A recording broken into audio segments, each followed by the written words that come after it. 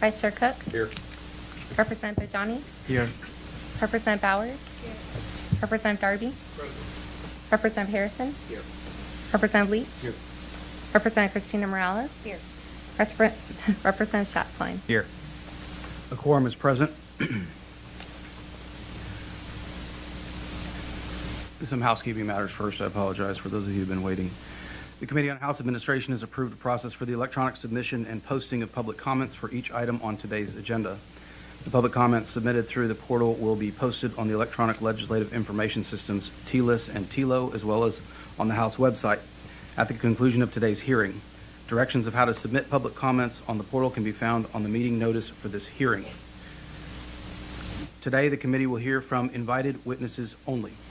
If you have not filled out a witness affirmation form already, please notify the clerk and we will remedy that problem. Due to capacity constraints in this hearing room, we have 2 overflow rooms set up for anyone present and wanting to watch the live stream of today's proceedings. Those rooms are E1014 and E1026. First and foremost, I want to thank everybody for being here. I apologize for the delay. As anyone who has been following this matter, there is an enormous amount of litigation around this topic. There's an enormous amount of conversation around this topic. And so many of us have been working through that. Did not mean to keep you waiting, and so please accept my apology for that. Today we have an impressive slate of witnesses who I think will surprise everyone and add important dimension to these issues. The most important witness, of course, is Robert Roberson. I'm very disappointed to say I don't believe that will happen today, and I'd like to go over why that is. As many are well aware, there's been a flurry of litigation in the Texas Supreme Court over the weekend. The upshot of that is that a valid legal subpoena for Robert remains in effect. If this committee wanted to take a heavy-handed approach, there are dramatic ways that we could enforce that subpoena. But we didn't issue the subpoena to create a constitutional crisis, and we aren't interested in escalating a division between branches of government. In fact, we have the greatest respect for every other facet of our government, and we want all of them to come together in our purpose here, which is making sure that Robert is heard. There's been a lot of discussion about video conferencing Robert in today. I believe that that'd be perfectly reasonable for most inmate witnesses. But Robert is a person with autism who has significant communication challenges, which was a core issue that impacted him at every stage of our justice system. He's also spent most of the last 2 decades alone, locked away from the modern technology we now take for granted. Video conference is poorly suited for Robert specifically to provide his testimony and would only further the harm he's already suffered. When I thought about the accommodations to be made, I considered his needs as a person with a disability above all other things. I also weighed the fact-finding needs of this committee, the entire purpose of the subpoena. Weighing those with the concerns that were outlined by the Attorney General, our committee simply cannot agree to video conference. That doesn't mean Robert won't testify at all. In the spirit of cooperation, we are in talks with the Attorney General's office right now about ways their position can be addressed while allowing our committee to hear Robert in person. I expect a quick resolution to these discussions, which are ongoing even at this moment, and I will update everyone as soon as those plans are finalized. At this time, I'd like to invite any member of the committee to make any opening remarks. Mr. Vice Chair. Chairman Leach.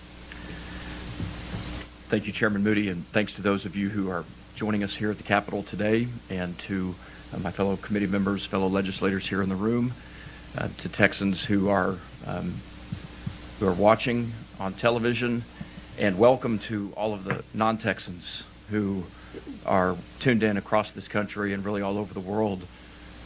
We are honored to sit in front of you today and unlike Washington, to show you that government can work, and that Republicans and Democrats can work together, that death penalty supporters and death penalty opponents can work together, that the branches of government, the legislative, the executive, and the judicial branches can work together. When it comes to our fundamental duties as legislators, it's very simple: to protect at all costs the fundamental rights and liberties of the people, most importantly of which is the right to life.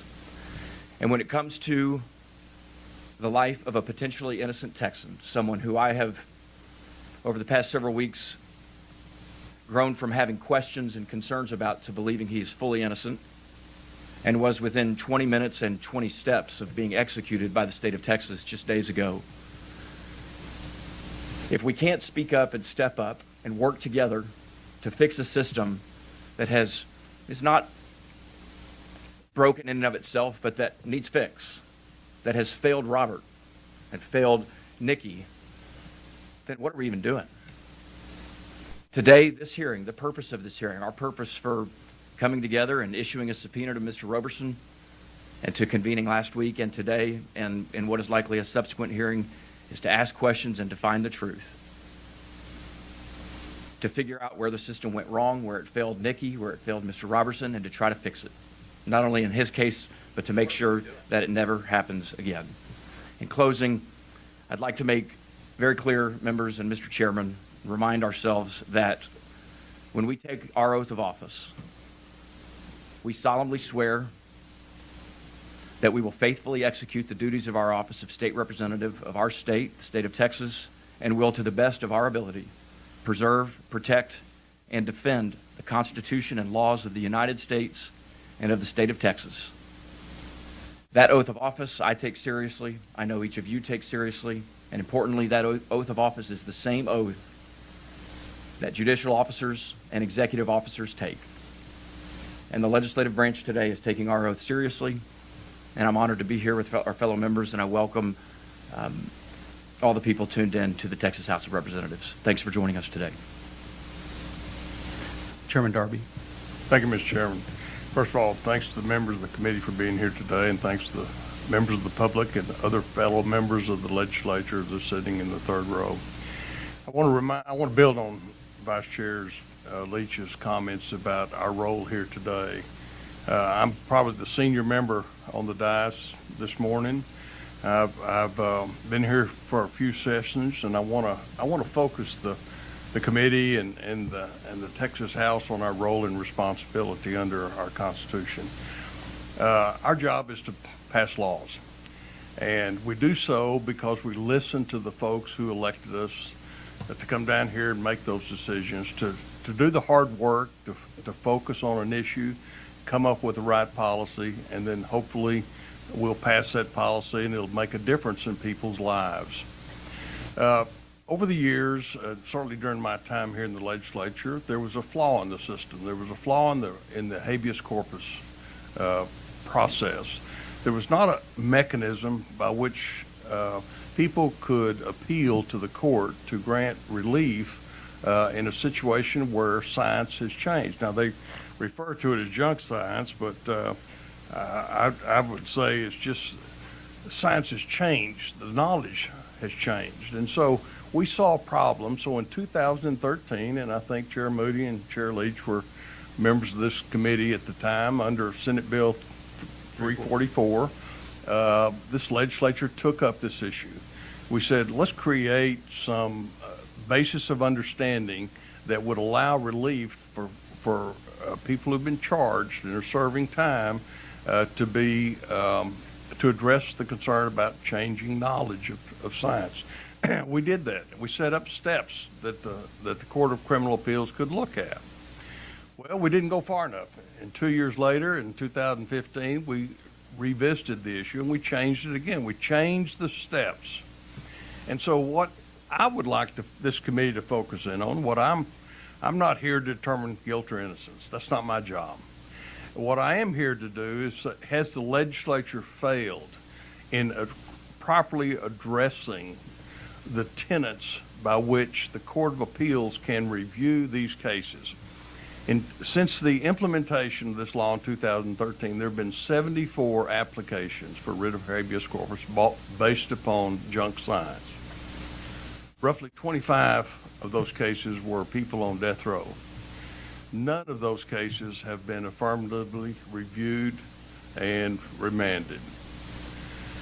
None of them. The other approximately 50, 2/3 of those, about half of those have been sustained. That science has indeed changed, and so we're going to we'll allow new evidence to support a rehearing or retrial on that case. All of those cases pertain primarily to DNA analysis. We all have gotten caught up with DNA, and we understand that science, and so we recognize that has the ability to determine that the accused didn't do it, but somebody else did. But there's no cases that have been successfully appealed that take a look at the tenets for the shaken baby syndrome that we're dealing with today. Clearly, that body of evidence has changed. And so it's up to this legislative committee to look at the tenets of what's going on here. Has the Court of Appeals taken a position that is inconsistent with the statutory language that we have set out for them to follow? Are they ignoring that and saying, well, yes, it's changed, but it does not determine who the guilt or innocence? That's a level beyond which I originally envisioned in 2013 and 2015. That's a higher level. Is that a level this committee and the legislature wants the Court of Appeals to review these cases? That you actually have to have the scientific facts determine the innocence of the accused? I think not. And in this case, I think so we need to be looking, what I'm looking for with the witnesses is how are we as policymakers to look at the statute that says this is the criteria by which and the lens by which we will review the facts of this case and determine whether or not a new trial should be justified. That's what our business is. That's what our business is, not to determine guilt or innocence. It's not to argue about the death penalty. It's to determine that we as legislators have created hurdles in statute, and is the Court of Appeals following those hurdles in the spirit by which we were intending them to follow? That's what this committee is about. It's not about guilt or innocence. Guilt or innocence will be a byproduct of our hard work. Thank you, Mr. Chairman. Chairman Darby, thank you very much. This Representative Harrison. Thank you, Chair. I want to start off by thanking everybody who's taken the time to tune in or come to this incredibly important hearing today. And I also want to start off by thanking every member of the Criminal Jurisprudence Committee for voting on a bipartisan and unanimous basis for the issuance of what was admittedly a historic and wholly unprecedented subpoena. I'm grateful for each one of you for taking such a bold action that even though it was historic and without precedent, I firmly believe it was absolutely necessary given the extenuating circumstances in this case. And without wanting to get too philosophical, I do want to remind everybody that in our country and in our state, in the great state of Texas, it is the people who write the laws that govern them. And they do that via their elected representatives in the legislature. So it is incumbent upon us to make sure that the laws that are duly enacted by the legislature are being faithfully adhered to by those who are subject to them. And so for people out there who have concerns, who have raised questions about separation of powers, I want to be unequivocally clear. If you care about the maintenance of the proper functioning of our constitutional system of separation of powers, you should be the loudest supporters and the biggest proponents of what this committee is doing here today. If the House of Representatives cannot exercise legislative oversight to make sure that our laws are not just being faithfully adhered to, but that they are not potentially being so egregiously violated that it may result in the life of a potentially innocent person being taken by the government, then I would posit there may be no matter that could be subject to legitimate legislative oversight. The role of government, ladies and gentlemen, is the protection of life and the protection of our liberties and our freedoms, which do not come from the government, but that are endowed, as our founders knew and codified in our founding documents, in an inalienable fashion, endowed to us by our Creator. And it's the central role of government to protect them. So especially when we are weighing something before us, as constitutional officers of the state of Texas, where a man's life literally hangs in the balance, and we are contemplating the government exercising the ultimate and most awesome power that we give a government, and that is to take a life, we cannot get this wrong. And I say that as somebody, ladies and gentlemen, I want the state of Texas to lead the nation in just about everything. But executing potentially innocent people is not one of them. I do not want my children, and I think I can confidently say this for my colleagues on the dais here, I do not want my children to inherit a state where potentially innocent people may have their lives deprived from them by the government. So in closing, I want to just thank not just my colleagues on this committee, but every single member of the Texas House of Representatives who has spoken up and has unified and is making the conscious decision to put aside partisanship and put aside the issues that usually divide us so that we can come together in the pursuit of justice. Thank you, Chair. Thank you, Representative. Any members have opening remarks? Yes, Representative Bowers. Thank you, Mr. Chairman. And I don't have much to say, but I just would like to say thank you to all the members of this committee for every bold and courageous move that was made by those here on the dais as well as those that are out in the audience. There's a higher being that knew that each of us in this room would be here today at this moment and for this time. And so I just want to say thank you all for being here. And it is historic that we are all sitting here and we are going to make some decisions that hopefully will bring positive change to this state. Thank you. Thank you. Any other members with opening comments? Nope. Okay. Before I begin, I'm going to just let you know who the witnesses are that we'll be hearing from today. I'm going to list them in an order that I intend to call them. I want to be very clear that those things can change with schedules and logistics, but I'll go through that list now. Dr. Philip McGraw,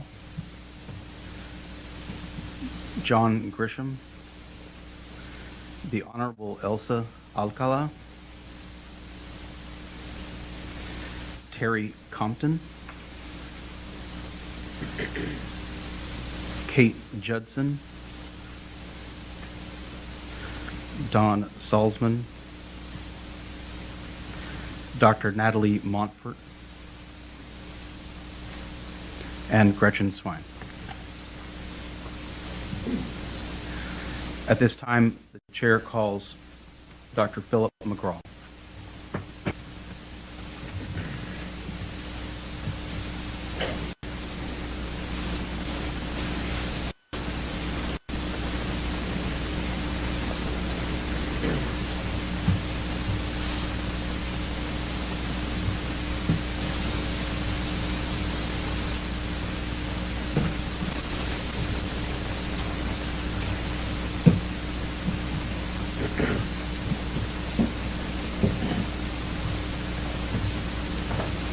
Matter which one?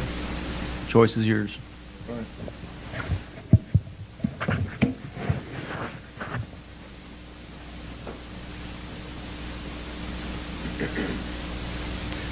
Now, Doctor, we don't probably have the same audio capabilities that you're accustomed to.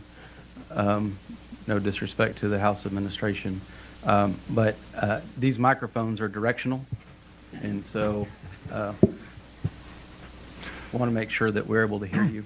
Before I do turn it over to you for your testimony, I do have to do a little bit of housekeeping. I have you registered as a witness as Philip McGraw, PhD. You are here testifying on behalf of yourself, and you are testifying neutrally on the topic being considered today. Is that correct? That is correct. All right, sir. I appreciate you taking the time to be here, and I don't want to belabor the point. So we'll go ahead and turn it over to you to offer your testimony. The members up here may have some questions following up after your testimony, but we look forward to hearing from you. Thank you, sir. Well, thank you, and let me tell you, it's an honor, a privilege, and a responsibility to be here and address this committee and this important topic. And I'm here today to speak about my experience with Robert Roberson and learning about his case. And I want to talk about what I've done to be able to speak about this. I've reviewed the transcripts and supporting documents from his trial. I've done an intensive forensic interview with him, and I think I am in a position to do that because a lot of my career, decades, have been spent in the legal arena, both civil and criminal.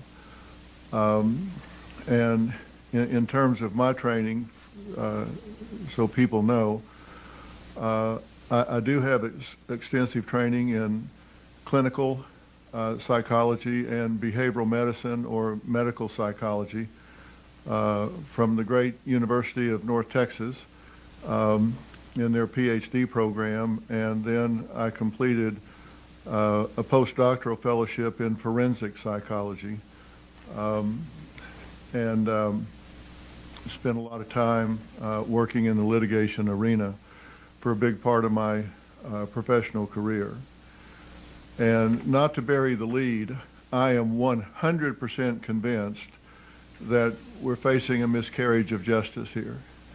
I say that because I do not believe that Mr. Roberson has had due process in this case. I do not believe he has yet enjoyed a fair trial in this matter, and I'll talk about that in detail.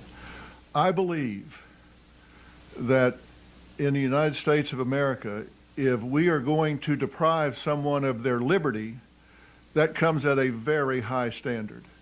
If we are going to deprive someone of their life, that comes at a very high standard.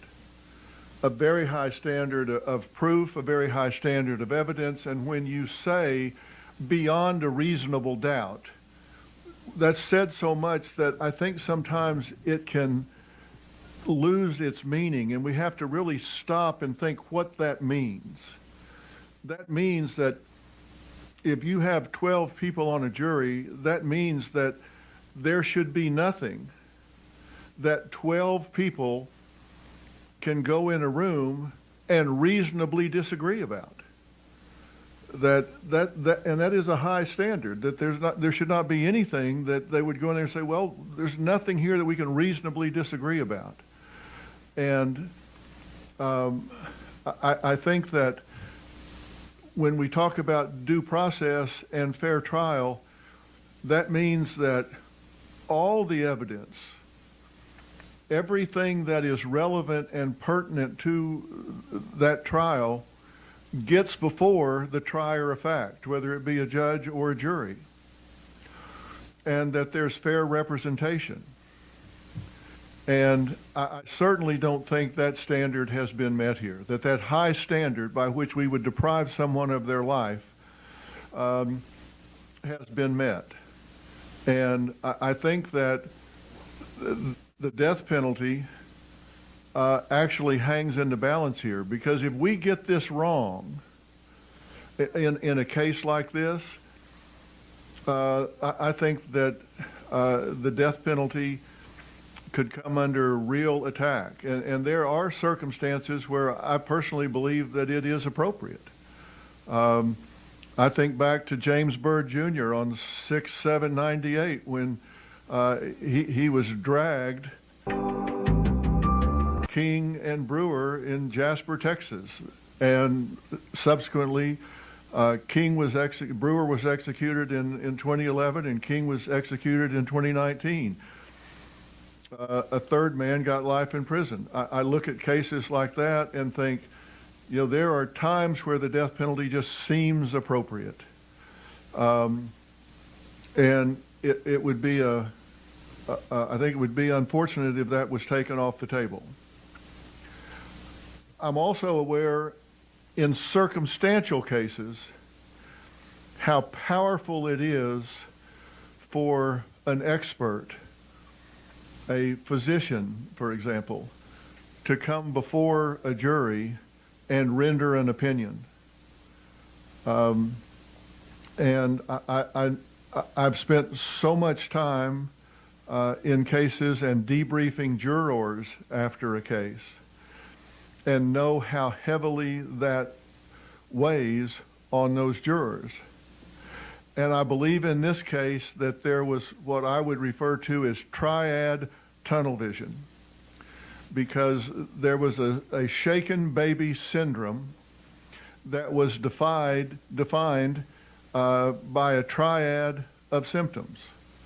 And those symptoms were subdural hematoma, brain swelling, and retinal hemorrhaging. And that was believed to define the syndrome of shaken baby. And we now know from an evolution of science that that's just simply not the case. That there are a number of other explanations for those syndromes, and that causation has actually been debunked. And as a result, the Daubert test, junk science, it's just been debunked as it's no longer a standard that you can look to in defining that. And I think that once that was looked at as the order of the day, everybody got tunnel vision. And, you know, there's something in psychology known as confirmation bias. And it's been around for a long time. Bacon first talked about it in 1889. And confirmation bias is the tendency for people to make up their mind to something, and they close off openness to alternative explanations. They seek and find and hear and process only data that supports their initial belief. And they turn a deaf ear and a blind eye to anything other than what they passionately believe to be the case. And I think we have clear evidence that that's what happened in this case. The decision was this triad of symptoms were written down, and it started with the doctors that were looking at this first, and then it trickled down to investigators and police and went right through the trial process, including Mr. Roberson's defense counsel, including his own counsel. And I've heard and read those that are opposing these efforts say that, well, this really wasn't the crux of this case. It wasn't really what was going on here. And I'm sorry, but I've studied this trial transcript, and it was the crux of this case. It was the center of this case. In one summary that I've looked at, as well, I've read a summary and I've read the actual transcript. I stopped counting at 47 times it was mentioned in the trial transcript. Shaken baby syndrome, shaken baby case, shaken baby syndrome, shaken baby case, triad of symptoms. And let me tell you something that will seem incredibly obvious, but it is not. Juries decide these things on what they see and hear, not on what they don't see and hear. And you'd think, well, yeah. But my point is, I've often seen lawyers try to get something into the record and it's kept out, and heard them say, well, we didn't get that in, but the jury knows we had something really powerful, and that's going to stick with them. No, it's not. They decide on what they see and hear, not what they don't see and hear. And there was a massive amount of outcome determinative, exculpatory evidence that was never reviewed. It was never put in front of the jury. It was never heard. And you always hear, and the law is clear, that the burden of proof is on the prosecution. That Mr. Roberson does not have to prove that he didn't do this. The prosecution has to prove that he did. And that's great in theory. But having spent decades in the litigation arena, I can tell you, debriefing juror after juror after juror after juror across decades, they have taught me that they sit back and say, if we're not down here for the reason that the prosecution says we are, somebody needs to explain to me an alternative explanation. Because we know these cases get resolved 100 different ways before we ever get to this point. So if we're not down here for the reasons that they say we are, somebody needs to explain why. They're looking for an alternative explanation. And in this case, oh my gosh, was there an alternative explanation? This child was an ill baby. From 8 days old, the medical record shows this child was not well. The record shows that this baby had 46 doctor or hospital visits in her 23 months and few weeks of life. In the days leading up to her death, the record shows she had 104.5 temperature. The record shows that Robert took her to the doctor twice in the week leading up to her collapse. The record shows that she was prescribed Phenergan on 2 separate days leading up to her death. A black box warning says you do not prescribe this medication to someone under 2 years of age. On the second administration, it was Phenergan with codeine, a double impact that suppresses the respiratory system. We did not hear that this child had severe pneumonia. We did not hear that. And there were scans available to be looked at, and the medical examiner admitted that they were not looked at. And I will provide to the committee, this is a calendar of the 2 years of this child's life, and every red notation is a doctor or hospital visit during her young life. This was a child that was acutely and chronically ill. And when I say that this child had been diagnosed with interstitial pneumonia, on the left is a scan of her lungs, and the pinkish red is non-functional lung tissue, according to the doctors, and I'm telling you just what the report says. I'm not playing physician here. And on the right is a normal lung. This never got in front of a jury. Why? Because it was never looked at. It was never looked at. The medical examiner did not review this and said so. This child had collapsed several times when Robert Roberson was not in this child's life. This wasn't the first time this child collapsed and turned blue and had respiratory shutdown. It had happened a number of times when he wasn't around. On this occasion, he was around and took the child to the hospital. So how was this case tried without all of this stuff being put into the record? It's astounding. It's astounding. Even the defense counsel, who did nothing to challenge the evidence, stipulated that this was a shaken baby case. During voir dire, I'm quoting defense counsel, "Every one of you related to that you had heard the term shaken baby, that it was an act of basically a lack of control of emotion. It's a bad thing, but it's not something that rises to the level of capital murder." His own counsel says this was a shaken baby case.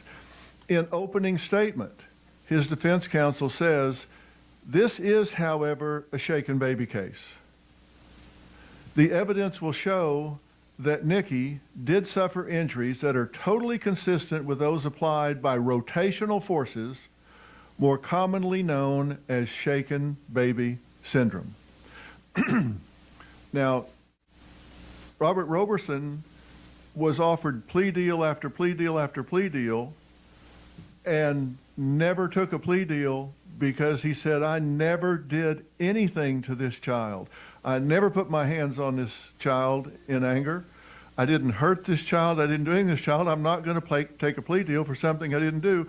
But yet his counsel stands up and says, more commonly known as shaken baby syndrome. On page 35 of the closing argument, defense counsel says, "Yes, I came here in opening and presented to you that there is responsibility in this case. Yes, this is a shaken baby case, but no, this is not a murder case." His counsel is stipulating this is shaken baby. And the science has marched on and now rebutted that shaken baby syndrome is a valid medical syndrome. Has said you cannot rely on that. That is junk science.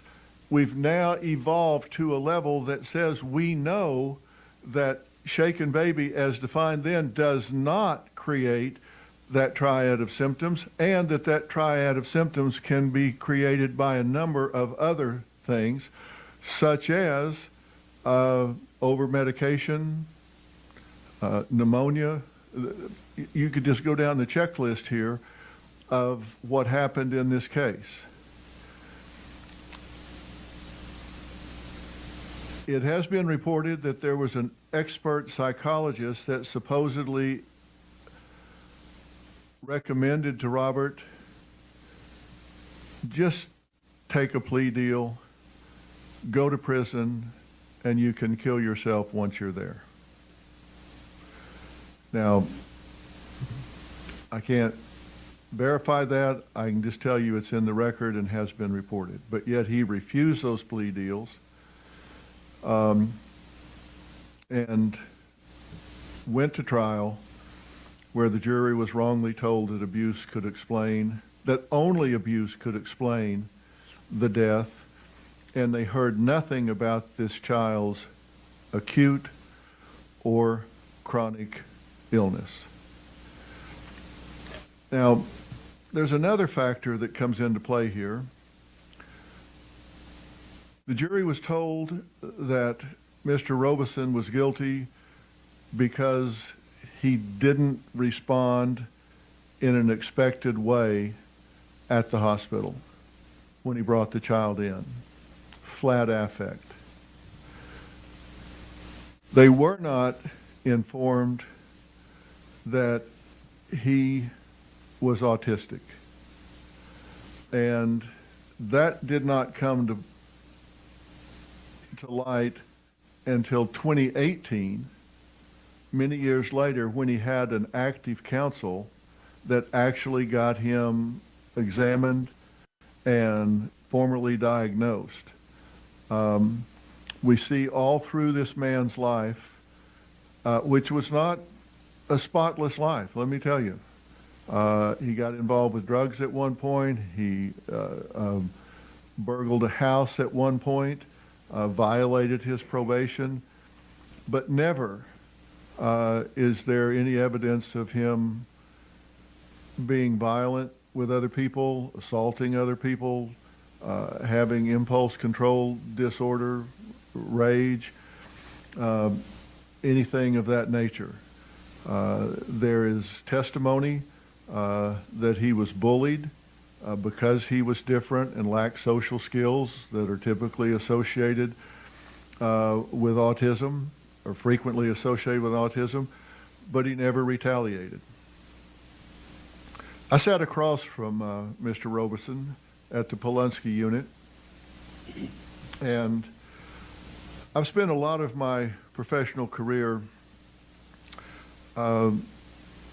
studying and practicing deception detection and interrogation. I've worked with law enforcement locally, federally, in developing these skills and techniques. So I didn't just go have a therapy session with him. I didn't just go talk to him. I was very mindful of deceptive behaviors, and I'm the first to say there are no lie behaviors. People talk about that like there are lie behaviors. There are not.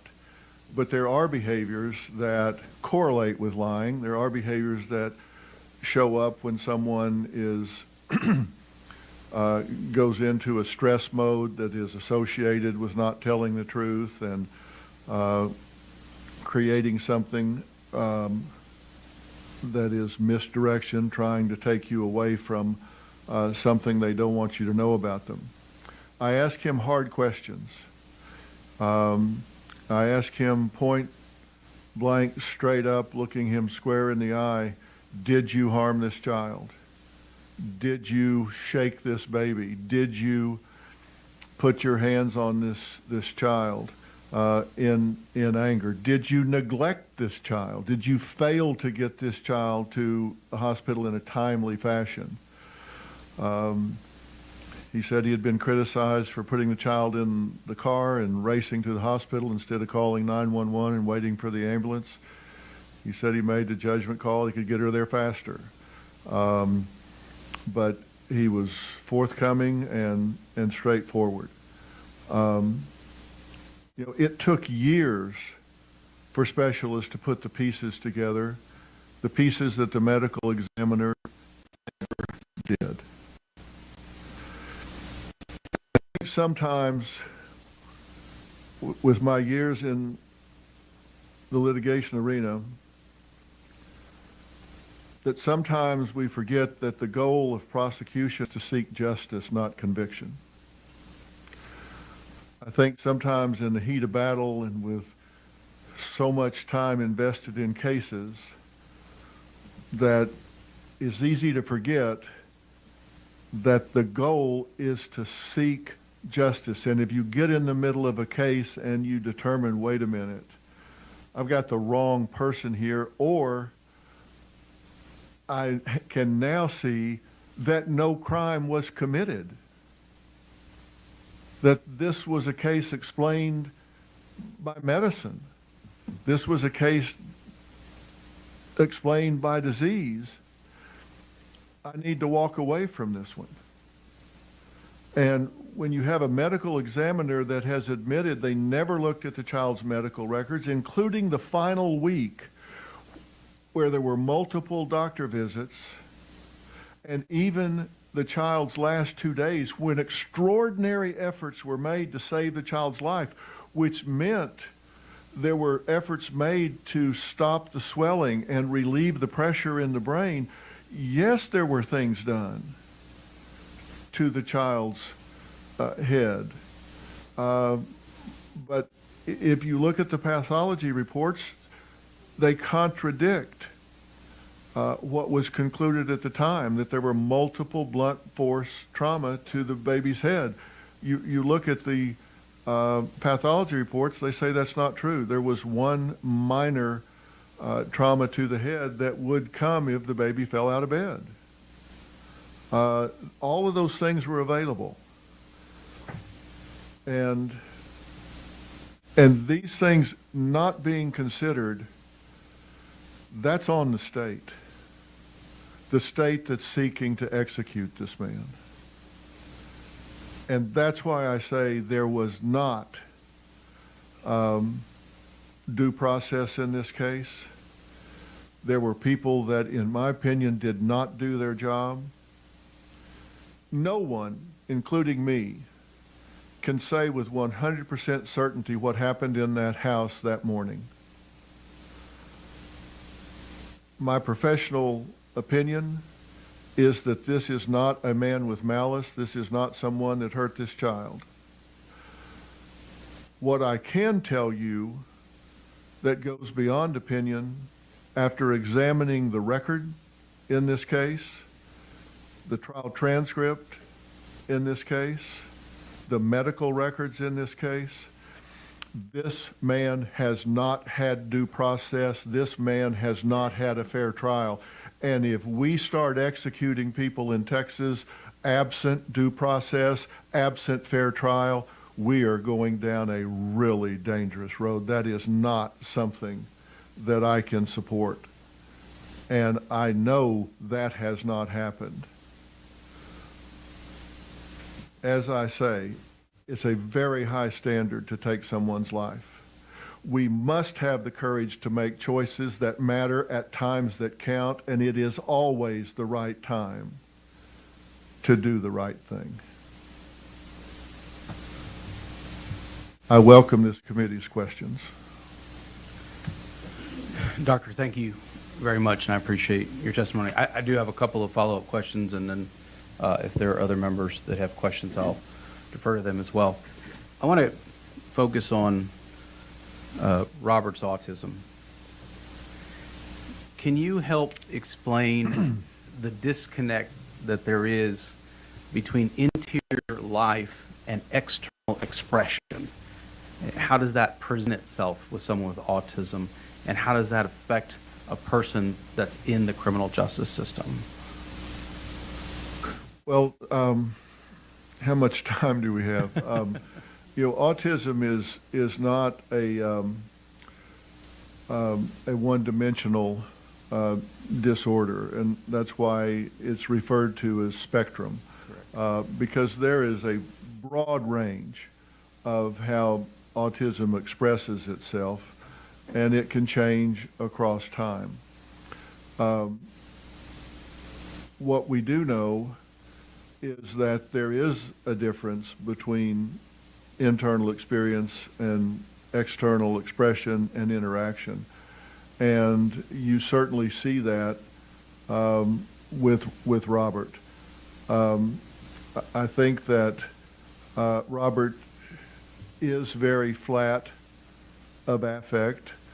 I think he is not cognitively agile in expressing himself, and he is emotionally not well developed in terms of expressing, showing emotions, or interacting with someone on an emotional plane the way you would experience 9 out of 10 people that might not be on the spectrum.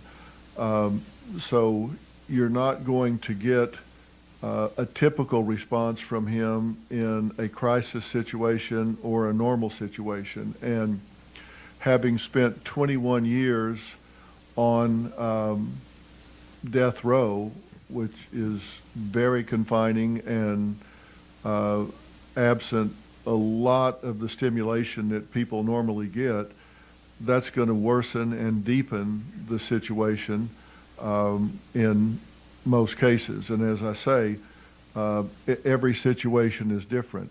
I can speak to Robert's situation in that his world has constricted, as you would think, anyone that's confined in that kind of a space. But to his credit, he has distinguished himself. And he is one of very few that has elevated himself to have some freedom to move about the pod. He has a pretty much spotless record on death row, disciplinary-wise, problem-wise. And he, as someone that is very convicted in his faith and is a strong believer, and he does have people that come and see him and visit with him. In fact, the investigator that led the prosecution efforts at the time comes and sees him on a regular basis, and he's gotten comfortable with him. And that investigator has completely changed his position, believes he made a mistake in pursuing Robert at the time, has asked his forgiveness, which Robert has graciously extended to him. And the two of them have a pretty comfortable relationship where Robert can speak to him openly. And he was much more comfortable by the time I got through talking to him than he was at the beginning. But still, he had very pushed verbalizations. He had a difficult time with eye contact. He had a difficult time relating and responding in what I would call a predictable way that you would expect with someone that was functioning absent the autistic diagnosis. How long did you sit with him on that occasion? They give you exactly 60 minutes, and I made sure I got every second from start to finish on a stopwatch. How far apart were you? What was the physical? There's glass between us. He's on the phone and I'm on the phone, but we're maybe 3 feet between us. Okay. You've conducted interviews over video conference? I have, and I've conducted a number of interviews on death row with the glass between myself and the interviewee many times before. Is that something that would have been effective in your meeting with Robert, given his condition? It's kind of they bring him into a small room. It's probably 3 feet wide, maybe 5 feet deep, and he sits at a desk much like I'm sitting here. And the glass is kind of at the front edge of this table, and he kind of leans in on the phone. And it's kind of a comfort zone for him. I mean, he doesn't like a whole lot of stimulation, but he leans in and participates. And I ask him a variety of questions about history and what he could remember and not remember. And some things he didn't have clear memory of, and he owned that. I asked him questions to test his abstract thinking. He did not do well on those things. I challenged him when they said they wanted to go see his home where he found her and brought her in. And he said, "Sure, I'll take you right over there." I said, "Does it strike you odd?" And there's, of course, a video record of this, so you can see exactly how that exchange went. But I said, "Did you feel bad. Your daughter's fighting for her life there, and they say, I want you to get in the car and take me home. Did it occur to you that I don't want to leave? I want to stay here with my daughter? And he was like, well, that's what they told me I needed to do, so I took him home. I mean, that's what they told me to do. He's very compliant at the time. I said, did you want to leave? And he said, well, that's what they told me to do. That's what I mean. He's a very compliant individual, and he didn't have the ability to express the emotion, I'm not going to leave my daughter. He just complied and did what he was told. So and that's what I was trying to drive at. And you mentioned that he had a comfort zone. So if someone like Robert's out of his comfort zone, he's got limited affect and emotional range, limited mental agility, like you said. All of those things I would think would be exacerbated if he's appearing on a screen and seeing others on a screen, as you and I learned how to do during the pandemic.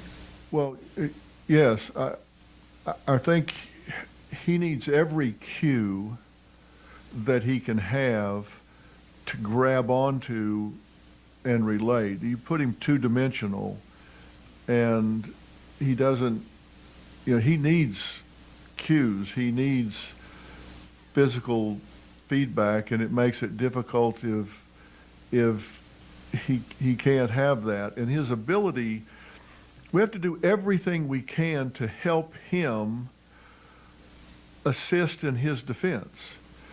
And we can see from the trial record, 22 years ago, he didn't have a very good facility to assist in his defense at the time. If he had, even when he was there every day with his lawyer sitting next to him, if he had the ability to say, wait a minute, I've told you, I've turned down plea deals, I don't want to do this, why are you standing up saying this is shaken baby case? If he had insisted that, look, this medical examiner's not talking about the evidence here. I mean, the cause of death was the child had a bacterial infection, was septicemic, and had a necrotizing infection that was eating lung tissue. If anybody here had been in that situation, we'd be saying, hey, we need to be talking about this. You don't need to be telling them something I've told you I didn't do. We need to be talking about an alternative explanation about why we're here. And he had a difficult time doing that when he was present at trial. If he had been on a screen, the ability to initiate contact when he's not in the room would be nil. Okay. I have one more question for you, then I want to pass it off to my colleagues that have questions. If someone was sitting in that other chair next to you and their testimony was to this committee that this was not a shaken baby case, how would you reply to that?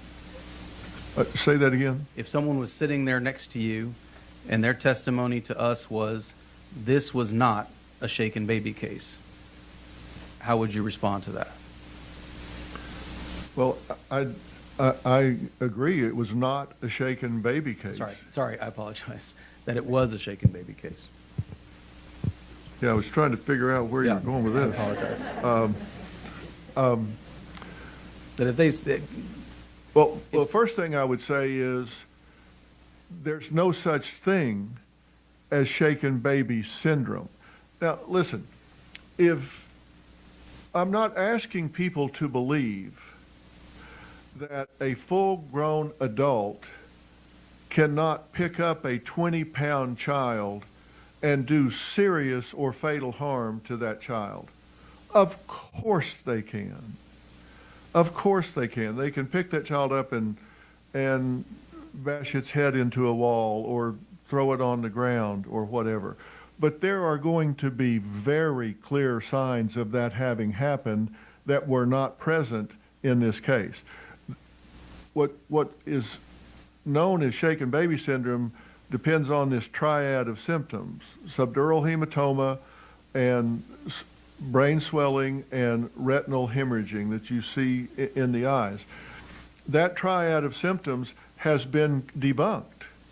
That's not what happens if a baby is shaken, and that there are a myriad of other causes, such as over-medication or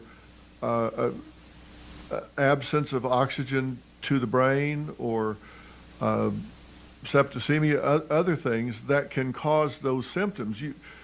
If there are alternative explanations, then that's no longer a valid syndrome. And there have been a number of exonerations because of this. That was the science at the time. Science evolves, just like DNA technology evolved, and so there have been exonerations with DNA. The same thing here. There have been a number of shaken baby convictions that have been exonerated because they have come back with new science that says there's an alternative explanation for this. You can't convict someone on something that has now been debunked by the medical community. Even the individual who initially identified shaken baby syndrome said that was not the intent.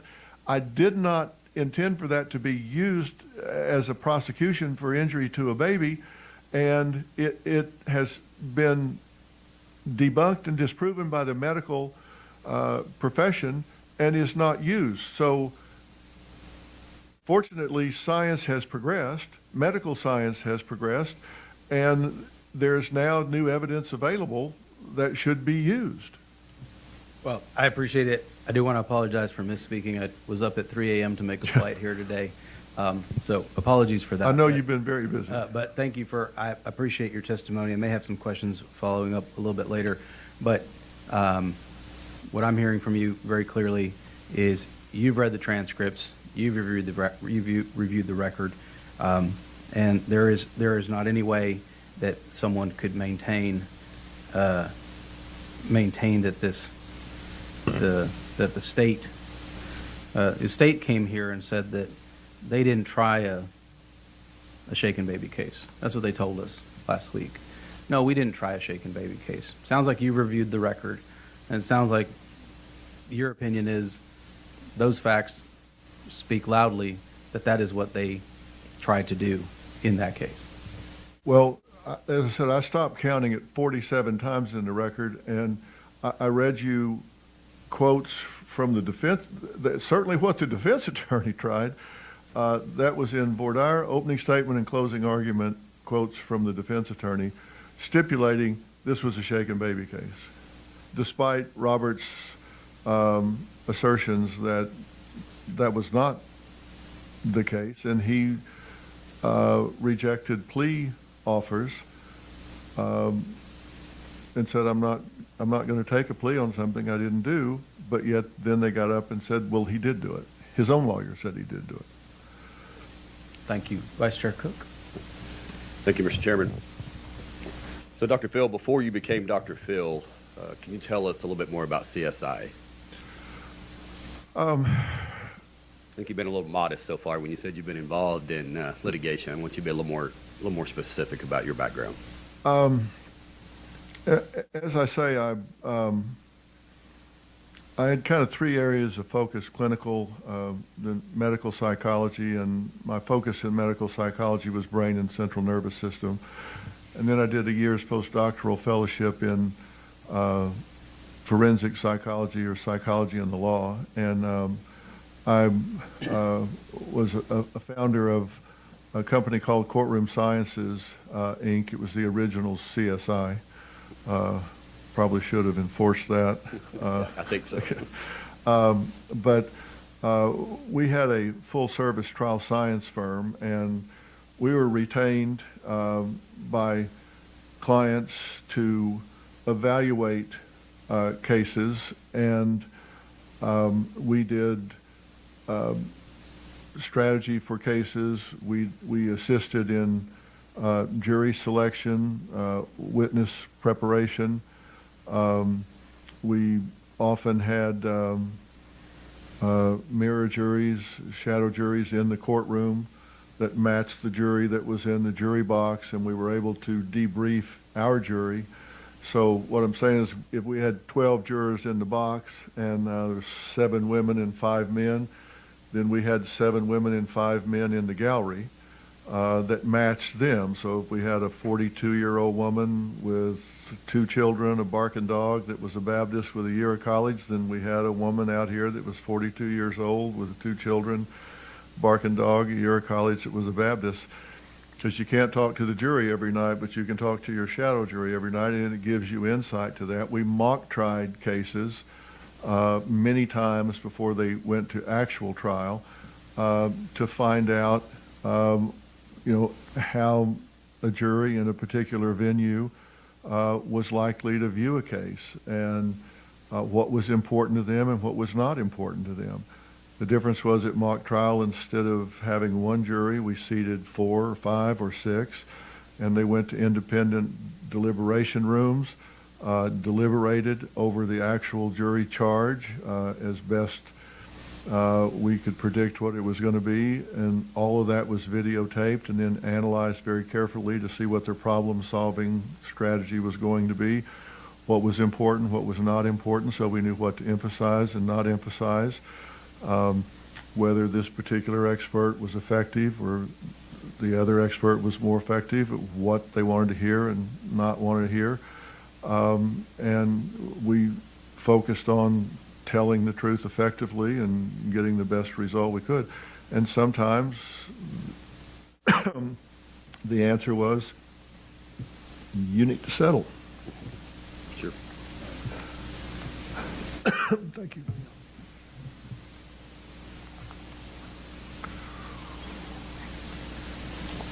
And we did criminal cases and civil cases, both. Well, Defense and plaintiff. as a former client from a couple of decades ago, I've seen you in action, and I can attest to your skill set. And just want to say thank you for being involved in this case. Thank you for being willing to be here today and take time out of your busy day now that you're Dr. Phil in a different role than what I knew you as a couple of decades ago. But I think I just wanted everyone to know that background. It's not like it's not the typical person talking to a few jurors. You've done this for decades, correct? I have. Okay. And you said you read the record. Did you see discussions about a sexual assault of a child involved in the record? I saw discussions of the sexual assault early on. It was brought up concerning 3 anal tears in the child, I believe it was.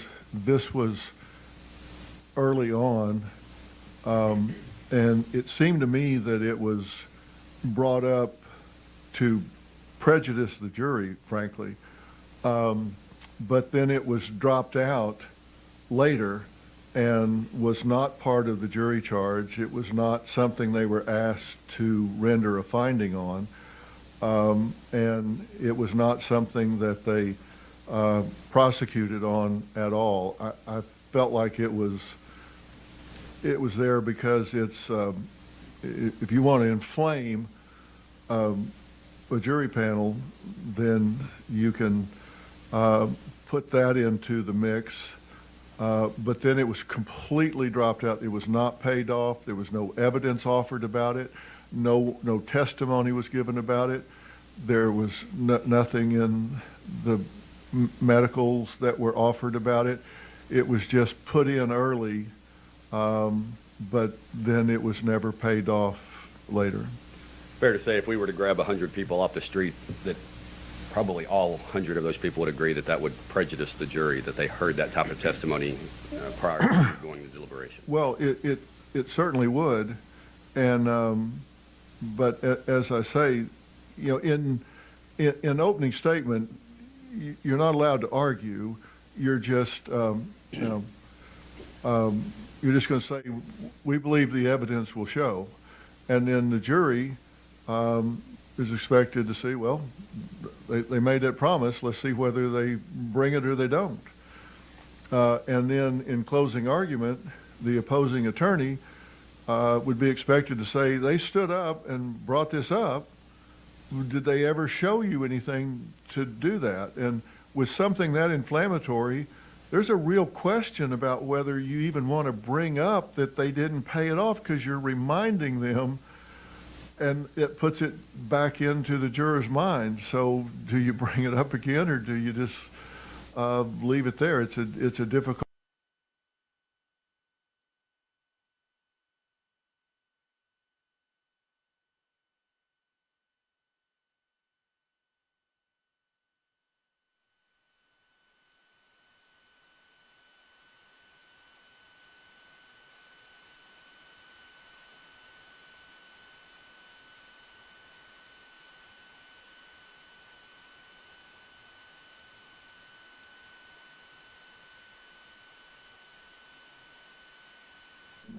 To show that there was any, even insinuation. And a Dr. Francis Green filled out an affidavit on July 9th of this year, and she basically said in her affidavit that if she was going to render an opinion on what the cause of death was and what she saw, there was certainly no mention of that. She disagreed with the cause of death, and she had a firm opinion that the death was caused by severe undiagnosed viral pneumonia, onset of which occurred at least a week to several weeks before her collapse, that there was a viral interstitial pneumonia complicated by secondary necrotizing bacterial bronchopneumonia several days to a week before the death. Necrotizing meaning that it was actually eating tissue in the lungs.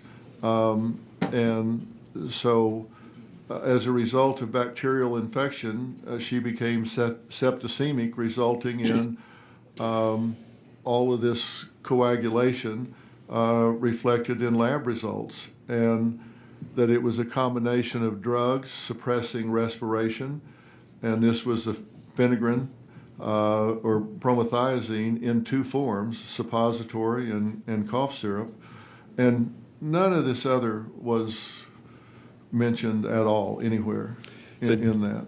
And I know you're not a medical doctor, and I don't expect that you've memorized everything about this case, but do you recall the cause of death as testified to by the medical examiner?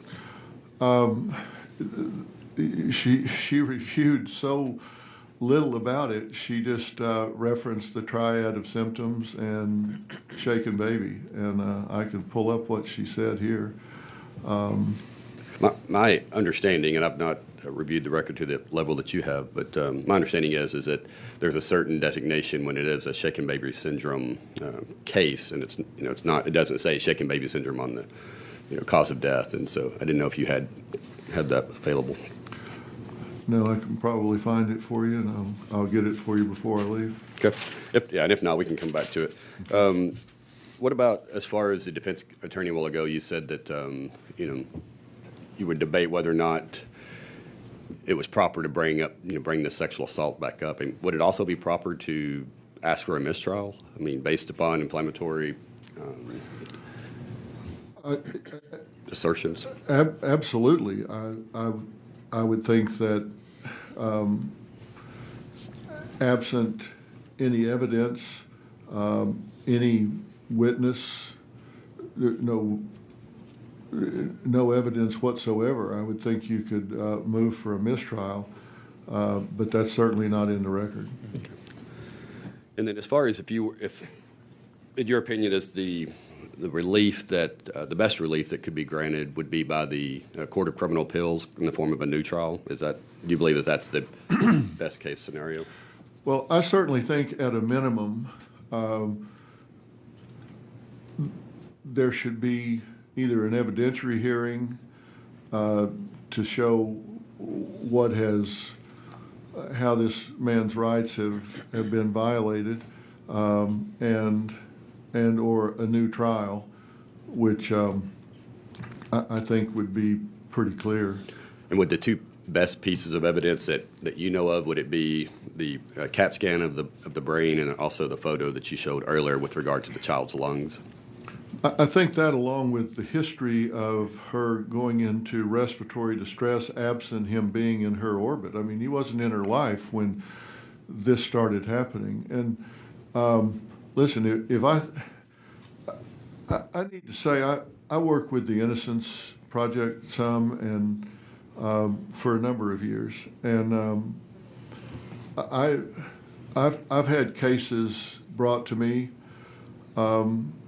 that I look at, and I've been to death row and interviewed inmates and walked away and said, I'm Not feeling it. not feeling it at all. I can't, in good conscience, say that I can get behind this. If I can't study the record and look the individual in the eye and passionately believe that there's been a miscarriage of justice, I just don't step up to them. So I don't get involved with everyone that's presented to me by a long shot. Sure. But when I see something like this, you can't walk away. Well, thank you for being here today, and thank you for your testimony. Chairman Leach. Thank you, Chairman. Doctor, thank you for being here today. Just a few quick questions that I really want to focus and drive home with you, and I want us to try to take a step back together, because I don't know if you were able to hear some of our opening remarks, but I thought Representative Darby put it very well in his opening, in that we are not here. It is not our role as the legislature to retry this case. We have to be very cognizant and careful not to act as some sort of super appellate court. And I hear those concerns, I share those concerns, and we have to be, members, laser focused on staying in our lane. Does that make sense to you, Doctor? Of course. Certainly. Okay. So I want to be, this has been a very, very helpful, a very thorough and helpful overview, not only for the members of this committee, other legislators tuned in, the people here, but for all of those tuned in or watching online who are focused on this case. And I think the question that, as I seek to wrap my arms around this and think about the very purpose we're here, and I think about representing my constituents, Doctor, is I want to ask you this question. I think this is maybe what people who are tuned in right now are wondering the most. How does this happen? If everything you've said is accurate, and I believe that it is, in my own independent review of the record, everything you've said is 100% accurate, and there's a lot more that you haven't gotten to. How does this happen in our system? And if we're here to recognize holes in the system, weaknesses in the system, problems in the system, to strengthen our criminal justice system, Doctor, I would ask you to answer that question. How does this happen? Because to me, this is not a shaken baby case. This is an ineffective assistance of counsel case. And my hypothesis is that had Mr. Roberson had effective assistance of counsel, as he's constitutionally able to have, then we wouldn't be here today. Do you agree with that? And can you kind of can you go into more in depth on why this has happened and what we can do to fix it? Well, you know, I talked about what we did at CSI, for example, and some people might say that in America you're entitled to the best defense money can buy, and we did a lot of pro bono work. You know, we either charge our fee or we charge nothing. Because if you look at the population on death row, or you look at the population in prison, There's an overrepresentation of minorities. There's an overrepresentation of low socioeconomic. Rich white guys don't get the death penalty, do they? No, they don't.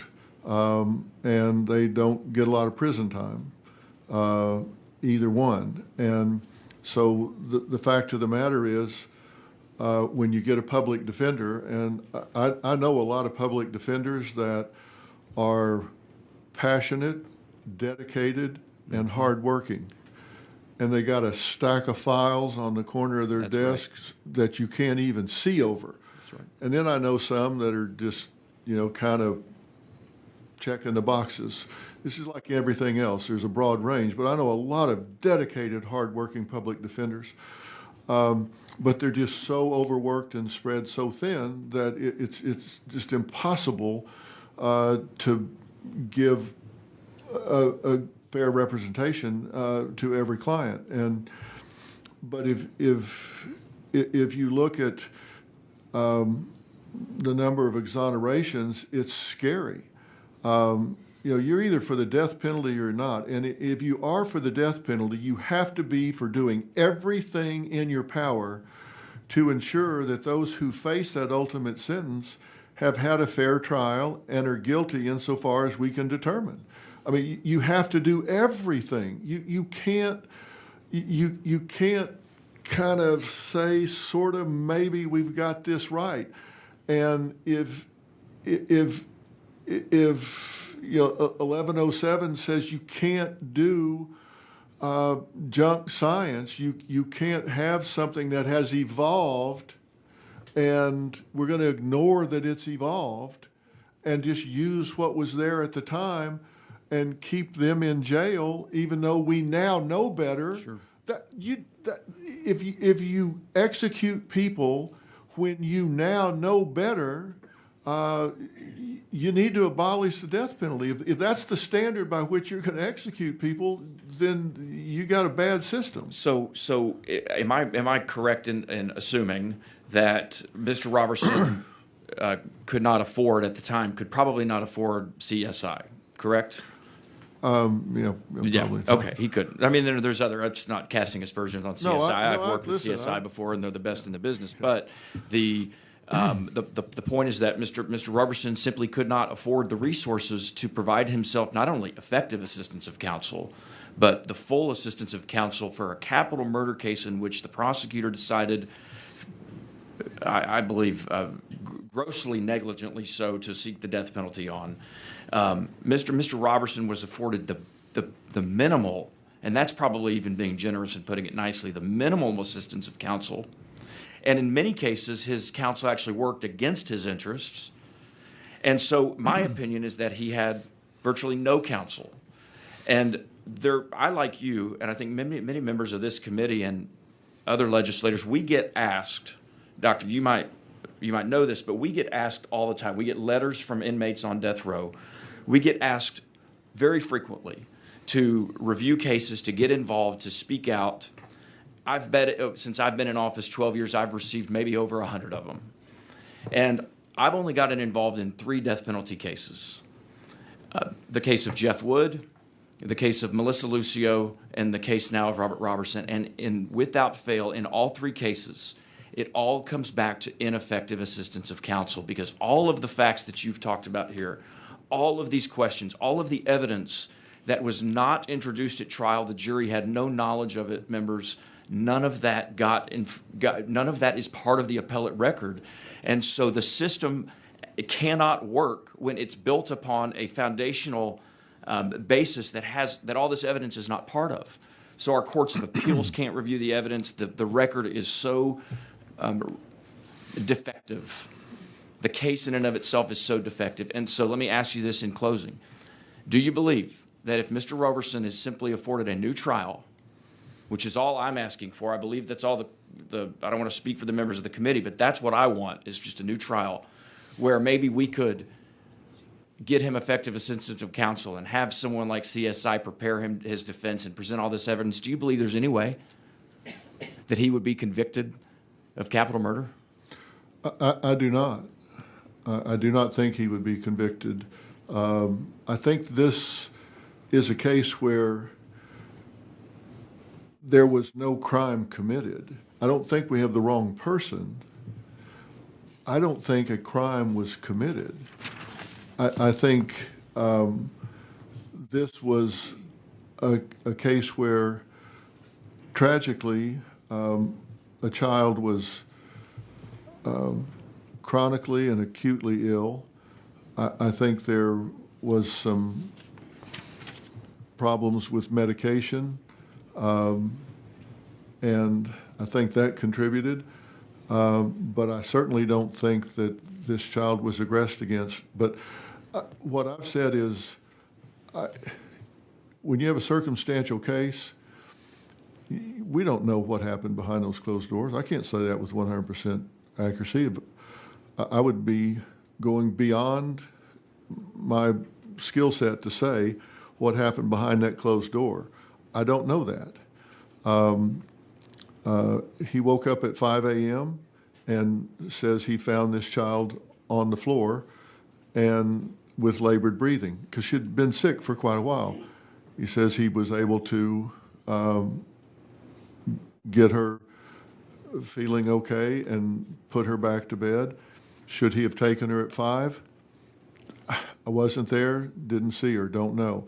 But he testifies that she got to feeling better, and this wasn't a new thing. He had only had her for a couple of months, but you saw the record, 46 times across 2 years. Put her back to bed.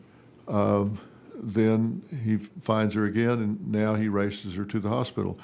I don't know that any crime took place, and I think if this full record and the testimony from Dr. Green and other pathologists, I think they would say no crime was committed here at all.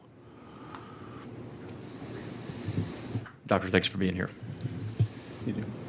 Chairman Darby. Dr. Field, thank you. Excuse me. Dr. Field, thank you for coming today. Your testimony is invaluable to us. First of all, the name shaken baby syndrome. To me, that connotes guilt on the face of the charge.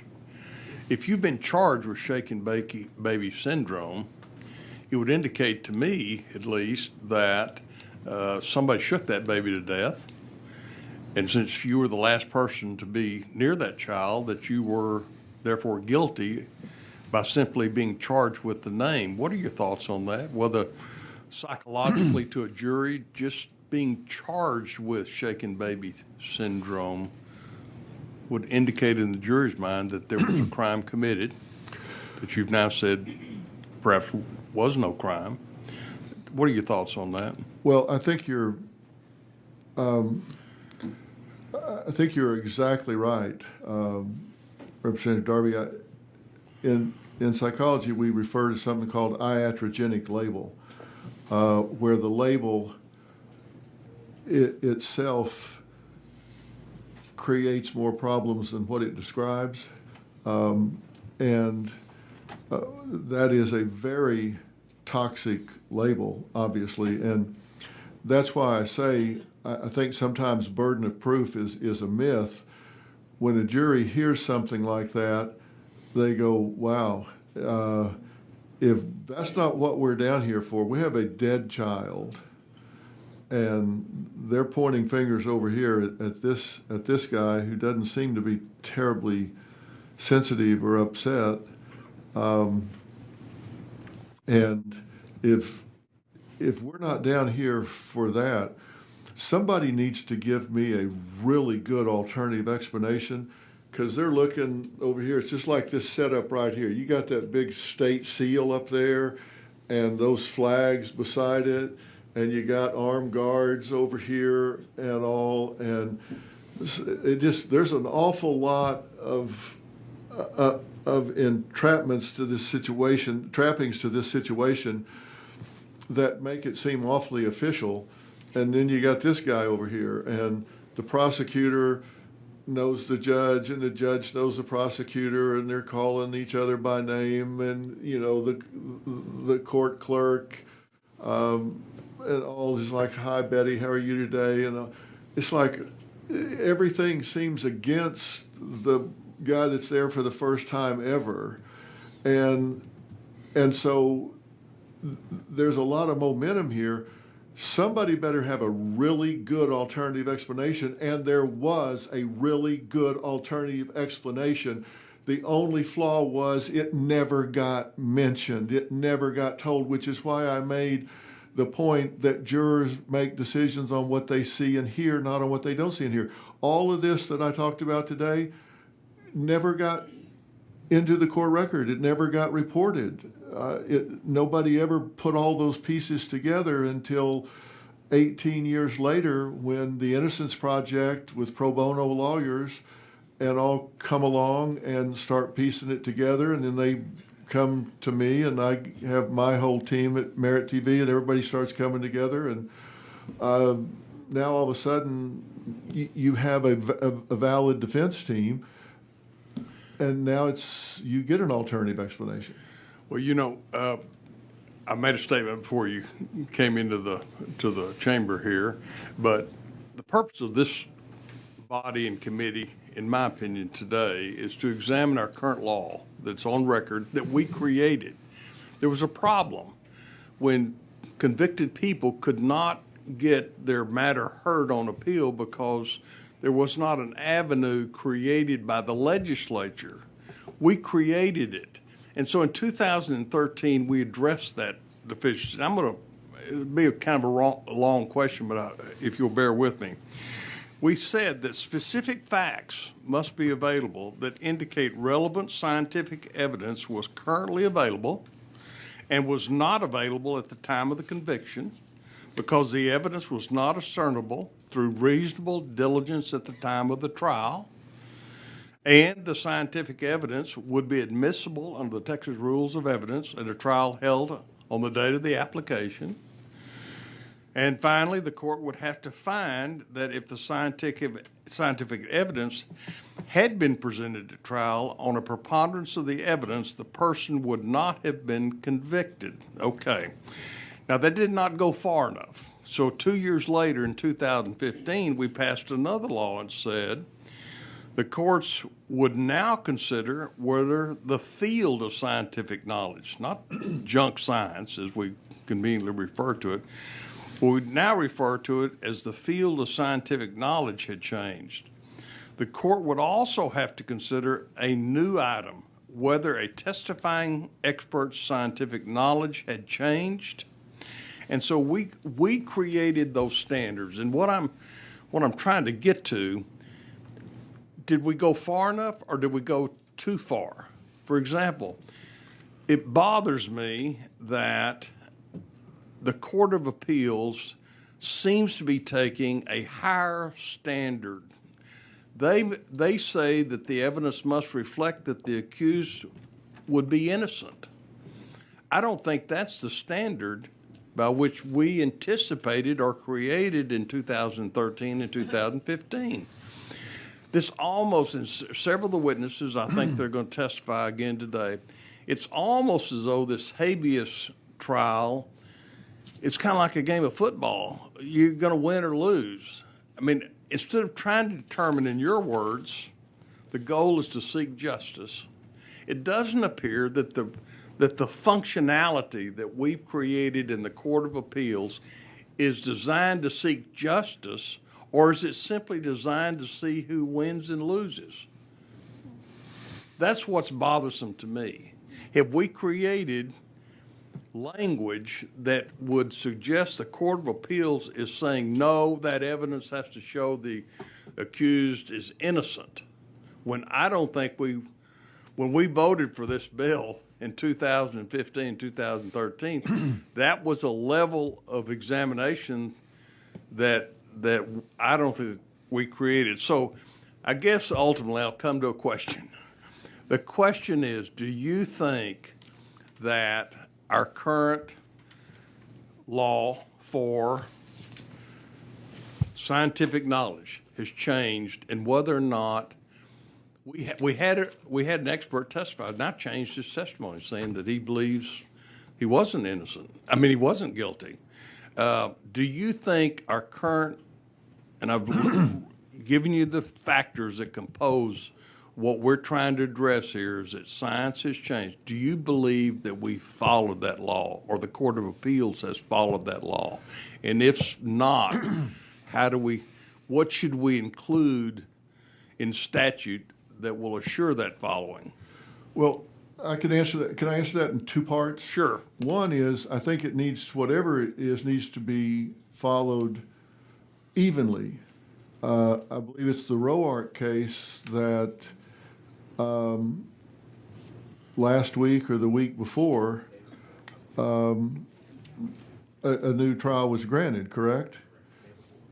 But in this one, it's not. So, I mean, it seems to me like it needs to be evenly applied. So I'm wondering, how do you explain that to Mr. Roberson's family? And then, secondly, I think there's some simple language that might help. And now, I'm not a lawyer. I don't mean to brag, but I'm not. If you added something to it that said, in the event the filing is on behalf of a convicted person to be executed, the court shall stay the execution and grant the convicted person a new trial if the relevant scientific evidence was not available to the convicted person in light of his or her circumstances, and or that relevant scientific evidence contradicts scientific evidence relied upon by the state at trial. So if it's evolved and it wasn't available at the time, they ought to get the best science available that bears on their conviction. It seems to me when they're executed for a long time. And you see something as clear as the case I cited earlier about Mr. Byrd. It took from 97 to 2019 to execute one of those perpetrators. In a circumstantial case, how can you not justify saying science has evolved? They get the current science, which is what this says, and I'm happy to share this if anybody wants it. Okay. It just says they get the current science. Well, thank you for your testimony. Representative Bowers. Oh, I will follow up with you, Doctor, and take you up on that offer to submit that to the committee. I will. Representative Bowers. Thank you, Mr. Chairman, and thank you, Dr. Phil, for being here today. I am certainly a fan, and, I know that your show was a spinoff from Oprah, so I'm certainly a fan, been a fan for a long time, and I will say to you that I am glad to have this privilege to ask you some questions because we know you ask the hard questions. You mentioned that a little bit ago, and before I get to my question, my pastor, Richie Butler, said to tell you hello and that let you know he's my pastor. But I'm so glad I get to ask you the questions and I didn't get called to your show for you to ask me the questions. Fair enough. But I want you, if you can, to take us back, and I promise you I will watch it. I have not watched the interview with Robert Roberson, but can you take us back to that time when you did have a chance to talk to him, since we won't get to hear from him today in this chamber? And I just want to know, because you mentioned, and we heard this before, that he was very flat in his responses, and we do know that he's on the spectrum. So I just wanted to know if you can share a little bit more about that time and moment and what those answers, because you said you asked him some pretty hard questions, and what his responses were like, and what, was there remorse there? How did those responses come out? I would just like to hear a little bit more about that. Yes, I will. When I sat down with him,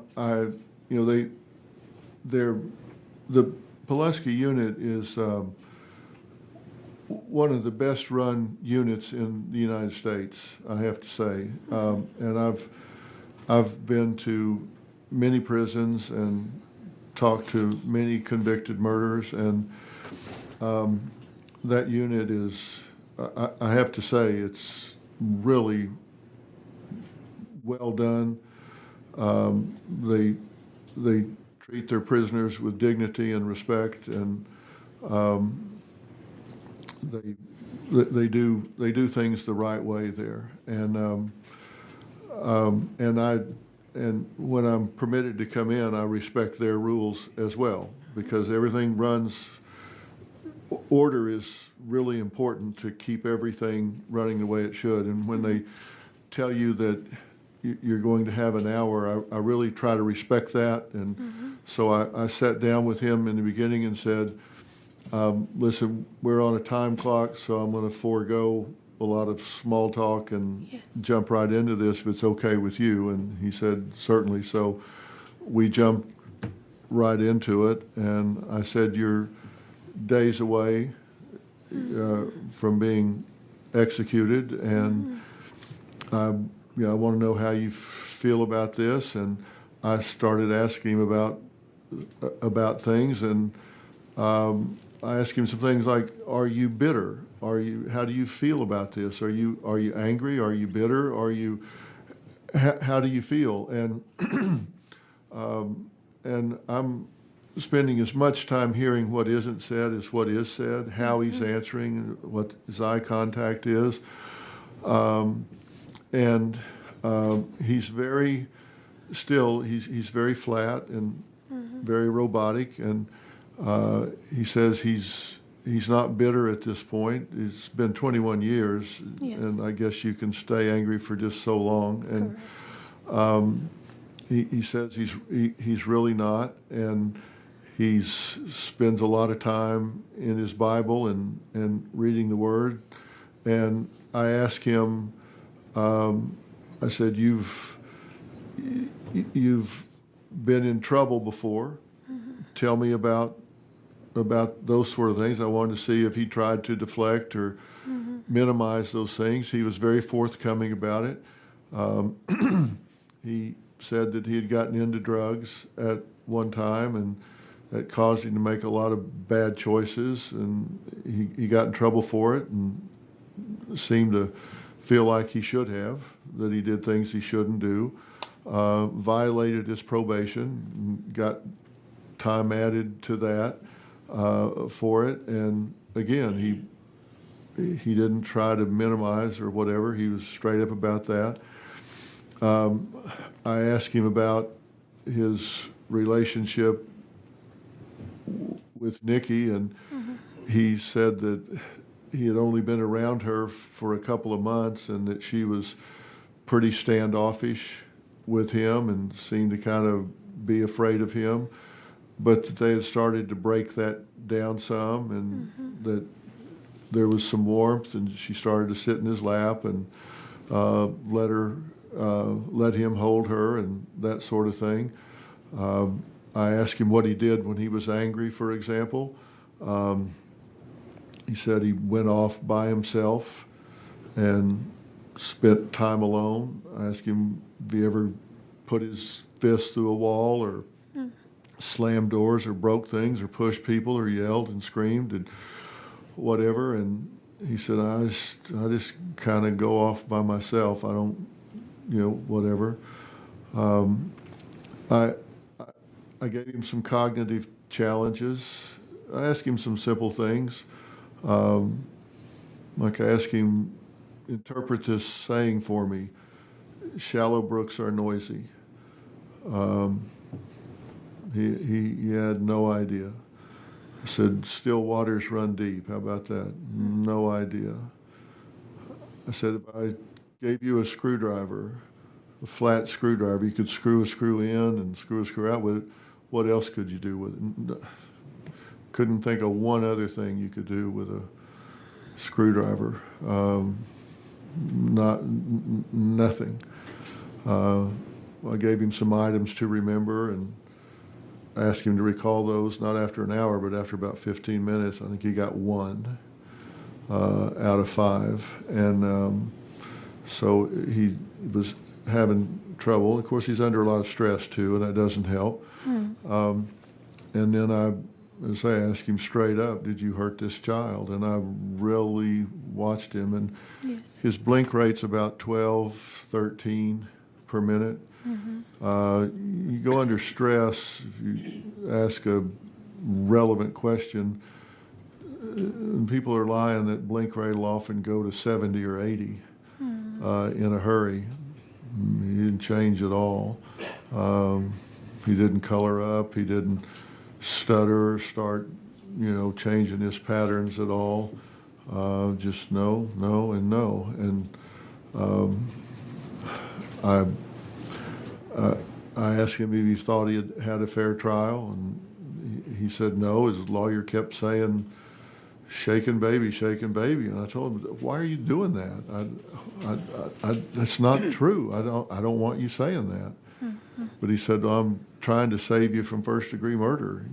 That's what they're charging you with. But he said, well, I don't want you saying that. And he said, well, just sit down.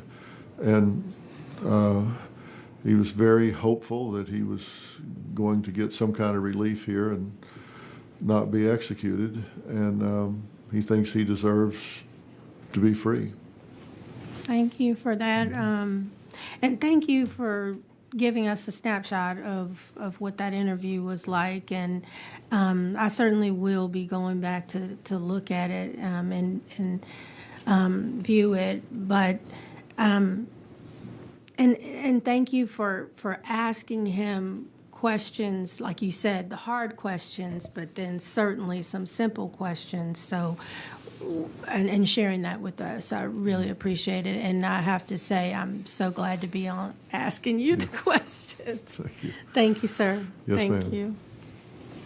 Representative Schatzline. Thank you, Chairman. Dr. Phil, thank you for being here. You bet.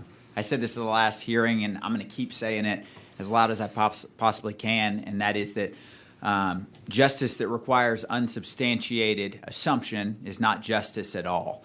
And I think that's what's so valid about you being here and you doing that interview. Thank you for using your platform to get truth out. And so I had a few shotgun questions for you just to get a 5,000-foot view of anyone who is watching.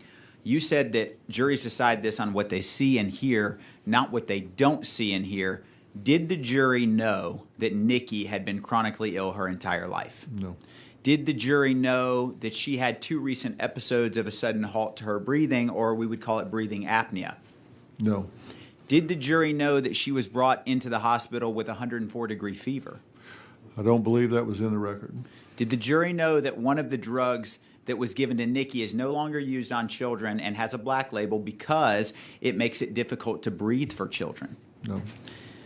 Did the jury know that she had been diagnosed with bacterial pneumonia? No. And you mentioned that Robert was not perfect and in some ways had a troubled past. And I think it's important to point out, because we're talking about an execution, a state-sanctioned execution. To your knowledge, has Robert ever been convicted of a violent offense before or after this trial? It's not that we've been able to find. We've seen the burglary and the drugs, but no violent crimes, no assault, no mugging, no assault with a deadly weapon, nothing like that. Right. We've not been able to find anything like that.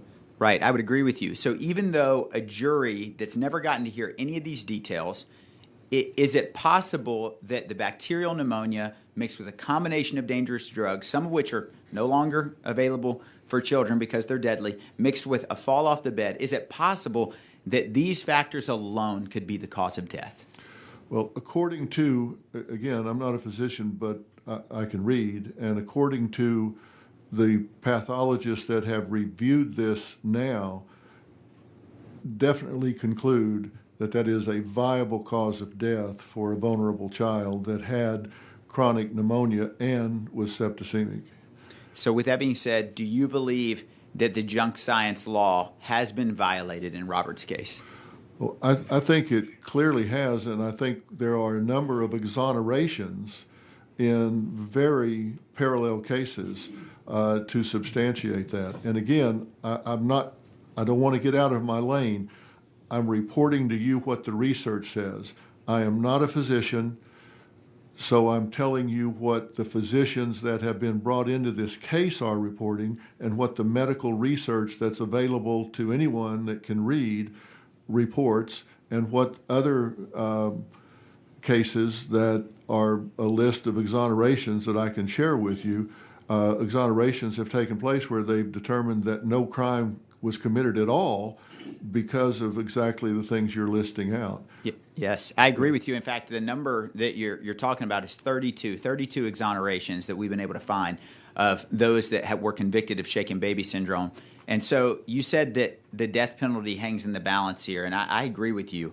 So is it your opinion that a reconsideration by the Criminal Court of Appeals and giving Robert a retrial actually strengthens the legitimacy of the death penalty in the state of Texas? Well, I think it does. I think there's been over 5,000 years of time on death row served by innocent people that were ultimately exonerated. So, and Texas is second only to Illinois in the number of exonerations. So we need to get this right. If we're going to preserve the death penalty, we need to show a commitment to do everything possible to get it right.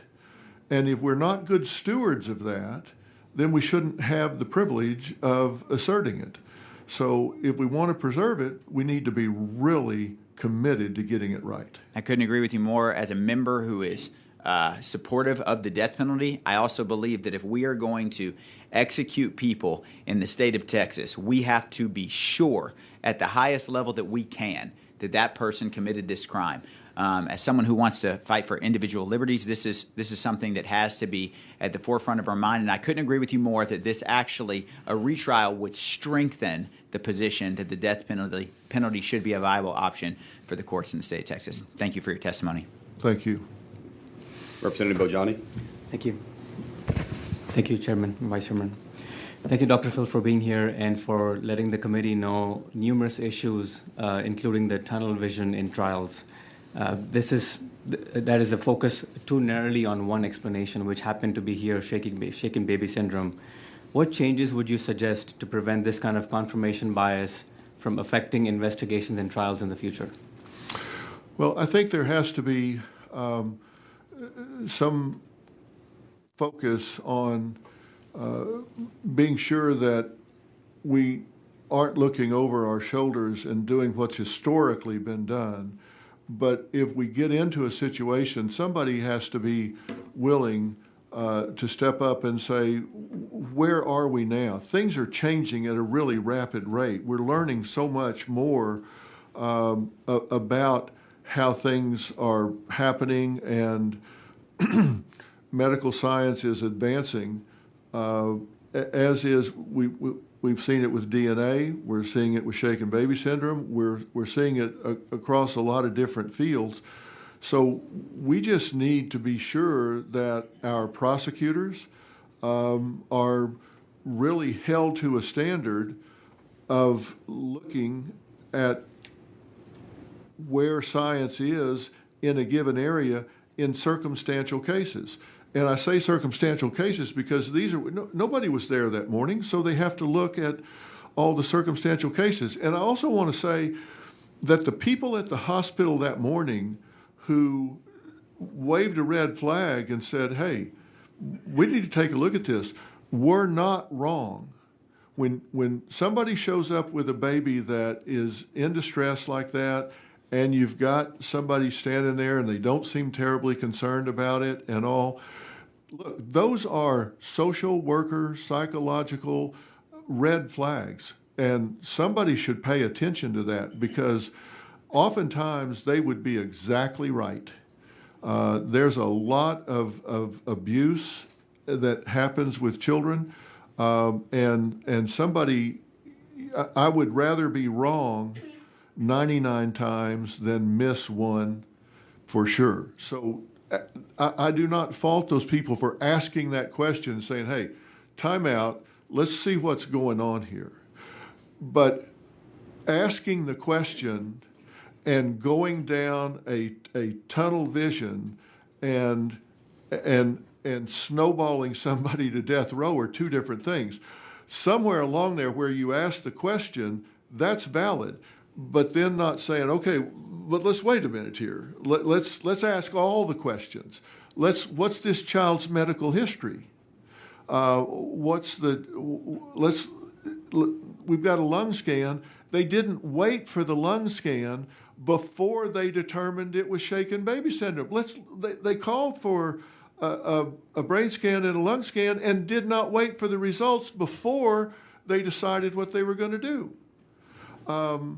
And that's my problem.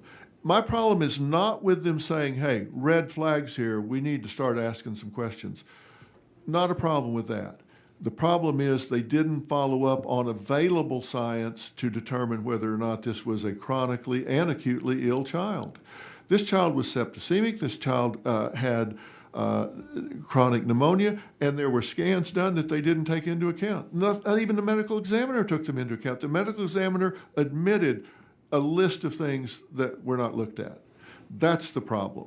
If you're going to see the red flags, and you should, then make sure you check all of the different areas that you can get data from. Got it. Thank you. One more quick question. I know there are a lot of people here that are listening in that care about, people live with autism.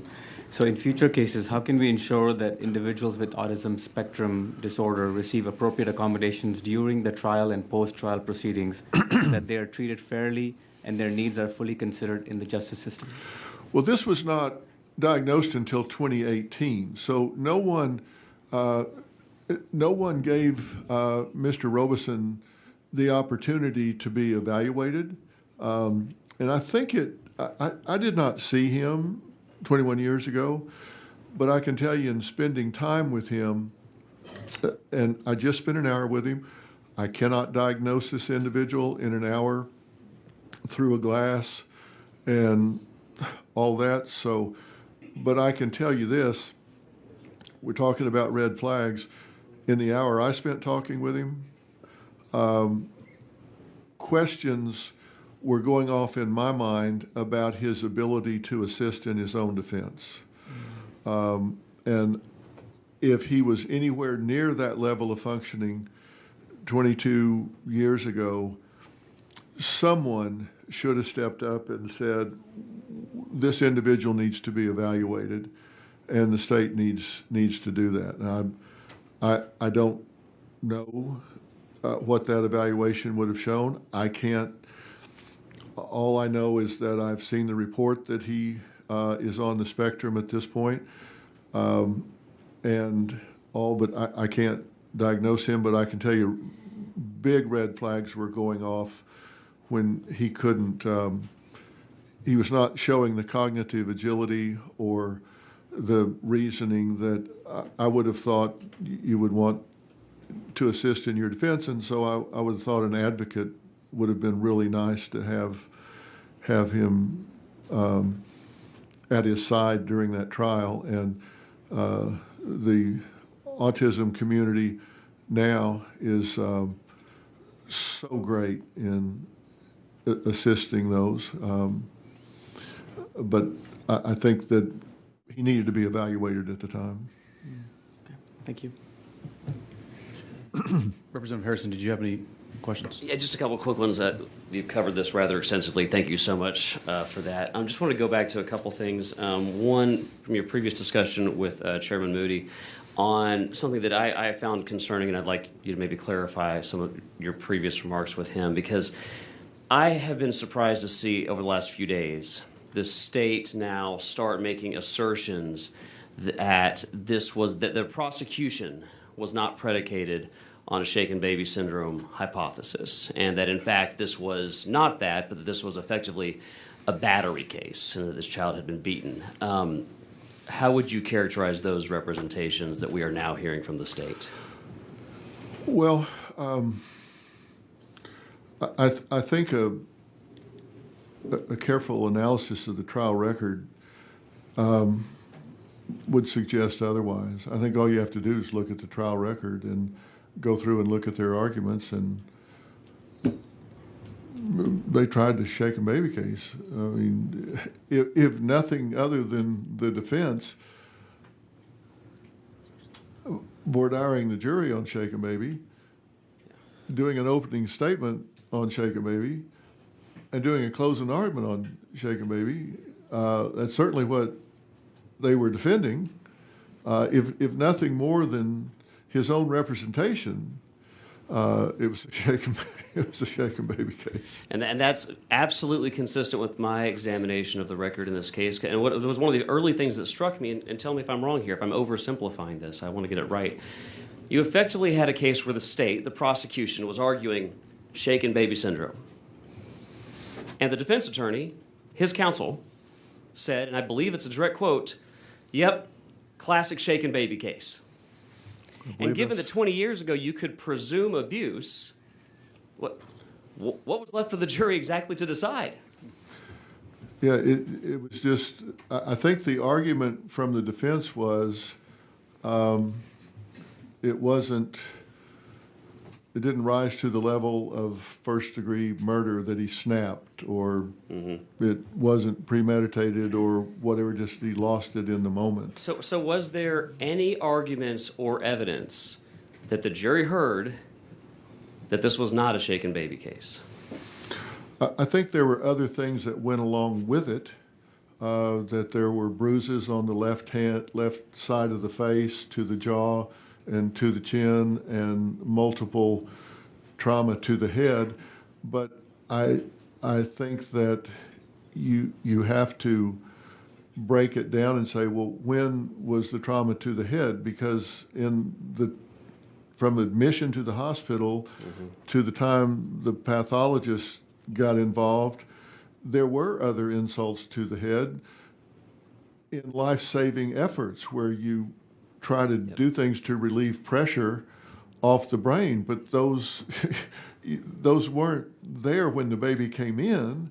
They were done when they started doing things to try to relieve the pressure. Right. So how much time to those things that you said that were related things that kind of were brought up? How much time at the trial was spent explaining to the jury any alternative explanations for either the shaken baby triad or for the other things that were observed on the baby? None that I could find. Yeah, none. So was there? Is it fair to say that there was, or I'll ask it, was there direct evidence of abuse at trial at all, or was it all circumstantial? It was all circumstantial. Well, it was all circumstantial or reported by witnesses who later impeached themselves by saying, I was coerced into saying this with threats from Child Protective Services or implied threats from Child Protective Services or whatever, that changed their testimony. I hear a lot of people out there right now saying, we should just trust the jury. They convicted him. In your opinion, is it even a debatable question whether or not the jury had all the evidence necessary to make such a decision? Well, I have to answer that two ways, Representative Harrison. I think jurors tend to get it right. Day in and day out, I think jurors tend to get it right based on what they see and hear. Correct. Based on what they see and hear, I think the collective IQ of a jury is 1,200. I think you send them back into a room. I think most people take it seriously. I think they put their heart into it, and I think they get it right based on what they see and hear. And I think they probably got it right in this case based on what they saw and heard. But they didn't see and hear everything they needed to see and hear to render a just verdict. Do you think that's even a debatable question? Not even close. Yeah. If I can dig in real quick on something you just said, you mentioned that witnesses that may have impeached themselves. Can you give is there a particular example or a particular witness that you're thinking of? Well, yeah. If there's not, it's okay. No, it's okay. There are witnesses that testified at trial, and they were witnesses from his past, and And the reason I actually asked, because Representative Schatzline a minute ago had made a question about, whether there were substantiated or unsubstantiated discussion of violent behavior in the past that came out at trial. Yeah. Okay, on page 12 of the main document. Okay, got it. Let me turn to it here. Teddy Cox, who was Robert's girlfriend at the time, she was going to be the subject of a CPS investigation, so she was urged to provide information to implicate Robert, and was confined to a psych ward and admitted on the stand that she changed what she said about Robert based on how she felt at the time. But rebuttal witness Patricia Conklin, Teddy's sister, said Robert had a loving relationship with Nikki, never saw Robert spank Nikki, and Teddy had a poor reputation for truthfulness. And this was one of the individuals that testified, that provided the witness testimony that I keep hearing about all over the place on social media, that there was evidence that he was a violent person.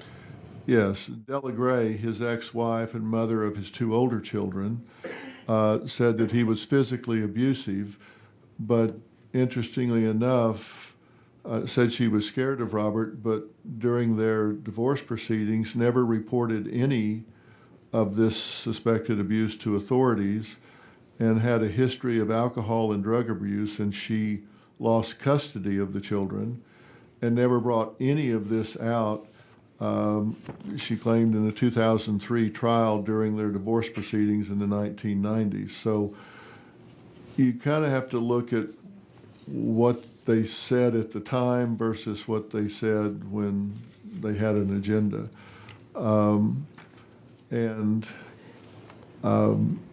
So I think these witnesses, when they were looked at as to their motives and or were asked hard questions, tended to change their... So to the best of your knowledge, no jury has ever found him guilty of any violent acts in the past that you're No, aware he's of? been accused of it by people that had an axe to grind, but no evidence to substantiate it. Real quick, as brief as you can, how would you characterize the effect on our criminal justice system if Robert is executed in the near future?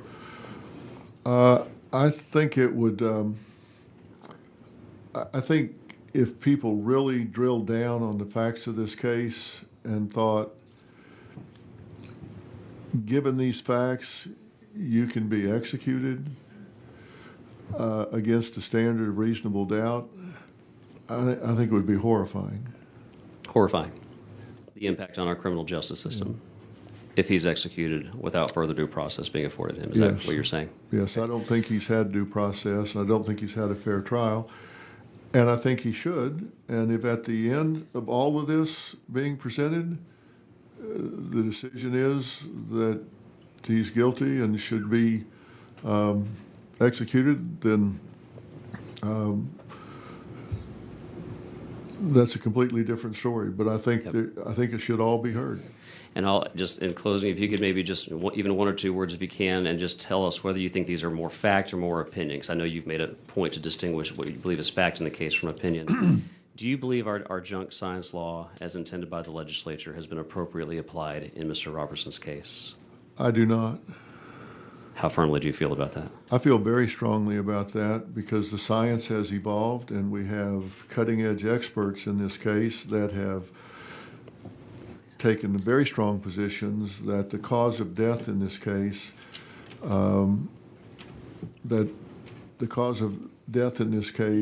is more probable from medical complications than abuse.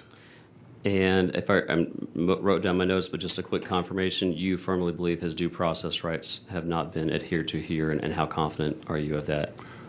I'm very confident that due process can only be claimed if he is given an evidentiary hearing, which will lead to a new trial. And if I wrote down correctly a minute ago, did I hear you correct that in this case, your personal opinion is that no crime has been committed whatsoever? Based on the new evidence from the experts, I think no crime has been committed here. Thank you, Doctor. Thank you, Chair. Thanks for being here. Doctor, I appreciate your time. And you know what? I want to say this also. I appreciate your extensive research into the record in your preparation for your testimony here today. I appreciate you taking this with a great deal of seriousness, that we are evaluating what happened here. And for us to be able to evaluate that, we do need to rely on people that have done a deep dive into things. And I am grateful that you have taken the time, energy, and effort, you and your team, to do that deep dive, because you wouldn't be able to answer any of these questions if you hadn't have done that research. Well, I have this knack for getting gigs where somebody does all the work and I get all the credit. And Stephanie Grenadier and her team at Merit TV and the Innocence Project and all of their people, we've all worked very hard to figure this out. And most of it was done before I agreed to take on the case, because I had to figure out whether this was someone that I could passionately get behind. Well, I certainly appreciate the time you put into it, and I think that that is certainly shown through in your testimony today. Well, I appreciate the committee, and if I've kind of been doing this off the top of my head here as we've gone through this, and if I've misspoken or misstated any fact, it's all in the record here, and I'll correct it as if I check anything. If I got a date wrong or something like that, I'll certainly correct it. The record is what it is. The trial record is what it is. If I said 4 and meant 5 or whatever, I'll let the record speak for itself. Sure. Certainly what I've said is directionally correct. Well, we certainly appreciate your time and taking so much of your day to be with us here today. Well, thank all of you for taking this so seriously and speaking up for. This is not just about this man. It's about the process. And I hope it comes to a good outcome. Thank you for allowing me to speak here. It's an honor. Thank you.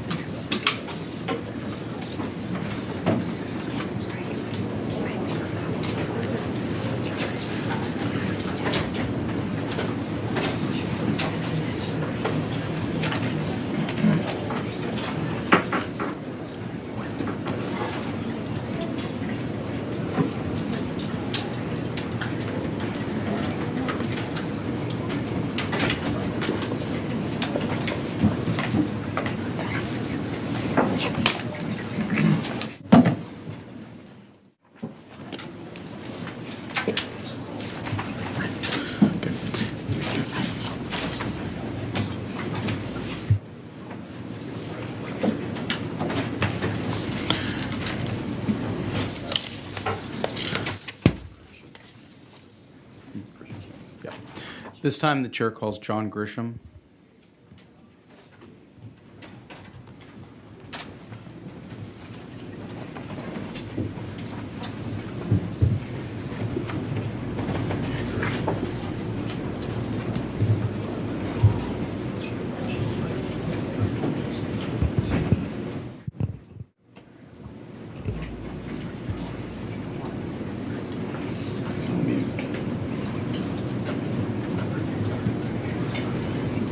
All right, let's see. Bullet.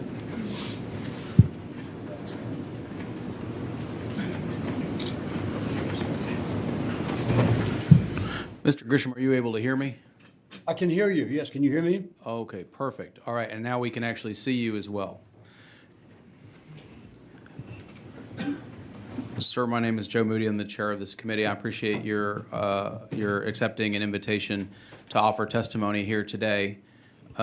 So they certainly want to be respectful of your time. Before we start, I do have to, just as a matter of housekeeping, I have you listed as John Grisham, representing yourself today and testifying neutral on the item before us. Is that correct? Yes, I guess I'm neutral. I don't feel too neutral, but I'll say neutral. I'll be very clear. I don't anticipate you are very neutral in this matter whatsoever. But because there's no actual piece of legislation before us, you're technically every witness that's testifying before us is neutral. So, not to get into the mechanics of it, but I appreciate that. So, with that being said, that all is correct. Yes, that's all correct. Yes. All right. Then I don't want to take too much time on the front end. I know members might have questions once we hear from your testimony. I certainly know that the committee is specifically interested in how you got involved in Mr. Sure. Roberson's case. Sure. Maybe some of your background, your experience as a trial lawyer, how you've interacted with other issues related to wrongful convictions, and ultimately got involved here, and anything else obviously that you want to offer. And we'd appreciate that. Thank you, sir, and I'll turn it over to you. Well, sure, Chair Joe Moody and members of the Committee on Criminal Jurisprudence, thanks for the invitation to be here and say a few words. I wish I could be there. It's much more effective, and Austin's one of my favorite cities. I apologize for not having prepared remarks. I'm on a book tour. I don't work that much, but I'm working this time of the year when I publish. So I've been on a lot of airplanes, and I just got to New York, and so I'll just ramble for a few minutes and then take some questions. I sort of know what you're doing because years ago I was a member of the House Judiciary Committee in the Mississippi House of Representatives, and I had that for 2 terms, and we had a number of committee hearings, as you do. I don't miss any of them, so I sort of know what you're going through, what you're doing. But none of those hearings back then were nearly as important as this one right here. So it's my honor to be here to speak for Robert Roberson.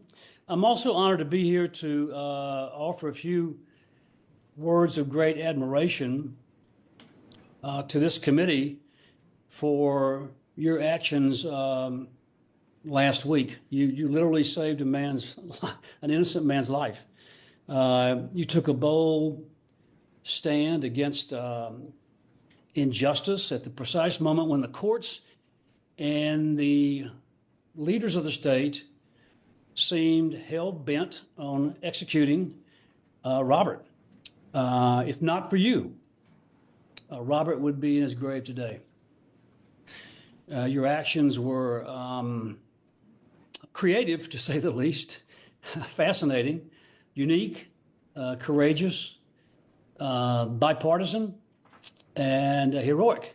And we all watched in disbelief last Thursday night, not just in Texas, but around the country, around the world.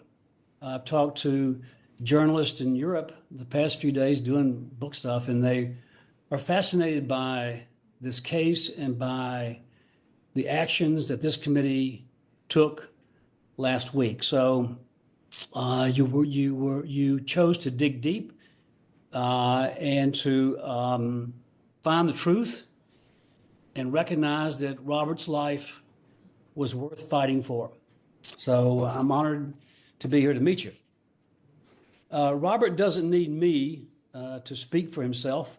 He has as you know by now, a great legal team made up of lawyers from Texas, Washington, and New York who have worked for many years to prove his innocence. One of those lawyers is a friend of mine in Washington, and about 8 months ago, he asked me to take a look at the case with the idea of perhaps writing an op-ed piece for a major newspaper. And I said, sure. I've been on the board of the Innocence Project in New York for a long, long time. And for the past 15 years or so, We have been more and more concerned about the shaken baby syndrome, shaken baby convictions. It's something we have studied, so I was somewhat familiar with that problem. And I said, sure, I'll take a look. My understanding is that last week you guys you committee members, got a lot of testimony about the medical and scientific evidence now available that proves that Nikki did not die because she was shaken to death by anyone. She died because of viral pneumonia, and we can prove that. I'm not a scientist. I'm not a doctor. I'm a lawyer, and I practiced criminal law in a small town in Mississippi for 10 years, and I had a lot of cases, a lot of clients, a lot of jury trials. I tried over 100 jury trials in 10 years, and I came to really respect the idea. We just believed in the idea of a fair trial. We still do. All Americans believe in the idea of a fair trial. We at least pay lip service to that. And I never had a client in 10 years I thought was wrongfully convicted. I knew the judges, the prosecutors, the policemen, the game was played fairly. And I just never thought about wrongful convictions until I'd written probably 20 books.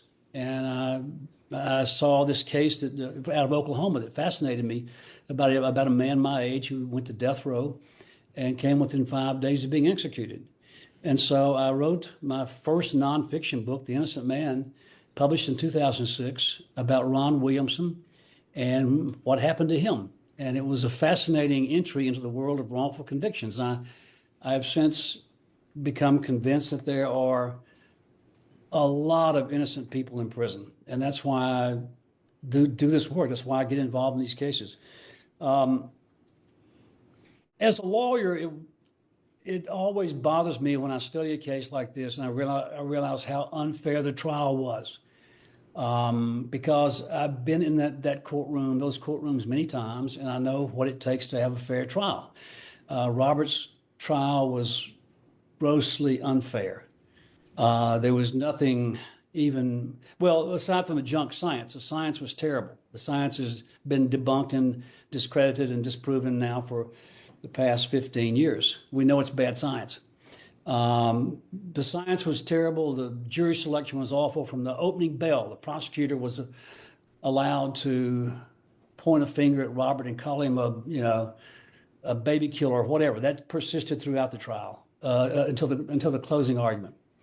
The absolute low point in the trial was when a ER nurse was allowed to testify that Nikki, who had been sick for her whole life, but really sick the week before she died, she had violent diarrhea, fevers, upset stomach, everything. A nurse was allowed to testify that she saw signs of sexual abuse looking at the child's anus, and there was no allegation of sexual abuse anywhere. It was not proven by the autopsy. There was nothing there. But she was allowed to testify. When I was, the defense lawyers, to their credit, objected. When I was a lawyer, that would have been grounds for an automatic mistrial. There's no way a prosecutor could get by with that in most courtrooms throughout the country. That's a mistrial. You stop right then and you say, stop it. And the jury goes home and you try again. That didn't happen. The judge waved it through.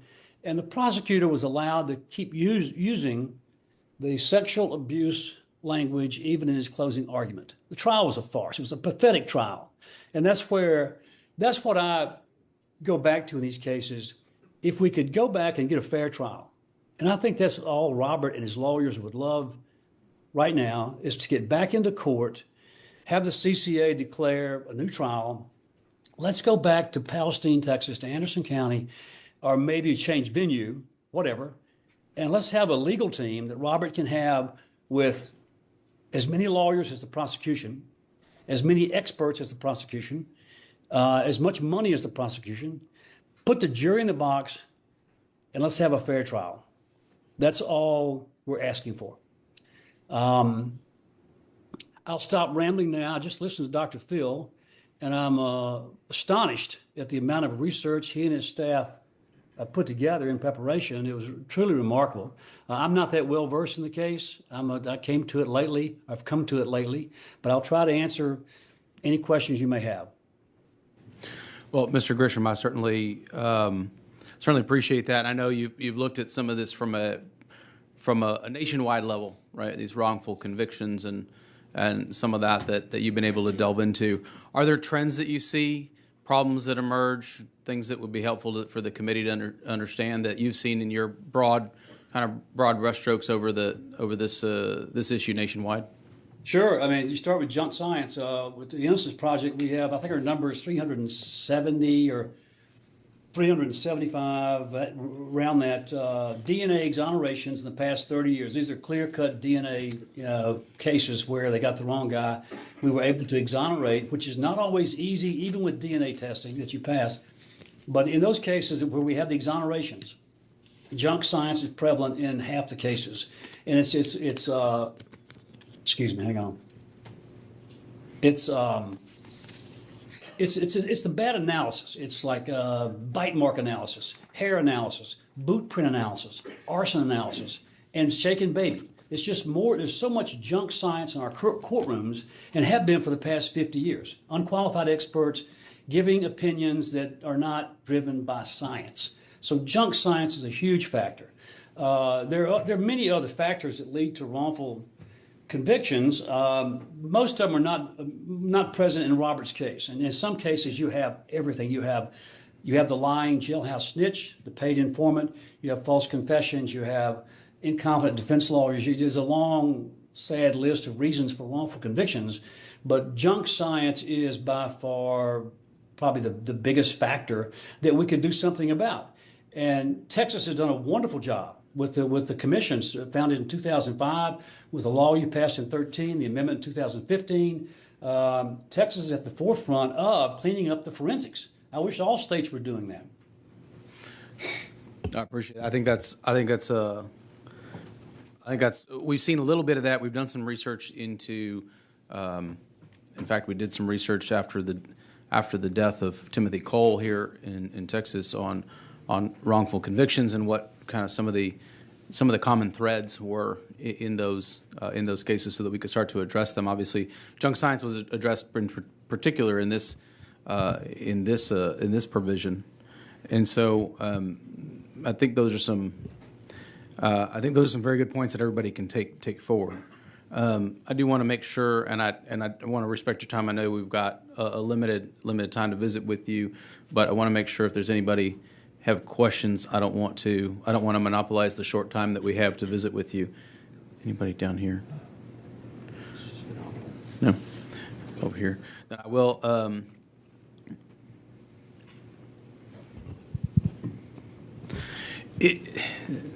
Well, actually, I have a lot I want to go into about DNA cases. I want to be respectful of your time to make sure that. Oh, sorry. Yes. Sorry, I do have a question. Chairman Leach? Yeah, thank you, Chairman Moody. Mr. Grisham, thank you for joining us. Let me just ask you one question. And I've read a number of your books, and Mr. Grisham actually decided to go to law school myself and become a lawyer, largely because of so much of what I've learned and gleaned about the practice of law and the importance of honest and good and knowledgeable and passionate lawyers on both sides. Can I just ask you, as someone who sees the legal landscape nationwide, and you've written about, you've researched, you know a lot about these cases, you've committed yourself to the wrongful convictions and making those right. What do you think it's going to take, understanding where we are right now in this case? What if you were us and you're trying to make the case to the other branches of government to give Mr. Roberson a new trial? What would you focus on? What to you are the most troubling aspects of this case, and what's it going to take, in your opinion, to get to achieve justice for Mr. Roberson? Well, I hope it's not a disaster. I hope it doesn't take a wrongful execution. We do not, to my knowledge, we do not yet have a case involving clear DNA proof that we've killed the wrong person. The Death Penalty Information Center tracks all types of data for wrongful convictions and for death penalty cases, and they list about, on their website, they list about 20 cases of probable innocence. Okay, half of them are from Texas.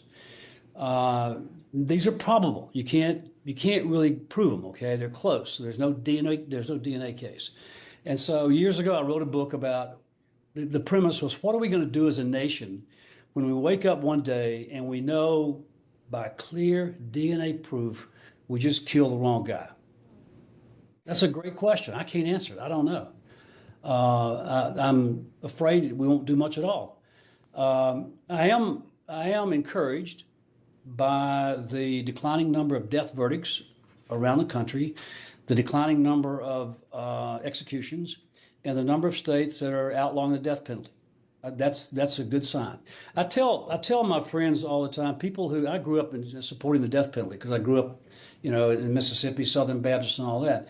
I tell people all the time who support the death penalty, you can't support this death penalty, but I can show you how to make one fair if you want to make it fair for everybody. And keep in mind, most capital murder defendants are guilty. The crimes are horrible. But there are too many innocent ones. Mr. Grisham, would you agree though? And that's one area on which you and I might we definitely do disagree, because I myself am a death penalty supporter in the most heinous cases, much like Dr. Phil described earlier. But like Dr. Phil, and I think like you, and hopefully all of us, we can agree that the worst thing we could do for our criminal justice system is to execute someone who's potentially innocent. Certainly someone who's definitely innocent, but even someone who is potentially innocent with such substantial questions in a case such as this. Wouldn't you agree that pushing the pause button and going back and simply affording a new trial in front of an unbiased trier of fact so all of the evidence can be heard, wouldn't you agree that is the only right option?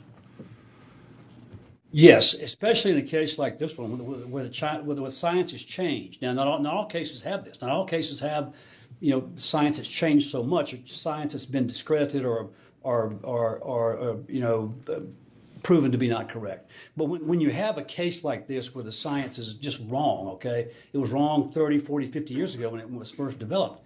Sure, you have to go back to a fair trial. Let's do it all over again. Well, what's the hurry?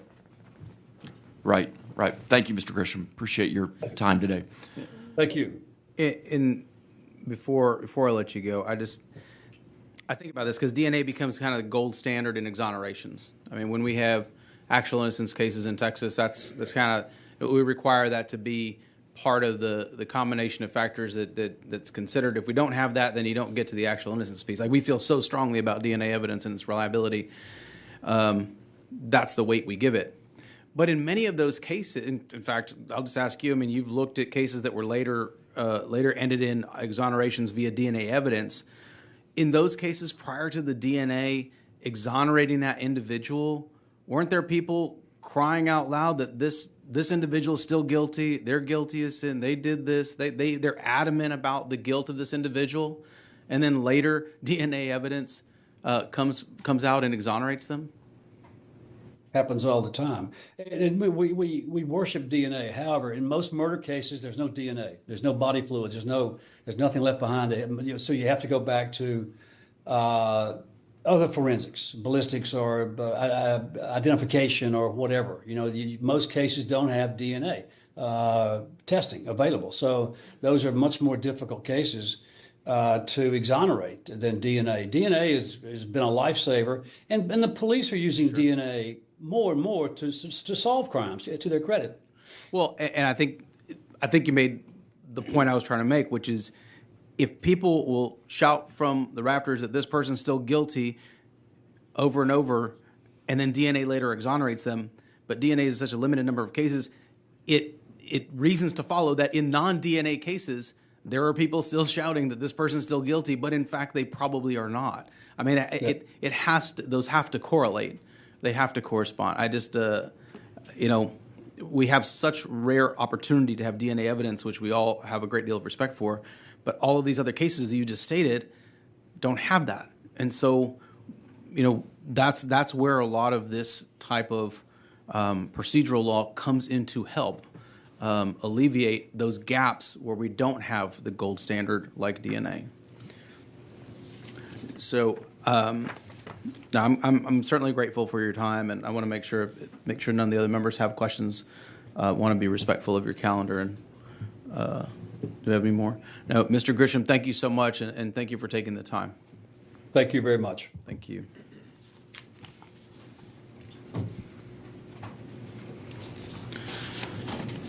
Chair now calls Terry Compton.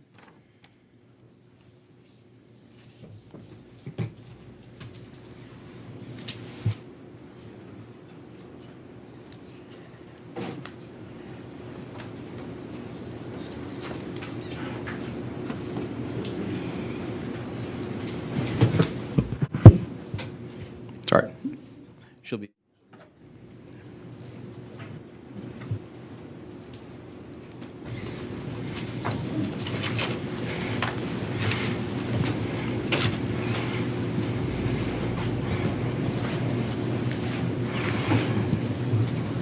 Good afternoon, Ms. Compton. Good afternoon.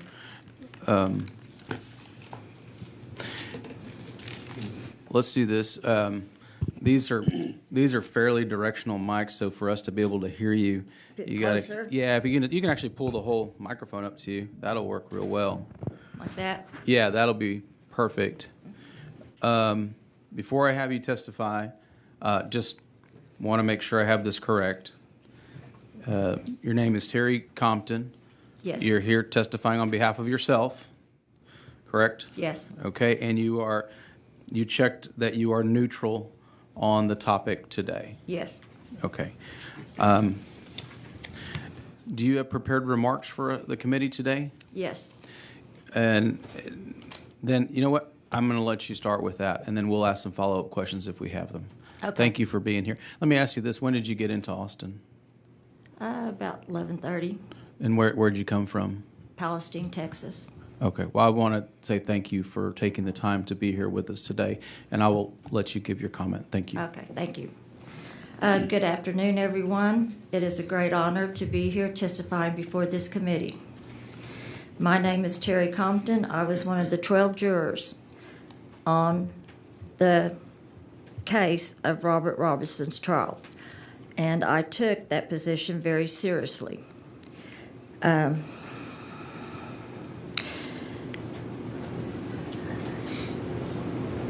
Everything that was presented to us was all about shaken baby syndrome. That is what our decision was based on. Nothing else was ever mentioned or presented to us to consider. If it had been told to us, I would have had a different opinion, and I would have found him not guilty.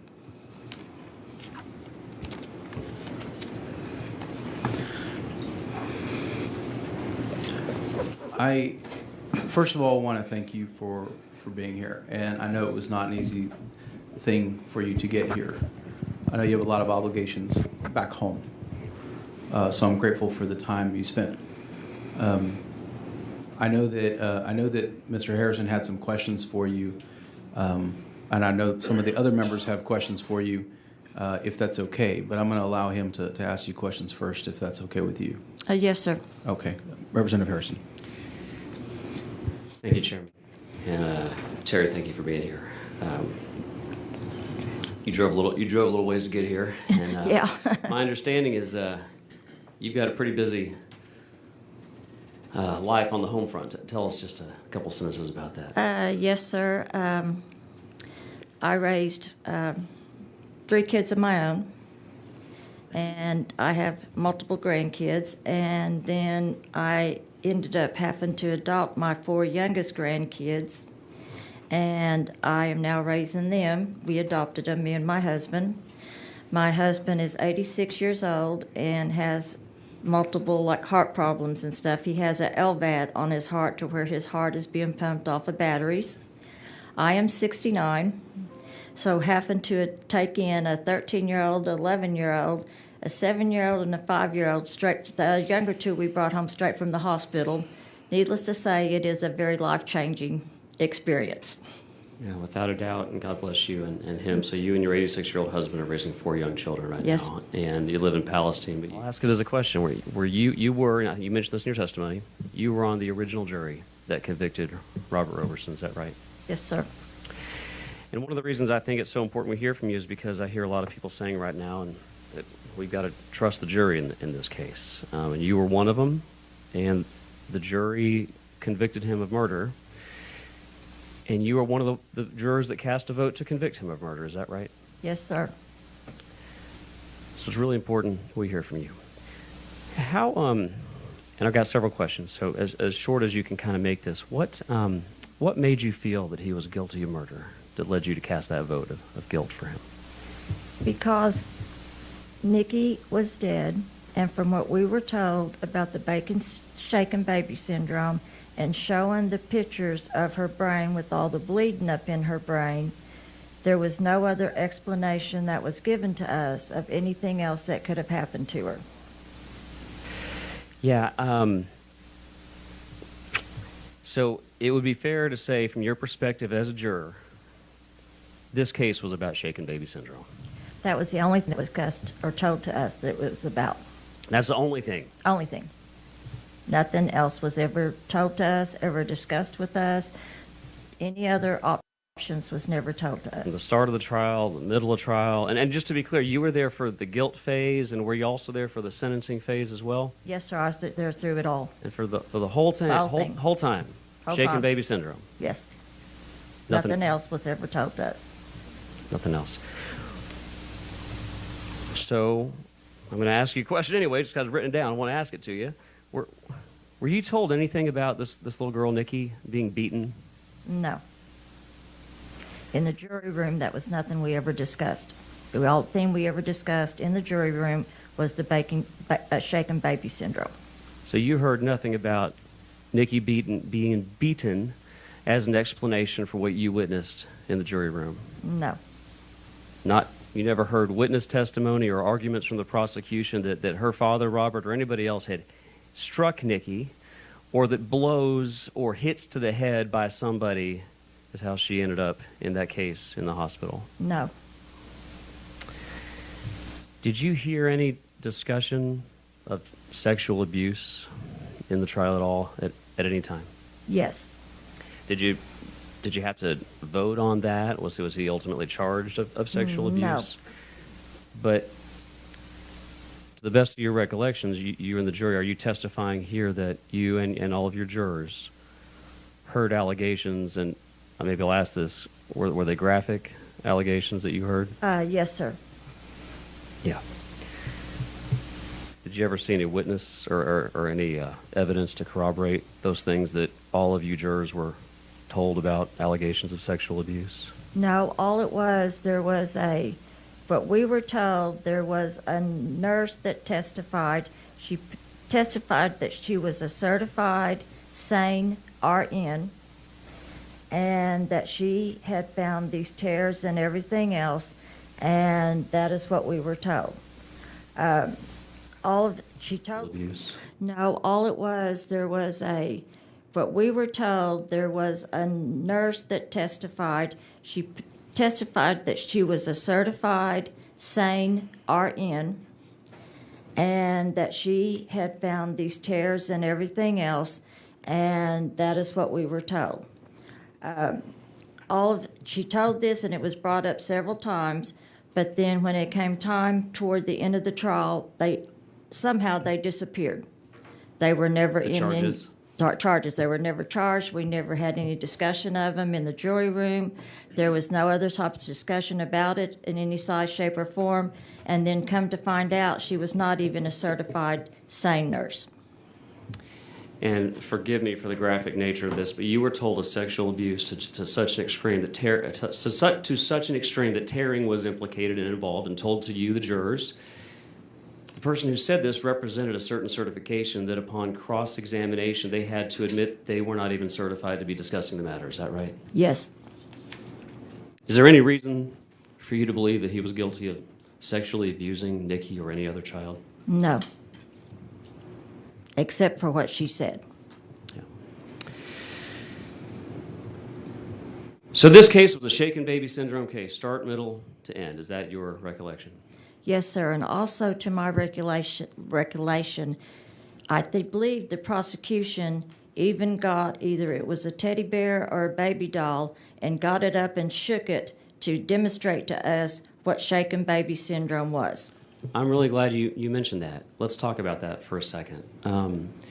Because what is being thrown around right now, and we'll get to this more in a minute, people keep saying, the state right now, to defend the execution, they are saying that Nikki was beaten several times on the head.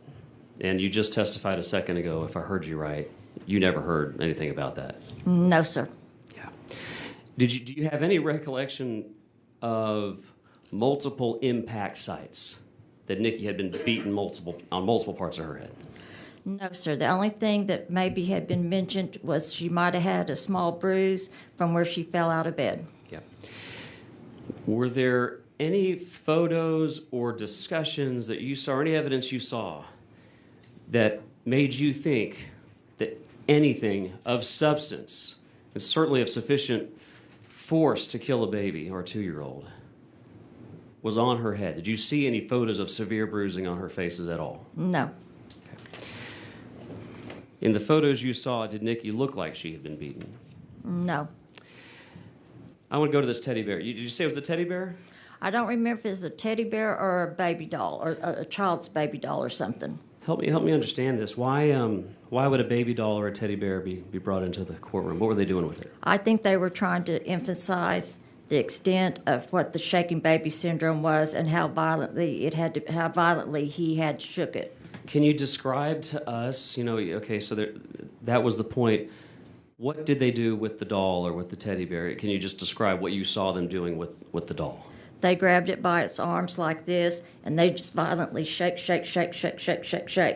and just try to give us an example of what the shaking consisted of. And they did this, did they do this because they wanted the jury to understand what could have explained their theory for what was going on inside of her brain and what they believed happened to Nikki? So was the doll kind of like a substitute for Nikki? They were trying to make it a substitute for Nikki. Is that what you believe? You were seeing them simulate what they believed yes. happened to her? Yes, sir. Okay. Did they ever simulate the doll being hit in the head with anything? No. Did they ever simulate the doll being hit in the head by Robert? No. Did they ever simulate the doll being thrown against anything? No. Did they demonstrate the doll being hit in the head in any way? No. So the only thing you saw that simulation with that doll on was being shaken. Is that right, or is that That wrong? is correct.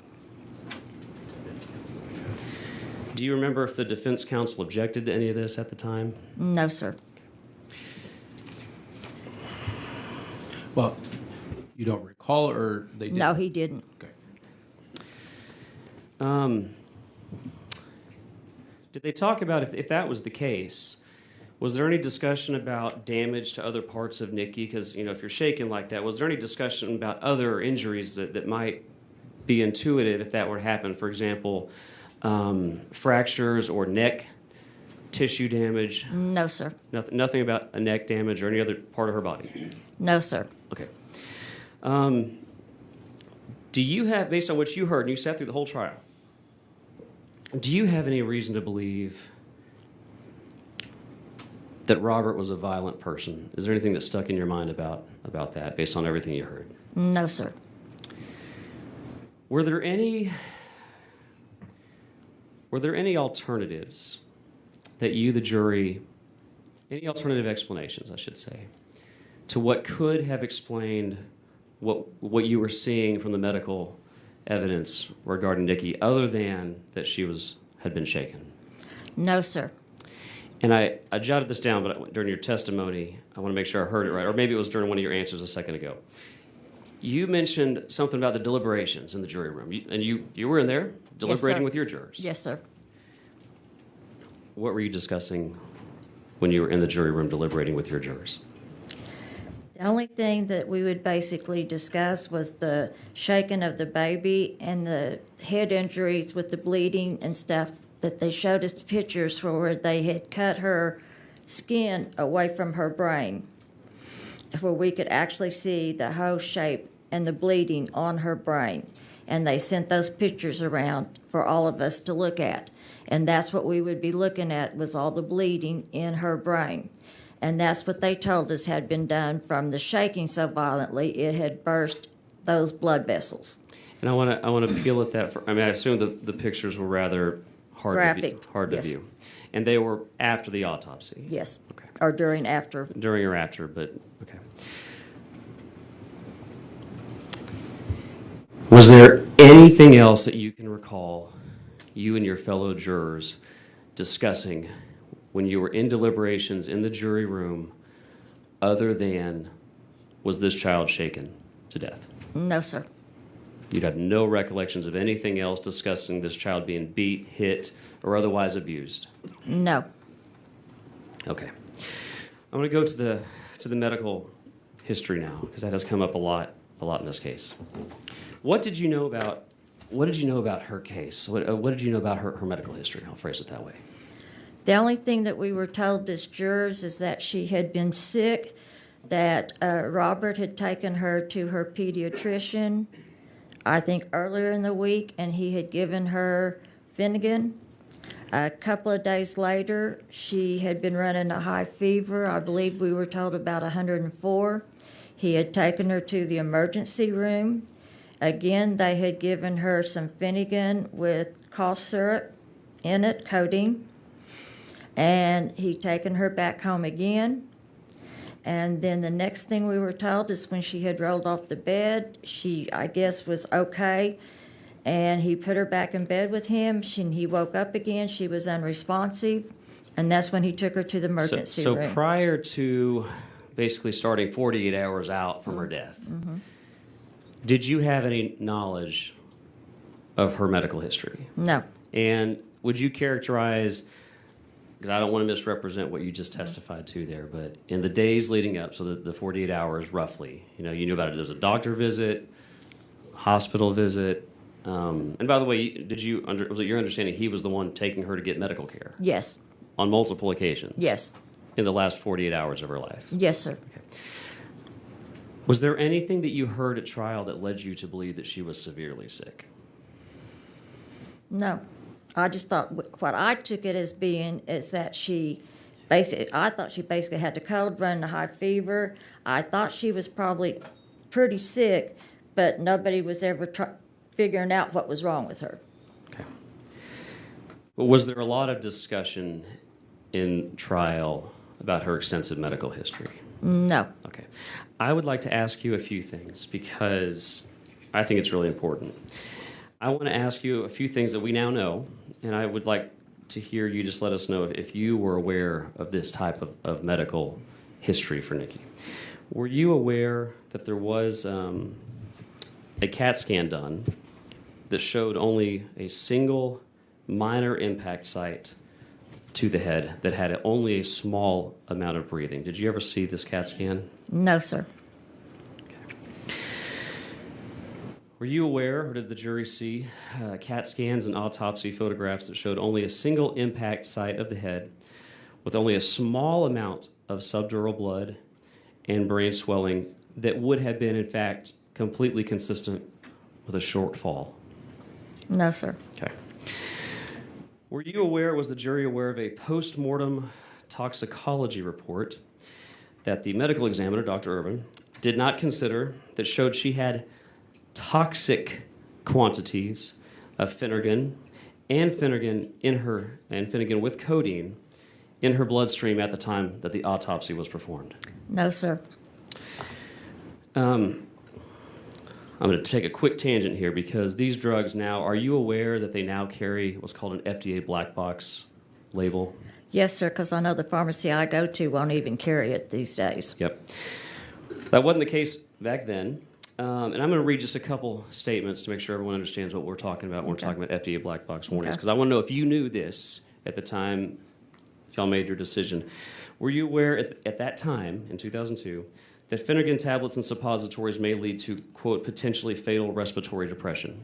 No, not then. Were you aware that Phenergan tablets and suppositories in patients with compromised respiratory function, such as sleep apnea, should be avoided?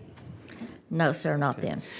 Were you aware that caution is now late? This is the official, this is from the FDA. Caution should be exercised when administering Phenergan tablets and suppositories to pediatric patients 2 years of age and older because of the potential for fatal respiratory depression? No, not then. And were you aware then that excessively large doses of antihistamines, including Phenergan tablets and suppositories in pediatric patients, quote, may cause sudden death? No, not then. Yeah. Nikki had been prescribed these drugs, these cough syrups, that do metabolize into morphine. And this was in conjunction with the fact that she had a severe respiratory infection. Were you aware that she had a severe respiratory infection? No, sir. Okay. Are you aware of the evidence that has established that Nikki's heart, after she was admitted, was resuscitated even after her brain had already become brain dead? It's called non-perfused. But that blood thereafter, over the course of 2 days, was being pumped through her resuscitated heart to her brain, but it didn't have the ability to end the brain. Did you know about this at all? And did anybody ever tell you that this could have possibly explained all the blood that was up there? No, sir. From what we were basically under the understanding of, that when she got to the emergency room, she died sometime later that day. We were never told she was put on life support or anything like that, and actually survived for 2 more days. So really quick, so I want to pull at this. You testified you saw these autopsy photos where the dura had been pulled back, and you saw all of the horrific blood up there, and you were told that was a result from shaking, but you were never told that for 2 days they had been pumping through her artificially stimulated heart blood up into her head. No, sir. Okay. Are you aware that there's evidence that after Nikki was moved to Children's Hospital in Dallas, she was receiving epinephrine and 3 other drugs that stimulate blood flow and raised her pulse to over 200, adding to the blood flowing in and under the scalp and accumulating in the subdural space, yet it was unable to enter the brain? Did you know about that? No, sir. Like I said, I thought she had died there at Palestine Hospital later that day. Were you aware that when the medical examiner, Dr. Urban, conducted an autopsy, she observed an accumulation of subdural blood, but that the medical examiner made no attempt to reconstruct past events to assess how that accumulation in the subdural space of her brain had occurred during Nikki's hospitalization, and that despite expert medical witness to the testimony, she determined that that blood was a sign of multiple impact sites, even though that's not consistent with anything that's outside of the exterior of her brain. Were you aware of any of this? No, sir. Okay. Were you aware of the evidence that is now well established that Nikki, who had been very ill for most of her life, had high fevers during her last week, and you might have mentioned you knew about the fever? Are you aware that she had an unidentified respiratory infection that included double pneumonia, both viral and bacterial? Were you aware of this? No, sir. Were you aware that the pneumonia had advanced to the point of sepsis? No, sir. Were you aware of her having any blood clotting conditions or disorders that might have impacted how well she or how easily she bruised, and that could have impacted brain activity subcutaneously? No, sir. Okay. Were you aware of the evidence and the witness testimony that I have heard directly from forensic lung experts that testified that her pneumonia had progressed so great over the period of probably 3 weeks that he didn't understand how at the time of death her lungs would have been capable of even absorbing enough oxygen to maintain life? No, sir. If you had known that, would that have made a difference in how you voted in this case? Yes, sir. How big of a difference? Very much difference. I would have found him not guilty.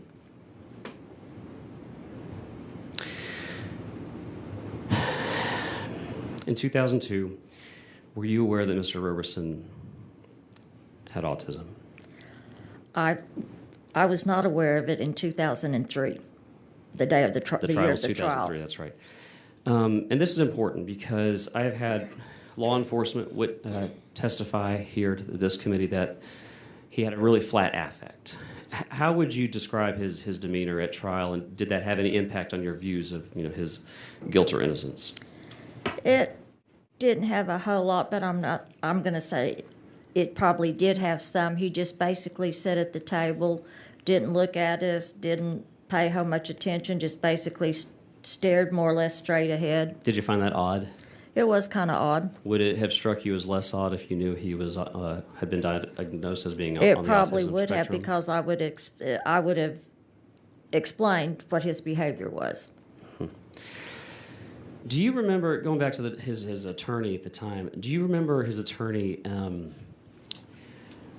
was he arguing more that Robert was innocent of any crime, or was his focus more on what type of punishment he should receive? How would you talk about his defense attorney? How would you describe it? I thought he was more worried about what punishment he was going to receive. I think he more or less accepted that he was guilty of the shaken baby syndrome, and he was just more worried to try to get him the lesser punishments. Yeah.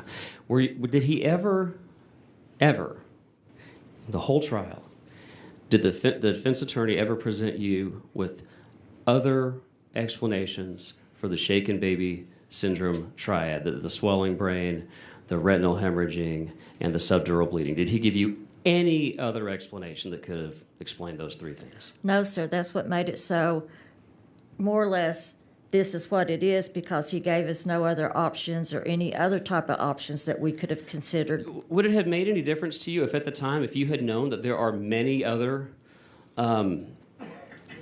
things that can result in all three of those triad of symptoms?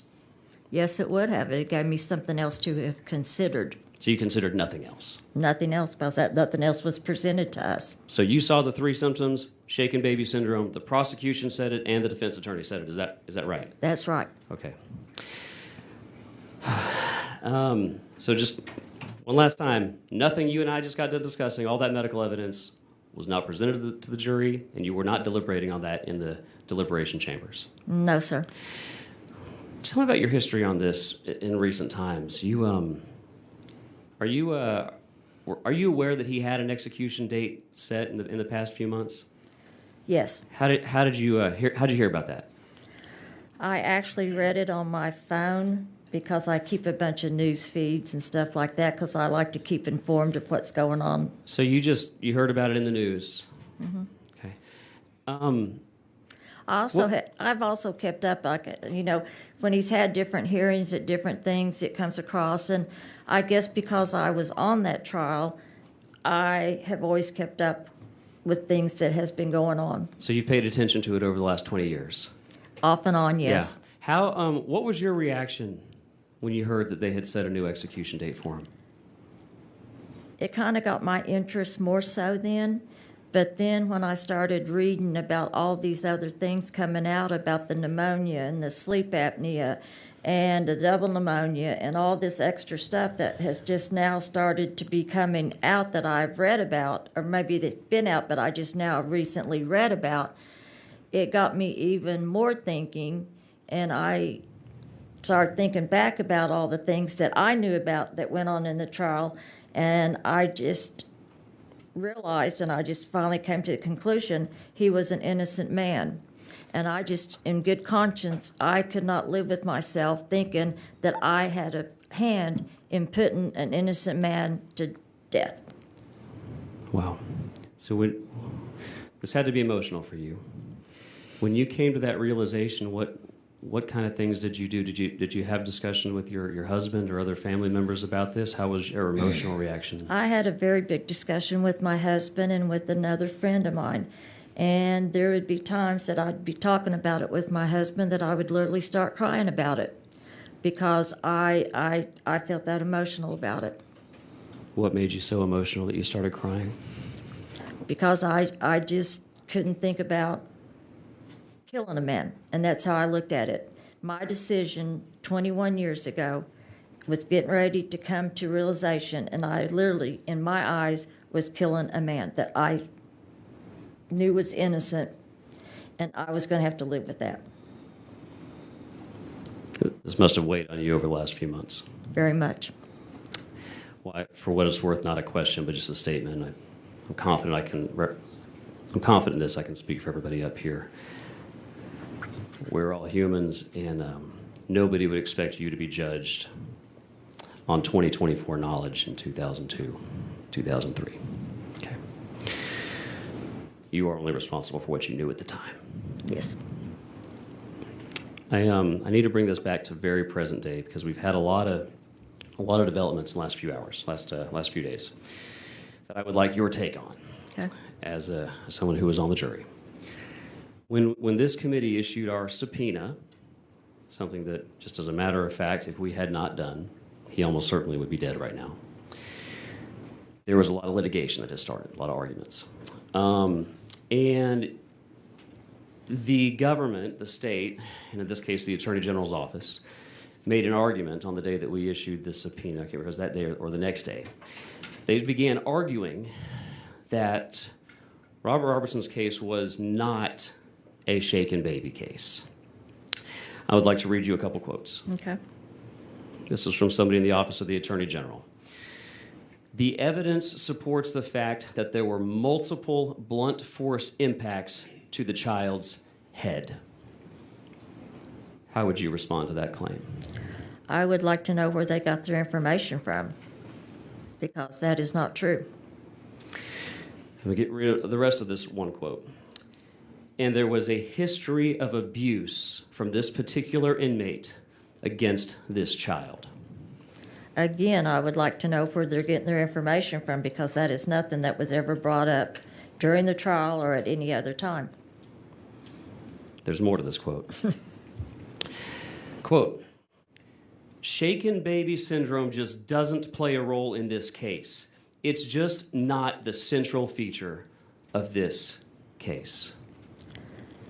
Me being at the trial and in the jury area and the jury room, that is all that this case was based on, was shaken baby syndrome. And even the prosecution's star witnesses that they would have brought up, psychologists, doctors, all of this, the only thing that they would discuss in their testimonies and all of this was shaken baby syndrome. Yeah.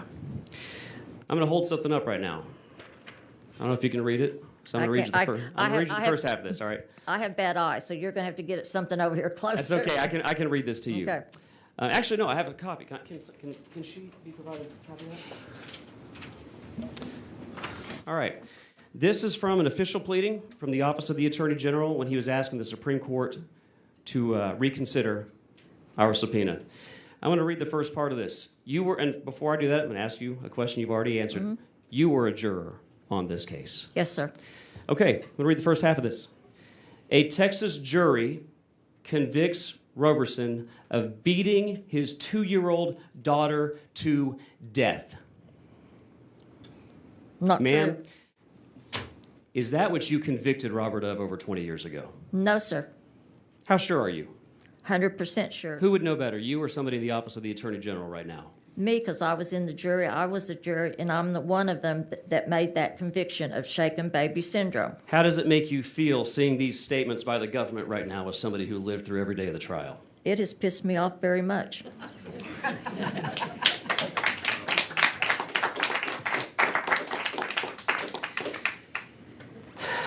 I'm going to wrap up now because I'm certain my colleagues have questions. And also, too, it has pissed me off about our prosecutors in Anderson County, because I heard they testified that this is what it was.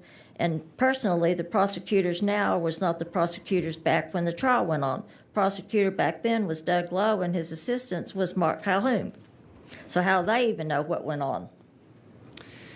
And I think there was at least widespread sentiment up here when the district attorney testified that she did not come prepared.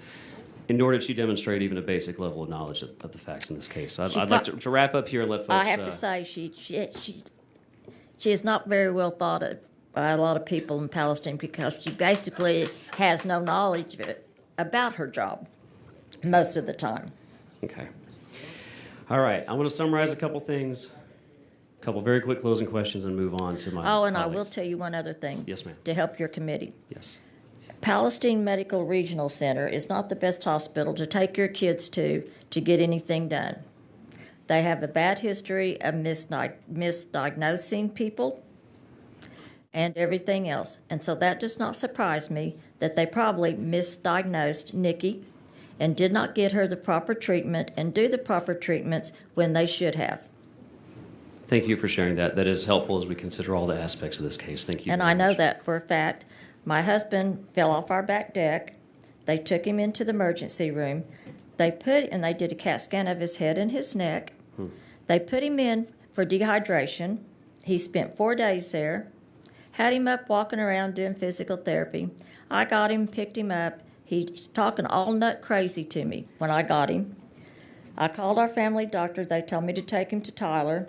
I did. They did another CAT scan of his head and neck. Come to find out he had a fractured neck. I got the CAT scan from the hospital. I took it to our primary care doctor. He's seen the fracture. I called the hospital and started raising Cain with them. They sent it out to a third party. 3 weeks later, I get a phone call from the third party. They said in the CAT scan from the hospital, he had a fractured neck and wanted to make sure I had gotten him and taken him to get some help. That is how good our hospital is at looking at CAT scans, diagnosing, and taking proper treatment care. And the care and the attention to detail and the maintenance of records certainly played a central That's role in what this I'm case. saying. So thank That's you how for come sharing I'm that saying. perspective. Okay, I just want to summarize a couple things. So just Okay. tell me if I'm right or wrong, because I Okay. don't want to mischaracterize anything you said here. I'm going to run through a few things real quick, Okay. and then we'll let some other folks have a chance to talk to you. You were a juror for the entirety of the trial, both guilt and sentencing phase, correct? Yes, sir. This was, according to your testimony, a shaken baby case, and only a shaken baby case. Is that right? Yes, sir. You never believed and still do not believe that Nikki was beaten by anybody whatsoever. Is that correct or not correct? Correct. You did, however, hear discussions, very graphic discussions, of sexual abuse of Nikki. Yes. And the discussions involved her father being the person that did it. Yes. But they were completely unsubstantiated, and the charge was ultimately dropped. Is that correct? I don't think there ever was a charge of sexual assault. Okay. But nonetheless, you heard these unsubstantiated, graphic claims in the jury. You and your fellow jurors heard this. Yes, sir. And you never voted on it. No. Okay. You are now rejecting here today the new claim that Nikki was, quote, beaten to death. Yes. You knew very little about her relevant medical history at the time of the trial, and if you knew her full history, that would have mattered a lot to you. Is that correct? 100%. And you're telling me that his defense attorney for the entirety of the trial never gave you one single possible or plausible explanation for what could have caused the 3 symptoms that they were telling you was shaken baby syndrome. Is that correct? Correct. And you never heard a single argument or any bit of evidence that this was not shaken baby syndrome? No. All right. 3 questions. Did the jury hear everything that you needed to hear to make a correct decision in this case? With the evidence now, no. Knowing what you know now, did the jury get it right? No. Knowing what you know now, do you believe Robert Roberson murdered his daughter, Nikki? No. How strongly do you feel about that? 100%. Thank you for your courage. Thank you for your time. Thank you, Chairman. Mr. Harrison, thank you. Ms. Compton, I'm going to ask other members if they have questions for you. I just want to follow up on one thing, and more of a statement than a question. It takes a lot to confront a very challenging situation like this. I know it does not make you feel comfortable that Robert's sitting on death row, given what you know today. And there are people, when they're confronted by difficult things, they put their head in the sand because it's easier than dealing with it. And I'm grateful for you making the trip here and telling us your feelings. And it's okay to say you're pissed if you are, because that's what we wanted to hear. Because the exact reason that this legislature created a law to go back and make sure that someone got a fair trial is because we don't get to get back inside the head of the jurors.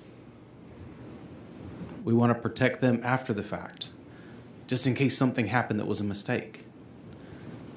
But the courts have refused to do that. And your testimony here today gives us the opportunity to get inside that jury room, to understand the way you think and to understand the way that you feel.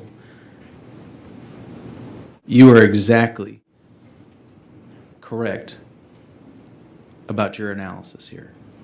And your testimony is exactly what we needed to know that our law is not working. So I want to tell you, I am grateful for you coming here on a day's notice to talk to us. That's important, not just to Robert, not just to this committee. It's important to the entire state of Texas and the justice system that we have. It is going to impact so many lives that you will never interact with. And I want to say thank you for that. Members, do we have any questions for Ms. Compton otherwise? Yes, Mr. Cook.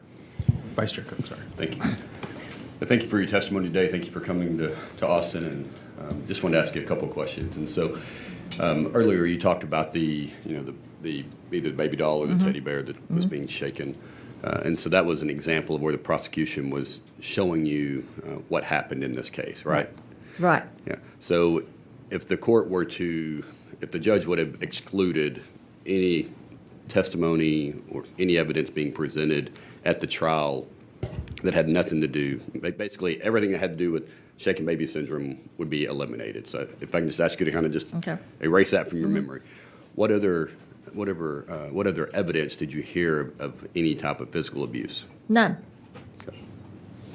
And with regard to the sexual abuse, it was discussed at the beginning of the trial, is that correct? Correct. Okay.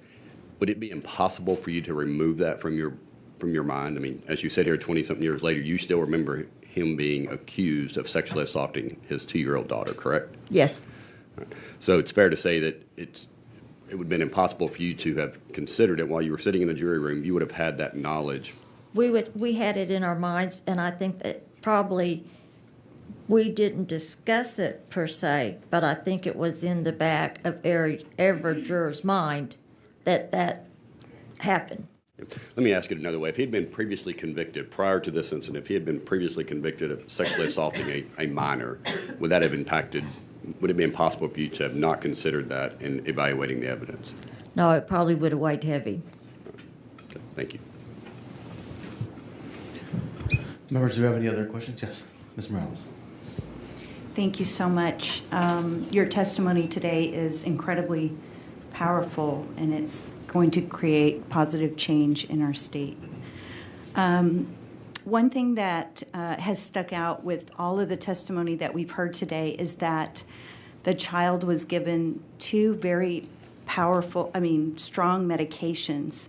I've taken both of those medications in my lifetime, and I don't take them now because they're very, very strong. And it's interesting what you said about the medical community there in Palestine. So I guess my question to you is, during that time of the trial, did it ever occur to you, or did it ever stand out in your mind that these medications were very, very strong and that maybe they shouldn't have been prescribed to a child? And to be honest with you, I don't know how I felt about those medications during those years because, medicine has evolved during, the last 20 years. But I'm just curious if that, if you questioned that at all at the time of the trial. No, I don't think we did, because that many years ago, it was such a common drug that pediatricians or doctors, prescribed for costs and this type of thing back in those days. I know previous down the road, they have changed what they do about all of that. But back in those days, I don't think it was something that we really considered it being too out of line of that being prescribed for a 2-year-old. Wow, and to have them both at the same time, it Right. just, We just didn't, I it's not couldn't something we imagine. really thought about. Thank you so much. All right, Ms. Compton, appreciate your time and thank you for being here. I don't think we have no further questions for you at this time. If we had other questions later down the road, do you mind if we reach out to you? No, sir.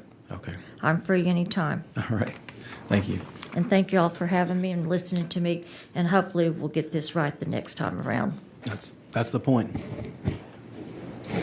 Good luck with those grandbabies.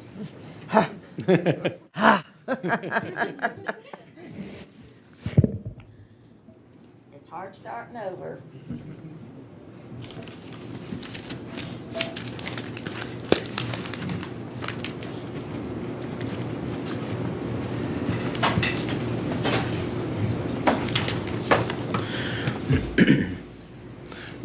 Chair calls the Honorable Elsa Alcala.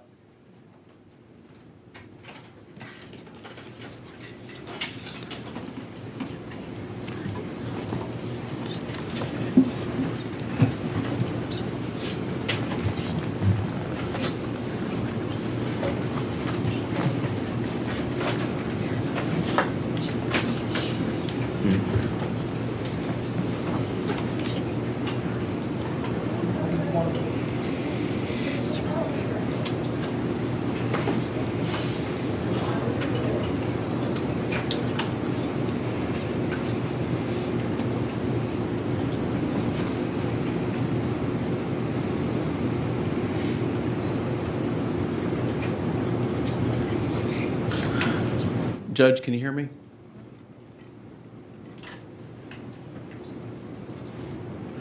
Let's see.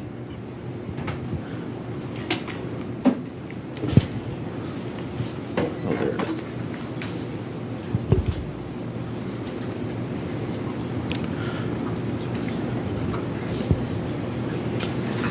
Judge, are you able to hear me yet?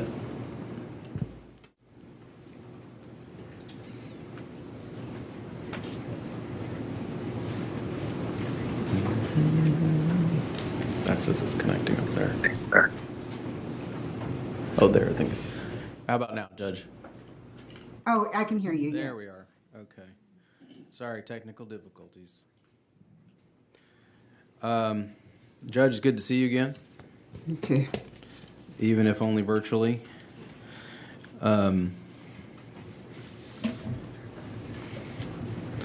Before we get started, and I know we've had you before the committee before, back in 2017, if I remember correctly.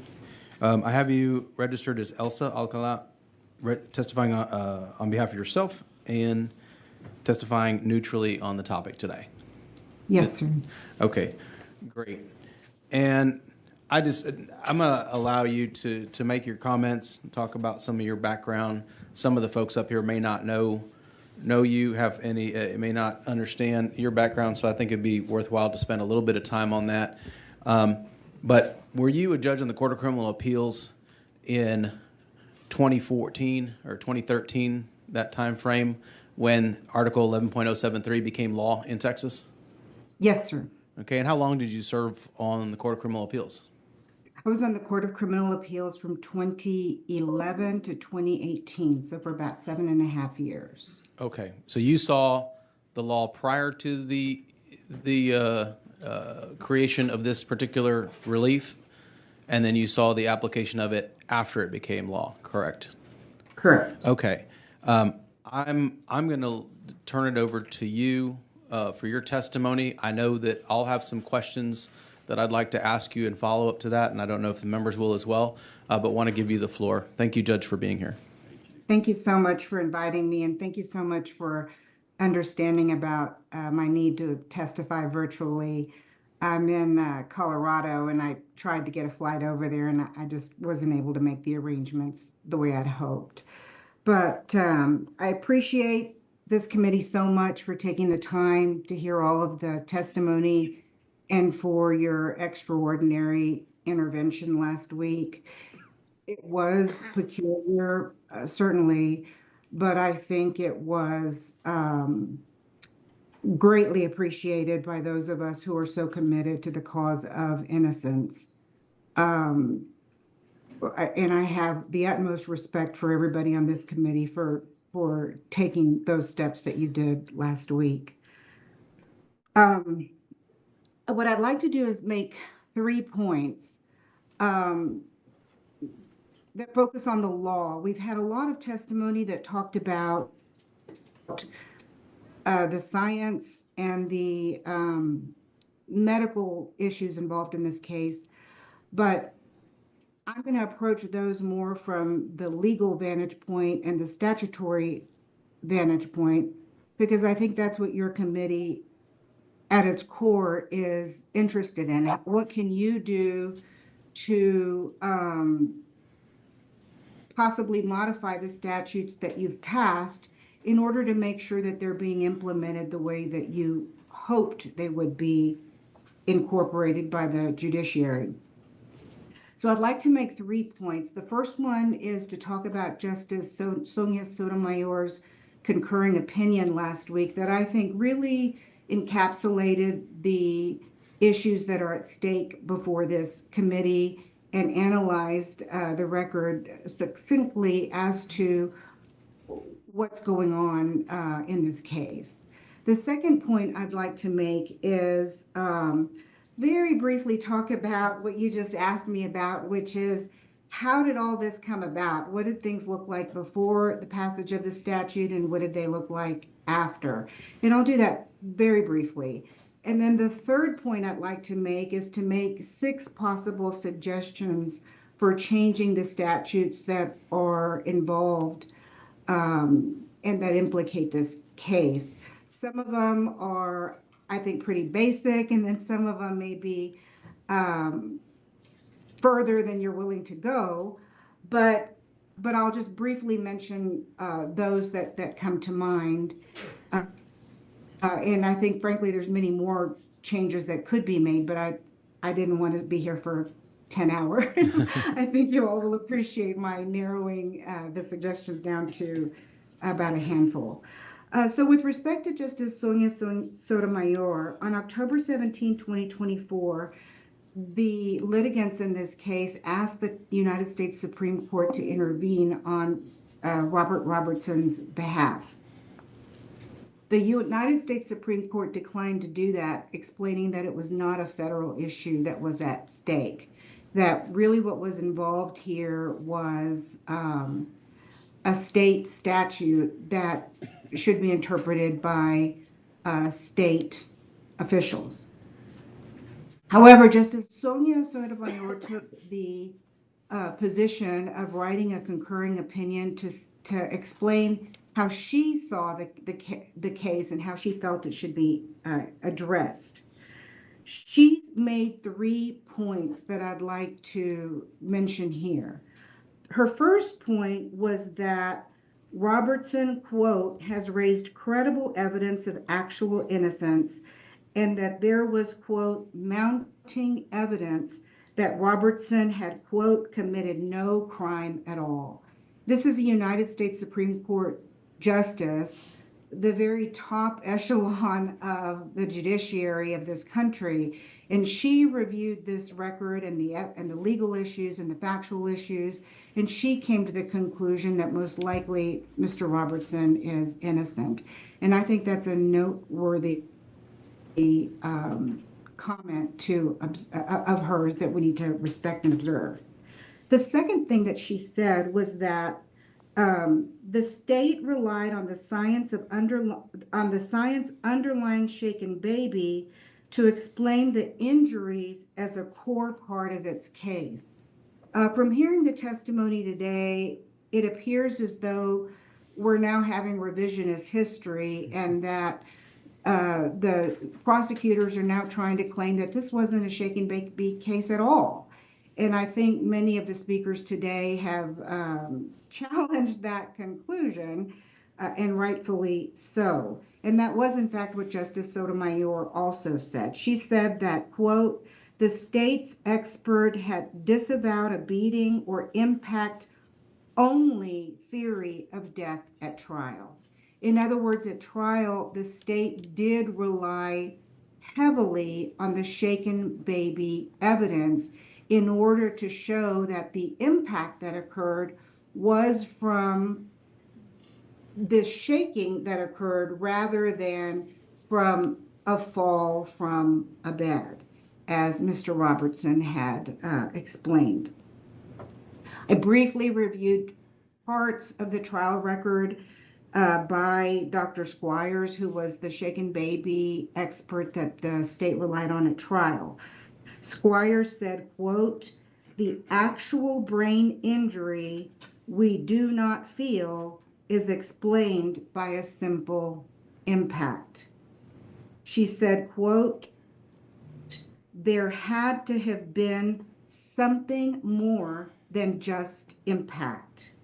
So it's very clear in looking at her trial testimony that the state didn't say that it was because of this impact only that Nikki, the child, died. Rather, at trial, the state made it very clear that this was a shaken baby case, and they used that theory in order to explain why the impact was a grave cause of the result of Nikki's death.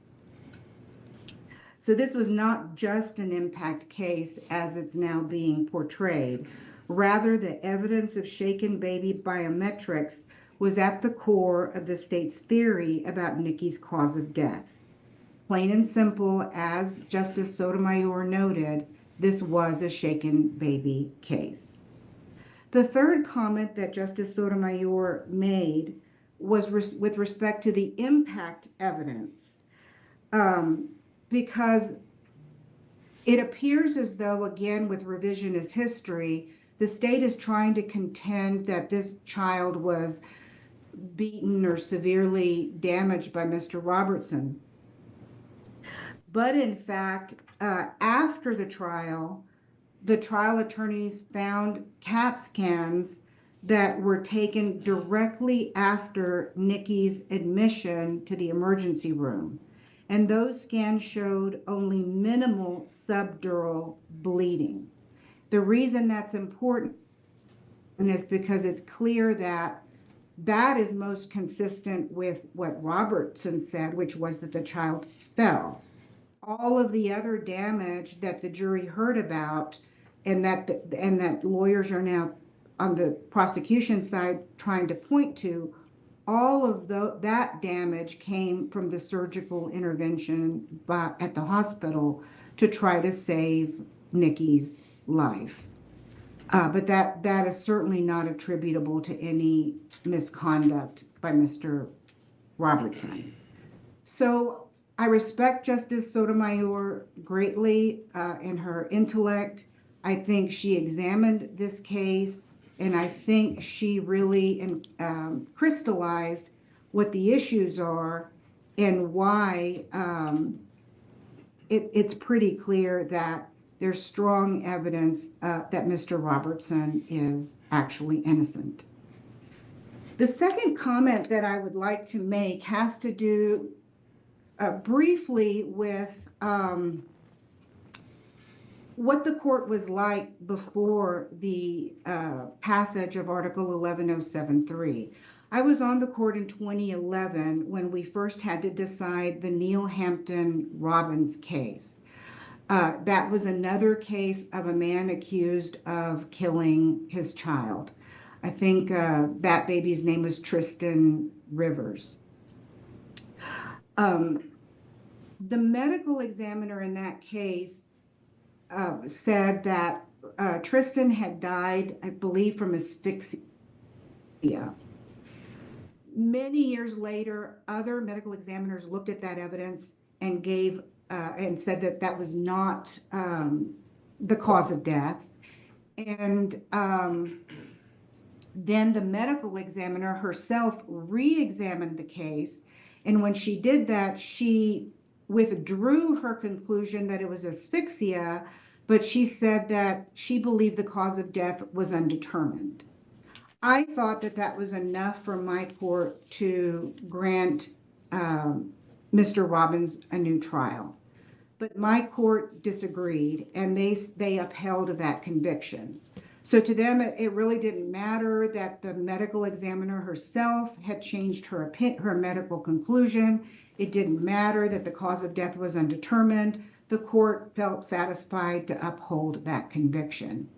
So after that, the legislature examined the issue of bad science used in courts, and it had other instances of bad science like the Cameron Todd Willingham case and other cases, and that's when the legislature acted to pass Article 11073. Wait, can I stop? In that first case you just referred to, Judge, Yes. you said your opinion while you were in the minority was that the law at the time should have provided relief in that case.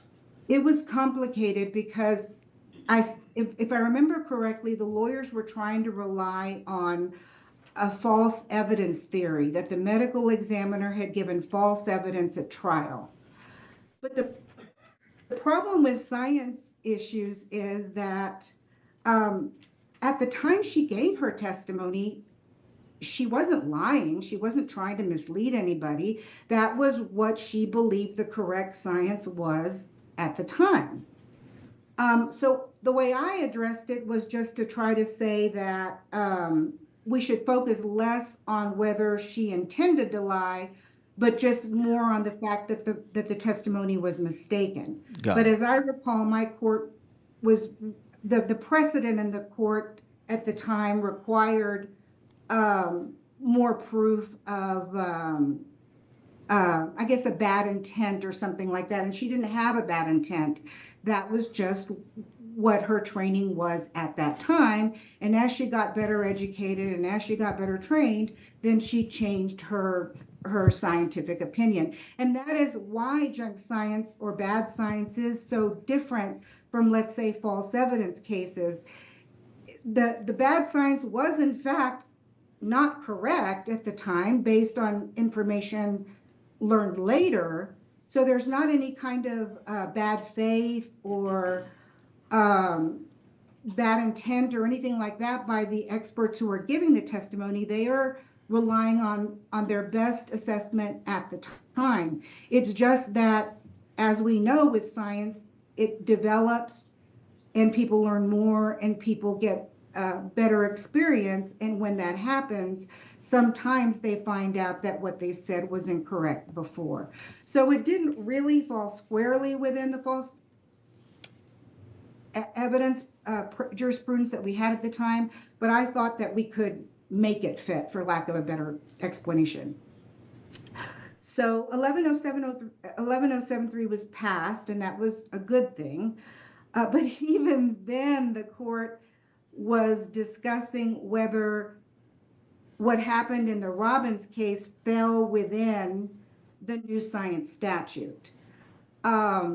And I think at some point we granted relief, and then at some point we granted a rehearing, and then there were lots of different concurring and dissenting opinions, and finally Robbins got the relief that he was due many years later.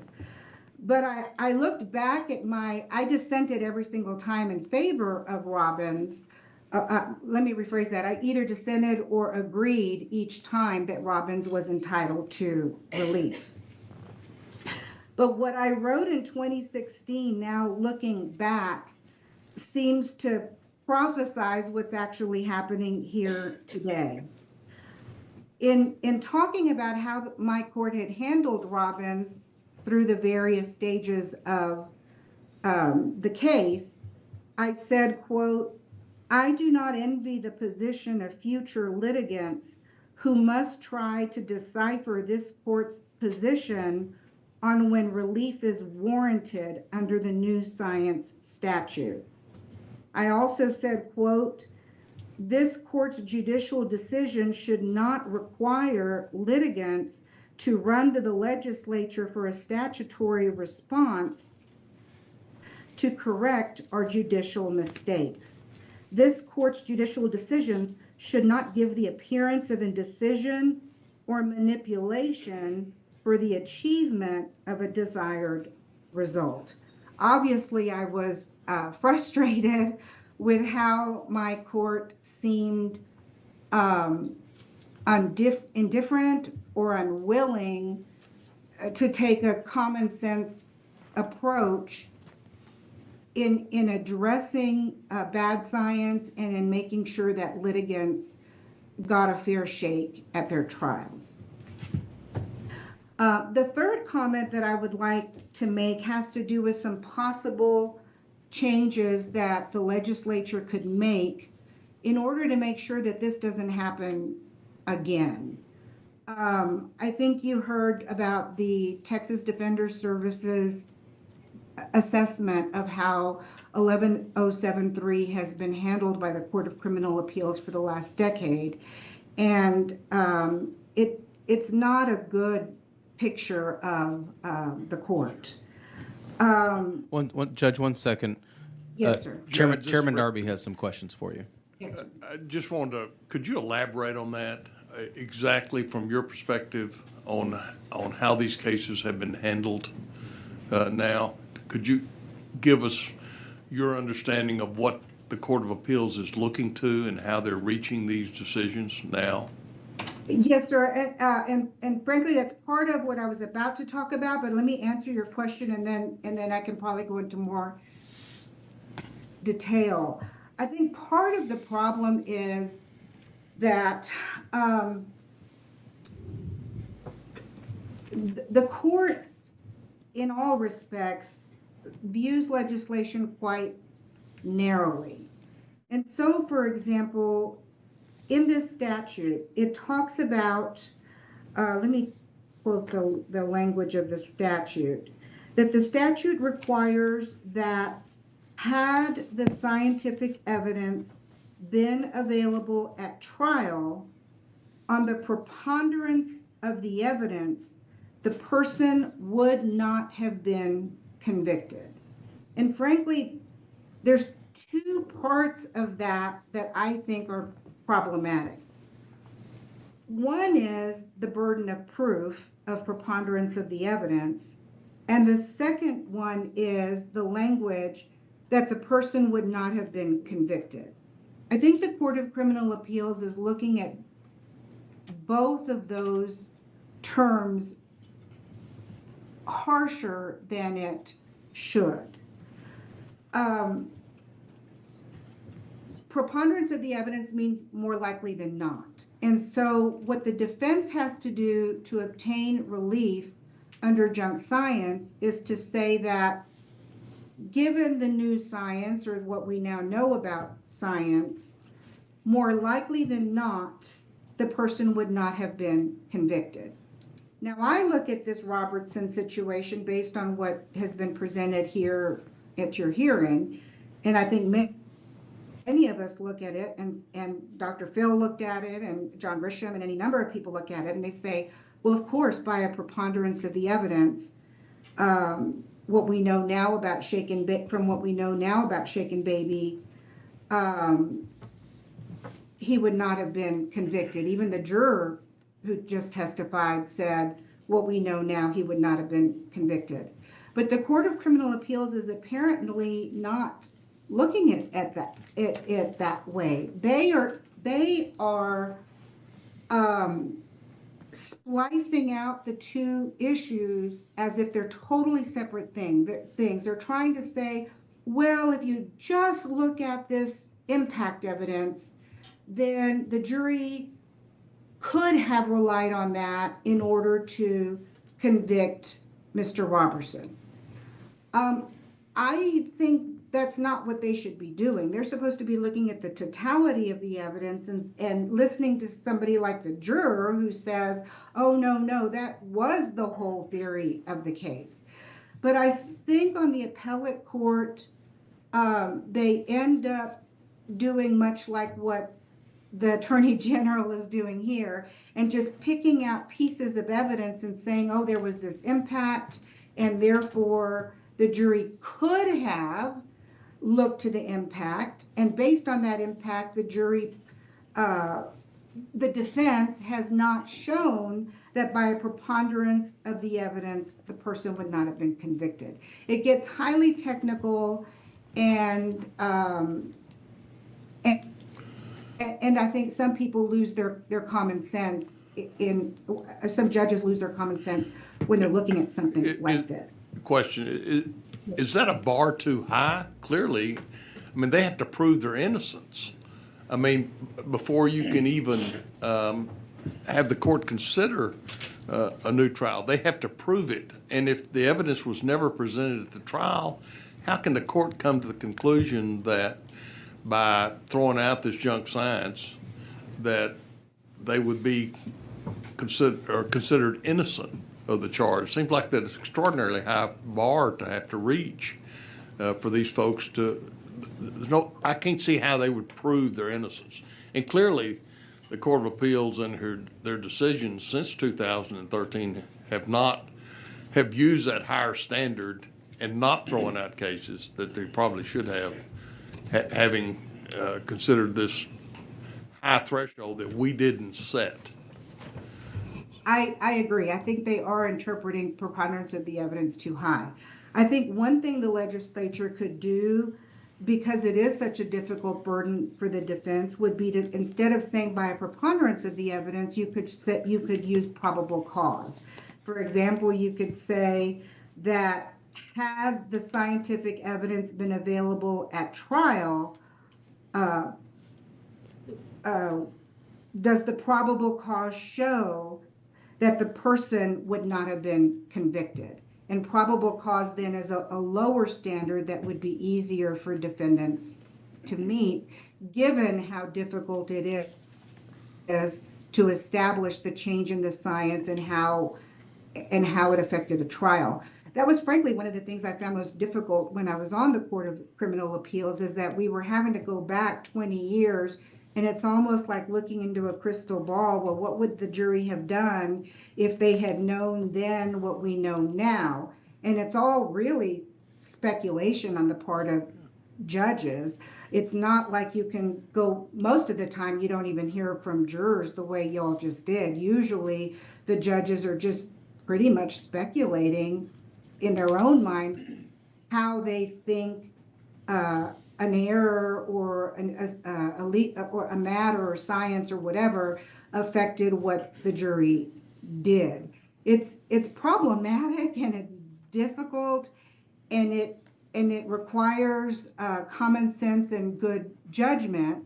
But when the judges are inclined to uphold convictions or death sentences, if that is their leaning, then they're going to find ways to side with, let's say, the state, or if their leaning is to side with the defense, they're going to side with the defense. In other words, it's very much within the mind of the judge how they weigh how an error or evidence issue affected the outcome of a trial. It's difficult, and it's complicated, and it is somewhat in the mind of the judge. Well, Judge, in the particular mind of. Another question. You were on the court in 2015, were you not? 2015. Yes, and so the legislature attempted to change these standards in 2013, which you just referred to, but in 2015 we added some more language to it, and we kind of elaborated. Instead of junk science, we said field of scientific knowledge, and then we asked the court to consider a new item, which is whether a testifying expert's scientific knowledge had changed. How did the court view that, and did that help you come to the right conclusion in these cases, or do you still find, an inadequate standard, if you will, by which the court could evaluate these cases?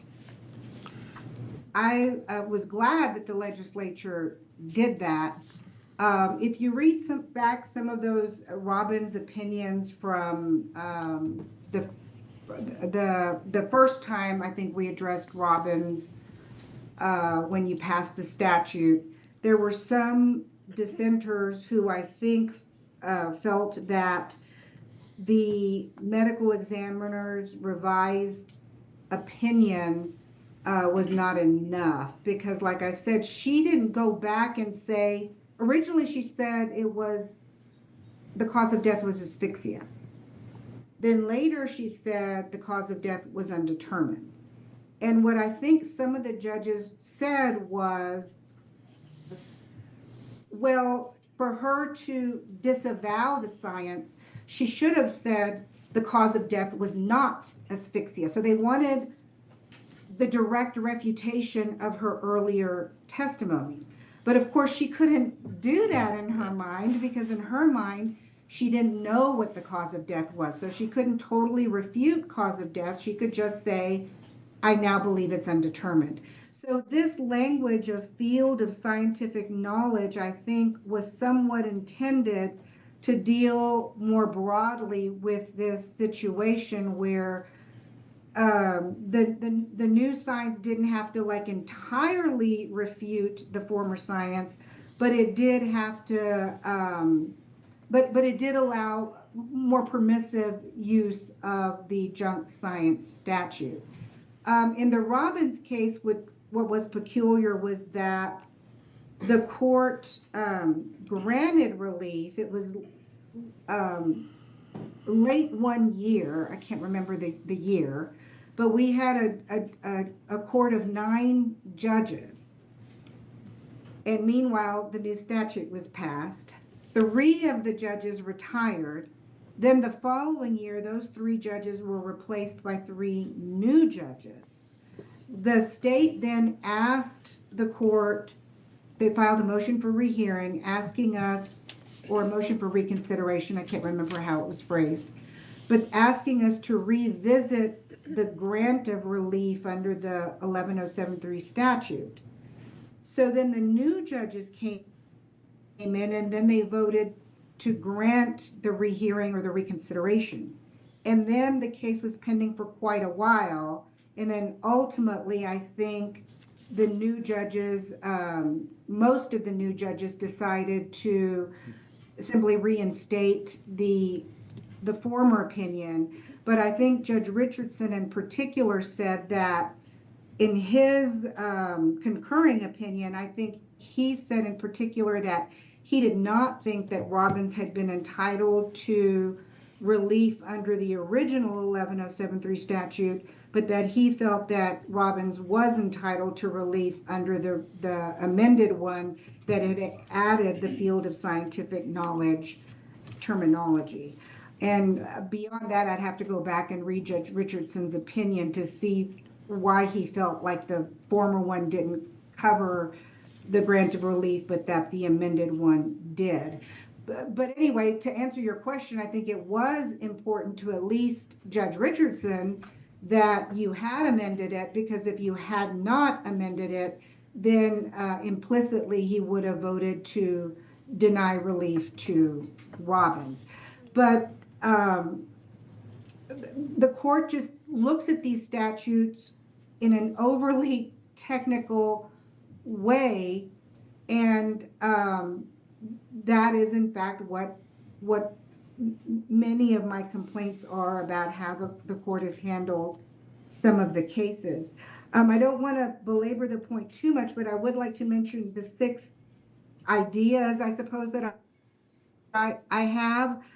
These have not been vetted with any of the stakeholders who may be interested in this issue, and they may have better ideas or better phrasing for what I'm talking about, or they may well oppose them.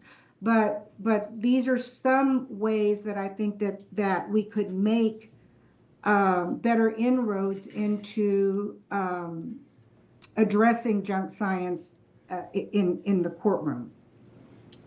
I think the first thing would be, frankly, to avoid what happened last week. You could change the number of judges required to stay in execution. last week, there were 4 of the 9 judges who, I think before this body intervened, 4 of them had voted to stay the execution and to give further attention to Robertson's pleadings. So this came down to the vote of a single judge. The decision was 5-4 to allow the execution at the Court of Criminal Appeals level, although 4 of the judges wanted to stay it or to not allow it to move forward. I think where the issue of innocence is involved or where junk science is involved, this court could easily say that 4 judges would be enough to stay an execution, that you wouldn't need a majority of 5. Another possible option, and this one is a long shot, but I'll mention it only because I have thought it for quite a while, but I won't belabor the point. Texas and Oklahoma are the only 2 states that have 2 state Supreme Courts, a civil Supreme Court and a criminal Supreme Court. Every other state in the United States and the federal government have a single Supreme Court. And the Texas Defender Service has looked at that issue in the past. They say that the Court of Criminal Appeals has a much lower reverse rate in capital punishment cases than these other states that have a single Supreme Court. I believe the criminal specialization has turned the court into a body that really lost its common sense. It's looking for all of these technicalities, and the criminal law has become much more prosecution favorable in Texas than in other states where general jurisdiction judges can compare the jurisprudence to how other litigation is handled. And that obviously would involve deep research. It would involve a constitutional amendment. So I mentioned it somewhat in passing, but I have felt that way for quite some time. And I'm not alone. Many people also feel this way, including at the time he was on the Texas Supreme Court, now Fifth Circuit Judge Justice Don Willett, used to express the need for a single Supreme Court in Texas. I think if we'd had that last week, you wouldn't have had that situation where the state Supreme Court was ruling one way and the Court of Criminal Appeals was ruling another way, and it created a conflict between the courts. I think all of that could be avoided by having a single Supreme Court. My third comment has to do specifically with the statute. What the Texas Defender Service report told us is that there are too few cases that have been filed under Article 11073. Only 74 applications have been filed under the statute in the last decade. Think about that. In all of the thousands and tens of thousands of cases litigated in Texas, really for over a decade, because these look back to several decades back. The statute applies not only to after its passage, but even several decades past. Only 74 applications have been filed, and only 20% of those have been granted. And almost all of the grants are in DNA cases. Only 1 person without an attorney was granted relief, and there have been no junk science grants in capital murder cases. I think that shows pretty clearly that this statute is not being used the way that people had hoped it would be used to bring justice to Texas. So what can you do about that? I've mentioned what I'm about to say in the greater context of post-conviction habeas litigation, but if the legislature wanted to start more narrowly, this would be the perfect place to do it. I believe that if a defendant has made an arguable assertion that junk science was used in his or her case, or if it's one of those issues that we know historically have involved junk science, and I think that list is in the report, so I won't report my TDS, so I won't repeat it. But in these types of cases, the statute could require that counsel be appointed and that funds be granted for experts, defense experts. The problem is that when I raised that, the Texas legislature does have a statute, I don't remember the number, that does permit trial courts to appoint counsel in writs of habeas corpus. The problem again comes back to the Court of Criminal Appeals. The Court of Criminal Appeals refused to enforce the statute. The Court of Criminal Appeals said that it was a wholly discretionary statute, and that if the trial court chose not to appoint counsel, it would not review that denial. So I would require, once there's been some showing, appointed counsel. I'm sorry, yes, sir? Judge, I just want to dig down into that. So their reading of that particular provision is that that's discretionary at the trial court level, and they're not going to upset that. They're just completely deferential to that. Correct. So depending on which district court you're in front of, you either have right to counsel or not in one of the most important legal proceedings you're going to be a part of? If it's a post-conviction habeas litigation, the court said there is no right to counsel. I have a question. Yeah. Unless there's like an evidentiary hearing. Sure. No, I get it. Sorry, I just wanted to drill down on that point real quick. Representative Leach, or Chairman Leach, sorry. Sure, Judge. Good afternoon. Thank you for joining us. It's good to see you and work with you. Can I just follow up on that and help my understanding here? Is there a federal action for grossly negligent assistance of counsel in violation of the Sixth Amendment? Is there any sort of federal relief at that point or no? There can be. That's gotten pretty complicated where a lot of times the federal courts will look to how the state court handles something. And so it can get pretty complicated about when somebody can get federal relief and when, or even appointed counsel and when they can't. Justice Sotomayor mentioned in her opinion last week, I don't have it in front of me right now, but she basically said that we don't have an actionable federal claim for the Supreme Court to rule on. In other words, there was no case for them to rule on. They kicked it back down to the states. How do we get? Do you have any sort of opinion on how we get a federal claim in a case like this? Well, you're not going to get it under 11073 because that's clearly a state statute. A lot of times they'll frame something like this, like you pointed out before with one of the other speakers, that this could potentially have been raised as ineffective assistance of counsel, at least in theory. But again, you have to step back to what the environment was, I don't remember if it's 20 or 30 years ago. You have to step back in time and realize that back then, shaken baby was considered a plausible theory. And in all candor, when I was a prosecutor, I prosecuted a shaken baby case, which I now obviously thoroughly regret. But that was how prosecutors were taught. That's how, that's what doctors believed, and that's what the doctors said.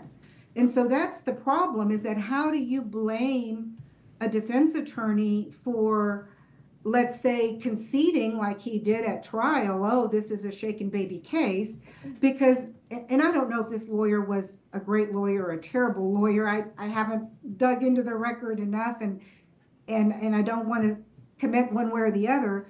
My point is simply that I can understand why a defense lawyer 20, 30 years ago, knowing that that was what the experts were pretty universally saying, I even wonder, could he not even find an expert to say something different back then?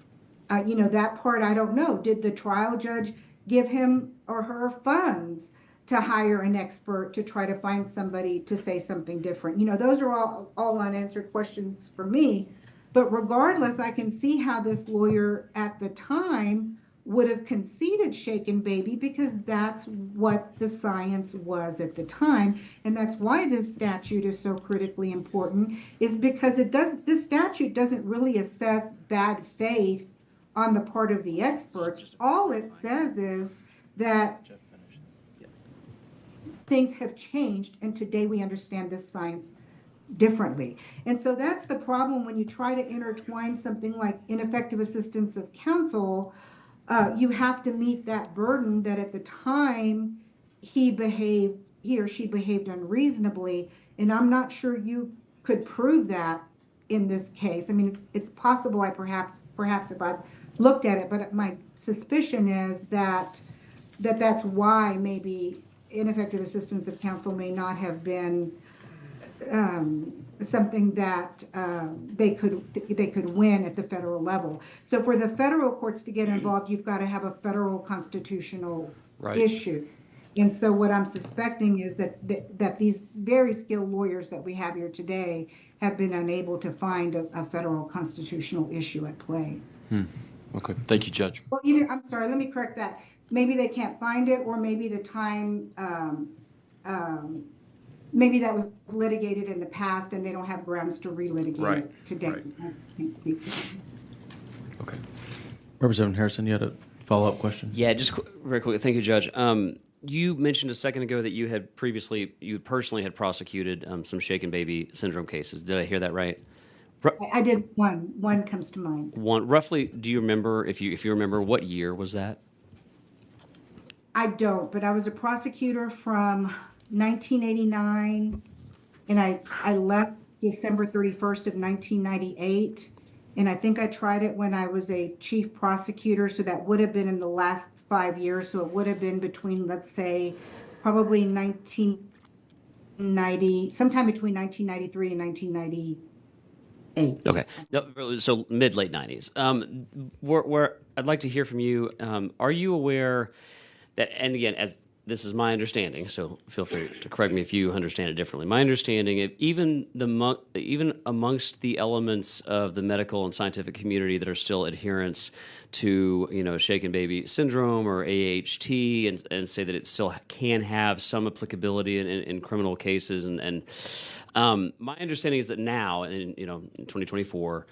It's sort of a diagnosis or a theory almost of last resort. Like once all the other plausible alternatives or explanations have been considered and excluded, then you could consider this as something that might be an hypothesis that matches the data. When you were prosecuting a case like this in the late 90s, was it your understanding that when the classic triad was present, that would be sufficient to determine this was shaken baby syndrome, and that abuse could therefore then be presumed? Are my facts right, or am I wrong? I think that's right. I mean, I don't remember a whole lot about the case that I tried. Okay. But it was, I want to say, a babysitter, and she claimed she had not hurt the child. And I did not believe her because the doctors involved in the case told me that exactly what you just said. They saw these signs in the medical evidence, and because of those signs that they saw, their expert conclusion was that it was either shaken baby, I don't recall, or shaken baby impact, one or the other. But those are intertwined. That's what's kind of a fallacy that's being portrayed by I think the prosecutors in this case, is they're trying to make it seem as though, oh, these are just totally separate things. The way that the impact is determined to be not from a fall, for example, is because they say that because of that triad, they can conclude that the impact was of the force of like a car. I remember them always saying, oh no, you have to shake so hard that it's like as if somebody had been hit by a car. It was that kind of testimony by the experts. And so as a prosecutor, I didn't question my experts. They were my experts. They were qualified and trained and educated but just real on I think the heart of the question I'm trying to get at is where the triad was present, and granted, you of course were relying on medical experts, where the triad was present in the 90s, back in that era, abuse, it was sort of like commonplace for abuse to therefore then be presumed to have occurred. I believe it was universally. That tracks with your recollection. I think, if I'm understanding the question, I believe, yes, I believe that's what the experts were saying, and I believe that's what we prosecutors relied on to pursue these convictions. Thank you, Judge. Yeah. All right, and I think you were going through your list of recommendations, so if you want to pick up back where you were. Sure. I think I was talking about the appointment of counsel. So I would not only require the appointment of counsel and funds for experts, but I would also make it clear that they're entitled to appellate review if the trial judge decides to either deny counsel or deny funding for experts. I think that you can't just leave that up to the whim or judgment of a trial judge. I think that that should be scrutinized by the appellate courts. My fourth thought about possible statutory changes would be something I think that I briefly mentioned, which has to do with the burden of proof. Right now, the burden of proof is preponderance of the evidence. I think you could consider lowering that to probable cause, simply because it is so difficult to prove these cases, as we've seen in this case, that sometimes it doesn't fall squarely within some of the language. And I think lowering the burden may make it easier to address bad science that is used in courtrooms. And I think you could say that the new science probably would have changed the outcome of a trial, and that should be enough to at least warrant a new trial. Like Mr. Grisham said, it's not as though granting this 1107-303 relief is a declaration of innocence. All that the 1107-3 relief does is prove an entitlement to a retrial. Innocence would be handled under a different post-conviction habeas statute. My fifth comment has to do with today the statute says whether the defendant proved that he would not have been convicted with the new science. And we've talked a little bit about that as well, how difficult it is to go back in time and to kind of assess whether that new science would have led to an acquittal or not. And that's a pretty difficult thing to do. So I was thinking that perhaps you could add language to the statute that would say the following. Right now it says the court makes under B, the court makes the findings described by subsections 1A and B, and also finds that had the scientific evidence been available at trial, on the preponderance of the evidence, the person would not have been convicted. That's what it says now. It could possibly say, or the state's or defense's core theory about a defendant's guilt or innocence would have been materially altered. I think that's part of what we're seeing in this case, is everybody can see this and say this was tried as a shaken baby case. The defense lawyer acknowledged this is a shaken baby case. That was the core theory at trial.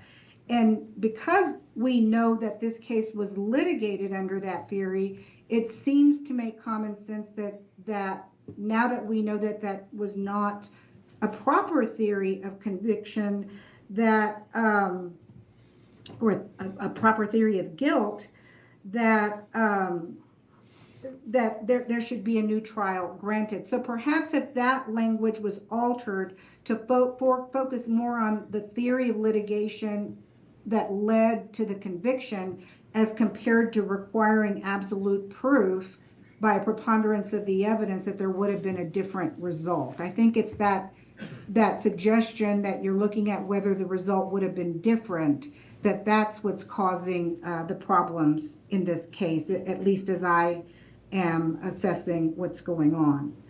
The sixth issue, which is my last suggestion, but I have several thoughts about it, has to do with the procedural bars.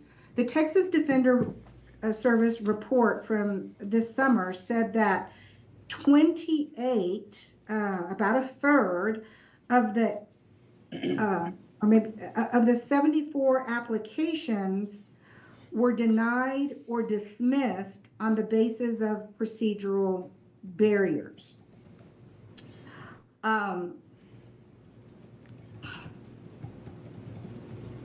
The problem with that is that when a procedural barrier is applied to a case, the court never gets to the substance at all. All it says is, because of this procedural reason, we're not going to even talk about the substance of the statute and whether it warrants relief in a case.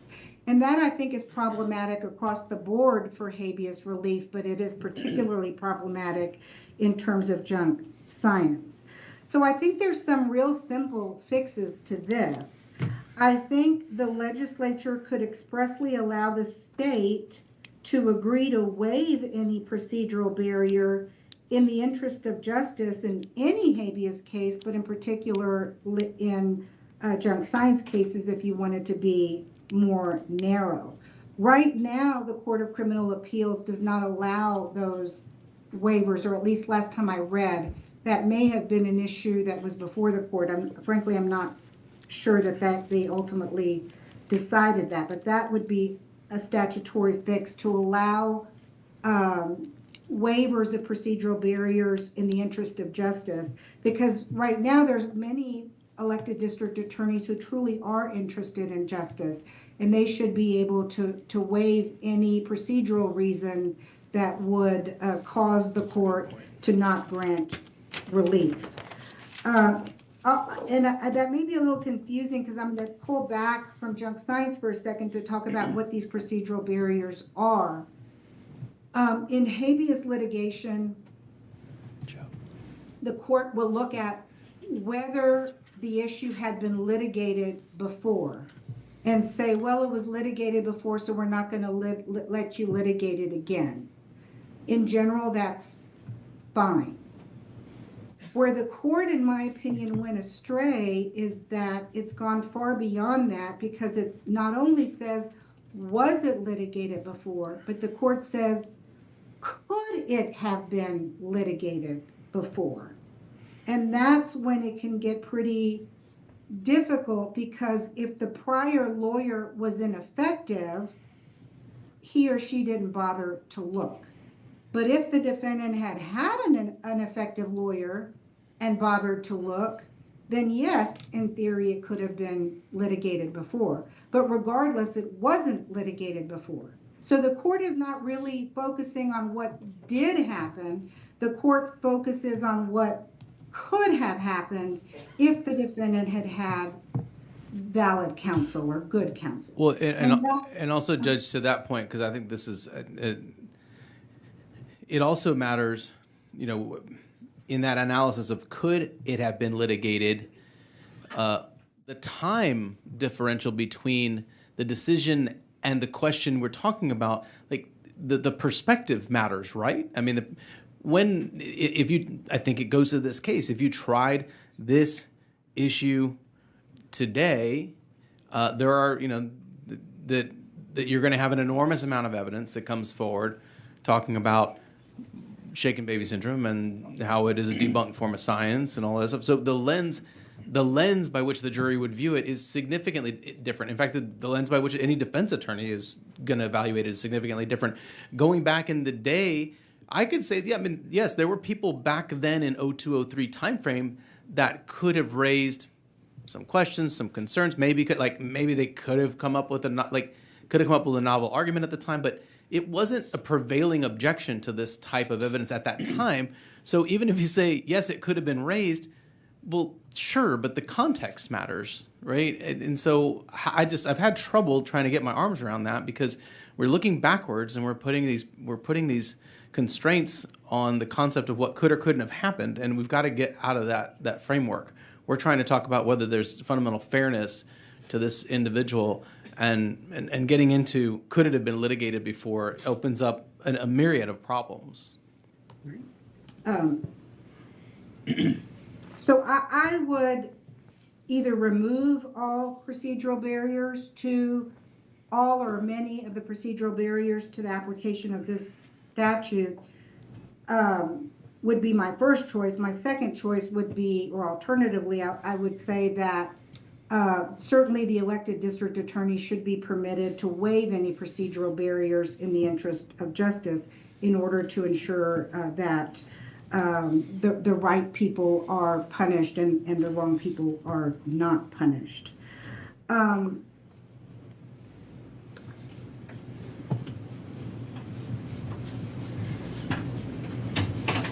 And one of the recommendations in the Texas Defender Services report this summer was that the legislature could require that when the Court of Criminal Appeals dismisses or denies relief under Article 1107, that the court should be required to detail its reasons for dismissing or denying relief on procedural grounds. And at first, I wasn't convinced by that suggestion, but the more that I have thought about it, the more I think it is a valid idea, because of the fact that you legislators are in the position of trying to figure out how to make this statute work better. But the problem is the Court of Criminal Appeals is not explaining itself as to why it's ruling the way that it's ruling.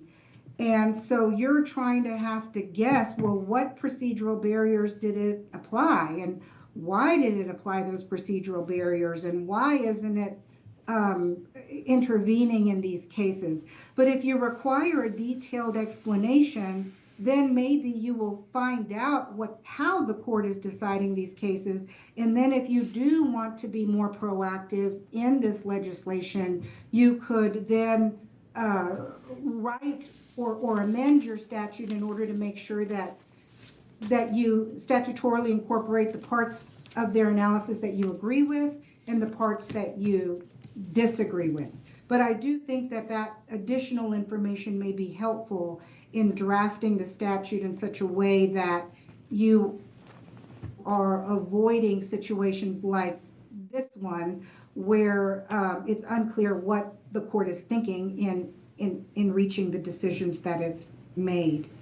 So I think I'll stop there. I've given you a lot of, very technical information, and it is complicated, and from, most people's eyes will glass over when you get into these technicalities, but this is why the system isn't working. It's because I think the court has not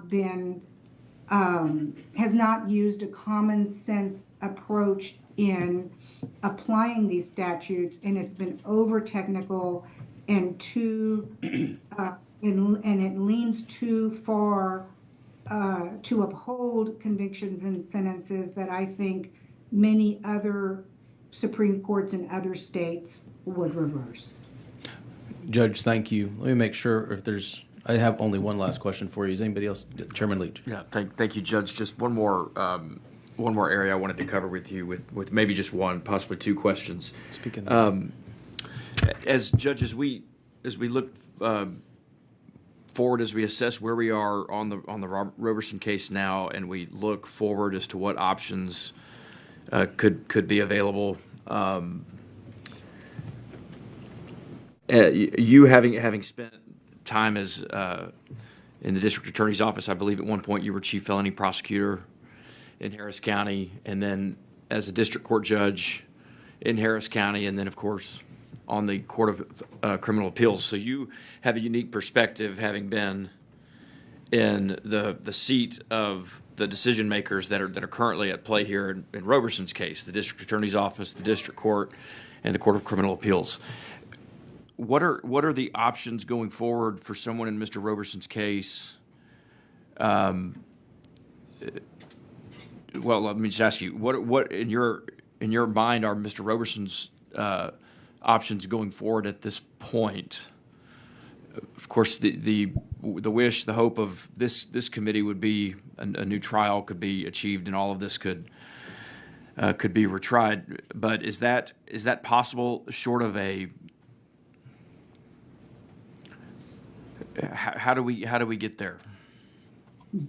That's a good question. This is what I believe should happen. So because of the good work of the Texas legislature, now defendants are entitled to 90 days notice before an execution date is set.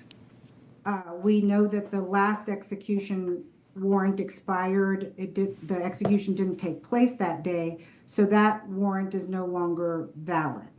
So now, assuming Palestine wants to continue to move forward with execution after everything we know here, they could schedule an execution date 90 days from now, which takes us into 2025.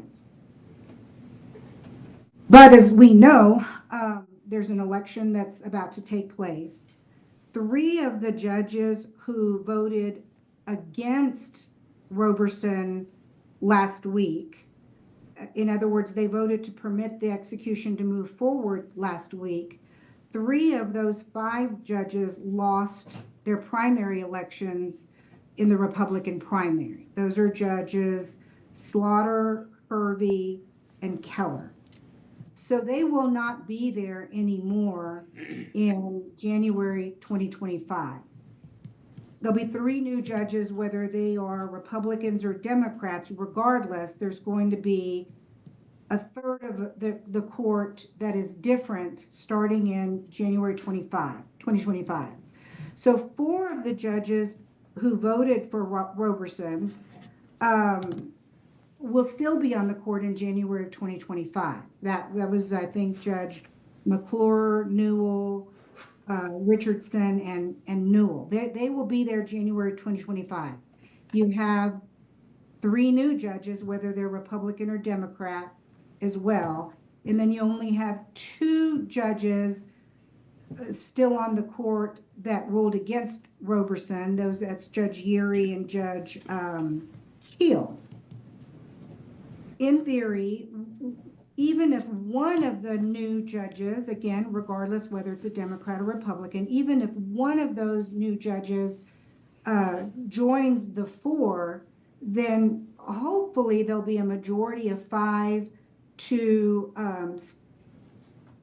formally stay the execution by the Court of Criminal Appeals, and hopefully they will grant rehearing of the 11073 issue. They can do that on their own motion. They don't even need a motion by Roberson's attorney. I'm sure she will do that, but they don't even need that. They could, on their own, sua sponte, take what's been filed, add the vote of the 5th new judge, stay the execution, and then they can take as long as they want to dig into the issues that have been presented before this committee.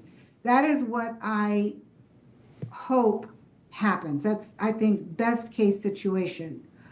Worst case situation is that whoever the 3 new judges are that are elected, end up siding with the 2 judges who voted against Roberson. Then we're back in that situation where there's a majority vote to permit the execution. And if that happens, I frankly don't know of a way to avoid execution. I hope I'm wrong. I hope his lawyers have ideas that of which I'm unaware, but it could still happen. I can't imagine that happening, but I also couldn't imagine last week at 8 p.m. When he was still eligible for execution, I couldn't imagine that was the situation taking place. I would never have foreseen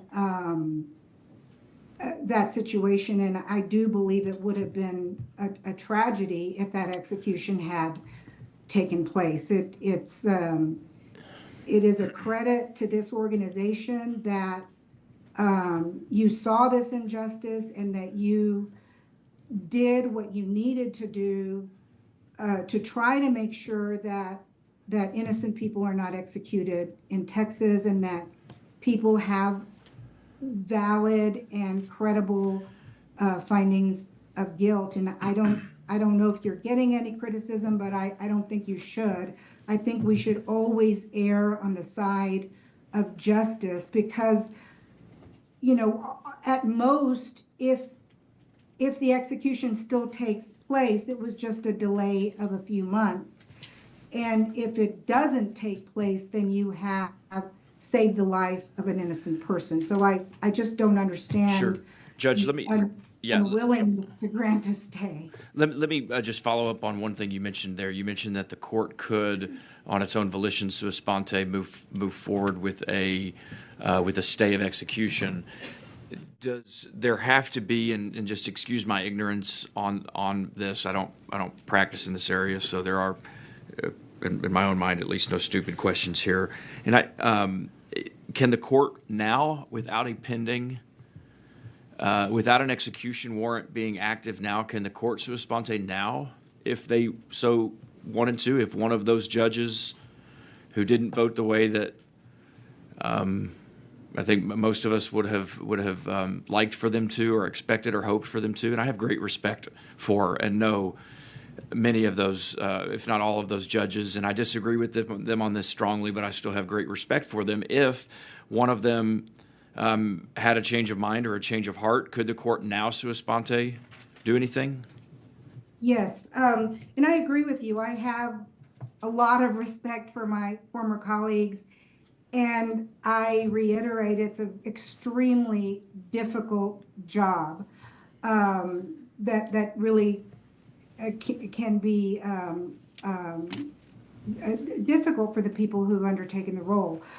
And I think I misspoke. So there's two possible things that could happen. One is the application for habeas relief under 11073. The second thing is a motion for a stay of execution. So on their own motion right now, the court could sua sponte decide to reopen its 11073 habeas decision. We used to do that sometimes at the urging of defense counsel, and sometimes one of us internally would say, we need to relook at this issue. Wait, Judge, I want to stop you there, because I think that's that may be new information for legislators or people who are tuning in.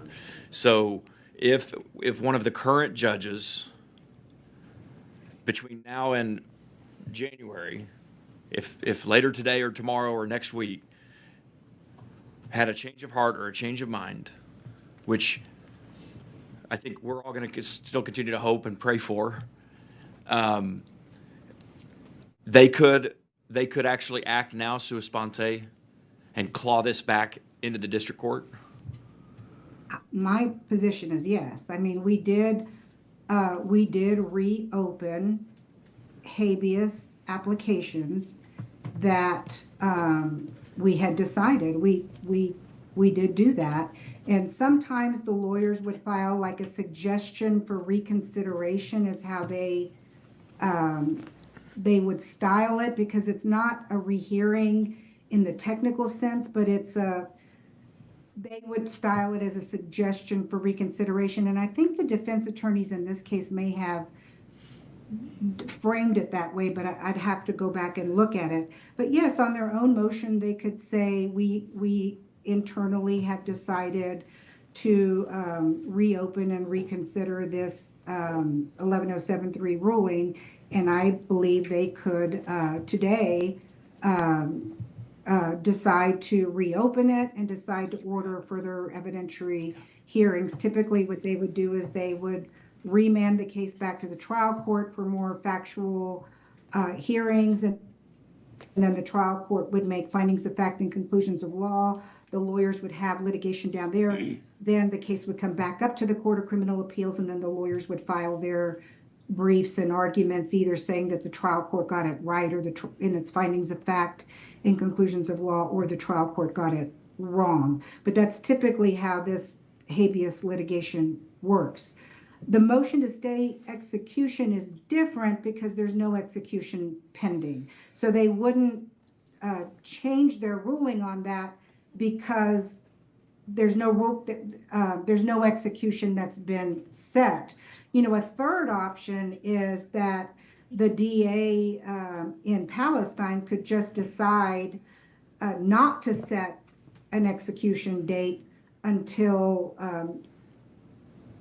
further time. Maybe that DA would want to go back and listen to all the testimony. Maybe they would, hire an expert to come in, a prosecution expert to come in and review everything in the case in order to give them an impartial assessment. I mean, there's any number of things that the DA's office could do in order to not seek another execution date.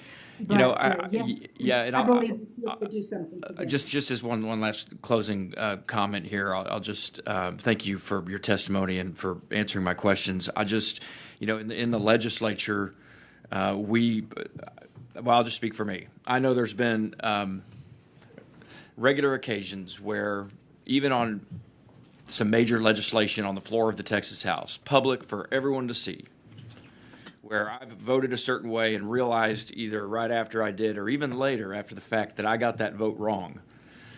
And we, under our House rules, have the ability to get up and to walk to the journal clerk and to, again, in front of everyone, kind of joke about it being the walk of shame, go up there and we change our vote. And we can add statements into the journal. And there's been multiple occurrences where I've, gotten it wrong. And it sounds to me like there is a tool in the toolbox for our current court to do the same thing. Or not even to say that they got it wrong, Judge, but just to say that they might have gotten it wrong. Right? So one judge saying, I think I got it right, but I'm willing to admit that I might have gotten it wrong. That's all it would take. Correct? Yes, and frankly, the four of them who voted for a stay really have not committed that they're going to rule in Robertson's favor at all. Correct. All they said was what you just said, that they were willing to pause in order to look further. So the mere fact that there's a stay or a reconsideration, all that does is just pause it to make sure that the issue is litigated. It doesn't guarantee an outcome one way or the other. Which, from my perspective, Judge, is all I've ever wanted. All I've ever been asking for and working towards in this case, I've said it using your words, is the pause button. The pause button. That's it. And I know that that's what I'm going to be praying for and hoping for. Thank you, Judge. Thank you. Judge, thank you. I just want to go down a quick path with you before we excuse you, and it's always weird to say we're excusing the judge, but you've been a prosecutor, right? You've served you've served on the district bench, presided over cases, and you've presided over the highest level of appeals in this state. All true? All true. Okay, so you've kind of seen how things go, and that's kind of what I want to drill down on, because you've seen criminal cases and trends across the state in your time, in your experience. Is it fair to say that in some places, the prosecution essentially gets everything that they want? Yes. Okay. And in some places, juries go along with the state because there's great trust that if someone was charged, then they must be guilty. There's some deference that they give to the prosecutor. Yes. And then when it comes to appeals, is it fair to say that there's another layer of extreme deference built into our system that creates an injustice at times? Yes. So when things are at that trial court level and how we look at it through the lens of the appellate court level, right? The trial court makes rulings on evidence, and even if they're wrong, they get a lot, that district judge gets a ton of leeway in what we call the abuse of discretion standard. Isn't that correct? Yes. Okay, so basically what that standard means is even if wrong, it's only did the judge act without any legal basis at all. Right. Right, and so that's the abuse of discretion standard. And then we have another deferential standard that we talk about, harmless error, right? That's another deferential standard. That's Yes. And so that means if you're totally wrong, no legal basis, but there's no concrete harm that's proven. So so that's what harmless error means in that context, right? Yeah. So then from there, your appeals court, they defer to the jury about all the facts, and they assume that because there was a conviction, if there was any testimony at all, no matter how incredible, the appeals court defers to the jury wholly and completely. So now we must do that as well, right? That's the way the appeals court looks at the jury fact-finding. Yes. Okay. And in going specifically to Article 11.073, there's a similar process in habeas proceedings. So the habeas court makes findings of fact, and those are the basis for everything that the Court of Criminal Appeals does. Isn't that correct? In general, the court does not have to. The court can decide that the findings of fact are not supported by the record. The record, right? So yeah. But the habeas court delivers. They essentially do the legwork, build the record, and produce findings of fact and send that up. And that's what the Court of Criminal Appeals engages with in making their decision, right? yes, but sometimes the court says that on its own motion or on its own review, it's going to do whatever it does. So sometimes it follows the findings of fact. Sometimes it expressly says that the finding of fact is not supported by the evidence.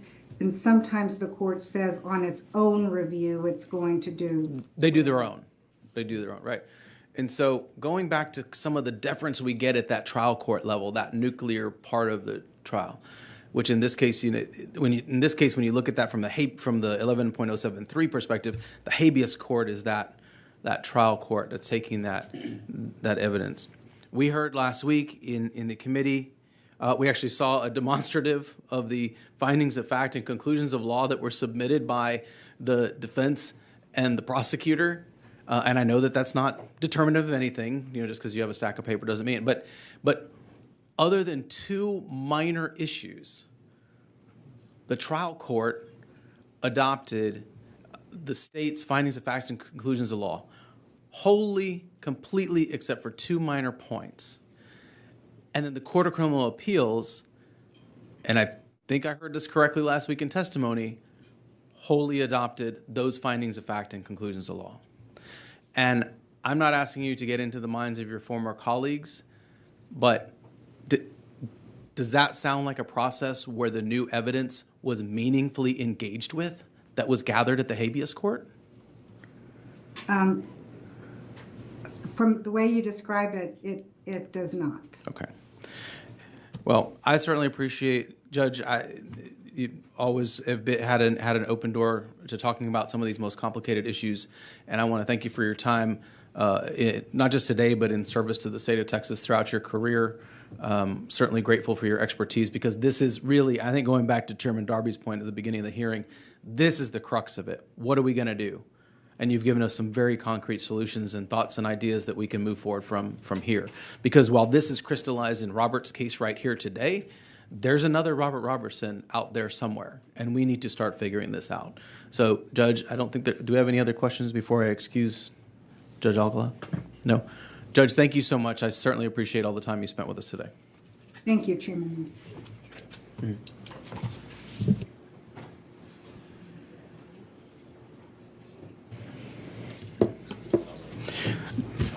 Chair calls Donald Salzman.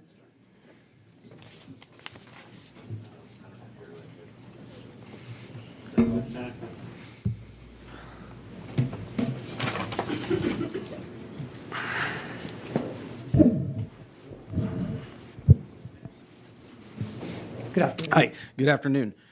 Just want to make sure that I have this correct. I have you registered as Donald Salzman, here testifying on behalf of yourself, and you're testifying neutral on the topic that we have posted for today. Is that correct? That is correct. Okay, awesome. I'm going to open the floor to you to provide your testimony. As you've seen, I've seen you sitting here all day. The members may have witnesses, or may have questions as you go. They may jump in, or they may wait till you conclude, but we'll have questions as we go along. So thank you so much.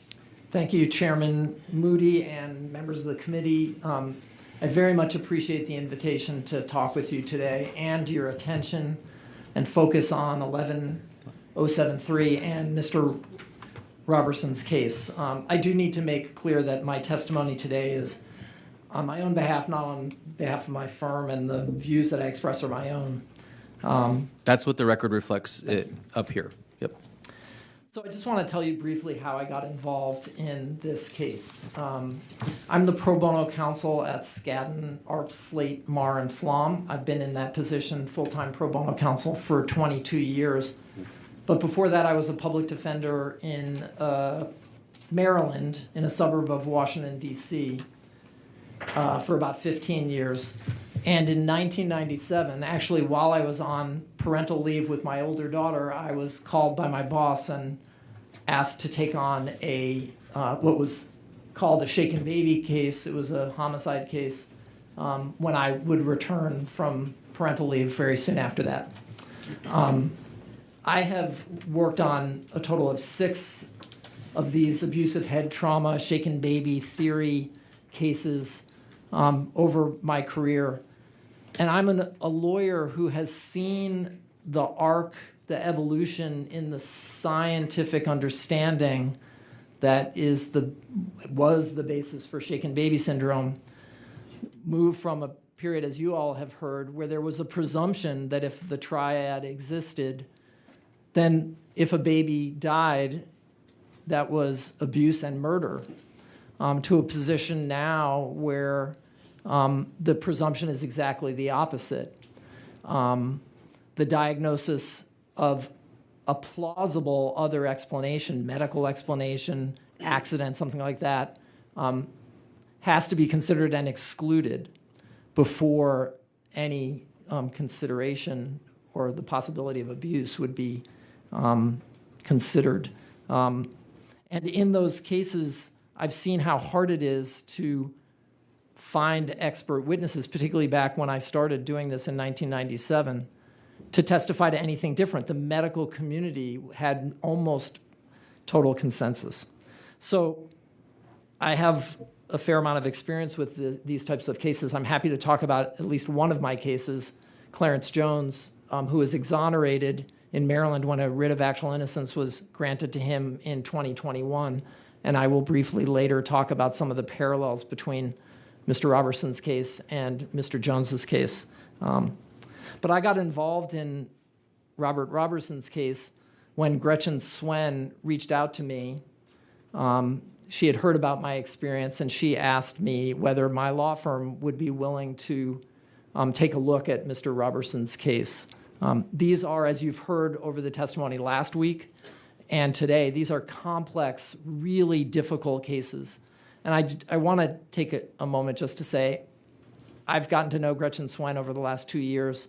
I think I can speak for my colleagues at my law firm and the Innocence Project to say that what she has done to keep Robert Roberson alive over the last 8 years, with help from others, but is remarkable. She's fierce, she's dedicated, and I'm proud to be associated with her.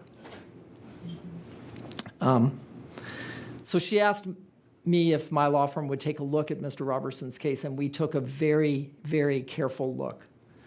And what we found are a lot of the things that you've heard over the last 2 days of hearings. I won't go into them in detail right now, but obviously the medical records and trial transcript and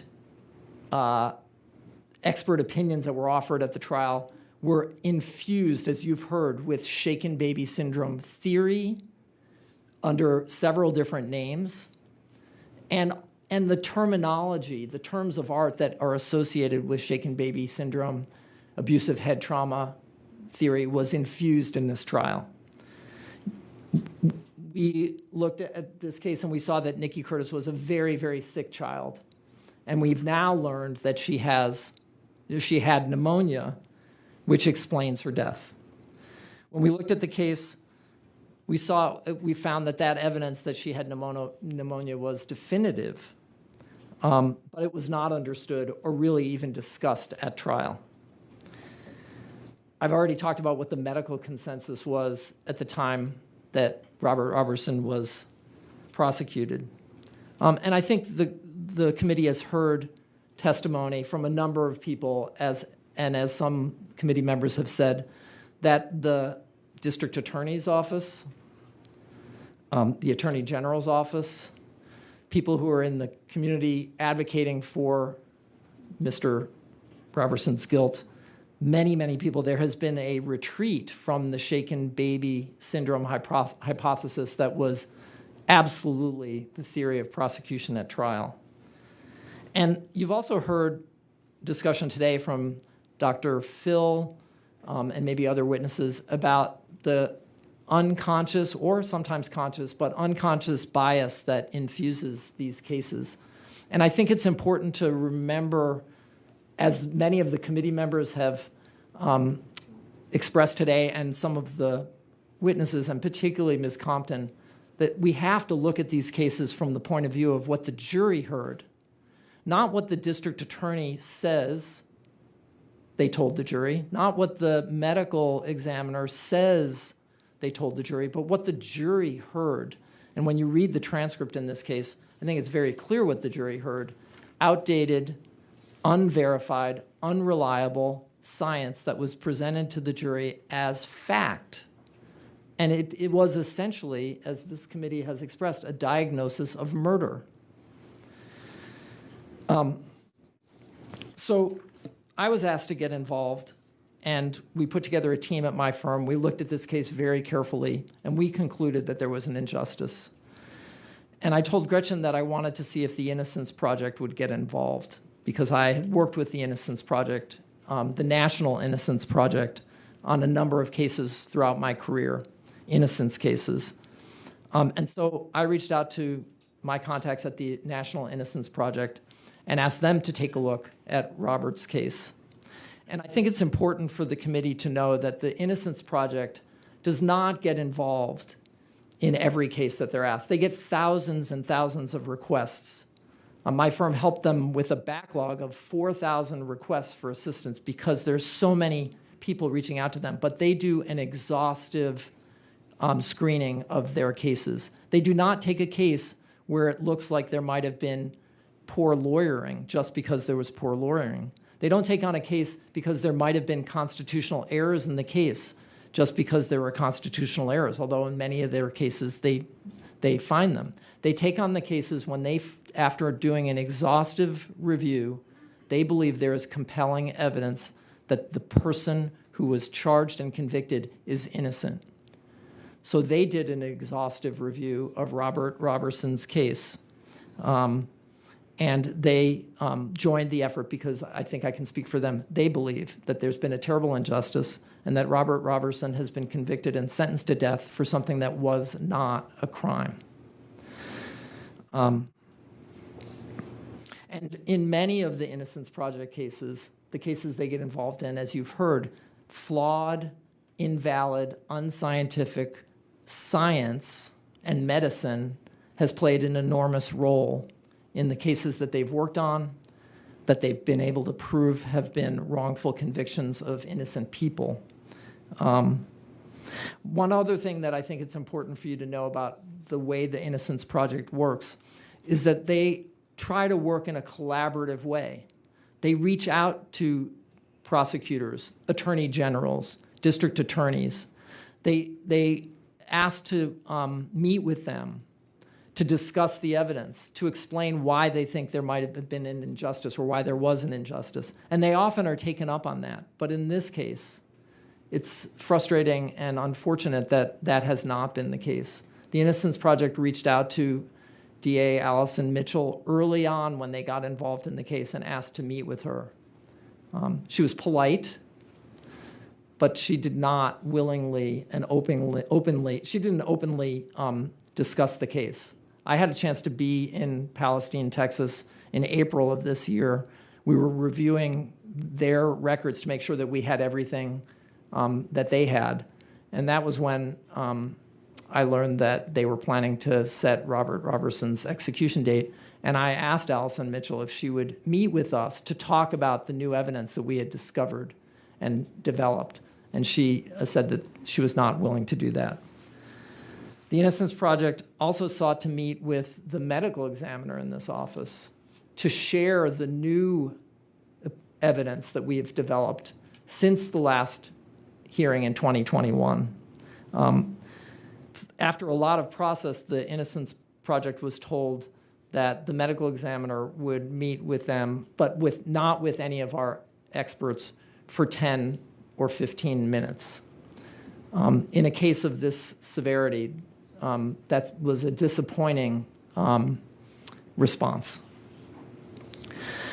I know it's late. I do want to talk about one of the most significant issues that I think the members of this committee has been discussing, and I don't know, maybe it's the elephant in the room. It is the position of the district attorney, the office of the attorney general, and I think this has also seeped into the one opinion we have from a concurring judge in this case, and that's the allegation, which I'm going to explain why this is really misinformation, that Nikki, upon her arrival at the emergency room in Palestine, had multiple bruises and injuries. The Attorney General just over the weekend filed a brief that said Robert Roberson brought his 2-year-old daughter Nikki to the hospital. Upon arrival, Nikki had extensive bruising to her chin, face, ears, shoulder, and mouth, and the back of her skull was mushy. That is absolutely not true, and I'm going to tell you in a minute why the trial record shows that that is not true. There's also been allegations, as you've heard and you've discussed, about multiple impacts to Nikki Curtis's head. That is the theory now that the district attorney and the Office of the Attorney General is presenting, that this was not a shaken baby case. And as you have discussed, the CT scan, which I'll talk briefly about, but you already know, absolutely refutes that. So let me just talk about a key witness in this case, the first nurse who encountered Nikki Curtis. Her name was Kelly Gerganis. Her name is Kelly Gerganis. And she was in the ER when Robert Roberson arrived at the hospital, handed his daughter Nikki to Robert's then girlfriend Teddy Cox, who happened to be in the hospital for a medical procedure, was in a wheelchair, and met Robert outside the hospital. When Teddy Cox was brought into the hospital in a wheelchair, she said her lips are blue, or she's not breathing, or something like that. And Kelly Gerganis testified that she immediately she saw this bundle in Teddy Cox's arms, and she grabbed the child. Those were her words, and she used that term several times. And obviously that's the appropriate thing to do, but we know because of the testimony last week from Francis Green and Dr. Auer that Nikki had a bleeding disorder, disseminated intravascular coagulation that causes, even from minor medical touching and procedures, bleeding. So Kelly Gurganis grabbed Nikki, and she testified that when she brought Nikki into the examination room, she said, "I witnessed bruising.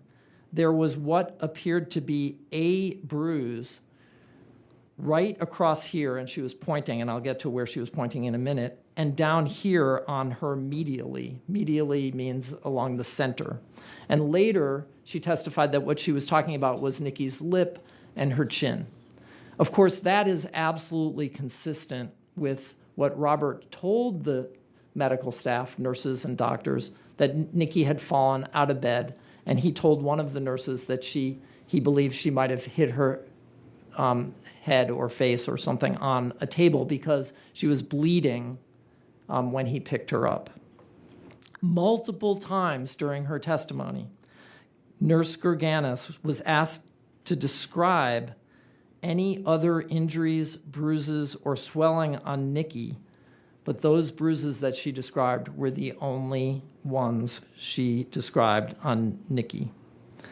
She was asked to describe what she observed on Nikki's head after Nikki was intubated and the police arrived. They shaved Nikki's head, and she testified, "As I remember once the police got there, they shaved the back of her head. So they shaved the back of her head, and I don't recall it being bruised, but it was red and it was just mushy, like a soft spot."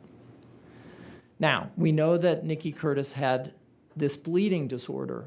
We know that she was intubated. We know that doctors put a tube down her throat, and the procedure involves, holding the child's face and head still while the breathing tube is placed down the throat.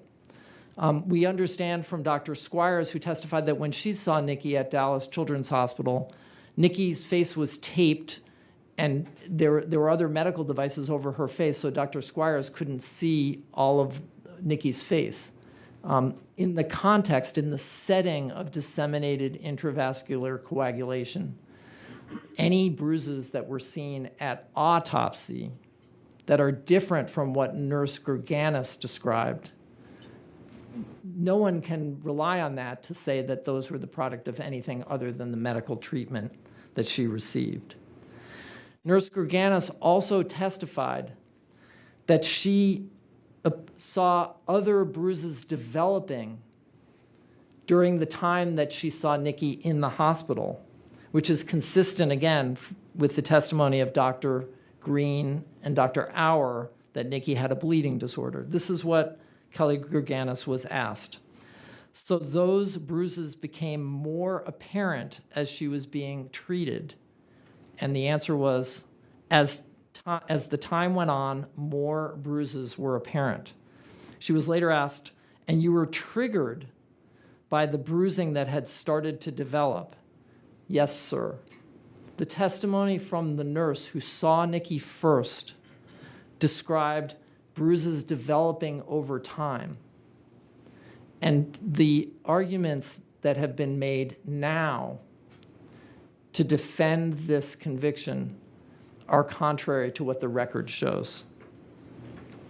And as I said, another nurse testified that Robert Roberson told her that he believed Nikki had fallen and hit her head or face on a table and found blood in her mouth, cleaned that blood with a washcloth, which he then showed to Brian Wharton when he was brought to his house. So the bruise on Nikki's lip, the torn frenulum, any other bruise on her face are consistent with what Robert Roberson told people at the hospital. I do want to address a different topic briefly because Sure, Mr. Saltzman, of course, yeah. Chairman Leach. Thank you, Mr. Saltzman. Let me just ask you a couple of questions, kind of where you are in the timeline here. Was Nikki, let me just ask, was Nikki alive when she was brought to the hospital? The medical records show that her pupils were fixed and dilated. That is a grave condition. She wasn't breathing. Her lips were blue. Her brain was essentially, according to the experts, her brain was essentially dead at that point. But she was revived because of heroic efforts in the emergency room. So when Mr. Robertson brought her in, she was still breathing, correct? She was blue. Okay. The medical records are really not clear whether she was breathing or not. Okay. I don't know if you've looked at them. They are really hard to read. They are.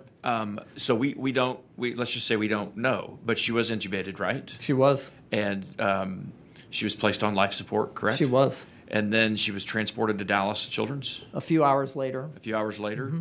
And so what date would that have been? January 31st. And we don't have any records. There are no records when Ms. Swen got involved in this case in 2016. Any records of the transport and what procedures were performed during the transport are no longer available. No records at all? Absolutely none. Why do you believe, or does the record reflect why they transported her from Palestine to Dallas? Yeah. Nikki was in critical condition, grave condition. Palestine is a regional hospital. It's not a correct a trauma center. So, and this is a vitally important point, at least for me. And so I just want to stop here and make sure that we're all paying attention.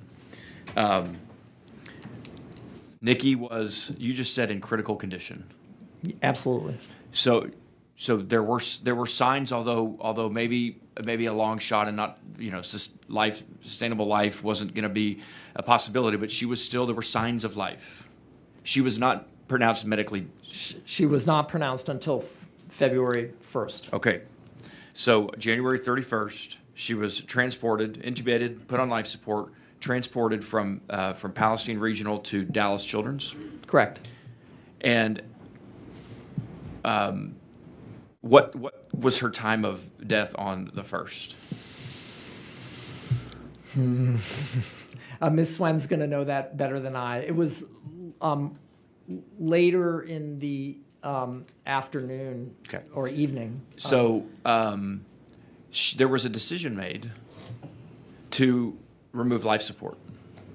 Yes, correct? There was. Was Mr. Robertson consulted about that decision? He was not. At that time, on February 1st, did Mr. Robertson maintain conservatorship over Nikki? Mr. Robertson had been awarded custody by a court and had been involved in Nikki's care for a few months. As of February 1st, when the decision was made to remove her from life support, no parental rights, none of Mr. Robertson's rights had been terminated. That's my understanding. Someone made the decision, and correct me if I'm wrong when I say this, but somebody, not Mr. Robertson, made the decision to remove Nikki's life support without his permission. That is my understanding. Everybody getting that? We've got the removal of life support at Dallas Children's, for which Mr. Robertson, her father, who rushed her to the emergency room in Palestine, was given no say and no permission. Correct? Correct. Since we're on the topic, I'm sorry. Yeah, no, since we're on the topic. Since we're on the topic of outrageous things, I wanted to briefly just follow up on some of the committee's questioning and the testimony about sexual assault allegations against Robert Roberson. A nurse at Palestine Regional Hospital who testified that she was a certified sexual assault nurse examiner when it turns out that she was not a certified sexual assault nurse examiner, examined Nikki while she was in this grave condition, and said that she saw 3 tiny tears, anal tears, The child abuse expert at Dallas Children's Hospital who examined Nikki said that she also saw a tiny tear, but that expert, Janet Squires, said that in her opinion, that was a neutral finding. That was not evidence of abuse. In fact, she testified that any mother would know that a child with diarrhea, vomiting, diarrhea, but diarrhea is really important, or just diaper rash, to have that type of little skin tag, as she described it, is not evidence of sexual abuse. But at trial, not only was the uncertified nurse, sexual assault nurse examiner, permitted to testify that she saw sexual abuse on Nikki, she was allowed to testify about why pedophiles might choose anal penetration. This is what the jury heard. Why a pedophile, with Mr. Roberson sitting right there, equating him with being a pedophile. And then when Janet Squires... Mr. Tolson? Yes, I'm sorry. Representative Harrison? Thank you. Just a very quick clarifying thing. Sure. I think you glossed over something that if I understand the record and your testimony is, I think, important for people to hear. You said uncertified nurse. My understanding from the review of the record is that on direct examination, this nurse made a representation that she was SANE certified, and then on cross had to admit that she had lied to the jury about her credentials to even be speaking about such a matter. Can you comment on that, and is my understanding consistent with the facts as you understand them? You're absolutely correct, Representative Harrison. She testified on direct that she was a certified sexual assault nurse examiner, and then she admitted on cross-examination that she had never been certified. It's just unreal. Janet Squires was asked by the prosecutor about the anal tear. And after she gave her testimony that any parent, any mother looking at that would recognize that as essentially normal, and obviously we know that Nikki had diarrhea, the prosecutor then said, however, Dr. Squires, you've seen a lot of child sexual abuse cases, and I'm paraphrasing, and there are cases where children have been sexually abused when there's no evidence of sexual abuse. Now, this is a jury, and this is a jury that was told during voir dire, and I grew up in New York State. I live in Washington, D.C. I know I'm mispronouncing this term. I know I'm not even going to try to pronounce it. Voir dire. I'm sorry. Voir dire. Yeah. My colleagues probably would have advised me not to attempt that. Every juror was asked about whether they could be fair when they heard evidence about sexual abuse. Robert Roberson being, having alleged to have sexually abused his daughter. What's the timing of this? During the trial, every juror, every single one, I think, back in 2003. They heard evidence about it in the opening statement. Then they heard this testimony. So, I'm sorry, during juror selection, during voir dire. During jury selection, yes, sorry. The phase of the trial that I won't try to pronounce again. And then, as you've heard, the allegation of sexual abuse was a grounds for the death penalty. That's how it was presented to the jury at the beginning of the trial, that there were two reasons that Robert Roberson was eligible for the death penalty. One was because he had been alleged to have murdered a child under 6, and the second was based on the sexual assault grounds. Then, after the evidence was in, the prosecutor withdrew the grounds involving sexual abuse, but they still argued that there had been sexual abuse committed by Robert Roberson to the jury in the closing argument. And I'll just say one other thing on this. Before the trial began, the trial judge overruled an objection from the defense about the admissibility of the sexual assault evidence. But the trial judge said to the prosecution, you need to, and again, I'm paraphrasing, you need to tread carefully, because if you don't prove this allegation, it's grounds for a mistrial. But no mistrial was granted. So, Can you say that again? Yeah.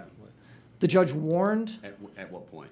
prior to the beginning of the trial, prior to the presentation of the evidence, the judge warned the prosecution that if they weren't able to prove that sexual assault had occurred, sexual abuse had occurred, then that would be grounds for a mistrial. And then did the defense counsel move later? Yeah. I believe so. Ms. Swen knows the record way better than I do. I've read the record, but it's late, and I don't want to misspeak. I believe so, but she will correct me if I'm wrong. Representative Schatzline. So I just got to understand this because that's a detail that I did not realize. So you're saying that as jurors were being selected, sexual abuse was mentioned. And then when this was shown to be unsubstantiated, there's no evidence of sexual abuse, and the judge even warned, hey, you cannot use this unless you have the evidence or it's grounds for a mistrial. Then in the closing statement, it was said again, and yet a mistrial was not granted. Am I hearing that correctly?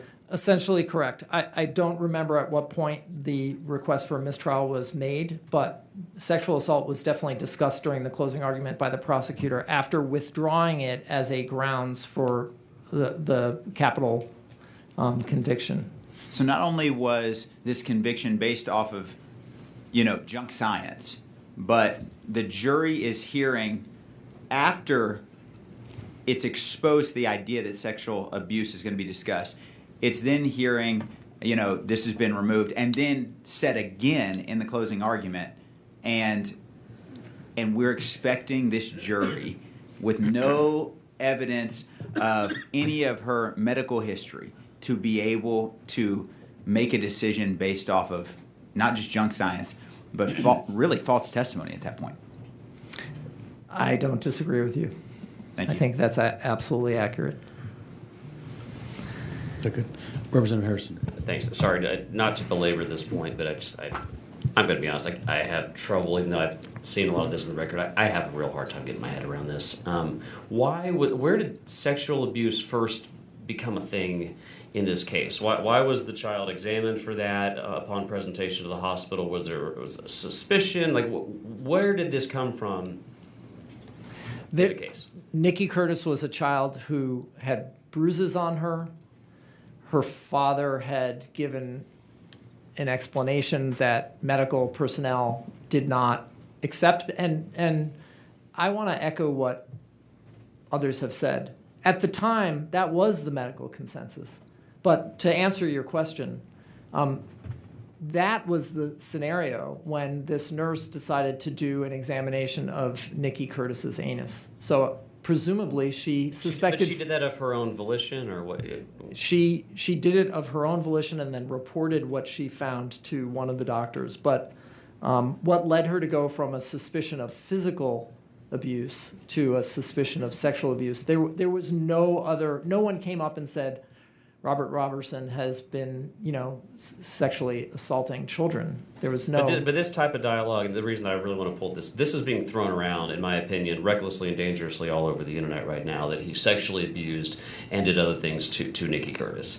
Has there ever been a scintilla of substantiated evidence to support that claim? Absolutely not. Can you say that one more time? Absolutely not. And forgive me, you might have already mentioned this and I missed it. He was or he was not charged with sexual abuse. Again, Ms. Swen will correct me. I believe that he was not. The jury was not asked to.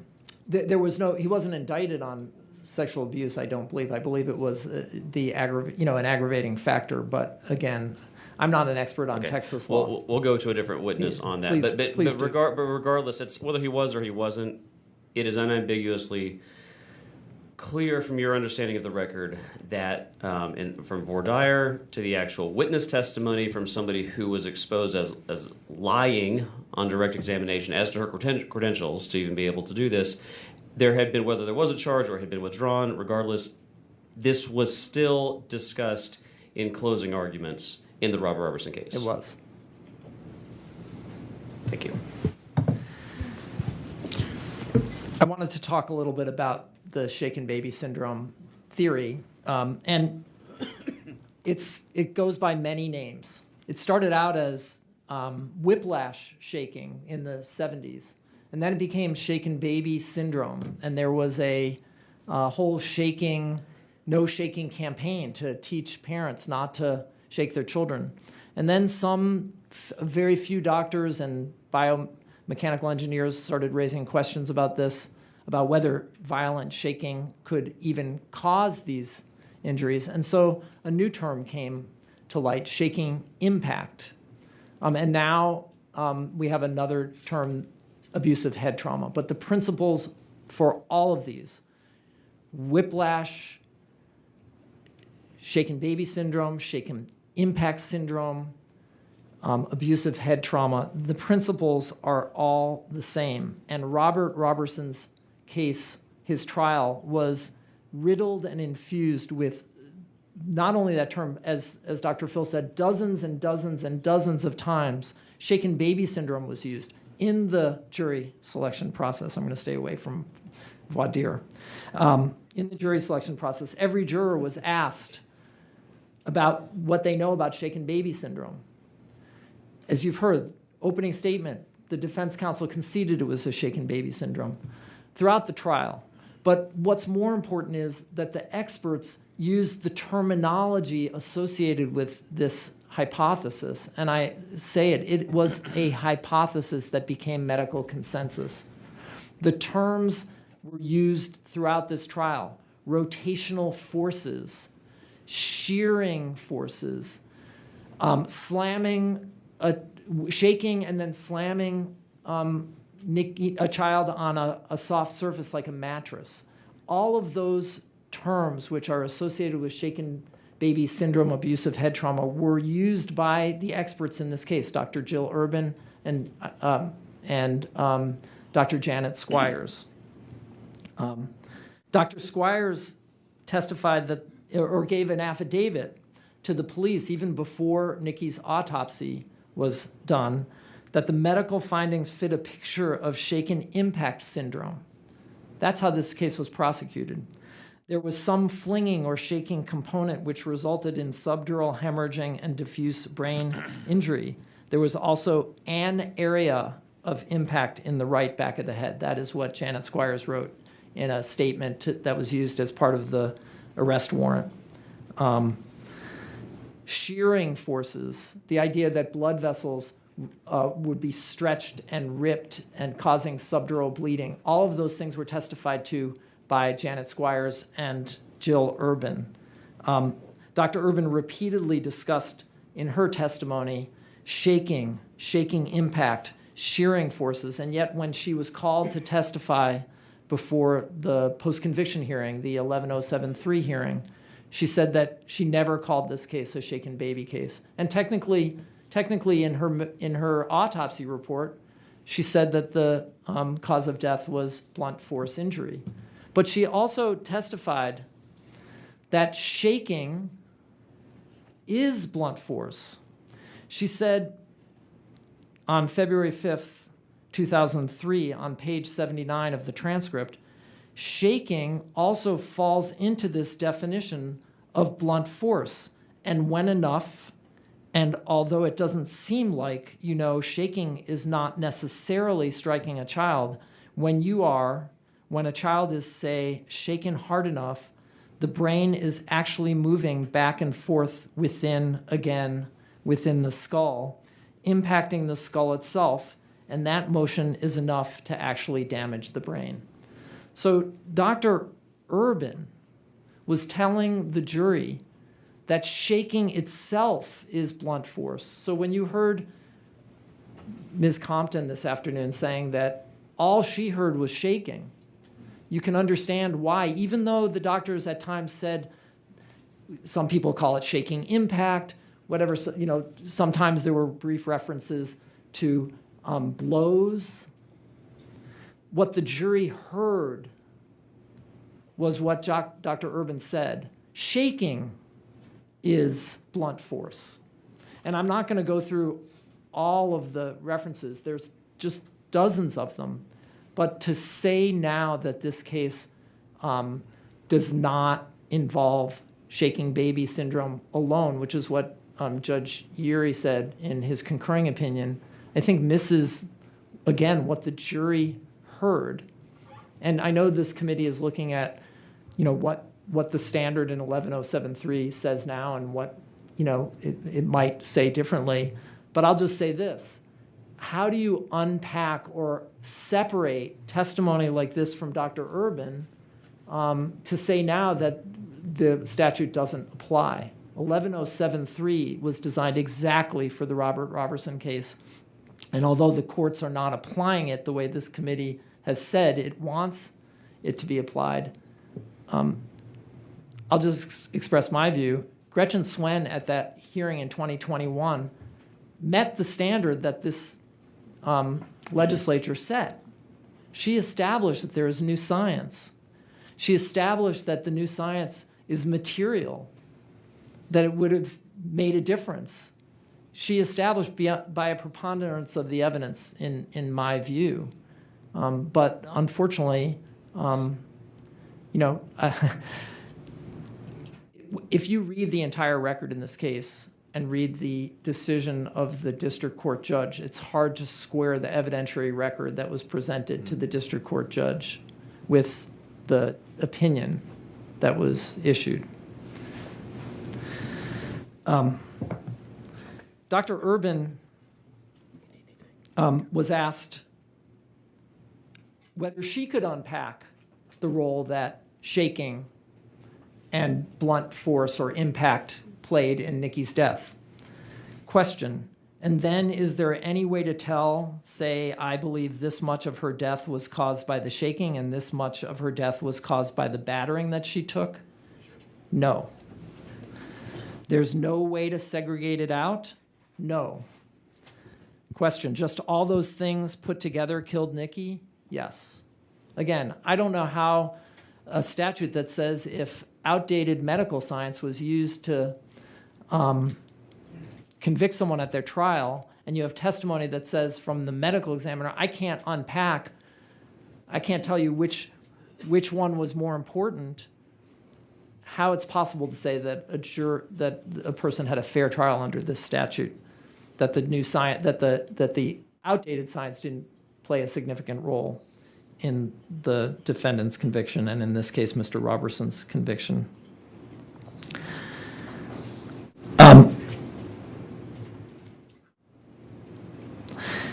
I want to talk a little bit, just briefly, you've heard this, but Dr. Urban admitted that she did not consider any of the following information before reaching conclusions about Nikki Curtis's cause and manner of death. She didn't consider Nikki's medical history from birth, including her recent illness the week before her collapse and the drugs that she had been prescribed by her pediatrician. In fact, Dr. Urban said she didn't even know what promethazine was when she was having a conversation with defense counsel prior to trial. And during trial, she never gave any indication that she knew what promethazine was. Yes. I'm sorry. You're going to have to say that again. Yeah. You're talking about Dr. Urban. Dr. Urban. The medical examiner who performed the autopsy. Correct. She said what? She had a toxicology report that was attached to her autopsy report, and included in her autopsy report. She said that at autopsy they drew blood, and the part about you said she said somewhere in the transcript she didn't know what Finnegan was. Yeah, she had a autopsy report that reported that Nikki had Finnegan or promethazine, right. It was described there, in her blood at a certain concentration, 0.4 milligrams per. Now I'm getting beyond my area of expertise. Yep. No, but I heard you say she said she did not know what that drug was. Yep. Is that what she said? She did say that to defense counsel before trial when she was asked what that was. She said, I don't know what that is. And during the trial, she never testified about that at all.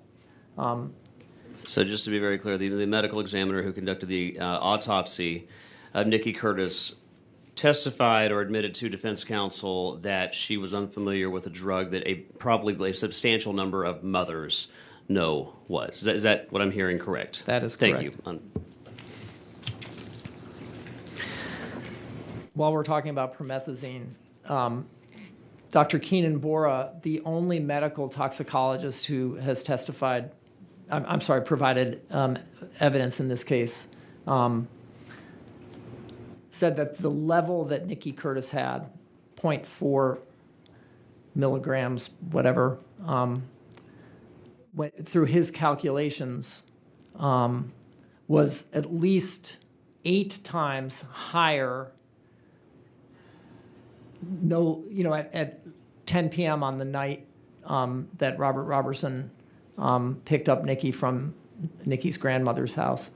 And as it's possible that if she had been given Phenergan earlier than that as her last dose, that she could have had as much as 30 times the level. That's what his report says. There are reports that the amount shown at autopsy, 0.4, is a high level, and that child fatalities have occurred at levels just 3 or 4 times that. Yes, Representative amount. Schatzline. So what you're describing right now, how does that happen? How does she get that level of dosage? Is that the fault of the physician? How does it happen? You're asking me to speculate, but Nikki was in the care of both Robert and her maternal grandparents. She was given double doses of Phenergan. There's no way to know whether the caregivers understood that she wasn't supposed to get both prescriptions given to her at the same time. She was prescribed those. She was prescribed those drugs, and we know that she had incredibly high, dangerous levels of that drug in her system when she died. And essentially, just to break it down, Dr. Bora says that he can calculate the levels she had before she arrived at Palestine Hospital, and that he says it's very likely that they contributed to her death. Yeah, so removing everything else we've talked about today, that factor alone, talking about the lifelong illness that she had mixed with the pneumonia, and now we're getting a drug that halts breathing to an extent for children, and it's a dosage that is a dangerous amount prescribed by a doctor, that alone could cause death. That is what Dr. Bora provided in his affidavit. Thank you. Dr. Urban. Oh, yeah. Sorry, Representative Harrison. Yeah, just real quick. I want to say this for a second to pick up where Representative Schatzline left off. We had a prior witness earlier today who was on herself, one of the jurors. She testified that she had heard maybe something about a cough, some kind of cough medicine maybe, but it was very cursory, high level. But the level of detail you just got done describing, the possibly 8 times, possibly all the way up to 30, because, again, as I understand it, the pediatrician wrote a script and the ER doc wrote a script. One was Phenergan with codeine. If he had been trying to do his job and adhere to the instructions of the physician, that could possibly explain why we were getting 2x or higher. Is it your understanding from the record, did the jury know anything about this? No. Thank you.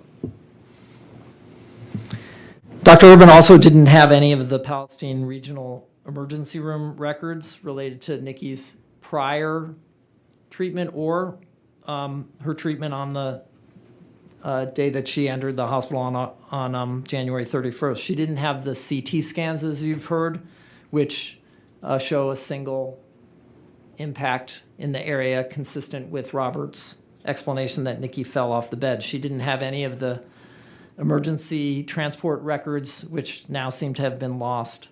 As I said, she didn't have any information regarding promethazine, and as I said, she didn't, at least at one point, know what that drug was. She didn't have any information about the drugs that were administered to Nikki by doctors who were trying to save her life, and Dr. Bora, in his affidavit, said that some of those medications increased her heart rate, thinned her blood. Dr. Green testified to that, I'm sorry. But Dr. Bora said that some of those drugs also lowered her threshold for seizures, including promethazine. And Dr. Urban and all the doctors who testified at Robert's trial dismissed any other explanation for Nikki's condition, including the fall from her bed, as a possible explanation for what they call her injuries. And I call it her condition because really under the shaken baby syndrome hypothesis, medical findings that are associated now with a wide array of medical conditions are characterized as injuries, when, again, those conditions have to be excluded as a possible explanation, a plausible explanation according to the American Academy of Pediatrics. And the consensus paper that you heard Professor Finley talk about on Wednesday in 2018, some of the most vocal adherents to the abusive head trauma theory have said that you have to exclude plausible explanations like pneumonia or infection. And there's the evidence of Nikki's death from pneumonia and this promethazine is not plausible. We believe, and our experts believe, that it is the explanation for why Nikki died. Sorry, Representative Harrison. Can I pull that real quick? Okay, because now, and you've kind of glossed over this, but it's really important, the way that shaken baby syndrome a couple decades ago, if you had the triad, shaken baby syndrome, you can presume abuse, correct? Correct. Okay. Whereas as opposed to now, even the adherents to it say, well, once you exclude all other plausible alternatives, then you can start, maybe thinking about shaken baby. Is that right? That is so correct. that's a 180 flip from the prevailing wisdom when Robert's case went to trial. Is that right? That is right. You just said something that was very interesting, as somebody who is as thoroughly familiar with the medical record, and I haven't heard somebody say it quite as definitively as you just did. You said, in y'all's expert opinion, it's not that there are potentially multiple now plausible explanations for everything that was shown to the jury, brain swelling, retinal hemorrhaging, subdural bleeding. You believe the other explanations actually offer more explanatory power to the point where you just said it's your opinion that those were in fact the cause of death. A, did I understand you correct, and why is that your position? Dr. Francis Green, in his affidavit, said that in his opinion, Nikki Curtis died as a result of viral interstitial pneumonia and her acute bronchopneumonia, which is bacterial pneumonia. And Dr. Roland Auer concurs in that opinion. And Keenan Bora agrees that she had sepsis due to pneumonia, and that promethazine or Phenergan likely contributed to her death. So it's not my opinion. It's doctors who've looked at this case, new evidence, new experts. That's their opinion. Thank you. If I might, I'd like to talk briefly about the case that I handled in Maryland. And my wife and my children tell me often that when you let me start talking about one of the innocence cases I worked on, it can go for a long time. I'm going to keep it brief. I'm going to try to discuss only the key parallels. Clarence Jones had a 3-month-old son, Colin, who was very sick from birth. Colin was rushed to the hospital by Clarence when he woke up and found Colin choking on formula. Clarence rushed Colin to the hospital. Colin spent 7 days in the hospital before he died. He had subdural hemorrhage. He had brain swelling. He had retinal hemorrhages. Like Nikki, Colin was a chronically ill child from birth. Like Nikki, Colin had chronic recurrent infections. He had been diagnosed with pneumonia at age 3 weeks. So both of these children, Nikki and Colin were susceptible to infections and had repeated infections throughout their lives. Colin's 3 months, Nikki's 27 months.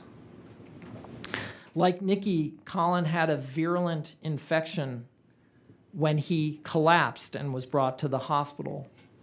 Unlike Nikki, Colin's doctors cultured his blood sample.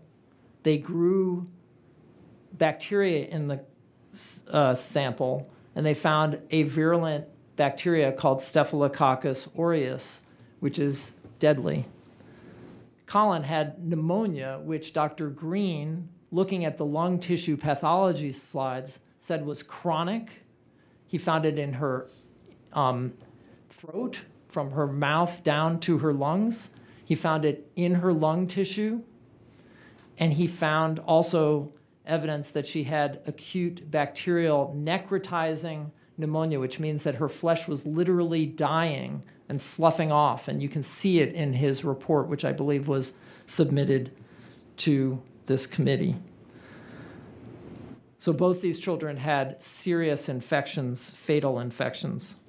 Like Nikki, Colin had a bleeding disorder, and his hospital blood tests after his collapse, like Nikki, showed severe DIC, disseminated intravascular coagulopathy.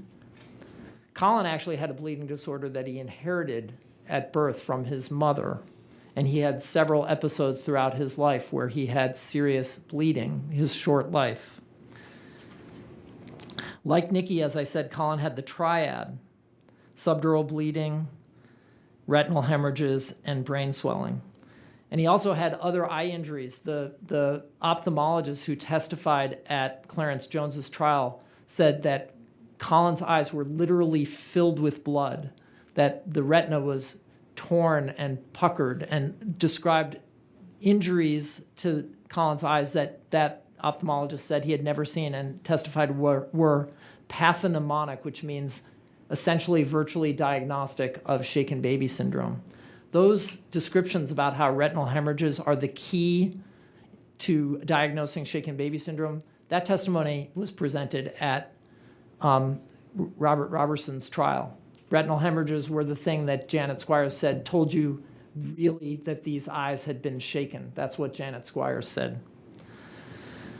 Like in Robert's case, Clarence Jones's defense counsel conceded that it was a shaken baby case. In fact, Clarence Jones's defense lawyer called an expert witness who conceded that Colin had been shaken. He only disputed how violent the shaking had been. Clarence Jones spent 18 years in prison for something that was not a crime. And at his innocence hearing, we brought a writ of actual innocence under Maryland's writ of actual innocence law, because Maryland doesn't have a progressive junk science law like Texas does.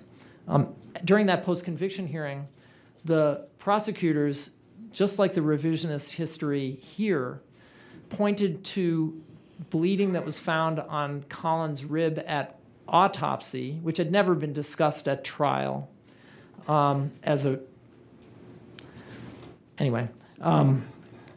to that as evidence that Colin had been shaken. And again, in the setting of disseminated intravascular coagulation, tiny amount of blood on the rib is not evidence of abuse.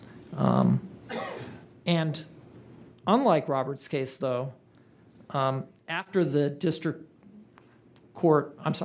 circuit court in Maryland ruled against us on the writ of actual innocence, in the face of 6 experts who said that Colin had died of serious infection, that this was not shaken baby syndrome.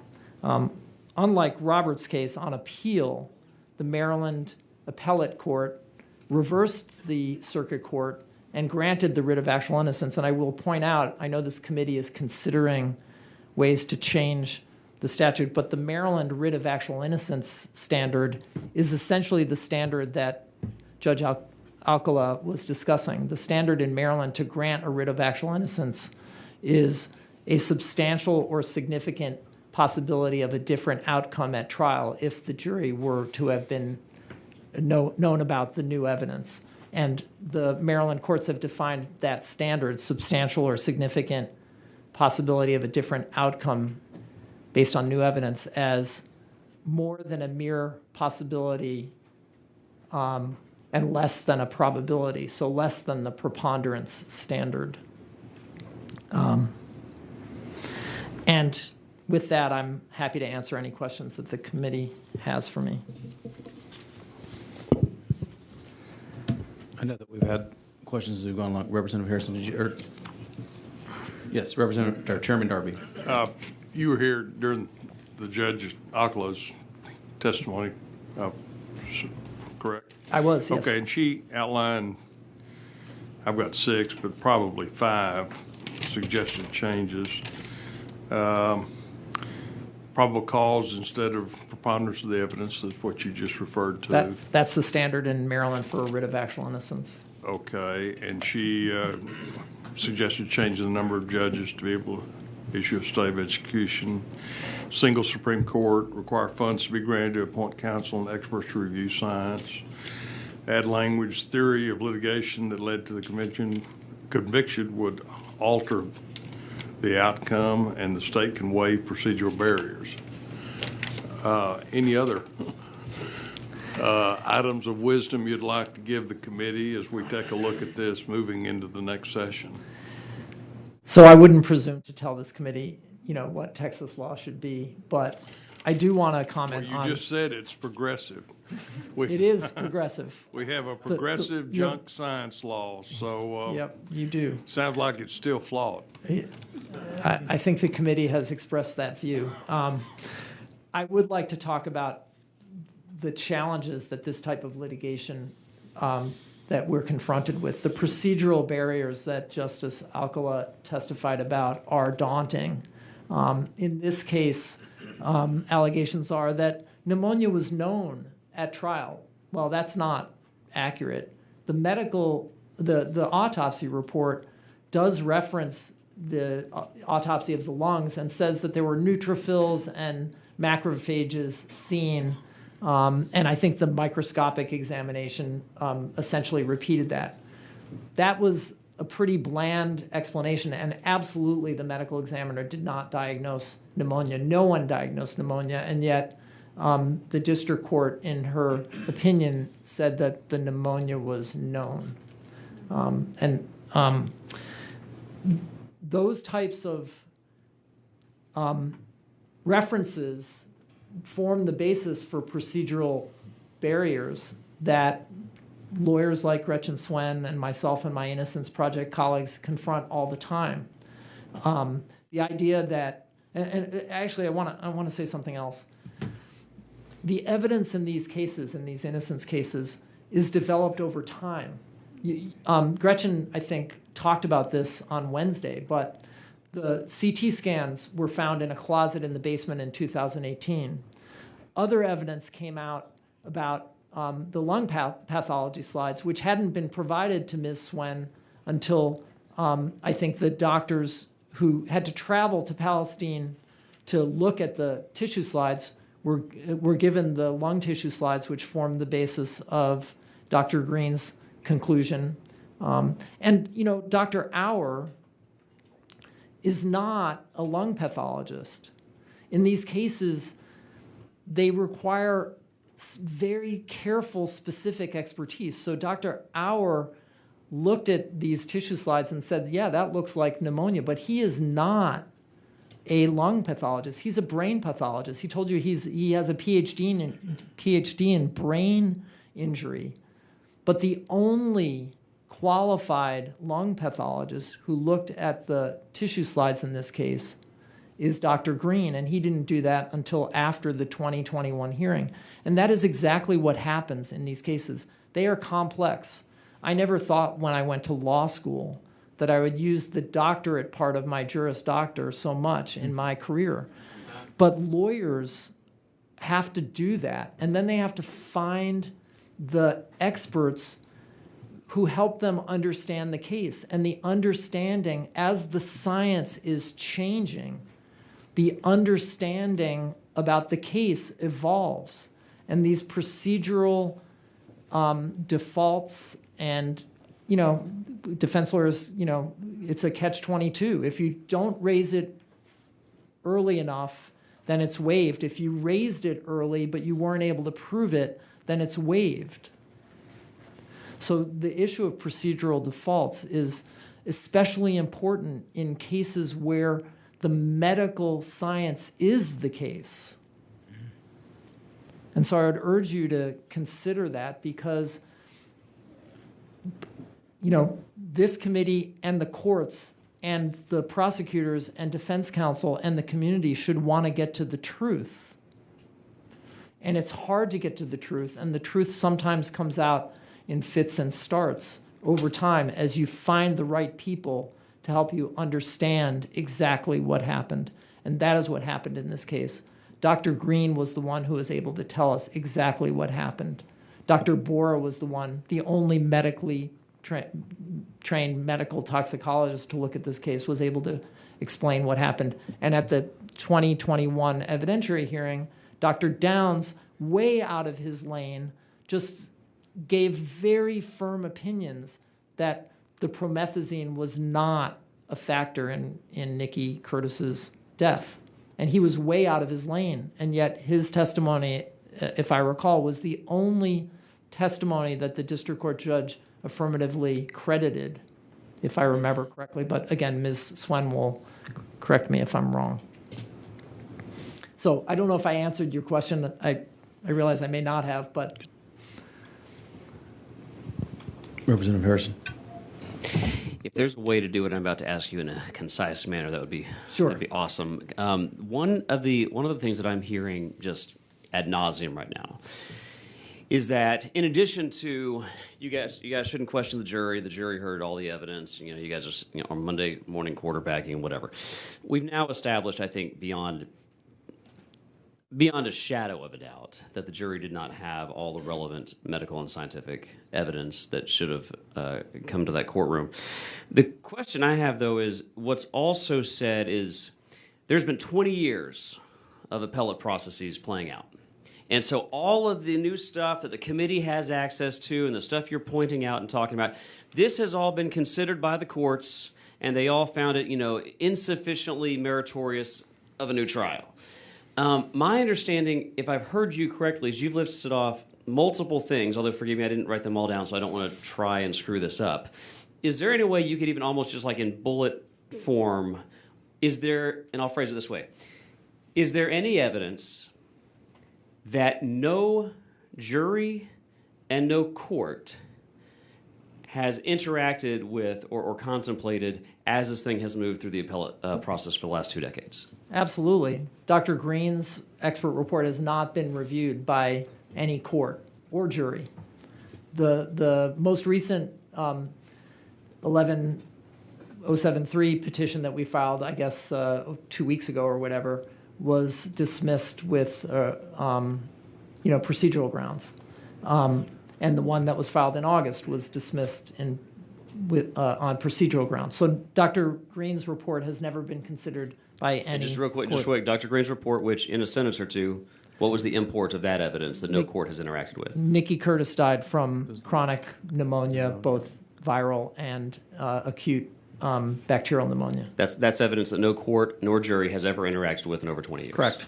Dr. Bora's report, the only medical toxicologist to examine the case, concluded that Nikki's promethazine levels were dangerously high and contributed to her death. No court nor jury has considered that. So she had drugs in her system that were potentially at a toxic or fatal dose, and no jury or court has ever interacted with or contemplated that evidence. That's correct. That's correct. Mm-hmm. Okay. The other evidence about the change in science was presented during the 2016 to 2021 proceedings, but the district court, I'll just say that opinion did not reflect the evidentiary record that was presented to. How substantial would you characterize the body of evidence that no court or jury has ever interacted with when taken as a whole? Overwhelming evidence that Nikki Curtis died of natural causes, not any abuse by Robert Roberson. So you're testifying that there is overwhelming evidence that no jury, the original trial, or at any of the phases of the appellate process for 20 years, that she died of natural causes, and they have never considered this. No courts, no jury. Is that what you are testifying to here today? I can't speak to what judges who have affirmed the conviction in this case have reviewed, but the evidence is overwhelming, in my opinion, that Nikki Curtis died of natural causes. And at least a significant percentage of that has never been interacted with by a jury or the courts. Absolutely, the recent affidavits that were submitted in August have never been considered by any court. And absolutely none of this evidence that we've been talking about today, as Ms. Compton said, was considered by the jury. So the original jury, and again, we don't like to second-guess juries here, but it is unambiguously true, no jury has heard the body of evidence you've just been describing for the last hour. Unambiguously true. Thank you. Members, do we have any other questions? Can you speak to the Cook? procedural grounds that the last two petitions were dismissed on? So the court didn't explain the procedural grounds. They just referred to the statute, which I believe is 11071, which says that there are various procedural grounds that can bar consideration of a subsequent habeas petition, including not bringing the claims sufficiently soon enough, or having previously brought claims and having had them denied. So there's various grounds, but the court didn't specify which one of those grounds. The last several subsequent habeas petitions that were filed were dismissed on procedural grounds without any explanation. Members, do we have any other questions? Mr. Salzman, I want to thank you for your time and your testimony. And I know that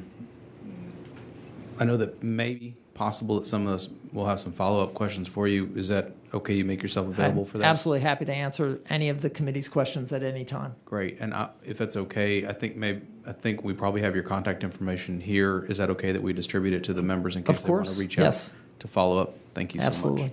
All right. Thank you for your time. Thank you.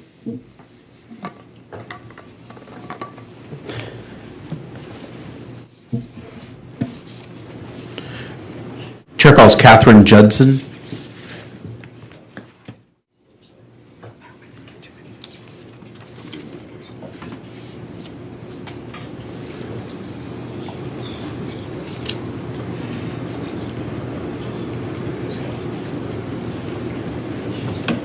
Thank you for your time. Thank you.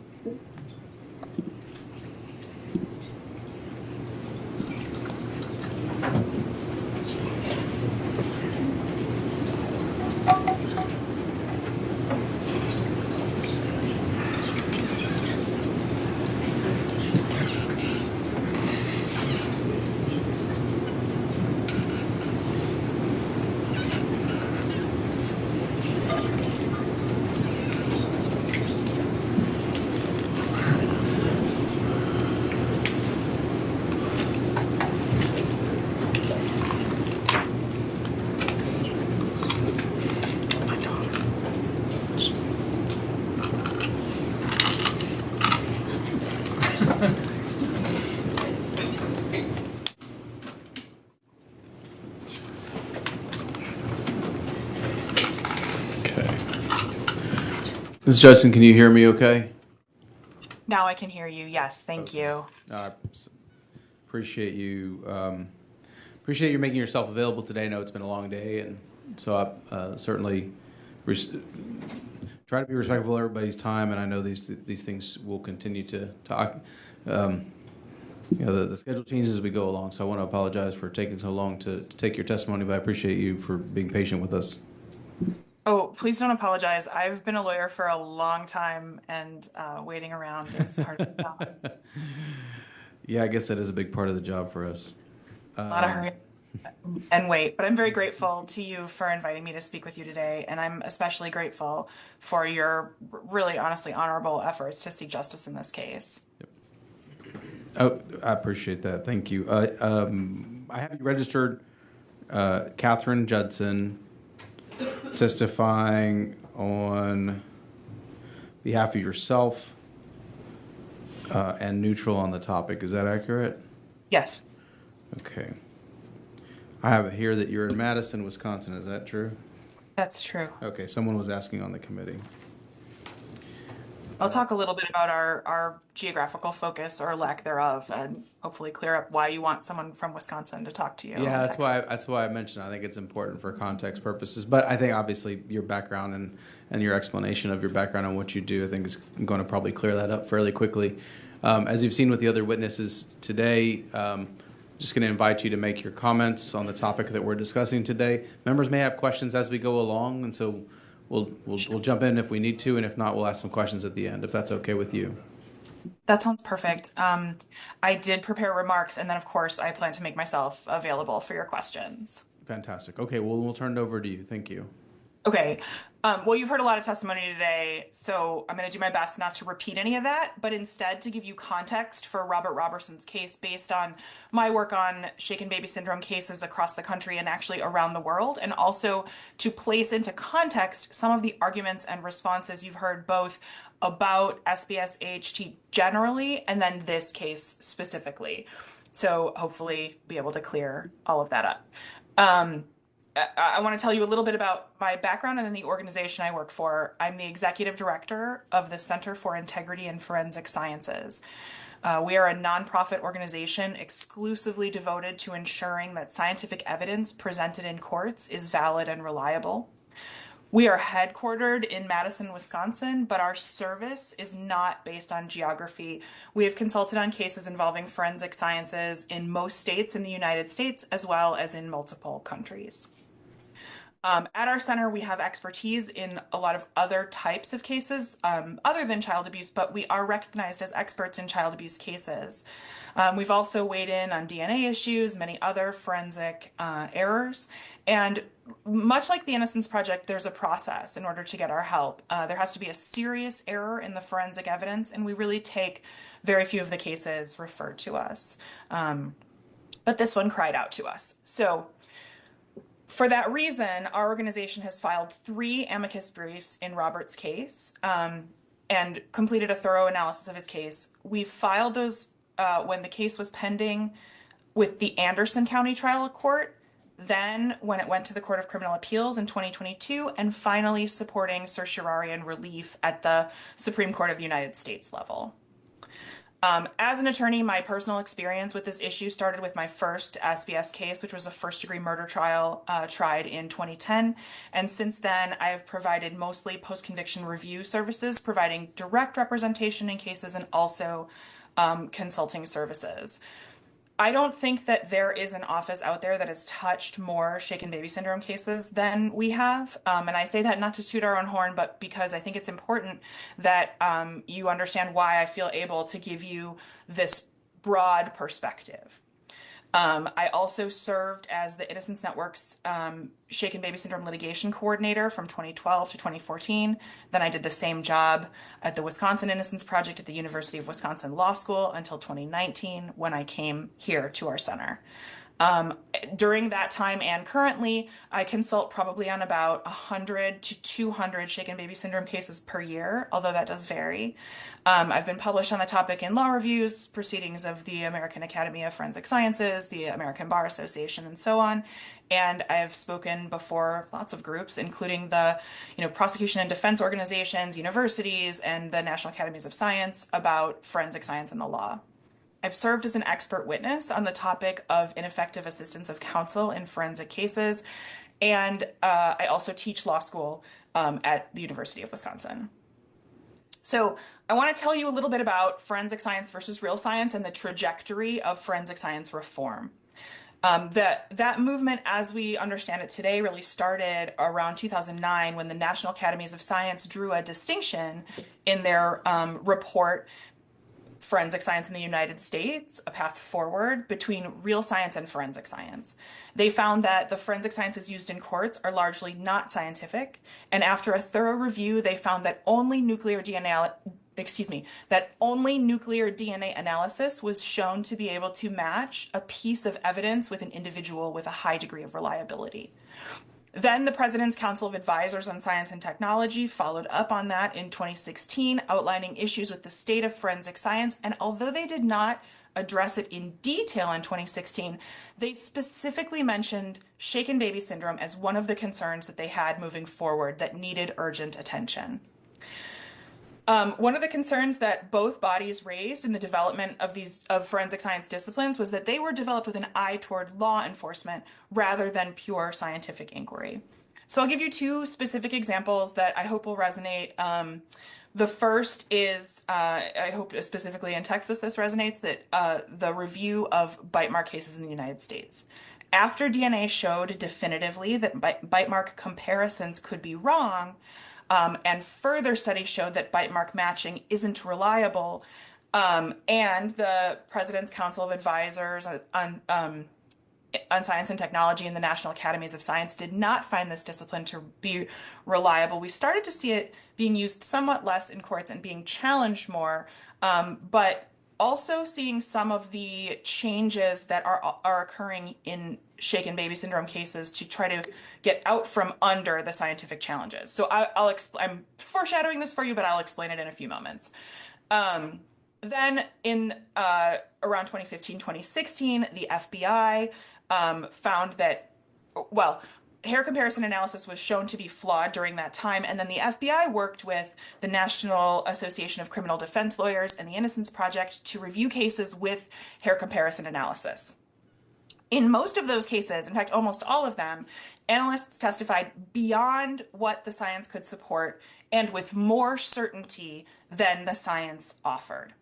And that's really important because those are factors that have led to unjust outcomes in lots of other types of cases, including shaken baby syndrome. And those specific errors are, first, that unsubstantiated information is presented as fact, right? So in a hair comparison case, it would be that examiners have a high degree of reliability in differentiating two different hairs under the microscope. And then the second error is overstating the evidence. So perhaps telling a jury that an examiner is never wrong, that their error rate is 0.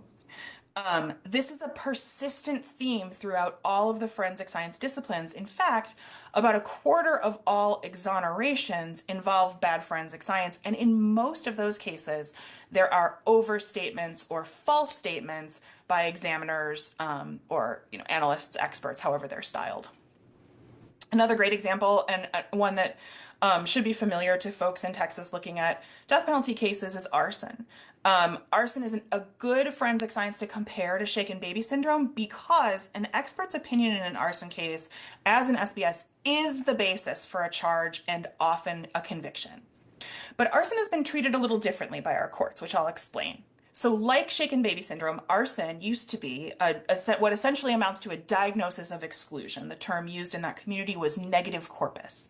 That means that when you rule out all of the other possible causes of a fire, then you can settle on arson.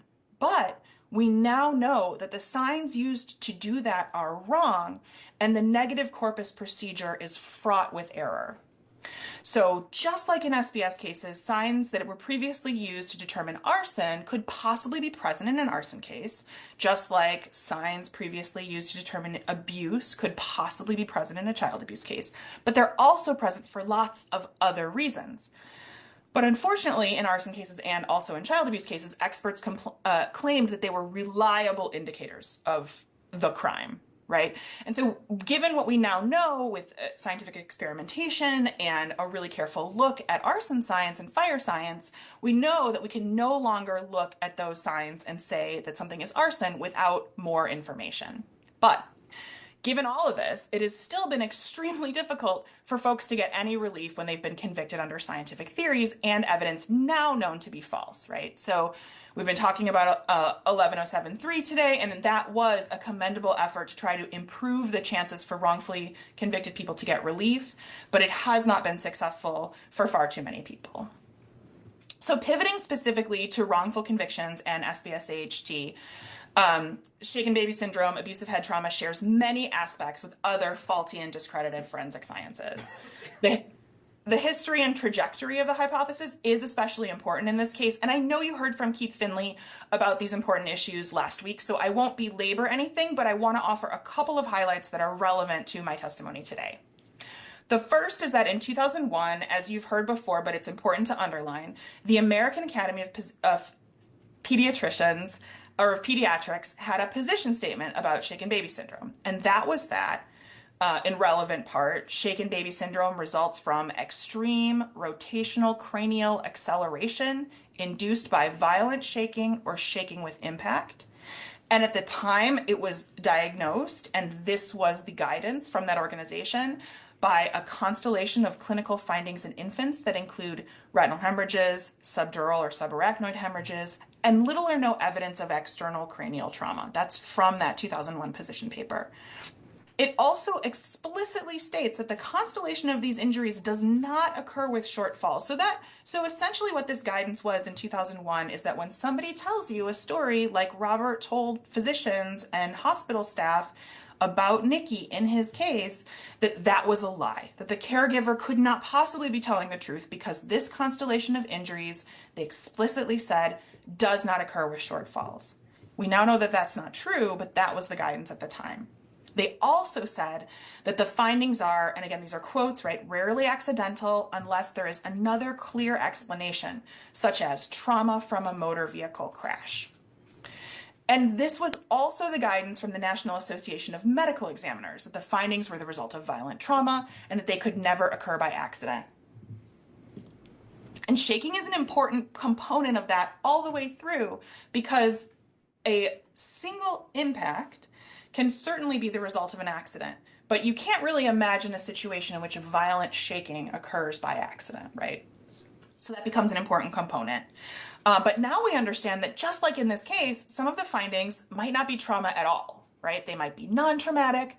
They might be trauma related to resuscitation, especially in a context of a child with a bleeding or clotting disorder, just like Nikki in this case, just like Colin Jones in the case Mr. Salzman just talked about, and just like the decedent in the Alan Butts case, which I'll talk about shortly.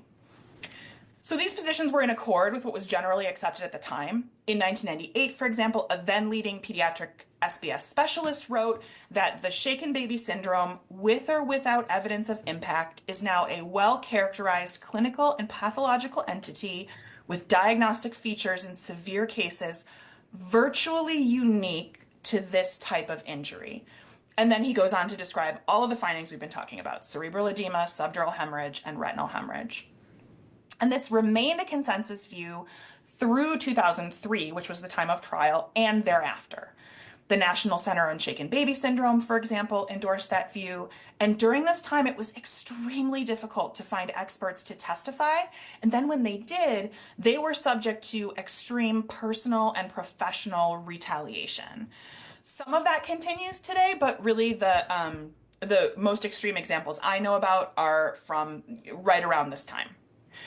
Some supporters of the SBS hypothesis now acknowledge that some things that aren't shaking can cause the findings historically associated with shaking, but the fact that they may have tried to make the testimony more equivocal does not make it more correct. So if they go from saying that the error rate is 0 to the error rate is infinitesimally small, and we don't know what the real error rate is, it is still incorrect testimony.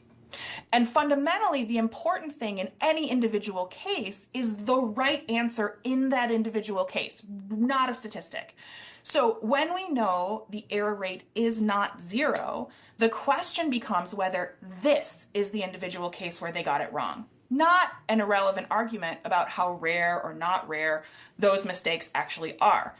Those are important questions of public health and improving medical diagnosis, but they are essentially meaningless to an individual who's been charged, right? Because if their case is the one that experts got wrong, it doesn't matter if the error rate is 1 in a million or 1 in 2. The only question is the accuracy in this individual case. And so for that reason, it's pretty classic in all wrongful conviction cases and exoneration cases, but particularly in SBS cases, to see prosecutors try to undermine the new science by changing the theory of the case. We see it pretty routinely. Wait, And I want to hold on one second. Of course. I just want to slow down a little bit because you just said something that certainly has been implicated in the conversation around this particular case. The changing narrative over time. I think there's been a lot of conversation about that today, including hearing from one of the trial jurors, who I don't know that. Obviously, those that have reviewed the record, they can do that, but nobody was back there that's talked to us today other than her, and she was pretty unequivocal about how that looked then and what we're hearing today, based on I don't remember who called it. I think Judge Alcala talked about revisionist history. Yes. And so you seem to be zeroing in on that particular topic. So I do want you to spend a little bit of time there, because I think that is a phenomenon that we're kind of realizing in real time and trying to ferret this out. And usually when people put stuff in pleadings and say stuff so vociferously, you just assume that, the truth is probably somewhere in between. But I do want you to delve into that if you could. If you got concrete examples of some cases, I think that would be helpful to us as well. Yes, I'm just about to get to a couple. And I agree with you. I think it is really troubling. And again, it is something that we see, unfortunately, fairly routinely in wrongful conviction cases. So as you might imagine, you can't remove the bad science from the case and simply say that if we relied on the other evidence, the outcome would still be the same. This is because studies have shown that jurors give significant and sometimes outsized weight to scientific evidence, even if that evidence is not scientifically sound, which you also heard today from Dr. Phil. And some few, but not many, courts have weighed in on that issue and said that is impermissible. But specifically in SBS cases, because the expert's opinion about abuse is often the only evidence of abuse, one especially cannot pretend that if we removed the outdated opinion, we would reach the same result. And it does seem, given the testimony in this case, and given the testimony that's been adduced at these hearings, that is what the prosecution is attempting to do in this case. So what our office has seen in our many cases of this type is that some adherents to the SBS hypothesis have tried to overcome the fatal flaws in its formulation by adding language of uncertainty, right? So for example, going from saying that it is impossible for a child to die from a household fall like Nikki had, to saying, well, that's very rare. The chances are 1 in a million. That's not an effective or a correct way to resolve these issues. And that's because in SBS, trying to acknowledge some ambiguity does not resolve the fundamental problem, which is, at its core, that we do not know how accurate doctors are at looking at the findings associated with abuse and determining whether abuse occurred, but we know for sure that their error rate is not 0. And we know that for a few reasons. One is that there are 34 exonerations with people who have been accused of crimes based on the shaken baby syndrome hypothesis who have now been shown to be actually innocent, so 34 of those. Then there's been discovery of new evidence throughout the life of the hypothesis and reformulation of the hypothesis, which is demonstrated in the literature as well as in this case and many other cases. And this is especially salient, across all medical diagnoses, the Journal of the American Medical Association estimates that the error rate is 10 to 20%.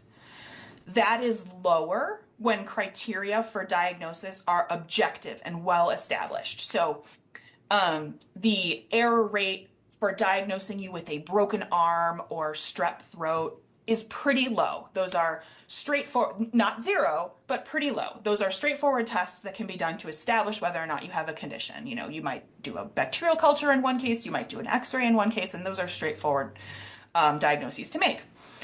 But the error rate is higher when diagnoses are exclusionary, when they're not well established, and when they require high degrees of subjectivity. So that's exactly this case, right? Child abuse was considered a diagnosis of exclusion. It might be invoked and has been invoked in cases I've worked on when a doctor simply couldn't think of another reason why the child might have the findings. Another example that just takes us out of child abuse that I think might be helpful for people to understand, is because it's fairly common, is irritable bowel syndrome. That's a pretty common diagnosis, but it's also a diagnosis of exclusion. It's a diagnosis that's made when they can't find another reason why you have gastrointestinal distress, right? And so those types of diagnoses have, again, high degrees of subjectivity, not super well established diagnostic criteria, and they are exclusionary. So those error rates are higher. And it's understandable that you would see this shifting narrative when we start to see the science change. Cognitive biases and human nature lead us to not want to be wrong, right? So we search for other explanations that allow us to still be right, even if the explanation is imperfect. We see this pretty often in wrongful conviction cases. When evidence is undermined in a wrongful conviction case, sometimes supporters of the conviction, like prosecutors or law enforcement, attempt to change the theory of the case after the fact to try to explain the new information in a way that lets them preserve the conviction. And here's a specific example that courts in Florida have said is not acceptable. So imagine a case was tried as a rape and murder case, but then post-conviction testing on the rape kit revealed DNA matching an unknown perpetrator and no DNA from the person incarcerated for the crime. Sometimes in cases like that, prosecutors claim, contrary to the theory at trial, that the incarcerated person may not have raped the victim, but should still be on the hook as the person who murdered the victim, even though all of the evidence has now been undermined with DNA. So you can see in that example how it's fundamentally unfair and undermines the relief that you all anticipated being sought under 11073. Changing the theory of the case simply requires a new trial, right? So in an SBS case, that might look like a trial in which doctors persistently referred to shaking, the effects of shaking, the dangerousness of shaking, terms like shaking or shaking with impact.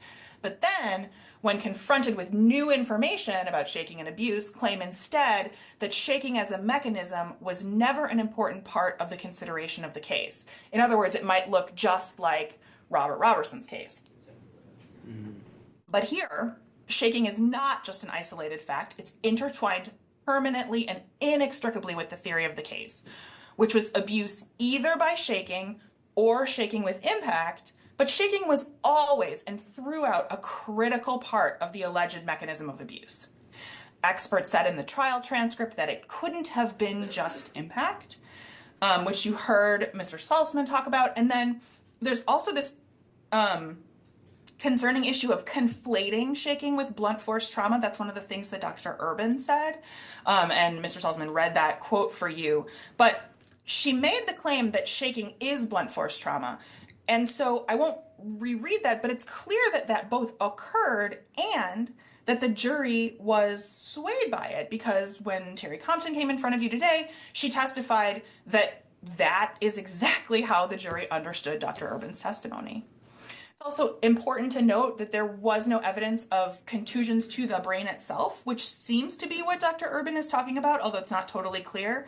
The affidavits reflect that you have seen in this case reflect that all the brain injury is a result of hypoxic ischemic encephalopathy, a lack of oxygen in blood, rather than direct trauma.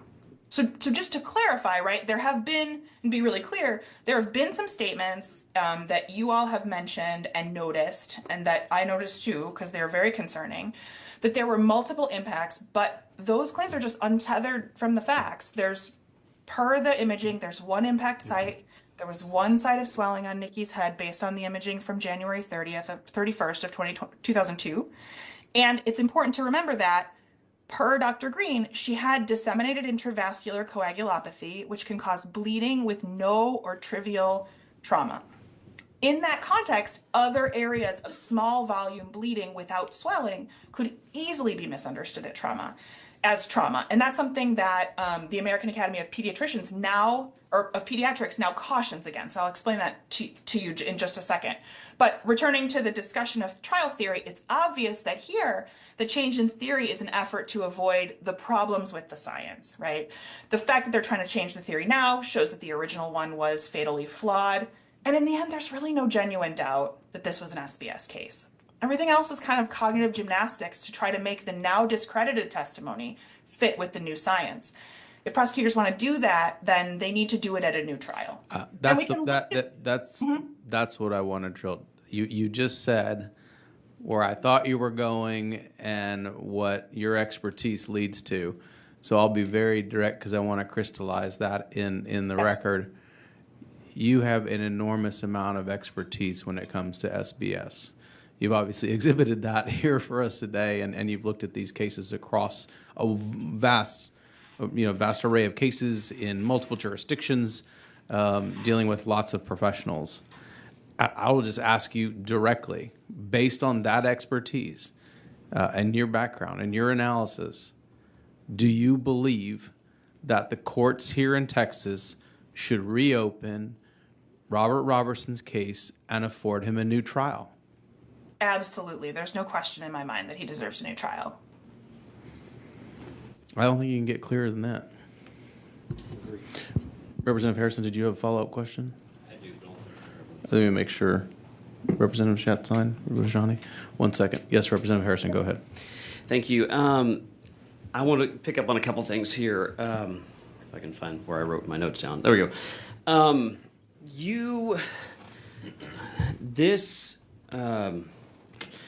The phraseology, I think, matters, and I think it's the source of a profound amount of, if I'm honest, both intentional and unintentional misleading of the public in this case. And something that I really, really would like your help, just talk slow, use small words, okay? You're talking to a bunch of politicians up here.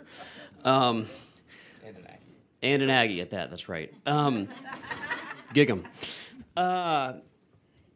There is a lot of pushback from people across the country when those of us who have taken the time to digest 20 years of facts to the best we can, with trying to articulate this was a shaken baby syndrome case as an actual juror as Chair Moody referenced, there was no ambiguity about her testimony. That she understood that this was about shaking the baby. Right? They had the doll. She demonstrated the shaking. She had no concept. People were talking about this as a battery case. That would have been a completely anachronistic concept to the jurors 20 years ago. Yeah. Where I get a lot of pushback and where I just need some help from you is people say, no, of course it wasn't shaken baby. Or if they're trying to be slightly more nuanced, well, it wasn't exclusively shaken baby. And this is before the way they're articulating it, and I'll get to that in a second. They say it was written up, the medical examiner determined this had nothing to do with shaken baby syndrome. That baby, Nikki, died of blunt force head trauma. And my understanding, but I want help with this, is that it is not uncommon, in fact, correct me if I'm wrong, it is more normal than not for shaken baby cases to be written up by the medical examiner as blunt force head trauma. A, is that accurate? B, help me understand how that can be. Yes. So there's no, there's been this claim about the death certificate, which I think is what you're referring to. And there's this question about blunt force trauma being listed as a cause of death and therefore making the claim that shaking was not a crucial argument at trial. Yep. But that's really unavailing. And I'll tell you why. So medical examiners fill out death certificates without uniform language. There's not a nationwide rule about, across jurisdictions about how to classify these deaths. So different individual pathologists are free to use the terminology that they prefer. But part of the purpose of the testimony at trial is to elucidate anything that's not clear about the death certificate. And the testimony in this case clearly says shaking over and over. The other thing that I think it's important to note, and actually I really shouldn't take credit for it because Justice Sotomayor pointed it out, so I should probably give her the credit because she's obviously brilliant. But she wrote about how Dr. Urban relied on shaking in part because she didn't think any of the other trauma that she was seeing or the impact that she was seeing could explain the brain injury. She called it out of proportion, right? And that's really the essence of SBS. It was created and initially used to explain how a child could have extensive internal findings with little or no external injury. Thank you. And yeah, of course. And that goes to, and I want to hang on this just for a second because there's a piece of the transcript from the trial that I've got here in front of me, because people are saying that it's just, our committee or others on the outside are misrepresenting what happened in trial when in fact this was battery. But I want to read a quote from the prosecuting attorney at the original trial from the transcript, and I want you to explain to me why she might be asking this question to Dr. Urban, who was the medical examiner in this case. And I quote, let's talk about, there is a really large discrepancy, at least in my mind, between what you see on the outside and what you see on the inside. You described a lot of different impact sites, multiple blows to the head, and you really don't see that when you look at the pictures of her face. Mm-hmm. Why might the prosecuting attorney be saying that you don't see evidence of different impact sites and of multiple blows to Nikki's head at the trial? Yeah, it's hard from that quote for me to totally understand what she means when she says evidence of blows, because there's only one spot where there's swelling, and then there's also some unexplained bleeding, but in the context of a bleeding disorder that we know can cause internal bleeding for Right.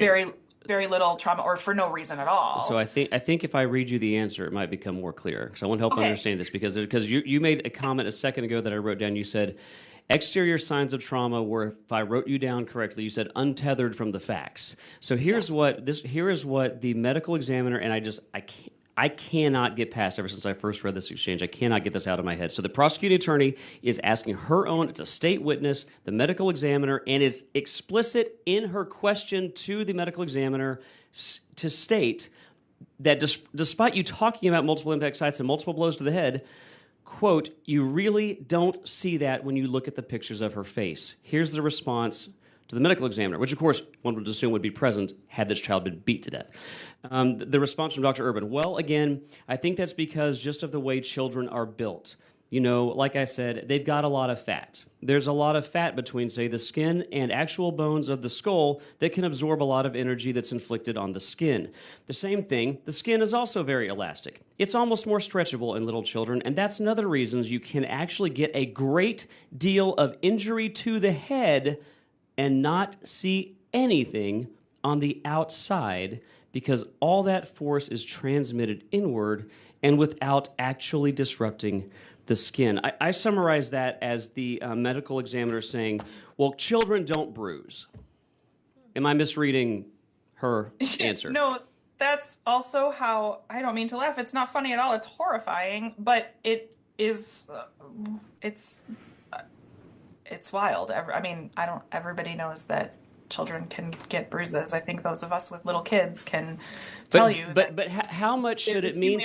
And how much should it mean to people trying to get their head around the fact that the state star witness, the medical examiner, had to defend the unambiguous facts as represented by the prosecuting attorney in the original trial, that there was no exterior signs of head trauma on Nikki Curtis? How important is that, or is it not?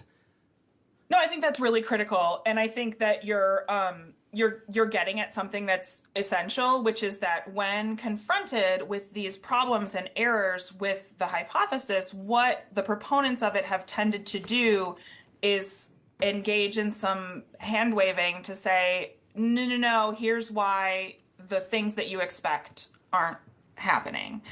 And I don't really even know if that's true. I'm not familiar with any, for example, medical literature that says that children skin is different. I think to some extent that's probably true, but the use of it in order to explain why someone would have experienced horrible trauma and not had a mark on them is the part that is that I'm not sure can be substantiated. Admittedly, one person's anecdotal experience is not the same as data, but I've got 4 young children, and they bruise.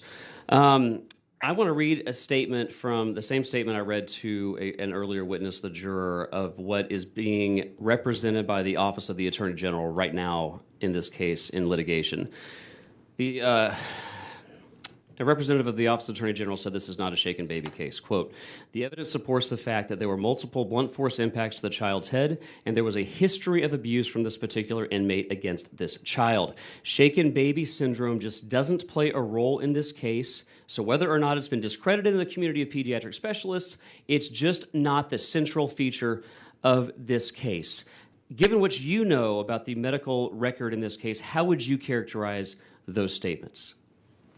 I don't think those statements are correct. There was ample testimony about shaking. It appears just about everywhere in the trial record.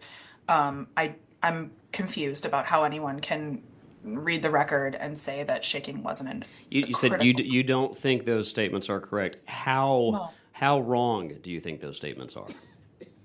I mean, it's very clear to me from reading the transcript that this was an essential part of the state's case.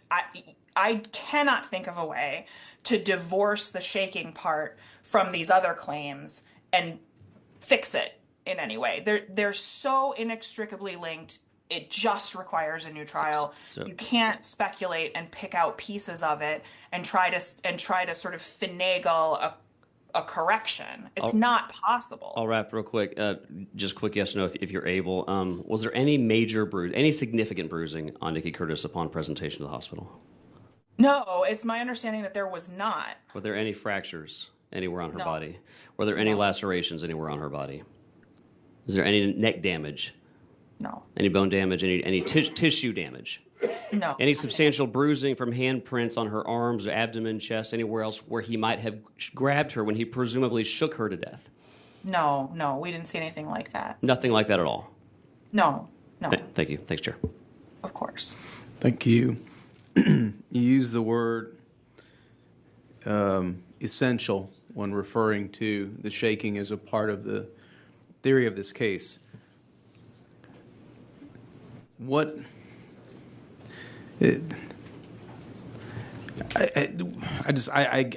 continue to be at a loss for the representations that are made to us. Last week we heard from the state's attorney in this case who referred to it as a component. To me, the word component is very different from the word essential, right? A component seems ancillary to something else going on. Maybe it's a piece of the puzzle, but how clear can you be? Because we have certainly been digging into this case as best we can, as fast as we can. And I think a lot of people are not taking the deep dive on this, but this is their opportunity to hear about it. This is the time for other people to educate themselves.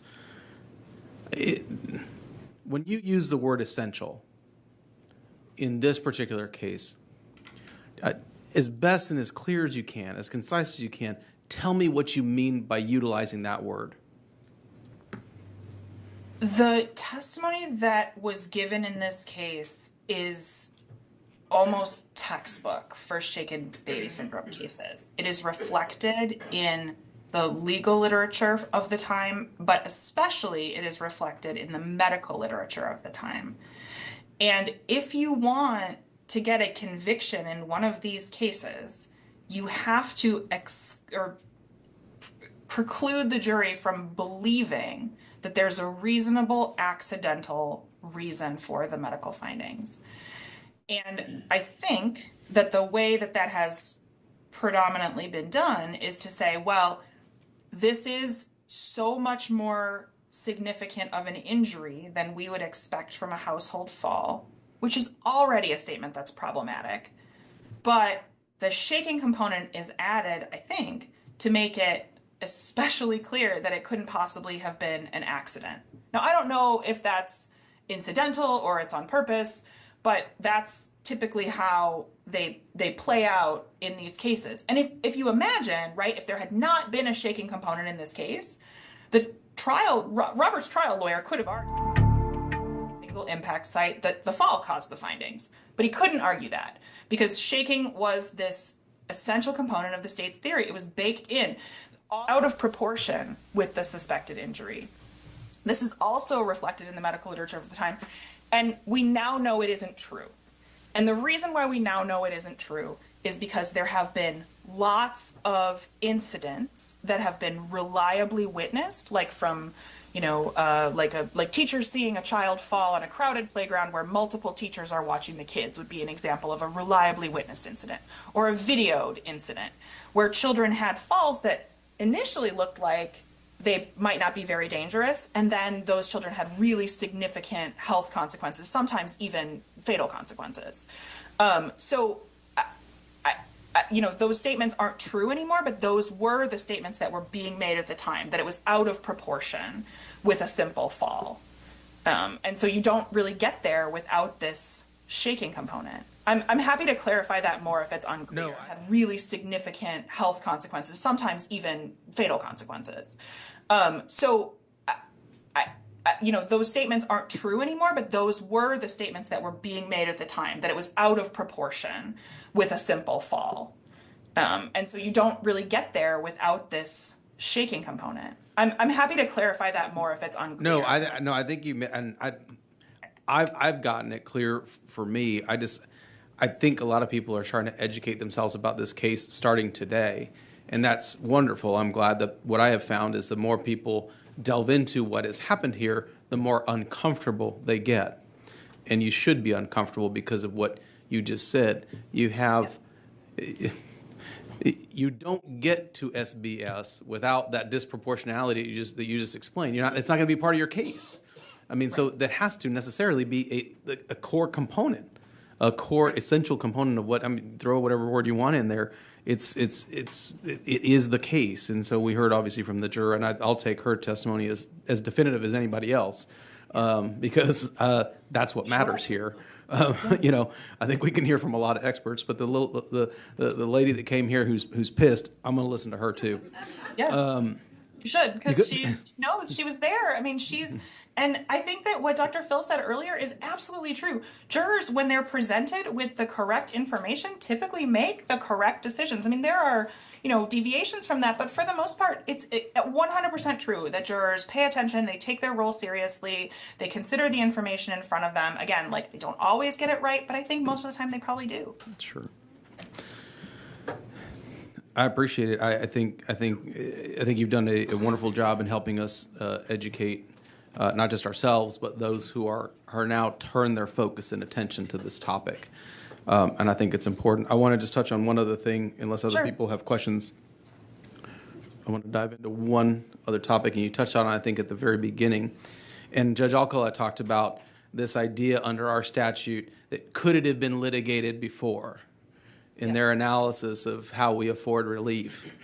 And I mentioned to Judge Alcala in her testimony, that's what I want to delve into with you, is you talked about this time period, 2002, 2003, hard to find an expert that could help challenge. So let's say you even had an attorney that could find someone. What the context of the medical opinions at the time, even if it could have been brought up at that time, what's the context that evidence would have been lodged into? And how different is it from 2024? You couldn't have set me up better if we'd scripted it, so thank you for that. I guarantee you I haven't. But I have an example that I want to give you all that is precisely on point, and I think really helps explain a lot of what's going on now with the shift in the science. And so that's the case of a client I represented for a long time. My representation ended this year when he was found to be actually innocent. His name is Alan Butts, and he lives in Ohio, and his case is remarkably similar to this one. He was convicted in 2003, about a month after Robert was. And just like Robert, he had a 2-year-old who was his stepson with pneumonia who deteriorated over many days and had doctor's visits that did not result in an appropriate diagnosis. This child was also treated with over-the-counter medications that, like Phenergan, now carry warnings against use in small children. And just like Robert, Alan and his partner tried to get help for the child both before he collapsed and after, and this child was on life support for several days before he died. But this is the important part that fits, right? When Alan's trial commenced in March of 2003, the medical standard for making a diagnosis was set forth in the position papers that, I and Professor Finley and a bunch of other people have talked about from the American Academy of Pediatrics and the National Association of Medical Examiners. And unlike Robert's attorney, Alan's trial counsel tried to call an expert in 2003. The expert who he called was a man by the name of John Plunkett, who is a forensic pathologist who was one of the first to sound the alarm on these types of cases. He was a really tireless advocate for people who are accused under this paradigm. And he was in this trial essentially ridiculed because what he was testifying about, according to the courts who considered the case, both the trial and appellate level, and other physicians attacked him for being outside of the medical mainstream.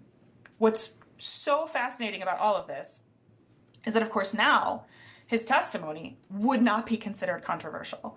What he was saying was children who most of the time children fall. When children fall, they don't die or, suffer a serious brain injury. But sometimes they do. Like, we call them freak accidents for a reason. Sometimes falls result in really serious injury.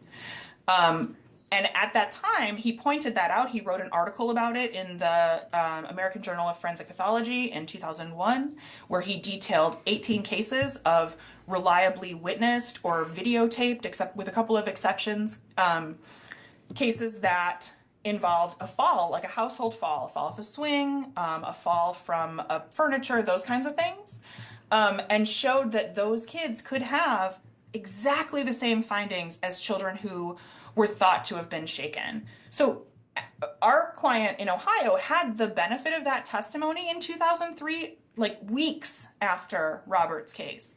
But even though it would be completely acceptable now, it was shot down, it was ignored by the jury and shot down by the courts because he was thought to be testifying outside of this mainstream. So it's absolutely what I wanted to talk about, because we obviously are here to talk about that particular statute and how it's being how it's being utilized in the courts, and that's why I think that analysis it creates disingenuous results. Yes, there's a lot of things that could have been litigated at the time, but knowledge of the time, how that witness is impeached, how those questions go, what the science is available, like all the context matters. It looks so different, and I think that's why it begs for another trial. You do not have fairness. There's no fundamental fairness if we're putting a lens on. Oh yeah, well they could have thrown that out there. It was possible to talk about this. Sure, it was possible, but the context matters, and so that's to me, when the court rejects things with that rationale, it seems very box checky to me. Okay, well that could have been litigated at the time, so we'll pass on this. And technically, can I say that they're wrong? No, it could have been litigated at the time, but man, that's a big thing you got to unpack, just like you just did right now in the Alan Butts case. It's right on point, and I appreciate you raising that. I think that's so important, so critical when we analyze how this law goes, how it looks going forward. We have to preclude those types of off-ramps because they're not genuine. It doesn't get to the core of the matter that the statute was meant to get to. It allows people to essentially bury their head and move on. And that is not what this statute was intended to do. It was intended to open an avenue for relief because things had changed in a significant way. And if we just throw things out using this type of standard, that's not a just result. It just isn't. It's not a real analysis. I can say that, yes, you can comply with this, but it's not really. Maybe, I guess the best way to put it is, maybe is in compliance with the letter of the law, but not the spirit of the law. And that is a big problem. And we run into that problem, obviously, as legislators all the time. And so that's why it's incumbent upon us to really do kind of drill down and explain why we need these changes. So I appreciate you weighing in on that. Well, I appreciate how eloquently you've put that challenge. I think that's really essential. There's that word again. I use it a lot. I know. Now, just putting a lens in front of myself about the words that I use all the time. But I think I think you're exactly right. And the procedural bar issues that Judge Alcala talked about earlier today are really important in cases like this, because if you put too many procedural bars in front of a person seeking relief under a change in science or a change in scientific opinion, then it's unclear to me how that can possibly be fair. You're asking somebody who, I mean, certainly in Robert's case, who has challenges with learning already, to stay on top of the medical literature that plenty of physicians aren't familiar with. That it just seems wrong. It seems like the procedural bars are not serving a good purpose there. No, I think that is crystal clear now. Representative Harrison, did you have another question? Yeah, just one quick question, and you may not know this offhand, so that's fine. You mentioned, did I hear you earlier testify that there have been 34 exonerations of shaken baby syndrome cases that you're aware of? Was that you? Yes, I believe the number is 34 in the National Registry of Exonerations, and there are many, many more, at least 3 times more that I know of, where somebody had their trial verdict overturned, their conviction overturned, and then instead of getting a finding of actual innocence or going through a new trial and getting acquitted, they chose to, for example, accept a plea agreement because they didn't want to go through that again. So the reason I point that out is because that's another 97, I think, I could be wrong about the precise number, where court said this conviction cannot stand. Because what I'm trying to get at, and I don't have any expectation that you could go through the 34 case by case, or if you say it's 3x that. Where in the pathway were they able to get relief? Where did the new understanding of shaken baby syndrome, were they able to avail themselves of that to show that they were had been locked up for a crime that they didn't commit? Because, and presumably none of them got as far as this guy, because it's correct. No, there have been no executions in America for shaken baby syndrome, right? Not that I know of, no. Yeah, well, there would have been one if this committee had not issued a subpoena last week. But presumably the 34 exonerations, there was a path of relief prior to, 4 hours out, having the legal maneuvers we had to do here. How early, how far in the process? Is it just all over the map? I mean, how did these exonerations come to be, if there's like a simple way to characterize that? Because that's obviously what we're struggling with here. This committee obviously believes that our current junk science writ is not being appropriately applied, or at a minimum maybe needs amendation. Is there a way to characterize where the other cases got the relief that ended up exonerating them? Yeah, so again, not to toot our own horn at our organization, but quite a few of those folks were our clients. So I can speak to you about the ones certainly who we represented. And the answer is there's nothing uniform. It absolutely runs the gamut. We have clients who got relief a year after their conviction. We have clients who got relief decades after their convictions. It completely varies. And the phenomenon of these cases being treated in this way is actually something that legal scholars have looked at. There's a law professor at Northwestern named Deb Turkheimer who wrote a book about undoing flawed shaken baby syndrome convictions. And what she called it was a phrase that I think is really helpful to help us understand it, is fluky justice. Because you can have, just like Robert and Alan, right? Alan's free today. Alan Butts had his conviction overturned in Ohio. He spent some time on house arrest while the prosecutors decided what they wanted to do with his case, and then they ultimately decided to dismiss it. So he's free and innocent. And Robert Roberson came within minutes of being killed. So that, to me, is an absolute encapsulation of this idea of fluky justice. You should get the same justice. It shouldn't matter whether you are in Ohio or Texas. But because of these, not only the procedural rules, but also some jurisdictional quirks, and sometimes it just comes down to the individual judge you're in front of, that has resulted in wildly different outcomes in so many of these cases. And I wish I could characterize them better for you than that, but I feel like the right answer, I mean, I know that the right answer is they're all over the place and we don't always know why. Thank you very much. Members, do we have any other questions? Ms. Judson? I want to thank you for, obviously, again, thank you for your patience and thank you for lending your expertise to our evaluation of this. I have to do something very technical at the beginning. I made an error. I said that you were here representing yourself. The record should reflect that you were here representing the Center for Integrity and Forensic Sciences. Is that correct? Thank you, yes. Okay, all right. I just want to make sure I had that clear for the record. I apologize. We try to follow our rules the best we can. Well, I forgot to, so thank you very much. No, that was my error, and that's why we're correcting it. Thank you for your time. Thank you so much. I hope you have a wonderful evening. You too.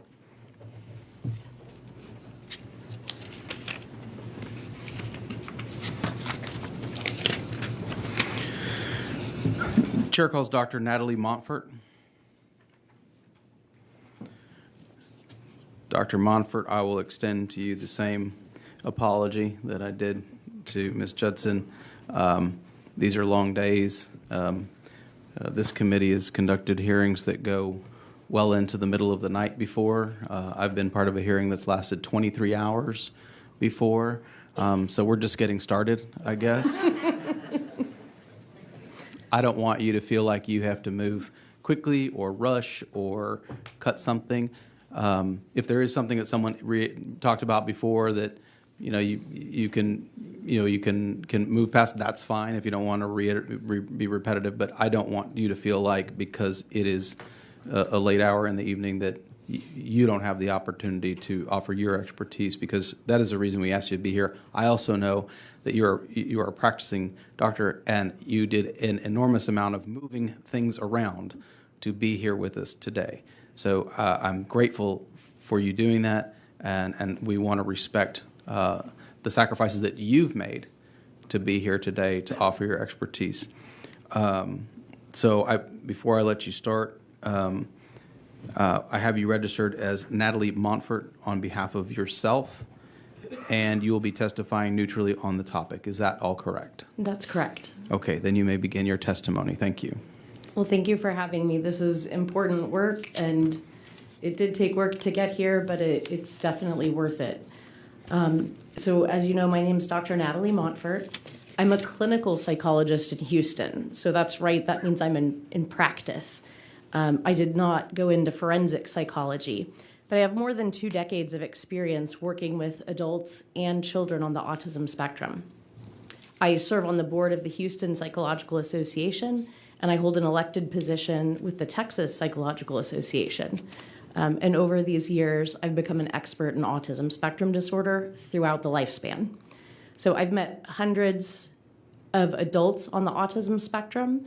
Adolescents and children would definitely put it into the thousands. I'm experienced with a late life diagnosis of autism, which is something that not all clinical psychologists do. We have many providers who see children or see people through even adolescence or high school age, but we have a real hole in the area of who sees and serves adults. So as I mentioned, I never intended to become involved in legal proceedings. Oh. Is it still on? Yeah, there we go. Yeah, it's directional, so. Okay.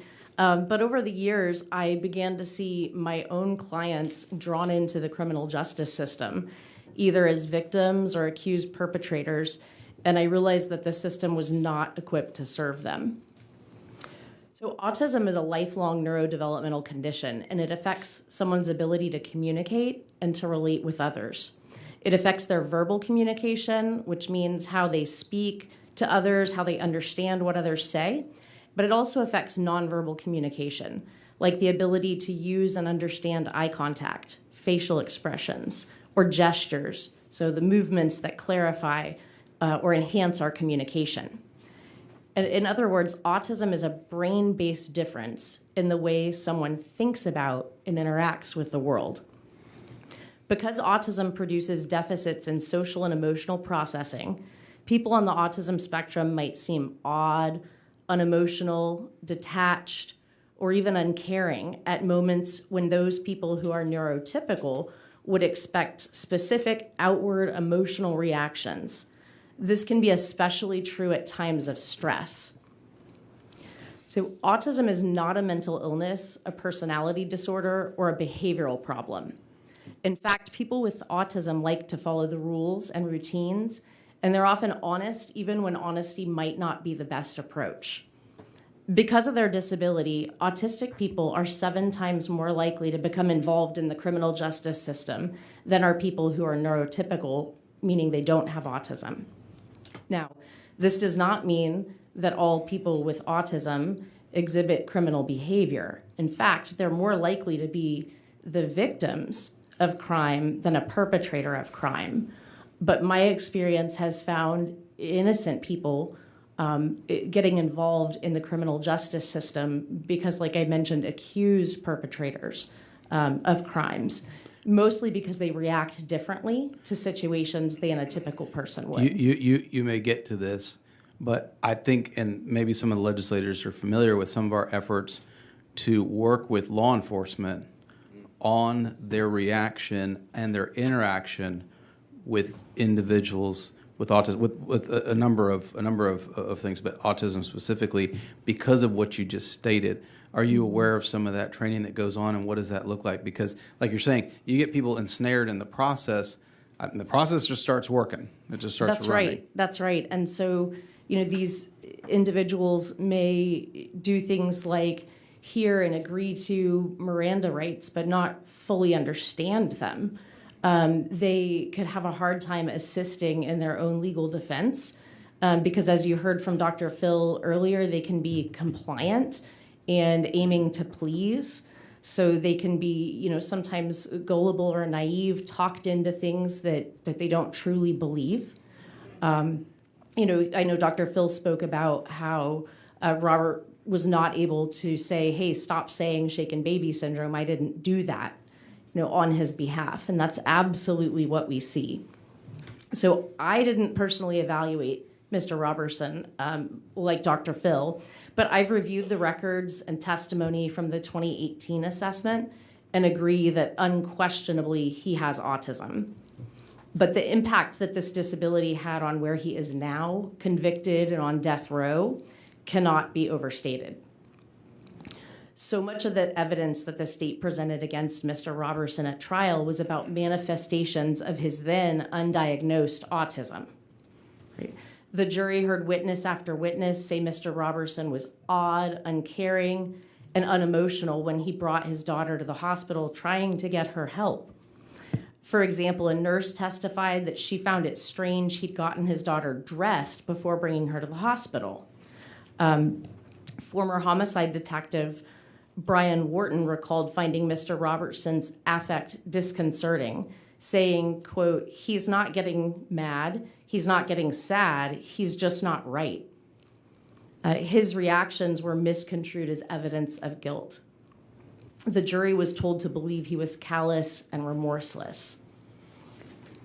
So before the 2003 trial, Mr. Roberson had never received any evaluation, diagnosis, or services for autism. Therefore, no one told the jury that his lack of emotional display and his routinized actions, his labored stammer, were products of his disability. Jurors were told to judge him as an unfeeling liar, and they heard no evidence to contextualize his responses. But at a 2018 hearing, the psychologist Dr. Diane Mosnick, who formally diagnosed Mr. Roberson for the first time that same year, said autism helped explain the misalignment of his feelings and his expressions.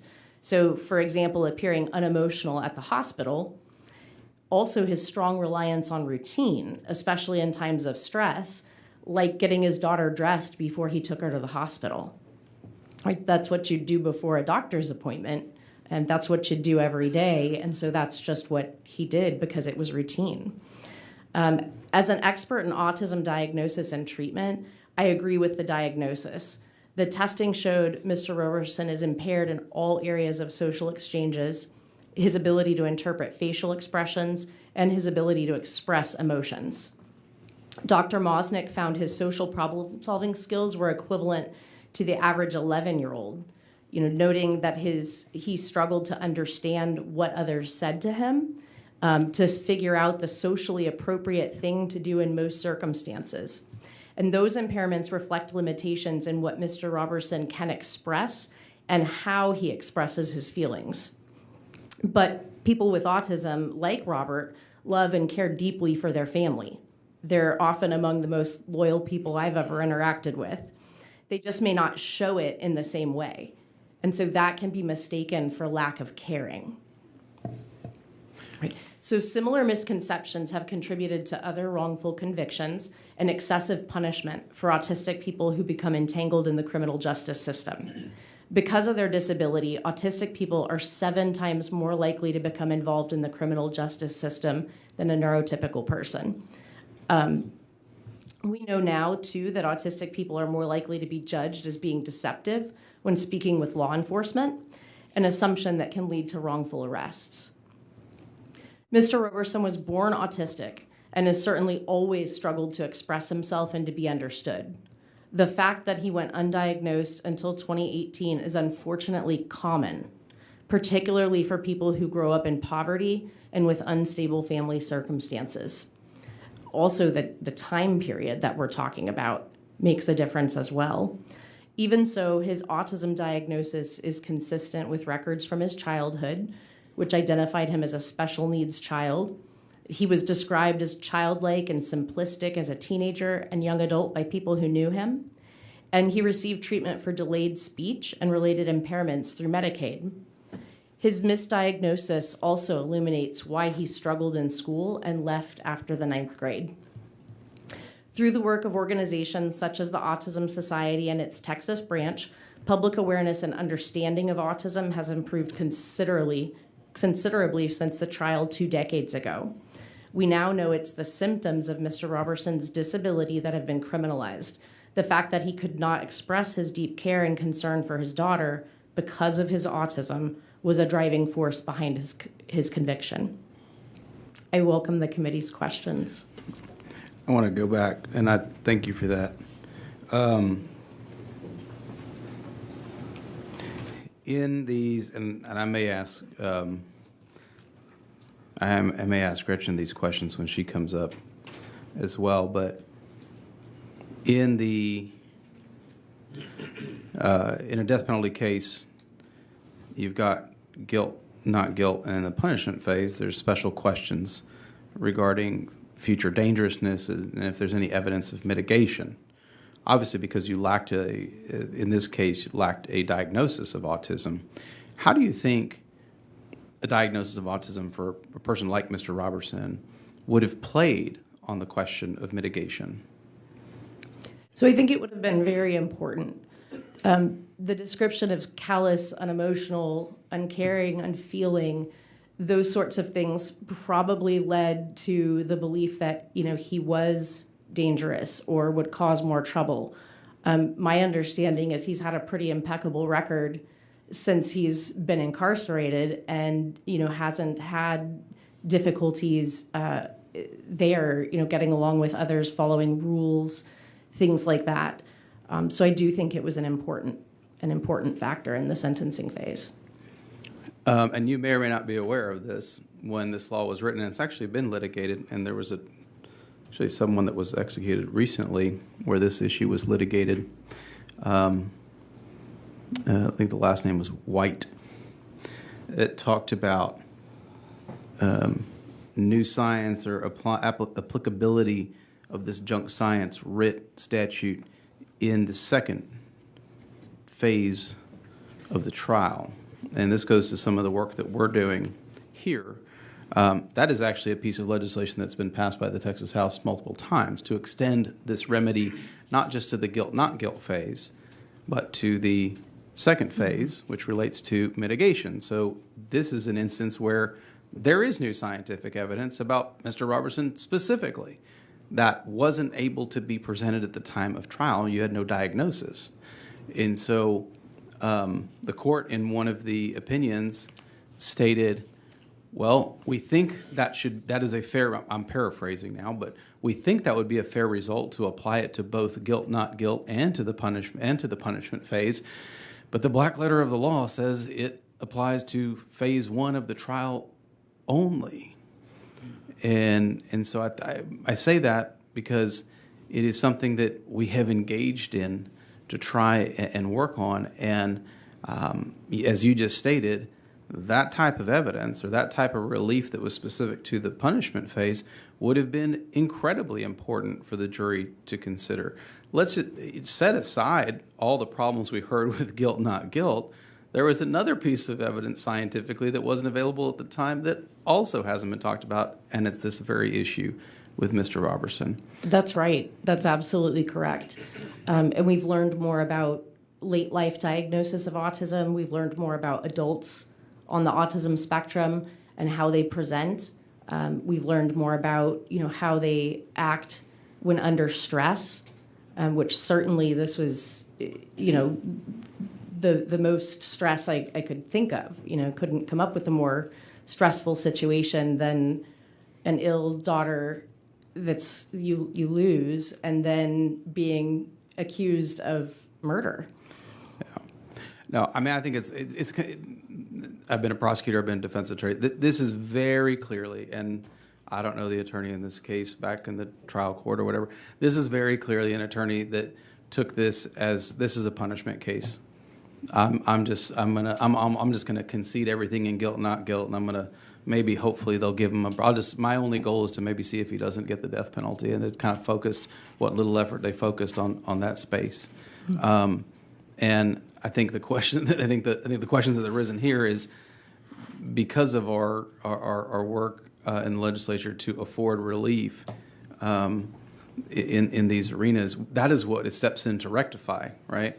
Where those decisions are misplaced or there's new science that comes up, that can then be looked at with a new critical eye. But we also have a system of deference legal deference that doesn't really let us get underneath that. And I think those are the statutory barriers that we continue to face. I want to touch on this point and then open it up to questions to other folks. There was a proposition made to permit or to request that Mr. Roberson could testify today virtually. I talked a little bit to Dr. Phil about that earlier, but I want to talk to you about that because I think you've mentioned some of the indicators that are present in someone with autism and their ability to communicate. I will tell you that up here, Mr. Bojani and myself met with Mr. Roberson a few weeks ago for about 90 minutes over in Livingston at the Polensky unit. And it was about, 6 of us there. They even said, if you want to meet with them on your own, it's fine. I kind of decided I have a little bit of background, family background, dealing with adults that have these types of limitations, and so there was a person on the staff that was very friendly with him, and you could see he had a very good rapport with him. And I said, no, let him stay in the room. And I noticed throughout the meeting there was, I want to say, 2 to 3 instances we'd have conversation, and then he'd stop and he'd go one by one around us, and he goes, all right, that's right, Joe Moody, right? Okay, yes. And then I think Kronda's here, and he said, oh yeah, I remember, that's a weird name. All right, and he would go around and he'd re-refer to every one of us to make sure that he remembered each one of our names as he went through, and he interjected in the conversation 2 to 3 different times to do that. Not sure exactly why he would do that, but that seemed to be a comfort part of the conversation, to be like, okay, I know who's sitting here, I know who's talking to me, and he reconfirmed it. I want to say about 3 times through the conversation, where he'd go back through, and he wanted to make sure he knew each one of us. And we call that kind of idiosyncratic behavior. So it's something that's really explain that to me. I found it specific interesting. to that individual. That makes sense to them, that's a part of their being, that we learn and pick up on by being around them. It's not wrong or bad or really even pathological in most cases. It's just different. It's just a different way of responding to the same stimulus in the world. The same way that you and I could look at a coffee mug sitting right here on the desk, and I might see one side of it and you might see the other side of it. And so I might describe it, as a coffee mug with words on my side, but your side might be blank. And so, we see different things in the same thing. And that happens a lot when interacting with people on the autism spectrum. And it's almost as if there's two different languages that we're trying to create this shared idea together, but there's a bit of translation involved. And so it, sounds like as he was naming people or had this way of relating to people, that worked for him. Again, I didn't assess him, I wasn't there with him, but that kind of behavior that you describe is very typical. I also brought an article with me from 2017 that was really kind of cutting edge at the time, that looked at 4 studies that had been done of people with autism, in the courtroom. And it's called Jurors and Judges Evaluation of Defendants with Autism and the Impact on Sentencing. So exactly what you've touched at. And again, 2017, there were 4 studies that the authors, Cooper and Ellie, were able to review. And one of the quotes was particularly striking, that says, if the jury is not informed of the defendant's diagnosis of ASD or autism, the impact of a negative demeanor may have a detrimental implication for defendants with ASD. And I think that's, what happened here, not only in the courtroom, but this began at the hospital. So differences in the way that he responded to this tragic situation, things like dressing his daughter before he brought her to the hospital. The average person, 100 people out on the street might think, well, he was trying to make a bad situation look better, or he was trying to manipulate the outcome in some way, right? That's why he would change the situation. But someone with autism doesn't think like 100 people on the street who don't have autism. And so his thought may have been, again, I don't know in this case, but someone with autism would do something like that because it's part of a routine. It's just part of something they do every day. So it could be interpreted, or misinterpreted is a better word, by people who don't know them, who weren't there, and who didn't directly ask about their thinking. And then, even when we do, we have to have the context be one of low enough stress and fluid enough conversation that we could get that answer, not just, what they think you want to hear. So Zoom, as Dr. Phil mentioned, and I know you all have talked about, it does raise some unique concerns for someone like Robert, who has not had the opportunity to use Zoom. I have clients who I see in person and they do not want to meet on Zoom. If we can't have our appointment in person, Zoom is out. I've been told things like the eye contact is too intense on Zoom. There's nowhere else in the room to look without looking off screen, which would be rude, right? According to the rules that might be used for the social situation. So it could be really uncomfortable. As Dr. Phil mentioned, someone who has trouble reading nonverbal cues needs more cues, not less. And Zoom would take that away. So being able to see the committee in its entirety, as I see you, not as little bitty ant people, because the camera is so far away to get you all, is very important. He may not, people with autism may not read the nonverbal communication of certain people as well as they do other people. So having the benefit of being able to see all of you, some of you familiar faces, that could be important as well. And you seeing him, I think, is equally important. Looking for those types of behaviors, the repetitive behaviors that people with autism might exhibit under times of stress, can be helpful for the entire interaction to develop and unfold in a way that feels safe and comfortable to be able to get to the answers and the information that the committee needs. I appreciate that, and that's something that obviously I mentioned at the beginning. I mean, there's a lot to consider here. I get that this is a very unique situation. And I always view accommodations through the lens of the individual that we are trying to visit with.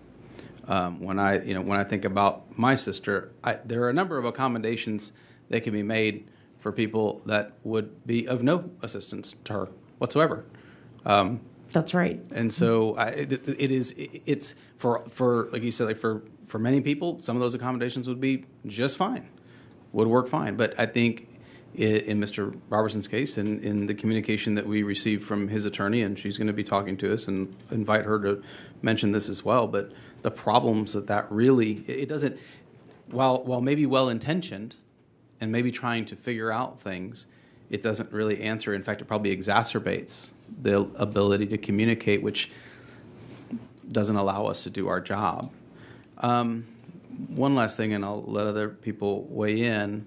I'm remembering when we were visiting with him, and I think I've seen some interviews where he'll utilize the phrase multiple times, and stuff, and stuff, and stuff. And I think if anyone's talking to someone, they're like, well, that sounds kind of flippant. We're talking about something very serious here. We're sitting with a gentleman on death row who is, at that time, he was, I think, 2 weeks out from his execution, and stuff, and stuff. I've heard that the concept of stimming. Can you help explain that kind of thing? Absolutely. Yeah. So there's two things kind of that may be at play here. So one is this repetitive use of language. So I have a phrase that's worked in some places, and it may even be kind of close to working, but you're right, without any changes in emotion, when a same phrase is applied over and over and over again, especially that phrase, can sound kind of uncaring or flippant, or, I just was doing stuff, right? Is like, did you hear me? Did you take my words seriously? I need a thoughtful answer. And really, this is not a thoughtless answer. There's a host of literature that even describes how people with autism learn language differently. And so, sparing you our discourse that we could do on that, but this is characteristic of the condition. So that there may be phrases that are used and overused. They often are applied in the right situations and settings, but sometimes not quite, right? And so it can give that appearance.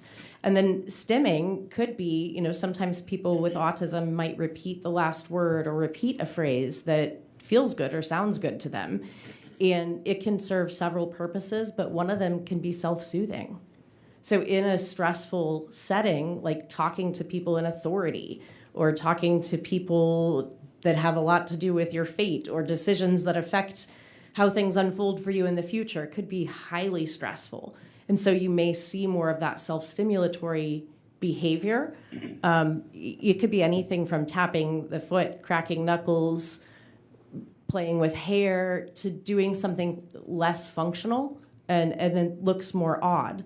But that's typically the purpose it serves. And some people, many adults with autism talk about stimming. Some do it more outwardly than others. Some kind of reserve it knowing that it may not be socially appropriate. And some describe a little less control than others. But certainly those sorts of behaviors could also make someone appear to be fidgety or off task. Again, with the just not as involved or emotionally on the same level. And again, it's not an indicator of guilt, not an indicator of lack of caring, lack of concern, not even an indicator of inattention. They could be attending very well and engaging in a repetitive behavior that's calming and self-soothing, not looking at you, and then everything goes in. They've understood and heard everything and are able to dialogue about it. Well, I appreciate that. I want to make sure that other people have questions. I don't monopolize all of your time. So I'll look this way. Members, do you have any questions? Representative Bojani? Yes, sir. Absolutely. Thank you, Chairman Moody. Thank you, Dr. Montfort, for being here and for giving us this testimony. As a legislator, I'm trying to figure out, do you know of any laws on the books in the state right now that we could improve on for the autism community and people that go through this? Oh, yes, absolutely. So Virginia has some of the more progressive legislative reform when it comes to people with disabilities, developmental disabilities like autism and related conditions. And so there is an advocacy group called D3 that's made up of attorneys, families who have loved ones that have been caught in the legal system, psychologists, doctors. So that's a good organization to be involved with if that's something that interests. Sure. Yeah. You know, I'm also open to additional communication on the topic because it's so important. Would love to communicate with you moving forward as well. And just want to quickly make a comment. Thank you to all the members of this committee. And there's some members here that have been there all day. There are House members, Representative Lacey Hull, Representative John Busey, Representative Grana Timish, and one of our state minister, Scott Wall, who's been sitting here all day. So I really appreciate them and their support throughout this process. And they've done a lot more than just being here. They've been there with Chairman Moody and myself to meet Robert Roberson as well. So thanks for everybody for support. Yeah, and thank you all to the committee as well, because it's bringing important light not only to this case, but the other Roberts that have become entangled in the criminal justice system. Let me go to Representative Bowers real quick. No, thank you, Chairman Moody, because Sorry, I'm going to extend that courtesy to Representative Bowers. Yes, ma'am. But Dr. Montfort, thank you. You mentioned that this is not a mental health issue, and you mentioned that it is a disability, and it brought to mind when Chair Moody mentioned law enforcement, a bill that I had last session, House Bill 568, that dealt with Alzheimer's and the training of law enforcement, and all of these members and those in the audience as well helped me pass that bill last session. It makes me feel that the disability certainly needs to be added to that. And when you're training law enforcement, because I could see how the flat response stemming that you've talked about could come across as negative. And a question that I was thinking about as you were presenting, we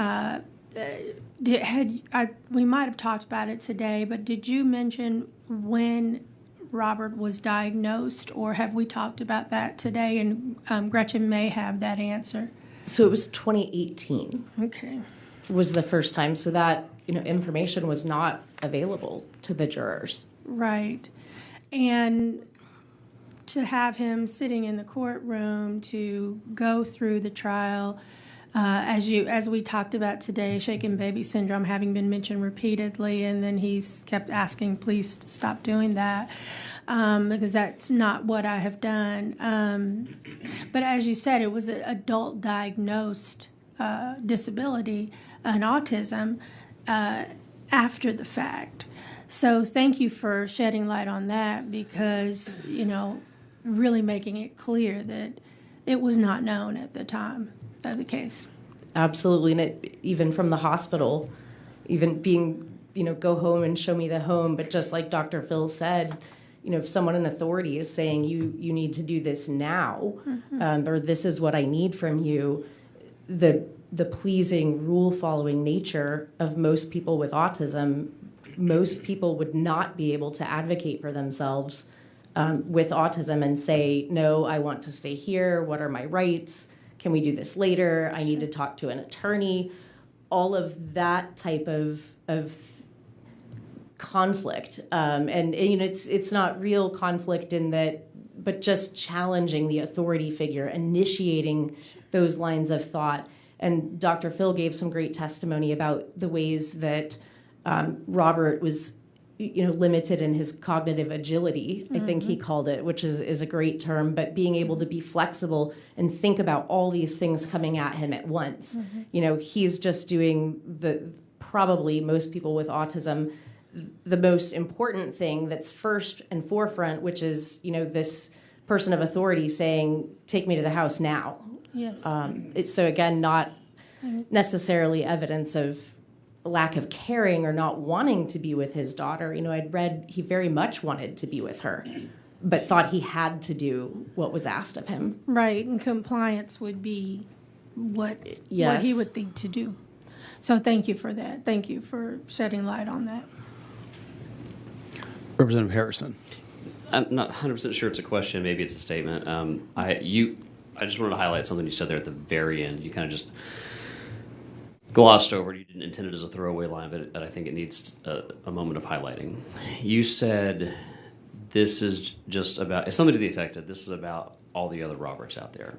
I understand that for most of today that has been the case in front of us for all of the obvious reasons, but it merits repeating that what the committee is doing today is a quintessentially core function of the legislative branch, because it is the legislature that writes laws in the state of Texas. It is the legislature that needs to determine whether our laws are being faithfully adhered to or if they need emendation.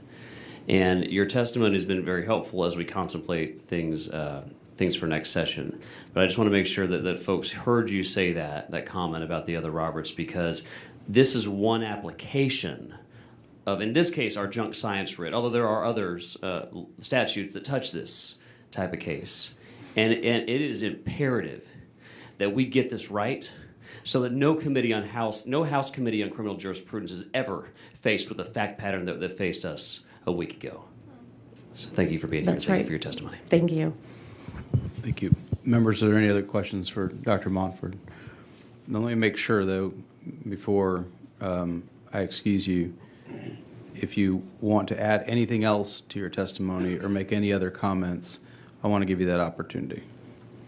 I don't think so, thank you, but I'm available if anybody needs to contact later. Okay, and so you're okay with us providing your contact information to the members of the committee if they want to follow up with you? Absolutely. Okay, thank you so much. Thank you. I appreciate your time.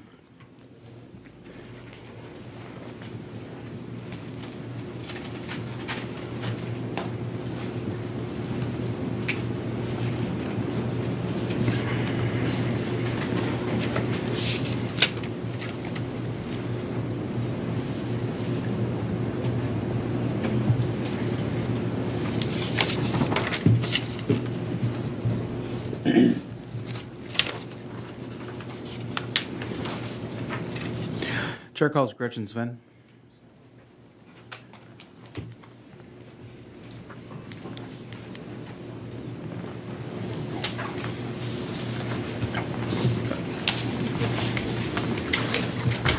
Good evening.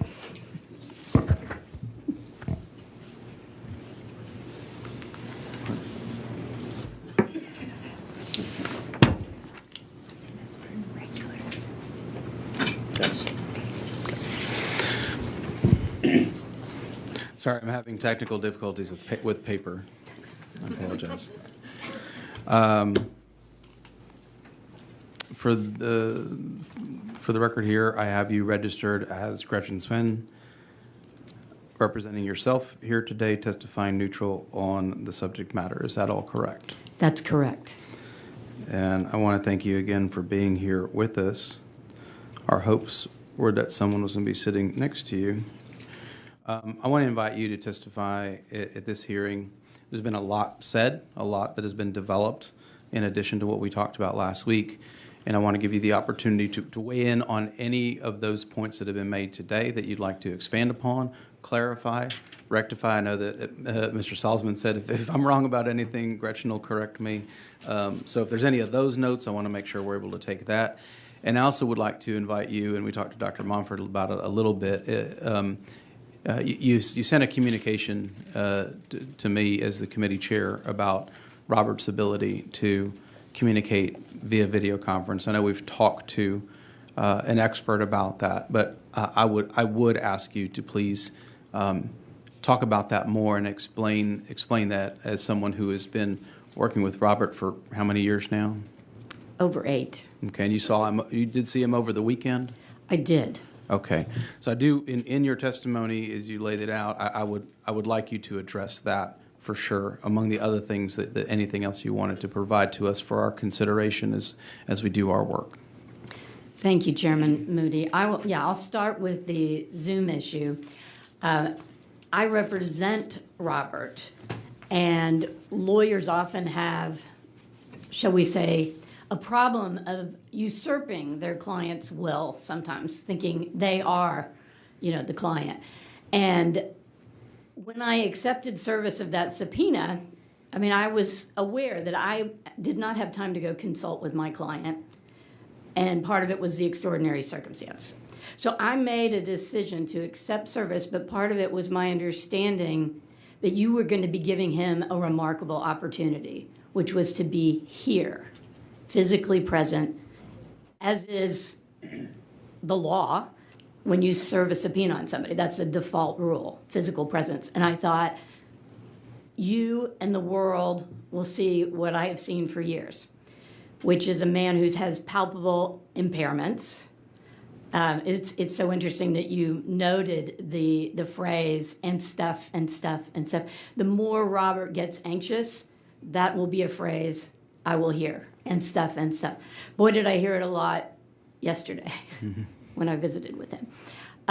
But also even his letters. He's been writing me letters for years because he can never receive a letter from someone without dutifully writing the back. And you can imagine the letters he's been receiving lately. But he has kind of a formula for how he writes his letters. And it usually begins with all these expressions of gratitude with smiley faces written in it, and then talking about, he wishes he was with me at this time to help. Uses the same phrase. Now, wishes he were there to help me at this time. It doesn't make any sense, but it's how he relates. And then I'll get to a certain point in the letter, and I know then he's going to answer whatever question I asked him in my last letter. So it's not subtle. Robert's impairment is pronounced. It's been obvious from the beginning, and it was one reason we brought in a neuropsychologist to assess him. There was a concern looking at his school records, how he'd been special ed, et cetera. Did they miss intellectual disability? Because that would have been an easy way to have gotten him out from under the death penalty. But the neuropsychologist looked at his IQ testing, and although his IQ was below average, it was not in the intellectually disabled range. But she felt that there was a high probability he was on the autism spectrum. But she said, that's a developmental disability too. You have to go do a deep dive into the person's background. You have to meet people who knew them at the time. This was a very, very extensive assessment that then produced, test results. But it was like, what do we do with that? Okay, we now better understand Robert. But one thing that had always alarmed me about this trial transcript that we need to get to, because I have grave problems with people representing the state of Texas in any forum, providing misleading descriptions of this trial in order to score points and shut down this truth-seeking function. I find it very disturbing. But one of the things you'll find when you review the trial record over and over, the nurses talking about he's odd, he's not crying the way he was supposed to, he was staring at the wall, multiple witnesses. And then Detective Wharton, who, he just went off with him, showed him the house, and Detective Wharton thought this was very odd. He didn't act like someone whose daughter was in critical condition. So this was step one of where things went off the rails. And I view it today as false testimony. Because, of course, it was odd and inappropriate for a neurotypical person, which Robert is not. And if you have that insight from a professional about what someone on the autism spectrum looks like, and you look back, everything he did fits. It's not odd for him. It's odd for those of us that aren't laboring under that disability. So for me, that was another argument. But I didn't make that in the 2016 writ because I didn't even know he had autism. I knew there were all these issues, but it wasn't until we got the diagnosis. And that was part of our more recent pleading, showing how the diagnosis was done, how it fit, how it changed the lens through which those nurses would have viewed Robert. But that was step one. I've gotten way off the topic of Zoom, though. Chairman, do you want me to step back about why? Yeah, I do. Okay. So Robert, who has to sit there, and he doesn't read faces well. This is part of the autism. He has worked really hard. He learns you have to make eye contact. People expect that. So he's learned these coping mechanisms. He's never been on Zoom communicating with anybody. We do it every day. Robert had never been on Zoom until last week. There was a hearing in this cause in the trial court where I was trying to get the execution date vacated for a whole nother reason. And initially, TDCJ, I talked to the warden. He's like, yeah, we'll get him there. But then they decided it needed to be on Zoom because of the imminence of the execution date. I didn't have time or concern about objecting because Robert was just going to be viewing. He wasn't going to be questioned.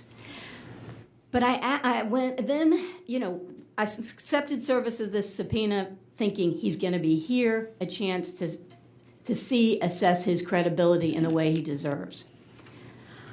I find out via social media on Saturday night during, UT being obliterated by Georgia, regrettably. You can move past that. Okay.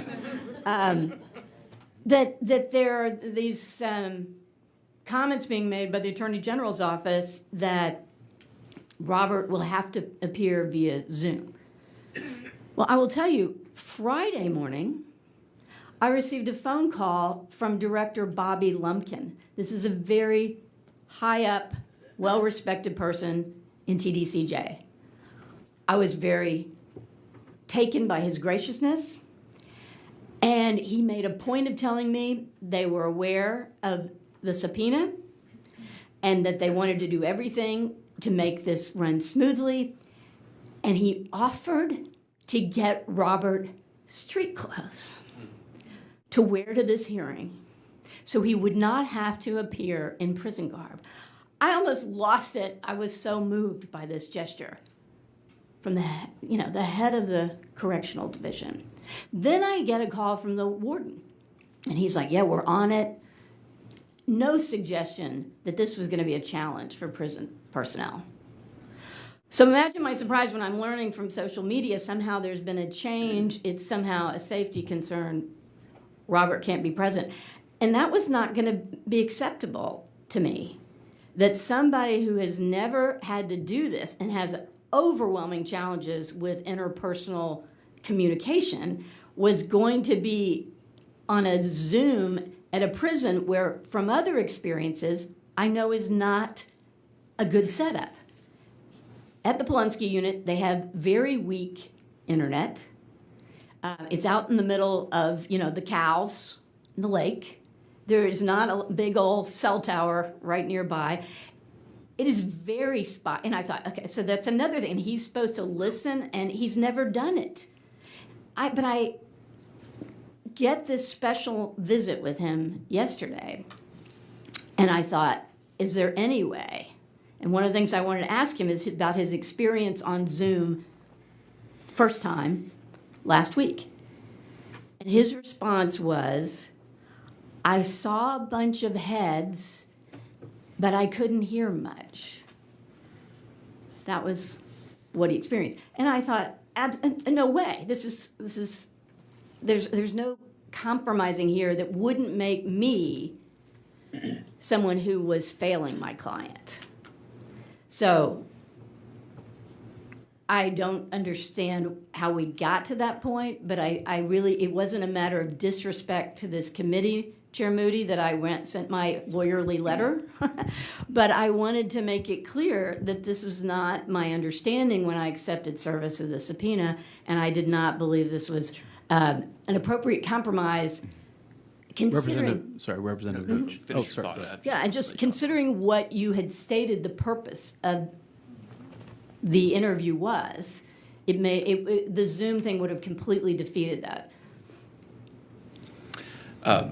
Gretchen, you're referring to the letter from Saturday from the Attorney General's office, correct? I never got a letter. Okay. What I saw some things on social media, because there was a lot of media around this event, shall we say, and that there was some chatter. And I'm not on social media much, by the way. I don't do that. That's a good thing. But it was brought to my attention that statements were being made that were attributed to the Attorney General that for safety reasons, he could only appear via Zoom. And that did not compute when I talked to the people in charge of safety, and they were totally comfortable and even said Director Lumpkin was going to come, the head chaplain, Hazelwood, was going to come, and Director Dickerson, the former warden of Polunsky, who started the faith-based group and knew Robert well. They were going to come and help make him comfortable with this.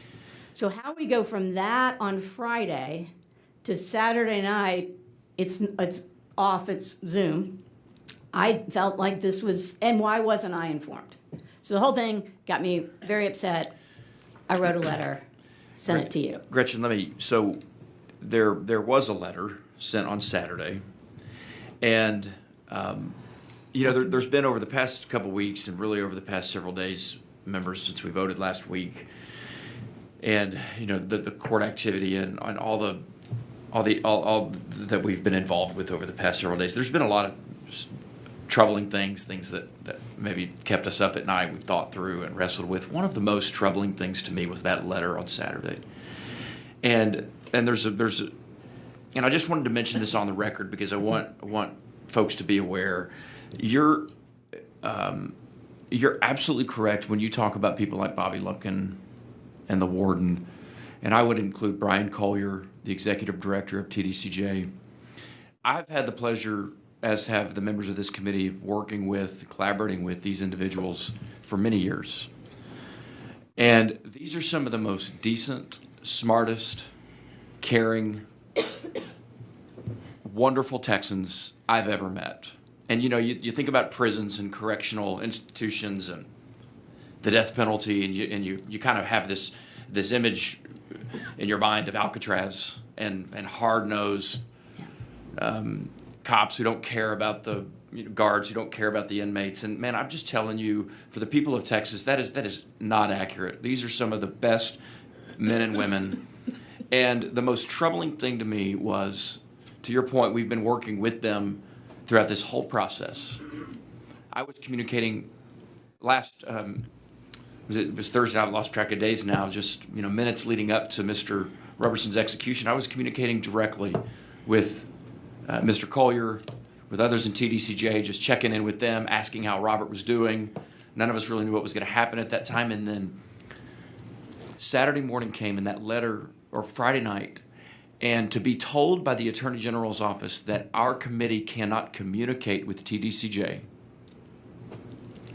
that we were barred as legislators from having any further communications with Brian Collier, with Bobby Lumpkin, with Kate Blifford, from anyone from TDCJ.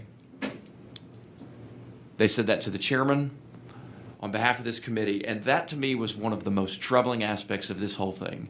And so because we're legally barred from communicating, I can't text Brian Collier, I can't text Bobby, I can't call him. I've been told by the AG's office I can't do that. I totally disagree with it, by the way.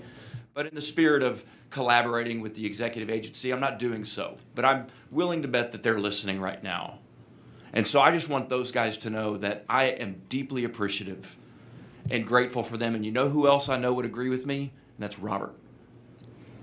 That's Robert Roberson. Absolutely right. And so I just wanted to get that on the record, and I hope those guys know how much I and the committee members appreciate them in their service to the state of Texas.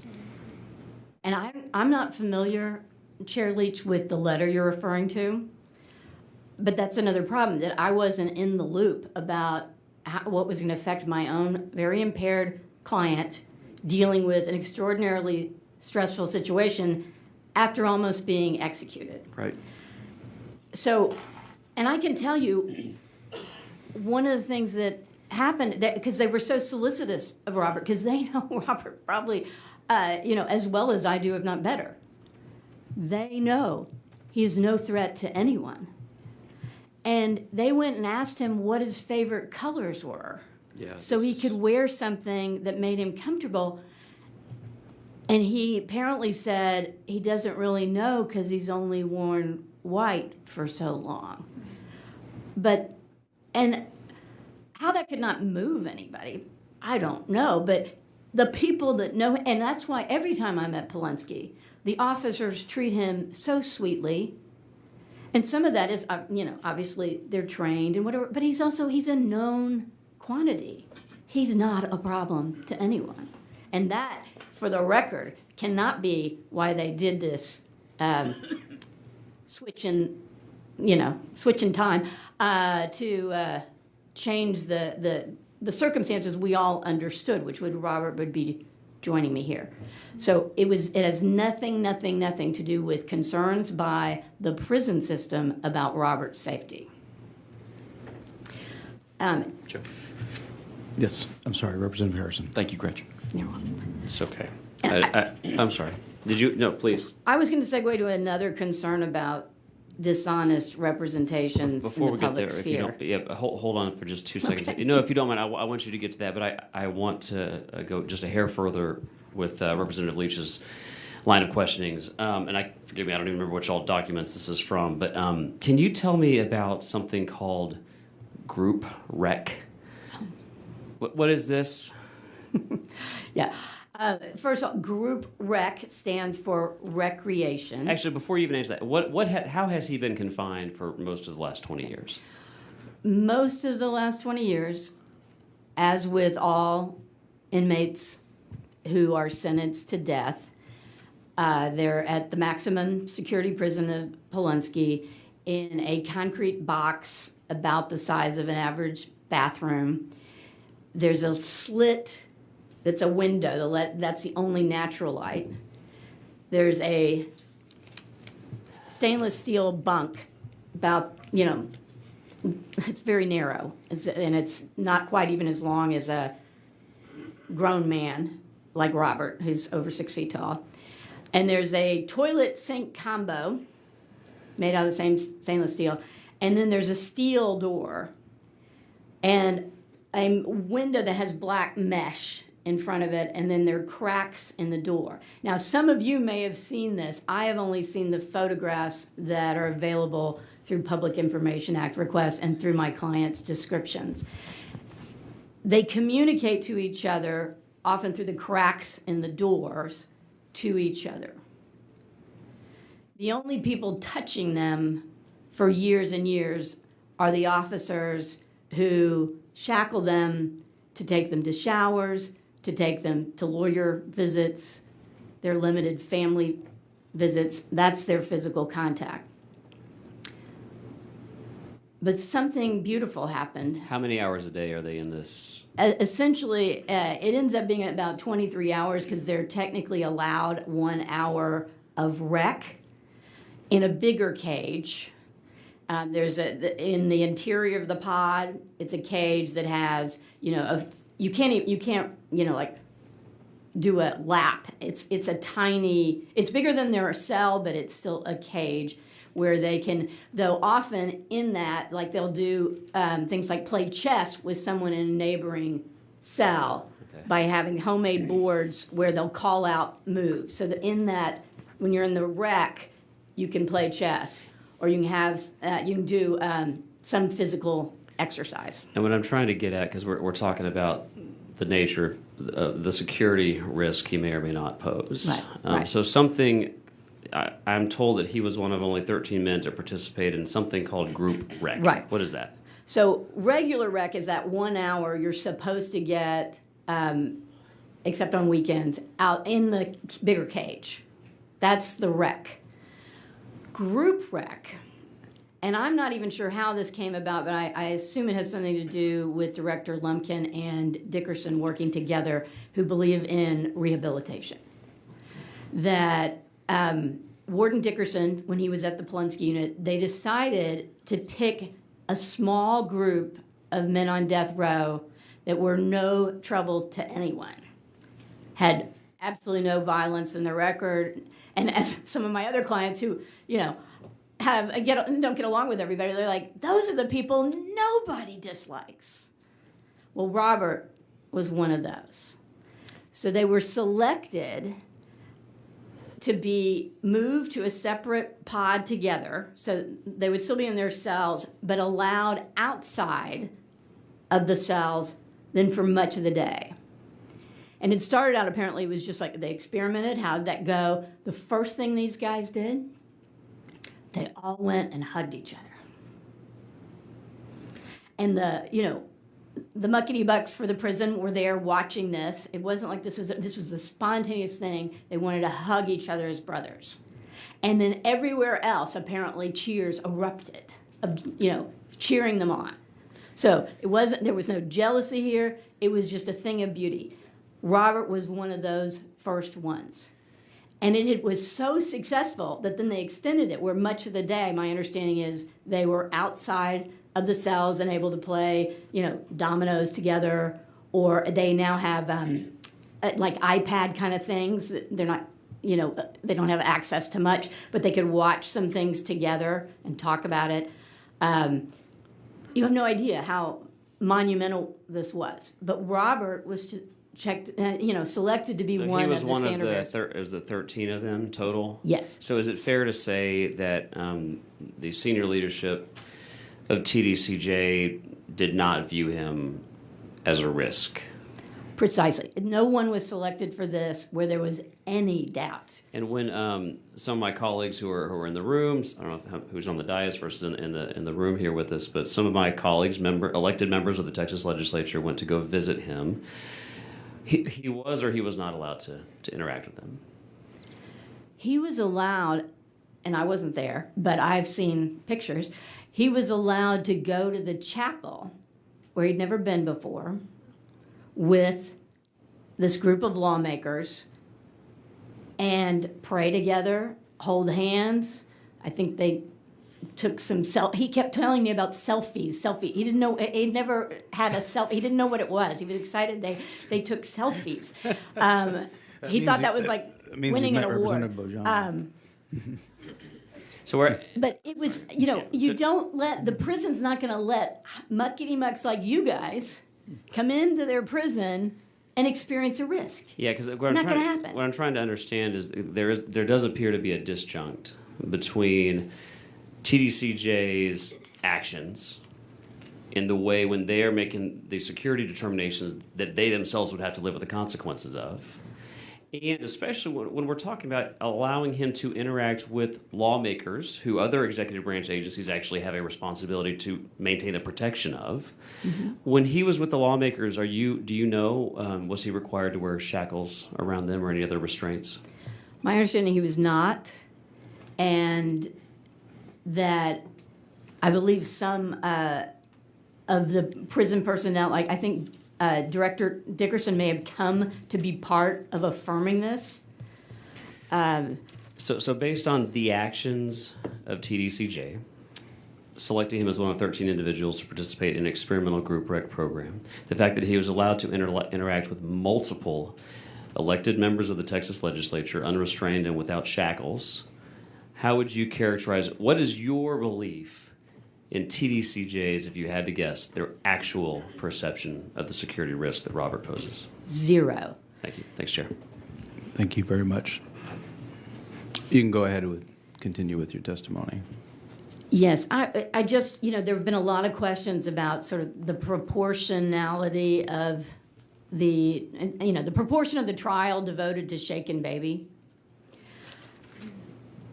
Anyone who makes a representation to a court that this is not a Shaken Baby case, there are only 2 possibilities. They have not read any of the record, or they're intentionally deceiving the court about the record. This is not subtle. It's beginning to end, as you've heard over and over. But I want to point out the causation theory, how you knew, how the state argued there had been a crime hinged on the testimony of two witnesses. Dr. Squires, who made the shaken baby diagnosis on February 1st, 2002, which was faxed to law enforcement and used to obtain Robert's arrest. So she was the diagnosing person, and then she came in. Her entire testimony is about shaken baby, what it is, how it applies in this case, how it explains Nikki's condition and why there aren't exterior signs of abuse. It's because everything is internal. That's what shaking does. That was the whole point of her testimony. The other causation witness, Dr. Urban, the medical examiner, where she wrote in her report blunt force injuries. That was not the cause. She just listed them without saying how they when they had been experienced. But at trial, she defined blunt force as shaking and impact, and that she could not distinguish between the two. That was her testimony. So again, shaking from the two experts who are explaining how a crime occurred.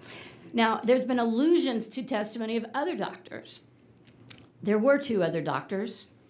Dr. Conjoyan, who was the one that saw Nikki that week and prescribed Phenergan suppositories. Then there was the pediatrician, Dr. Ross, who saw her the next day and measured her temperature at 104.5 and prescribed Phenergan in cough syrup with codeine. Those are the two who testified that she wasn't very ill, her illness was not relevant, wouldn't have explained her condition, and that the thing they said, as well as multiple nurses, is a short fall could not explain any of this. They didn't talk about shaking. That came from the professional in Dallas. They just saw odd guy, and all he's saying is about a fall out of bed, and she's got internal head conditions, and they're saying, no. Well, guess what else happened before you even get to shaken baby? That nurse, who was not certified as a SANE, taking it upon herself to do a sexual assault exam on a comatose 2-year-old when no one has asked her to do that. Apparently, because I consulted with an actually certified SANE, she said, you never do that. You do not take the initiative. Someone has to ask you to do a SANE exam because there's been some credible reason to suspect, because everybody who has any consciousness realizes you start talking about sexual abuse of a child, the mind is going to shut down. So the nurse initiated this when she's supposed to be working in the ER caring for a child on life support. And she is the one who apparently had pictures taken. And some of these pictures, I talked about last time, you can look at those pictures. This is not a battered child. There's a bruise on her chin after she's been intubated. You have to pull the chin down, stick the tube down their throat. This happened to Nikki twice. All right, and because they messed it up the first time because they're in code blue situation. All right, that's where this bruise comes from. Then there are tiny bruises on the face, which were described by someone as maybe a handprint. There's no photograph that looks like a handprint. You see touches, but they could be, as we now know, these touch bruises associated with the DIC we now know she has. But that nurse, who should have no credibility before this court after what you've heard, is the one that in between here's the odd father, all he's saying is a fall from bed, and before the shaken baby, does this sexual assault exam that was uncalled for and starts telling people, I saw anal tears. That was the evidence at trial. And I want to set the record straight. That was the evidence that prompted the district attorney's office in Anderson County to add a capital murder charge. He was charged with causing the death of a child under the age of 10, I think it was then. And then they added a second capital murder charge for a death in conjunction with sexual assault. They charged him based on that nurse. You heard Brian Wharton say he was shocked. They didn't ask the detective's opinion because he had collected evidence, sent it to DPS, blah, blah, blah. There was nothing to support this, including the medical examiner and the child abuse expert. But they charged him. And then that allowed them, with every witness throughout jury selection, and you can see it in the transcript, they talked about shaken baby, and they talked about sexual assault of a child. And there were some people who said, nope, the minute I hear that, can't possibly be fair. A lot of jurors struck for that reason. Yes, I'm sorry, Representative Harrison. So just for clarification, because one of the other witnesses actually asked us to clarify this with you, were you saying, back even further, what were the original indictments? What was he indicted for? He was indicted for capital murder based on the death of a child under the age of 2. So that was one count. But then he was charged capital murder, death in conjunction with a sexual assault. That came in later, or that was Not much later. Okay. I mean, remember, the whole thing from event to trial was under a year. Okay. So they added this, but they added the sexual assault capital, not long after he was arrested. And Mr. Salzman was correct. There was this moment, there's very little transcript of the pretrial proceedings, but right before trial, the judge says, I am a little concerned about this sexual assault. You really have something to hang your hat on, because, that kind of creates problems at the appellate level. And they're like, no, we've got this. What they had was the nurse. So it's a bell sounded, it's part of the opening, and then she gives her testimony. This is the one place where the defense lawyers fought back a little. Not enough to bring in an actual sane nurse to rebut all this. We did that years later. We so decimated this nurse that in the findings, let me see if I can. We had a false testimony claim about the sane nurse and the whole sexual assault thing. Here is what was written in both the states and then that adopted by the trial court. The court finds that even if Nurse Sims' sexual assault testimony was false, applicant has not shown that the evidence was material to the jury's verdict, as the sexual abuse allegation was abandoned by the state and not submitted to the jury. You're kidding me. How is it not material? How? And I also have to add, because this is another thing that has been misread, because they knew by the time we're doing this in post-conviction, this was bad.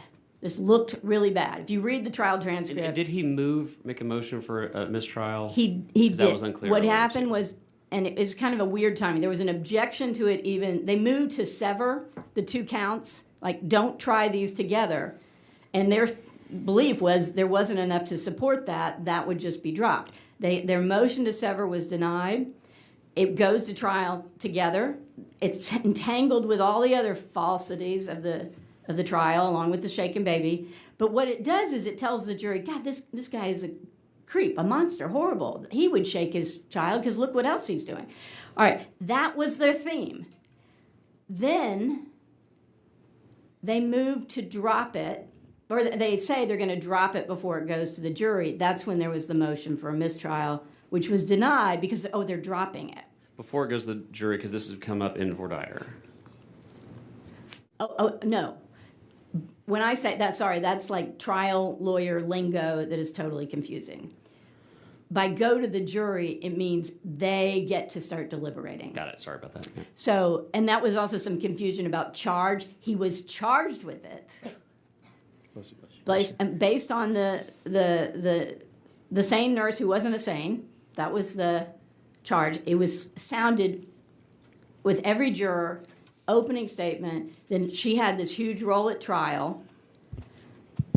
And then right before closing arguments, when you are going to argue the charge, what the jury has to consider, they say they're going to drop it.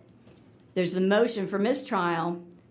And the argument is made by the state that, Well, we're not saying we don't have confidence in it. We're saying, the law makes us decide. Because they couldn't bring multiple counts? Or? Which is not true. No.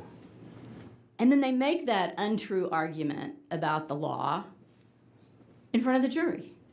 Like to explain why, we really do think there was sexual abuse, but we had to pick. So we went with the shaken baby one.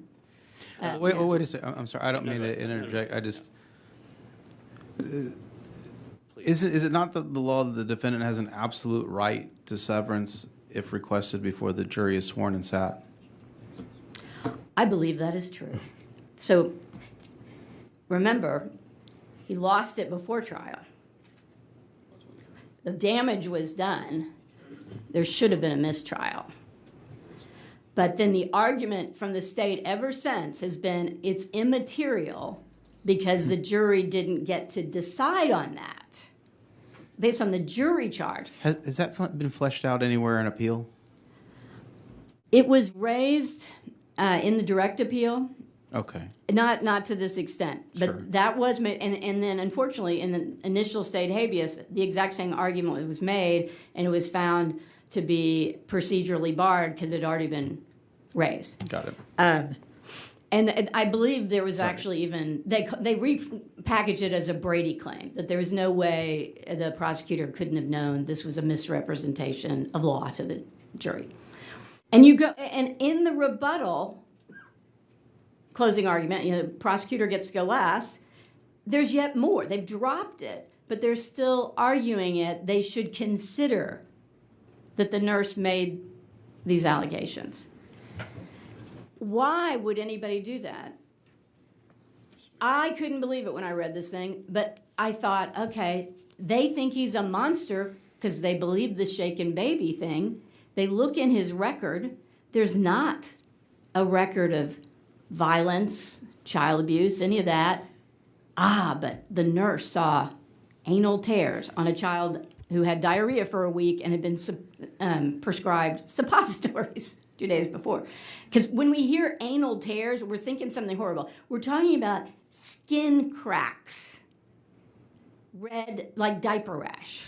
That is what Dr. Urban acknowledged, as Mr. Salzman was saying, and Dr. Urban too. That was a bridge too far for them. And yet, again, it was sounded because I think the people trying this case had to have something to allow them to see him as this monster, which he is not. And just to pull this real quick to close this out, other than this one nurse who admitted to lying about her credentials under cross, her testimony of evidence or seeing signs of sexual abuse, was there anything that the prosecution laid out as corroborating evidence to the claim? None. At all? And did they attempt None. anything? Like photos that didn't, maybe they were unclear photos. Did they try? Brian Wharton's team collected all the bedding and other materials from the house and had it all tested to see if there was anything that would support sexual assault. And they took swabs. They did a sexual assault kit on the child. Nothing. So other than her testimony, there was nothing to corroborate that testimony? Nothing. Period, full stop? Full stop. And like I said, in post-conviction, we had a very qualified saying, take a look at what had been said. She said, if this woman had taken the same training, she didn't follow any of it. And you said, just to clarify two things, I'm done. Nobody asked her to do a sexual assault examination on this child. No record of that.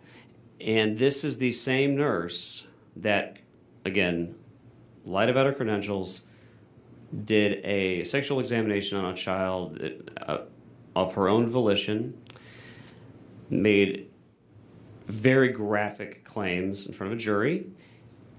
And without the same nurse, we wouldn't have had these claims that now are thrown all over the internet right now of hand shape. Was she the same nurse that was doing this hand shape bruise stuff or some of the early bruising? Because you tied her to some of the early, what was presented Right. when she presented to the hospital. What was she tied to in the early evidence? And that's my last question. She was there because she was working the ER. And this is another thing that the SANE nurse I consulted with said, in the middle of triage, your fundamental concern is the care of the patient. You shouldn't be stopping that to do a sexual assault exam that no one's asked for. Also, she seems to have been the one, we've never been able to verify this, that took photographs that show unidentified people without gloves grabbing at this child. They're looking and taking pictures. The pictures were introduced through her. This was not a witness who should have had credibility. Nikki was taken to the pediatrician and to the hospital within 48 hours prior to her passing, right? Yes. Who took her there both on those times? Robert. Both times? Both times. So he sought, I want to make sure that I'm understanding you really clear. In the 48 hours before, according to the state right now, he beat his daughter to death, their words, he sought emergency and pediatric medical care for his daughter of his own volition. Is that correct or is that not correct? That is correct, and I can walk you through it. It is, feel free. 28th of January, he and his mother take Nikki to the ER because they say she's had diarrhea for a week, she's been vomiting, they describe cold-like symptoms.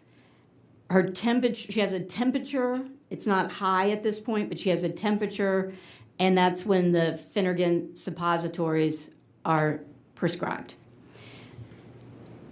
They take her home, but her fever shoots up. So the next morning, which is now the 29th, Robert takes her to the pediatrician's office where that super high fever is measured, and it's in the medical records. They measured it there. And he had come in reporting that it was 103. Well, then they measured it at 104.5. But that's more Phenergan and the codeine.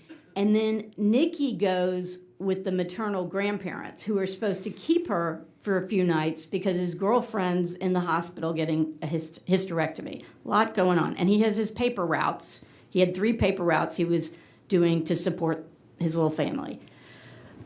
But part of what he told the police, it's in his statement, is that, he was trying to tell them these details about, then I had to go pick up the prescription and take the medicine to the Bowmans, and then I went back to the hospital to see Teddy, and he remembers these details because that's part of his autism, keeping track in his mind of all his activities.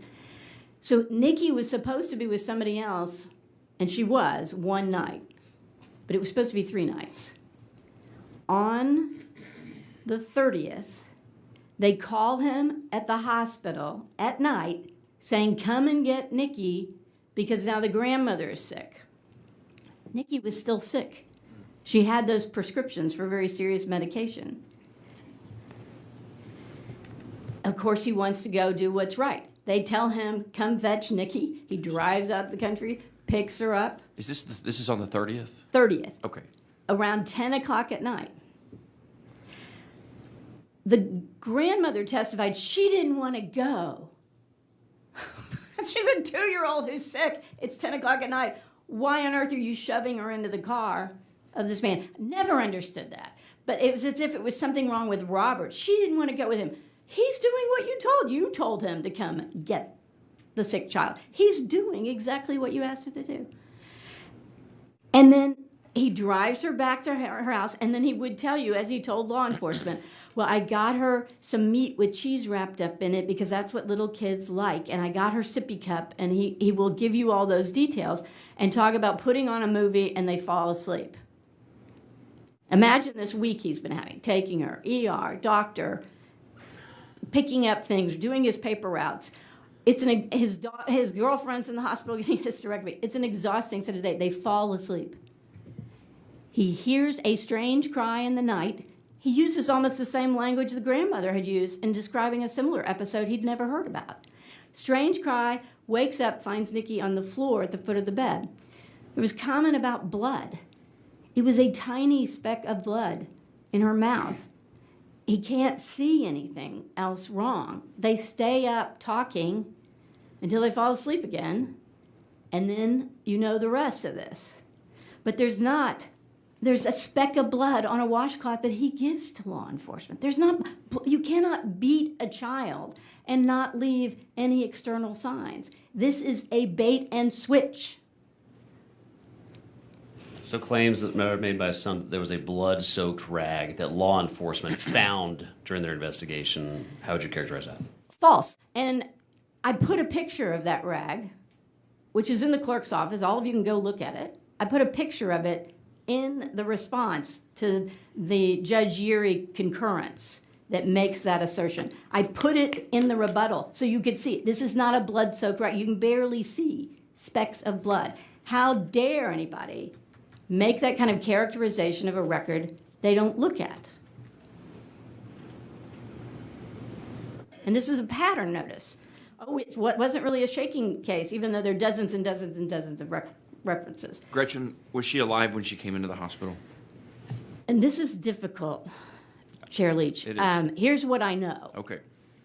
I know Robert said he woke up and she didn't seem to be breathing and her lips were blue. And by the way, I always have trouble when I'm characterizing what Robert says because it's very natural we fix it up.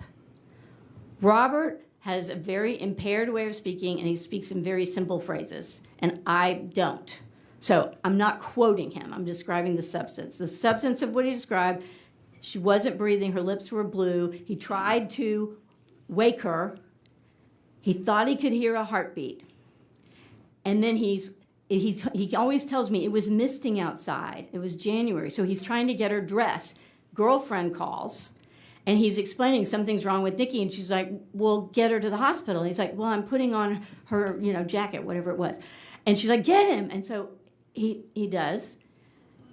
And then they have this weird thing where he describes the hospital emergency room door locked, and they have to go around the back, and then the nurse finds them, which Mr. Salzman was describing her testimony. The salient characteristic, she said, blue lips and her eyes were fixed and dilated. That, as I understand it, is a sign of brain death. But that's all she saw initially. She takes her, and then remember, then the violence of the code blue starts. They're intubating her. They restart her heart, and this is in the records, that she experienced tachycardia. Their heart rate went from almost nothing to through the charts. Mm-hmm. And they're giving her medications to increase blood flow to keep that heart going. And now she's got the breathing tube, but it turns out after she goes to x-ray, it wasn't really in. So there's a long time with this child deprived of oxygen. If she was still with us when she gets to the hospital, I don't think anybody knows. But they revived her to the extent that she's sustained on a breathing tube, and her heart was able to be restarted. But as Dr. Auer was explaining, and this is so complex, but once you get that heart pumping blood again, but the brain has shut down, the blood's going to then pool outside the brain. But before all of that sets in motion, there had been the CAT scans showing small subdural bleed and one minor impact site. There is no mushy skull, not a single skull fracture, nothing. There's a bump on the back of her head. Can you explain to me the decision to transport Nikki to Dallas Children's? Based on the trial testimony that they recognized when they saw the CAT scan, because it looked like something was wrong with her brain, it was swollen, that was too much for the local hospital to handle. And I don't know if it was a weather thing or what, but she was not airlifted. She went by ground. And one of the mysteries here is where are all those records? Because who knows what they did to sustain her or, whether she had a seizure. And there's just nothing. Sure. There's an order to get her to Dallas. And then she's in Dallas where there are extensive records. There were another set of CAT scans made. They're focusing on the head, and that's where the shaken baby diagnosis was made. We're now on February 1st. the records show that there was a decision to initiate termination of life. Can I just go back real quick before you get there? She was taken from Palestine Regional to Dallas Children's. On the 31st, yes. On the 31st. She was taken not in a hearse, but in an ambulance. Correct? She was on life support when they took her? Yes. Okay. She arrived at Dallas Children's with a heartbeat. Yes. And go ahead and proceed with your testimony. So that's when, they called in the child abuse expert who does the shaken baby, and part of her whole thing. She looked at those CAT scans and saw this isn't an impact case. It's a minor impact. All the internal blood gets interpreted as classic shaken baby, all that. It's in the document faxed from hospital to Palestine to arrest Robert. That is the theory, shaken baby. Very odd, though, to most people, you would go ahead and make this leap to capital murder when you haven't even had an autopsy and, quite frankly, don't yet have a child who has expired. What you had is hospitals deciding with somebody, and I can only surmise it was the maternal grandparents who were allowed to go to the hospital. Brian Wharton, I don't know that he did this, but someone on his team told Robert he was not allowed to go to the hospital and be with his dying child. And again, this is the same manifestation that leads to the cop tells you, I want to go see where Nikki fell. Okay. They tell him, but he's been tormented by this his whole life. They wouldn't allow me to go be with Nikki. And they arrest him, and he's definitely not included in this decision about end of life. There was also some discussion about donating her organs. He wasn't involved in any of that. And he was the 100% conservative, correct? He had been, yes.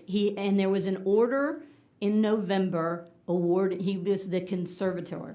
He continued to share responsibility for Nikki with both sets of grandmothers. And he needed that help. He welcomed that help. But he was the one who'd been given custody because the maternal grandparents said he should have custody. And the judge granted the custody. He had not lost custody when they made these decisions to take his daughter off life support. That happened. There was a motion filed February 4th, after she's taken off life support and after she's declared dead and transferred to the medical examiner's office on February 2nd. February 4th, a motion filed. And then February 5th, it's kind of confusing. There's another motion to terminate his conservatorship. And there's no record of this court proceeding, but he says they took him to court and told him he could not go to Nikki's funeral. I'm That's sorry, what he was told. I have to drill down on this because I just am at a total loss. You're on February 4th. She's expired. She's at the medical examiner's office, and there's a motion filed to. Yes, it's a very disturbing motion because it's a motion to terminate his parental rights and for the grandparents to have power over disposition of the body, is the way it's phrased. It's very disturbing. So they are the ones that then decide what happened to her post-mortem, then funeral arrangements, etc. And Gretchen, there's no records, there's no evidence, there's no testimony as to who gave the order for her to be removed from life support. We just know it wasn't Robert. It's written in passive voice, but it suggests there had been conversations with the maternal grandparents.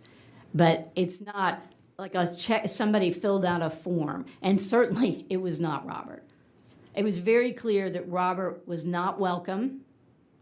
He was accused, and remember then the cop that set in on the autopsy told her in advance he's been charged with capital murder, and that she knew there'd been this shaken baby diagnosis by the child abuse expert at Dallas Children's. That was her information. She didn't look at any of the medical history, CAT scans, et cetera, et cetera. It's just so troubling. So troubling. It just feels like he was framed. That's what everything you've just recited just.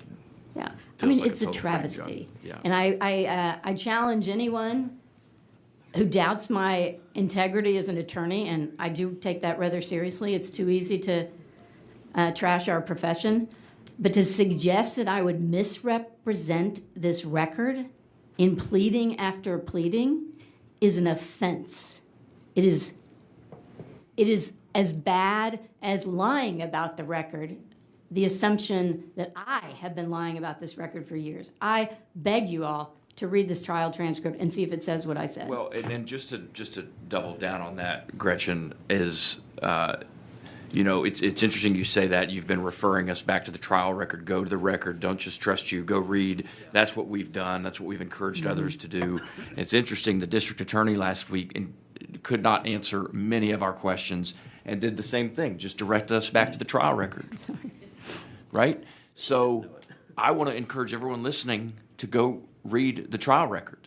And if the district attorney in Anderson County is listening as well, if there's anything that she or her office refutes or disputes about what's been said here today, our email addresses are easy to find. We can write a letter to this committee and enumerate what those objections might be.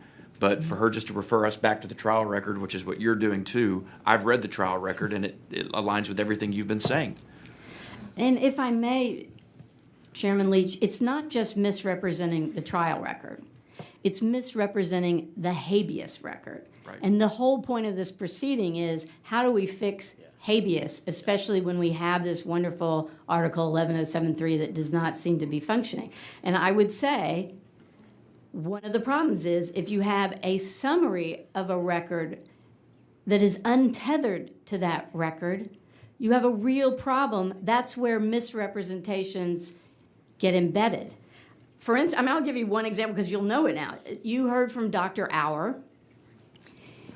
He was the first person to figure out the pneumonia. But as Dr. Salzman said, he's not a lung pathologist. He's a neuropathologist who has been studying the connection between the subdural bleeding issue and hypoxia and thus lung issues. His report is over 60 pages long with illustrations, over 200 citations to scientific articles. That report was admitted in the habeas proceeding along with many other things that fill up the 13-volume record. But here, what they say about Dr. Auer, this is the entirety of Dr. Auer in the trial court's findings. The court finds Dr. Roland Auer testified at the evidentiary hearing that, we don't even know who Dr. Auer is, that he has any credentials whatsoever. Short falls can prove to be fatal, but her death was not explained by a short fall. That's true, he said it. Subdural and intradural bleeding as seen in Nikki at the hospital was caused by something other than trauma. That was one of his opinions. He did not believe her death was caused by a combination of violent shaking and blows and finds no evidence to support hypothesis of shaking. Hypoxia can cause retinal hemorrhages. The injury is caused by a single impact rather than multiple impacts, and that doesn't make sense. What injury are we talking about? Nikki had chronic interstitial pneumonia. Okay, there we go. Nikki's death was a natural death with a tiny accident component. That's all we hear from Dr. Auer. We get pages about Dr. Urban, pages about trial testimony, including Detective Wharton, who had disavowed his trial testimony. The trial testimony is used to support maintaining the conviction. This is not a fair representation of the record. And if you don't send a reviewing court a fair representation of the record, I submit they generally, whatever may be the ideal, do not have time to go dig into all the trial transcripts as you have done and the habeas record and do the comparison. They need an honest document. And I think respectfully, that's where things went off the rail. But I objected to all this. I documented this in filing after filing. You've heard about the Alan Butts case today. When that came out, I was filing things. I was annoying as hell, I'm sure, because I was filing so much. But we can't have things that nobody reads and then be mystified why Robert is where he is. It's not hard to figure out. There was bad science, a lot of missed bits of evidence in a tragedy, and really bad prejudgment of a guy with a disability. That's what happened. But today, we know so much more, and none of that has been acknowledged, which is why we're still here litigating whether he should get a new trial. Can I, Chair? Yes, Representative Harrison. Hey, Gretchen, I don't exactly know the right way to articulate this question, so maybe help me a little bit. You're talking about it's also the habeas portions of this that are problematic. It's not just what happens, the records at trial, but everything subsequent to that. And again, I spoke to, forgive me, it's been a long day. I don't know which witness I was talking about, where I was dealing with what I am hearing and what's being posited all over the media right now, that everything this committee is doing has been considered ad nauseum at trial and countless times throughout the appellate process. We had a witness earlier recount and characterize certain types of evidence that were never considered or contemplated or interacted with by any courts or juries. Maybe just a couple sentences on your understanding of that. But one of the biggest manifestation, at least I should phrase, a potential manifestation of the problem you're describing, which is, I don't remember the term you use, but something like the habeas record is divorced from the facts of what actually occurred in the trial record. And something that... And the habeas record. And the habeas record. So where I'm getting at is, one, I don't want to say that I'm saying this is an example of what you're characterizing, but how would you characterize... So Judge Yeary wrote a concurrence to a recent CCA decision. That concurrence was about 2.5 pages. It was circulated far and wide, and without revealing too many details, I think it's safe to share that when I had discussions with other officials and other branches of the government, this concurrence, copies of it, were everywhere. Mm-hmm. This thing went far and wide. How do you characterize that document? I think you know what I'm talking about. How do you characterize that document in terms of its correlation with the facts of the trial record? And to the extent there's a delta between the two, how does this thing get created? Because to your broader point, and it brings us full circle, we've got to figure out how to stop the miscarriages or the failures of the criminal justice system that have led us here today. So take those questions away. This is going to involve some speculation, but I will say that I read Judge Yeary's concurrence. This is the first statement of any substance from the Court of Criminal Appeals in the habeas proceeding over several years. There's never been an analysis. And so on one hand, I was quite grateful. It was like a peek inside at least one judge's thinking. And it's important. It was one judge. Nobody joined this. There are no citations in it to the trial or habeas record. And starting with almost the first sentence, it is inaccurate. You mentioned blood-soaked rag. I have seen the rag. I've read the testimony about the rag. I've read the post-conviction testimony. There's no blood-soaked rag. There's specks of blood that are completely consistent, by the way, with a kid who's fallen out of bed with pneumonia and her lungs are so diseased she may be coughing up little bits of blood. And which I just have to put into the record because he testified it to the other day. The lead detective in the case testified that law enforcement would never have even known of the existence of the rag, except that Robert produced it on his own and gave it to law enforcement. Is that consistent with your knowledge of the case? That is exactly Detective Wharton's testimony and post-conviction testimony, and it's corroborated by the physical evidence, some of the rare physical evidence that remains in the record. Okay, so where does this come from? Where is Judge Yeary learning about a blood-soaked rag. Well, I'll tell you, the problem is you have the deceptive summary of the habeas record, but then it gets even more distorted. The last thing the state filed objecting to a stay of execution was a few pages long, where it makes completely unhinged representation that goes far beyond this. Now it's nothing but a battery case. Talking about blood, beating, all this. They know better. But let me point out something, because this is something that fills me with rage about what was done to Robert and what was done in a court of law. During the 2021 habeas proceeding, which is like a trial on the trial, Dr. Urban was one of these two witnesses brought by the state. Dr. Urban is the person who took autopsy photos that were admitted at trial. So I knew what they looked like. They'd been shared with multiple experts. She had been subpoenaed because I wanted to examine her.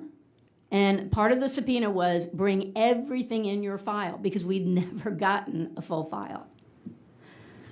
She elected to appear via Zoom and did not produce any additional information to me in response to my subpoena, ducis tecum. But she produced a brand new document I'd never seen before to State's Counsel that was trying to show, there was like a drawing with some dots on it that were supposedly where there were other impact sites. Now, first I'll say it wasn't in any bit of the record I ever received. But there was the bump on the back of the head, and then there's a little circle drawn on the top of the head. I have gone over this probably ad nauseum, but that was where the pressure monitor was that led to bruising visible in the autopsy photos. But even then, even with the additional bruising this child has experienced from the medical intervention, you do not see a battered child, which is why, Representative Harrison, you keep going back to that questioning by the prosecutor. Why would a prosecutor say, I don't see anything? There's a big discrepancy on the outside and the inside. Why would they say that if they could point to pictures of blood and cuts and bruises? They couldn't, because it didn't exist. It's a lie, but the lie gets worse. And I don't know if this is what Judge Urey saw, but it makes me so damn angry, and I apologize. That's okay. We asked her to bring her file. She doesn't. But most of her post-conviction direct examination was proving up these grotesque distortions of her own original autopsy photos, where they're blown up and have dark shadows and make Nikki look like she'd been battered and beaten. I obviously objected. Guess what? Objections overruled. These distorting blow-ups were admitted into the record, but I also pointed out on my cross-examination all of her original autopsy photos were already in the record from trial and have in pleadings shown side-by-side comparisons where you can see that the original autopsy photo does not have the thing that looks like a bruise in the other one.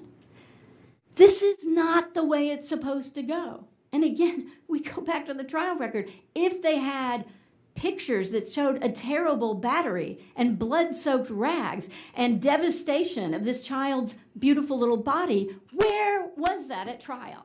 It didn't exist. What filing did you say the picture of the blood-soaked rag is in? I think it's my rebuttal to the Urey concurrence, which I will point out, that was the filing that then drew 4 dissenters. When we again said, suggestion to reconsider in light of you just found the science to be discredited in another case last week. And by the way, Judge Urey's concurrence suggests a real misunderstanding of the trial and post-conviction record. And so what I'm trying to get at, because as a legislature, I think we're sold that there are procedural infirmities here that have led us to where we are today. what types of things, and maybe you don't have a solution right now, but to any of the witnesses who are listening, anybody at home, we're all ears here. I think that's fair to say. Mm-hmm. What types of things could the legislature, if any, could we contemplate so that we don't continue ending up in situations, whether it's in Robert's case or, as somebody mentioned a minute ago, all the other Roberts that are out there, where we have these records, these summations of trial, habeas, wherever, that are as disconnected from the underlying facts of the matter that we end up in a situation where, and I agree, from what I understand from my review of the record, it does not square with what I read in what Judge Urey wrote when he concurred with that CCA opinion. Which, by the way, was not an opinion. It was I got a one-sentence postcard notice saying dismissed. That was the opinion in which he concurred within a few pages of explanation. Is there anything that we could consider in terms of statutory emendations to extant statutes or new statutes, or is there anything that the legislature could contemplate that you think might help prevent such a massive and I people are going to take issue with this, but I would characterize some of the things that I've read in some of the recent pieces of litigation, and including that concurrence. Mm-hmm. We are talking about distortions that contain things that I'll characterize as pretty close to falsehoods. Not getting into intent. Oh, go farther. You feel free to characterize it how you will. Yeah. But how, I'm going to ask this as clunkily and as much of a pedestrian manner as I can. How do we fix this going forward? I've been thinking a lot about this because I think what is so moving about what's happening right now is there's a genuine interest in getting at the truth. I can't fathom how anyone would want to do this to our criminal justice system, because we as lawyers have a duty of candor to the court. We cannot just make stuff up to hold on to a conviction. But right now I have seen misrepresentations to the CCA, to the Supreme Court, and also, of course, to the trial court, but the trial court was complicit. The trial court adopted a record that she could not have believed, a summary of the record that could not have believed was accurate because she'd sat through the evidence. But maybe the problem is in a small little community where a sitting judge, one of a few, was one of the trial prosecutors who put on that nurse who wasn't really SANE certified. And their one little hospital, their personnel are implicated in this. That must be painful. Maybe we need an innocence commission, as some states have. Certainly there are wonderful pieces of legislation this body has enacted, such as Chapter 46B. The whole point of that is to stop, relying on lay assumptions about what mental illness is and what it looks like, and say, it's complex stuff. Let's involve professionals and try to pull it out of the adversarial procedure. So I think it's hard, very hard, Chair Moody, as you like to say. The hard work is the stuff that's worth doing. But that's what fairness is about, is saying we aren't all experts, and certainly lawyers and judges aren't experts in all this stuff. I've learned a great deal in my time with this case, but there were so many things I didn't understand and I missed. And things came out piecemeal as I learned more. And it took the largesse of a multinational law firm and the Innocence Project to come in and help me. I'm not being paid for this representation. This is a matter of the heart, but also of the head. I don't like it that here in Texas, there's just a disconnect between the facts and the science to turn this sweet, impaired man into something he is not, and dishonoring his daughter in the process. Mr. Chair. Thank you. Yes, Chairman Darby. Just so we don't leave this, we understand the dynamics, the local dynamics that you're talking to. So you're saying that the judge who heard the habeas trial was part of the prosecutorial staff in the original trial? Or please go in depth about the personalities involved, because I understand small town politics. Yes. I can tell by your accent. I understand how everybody's related to everybody, and everybody, shops at the same Piggly Wiggly. They go to the same hospital. They have see each other in church. I mean, so you have a community that's tied at every level, and so you have a locally elected DA, and who is involved mechanically in hearing these evidentiary issues, and what are their connections to each other? And that's important, and not to denigrate anybody, because I think it's very hard when, actually, Brian Wharton was explaining to me when he was in Palestine, he said he would run into somebody he knew was a local drug dealer at the Walmart, and they'd interact. But he did point out, I wouldn't go traveling with him and then think I could fairly go arrest him for something. So I will say two things. I will say on one hand, there's the small town that you know people, but then some relationships become deeper.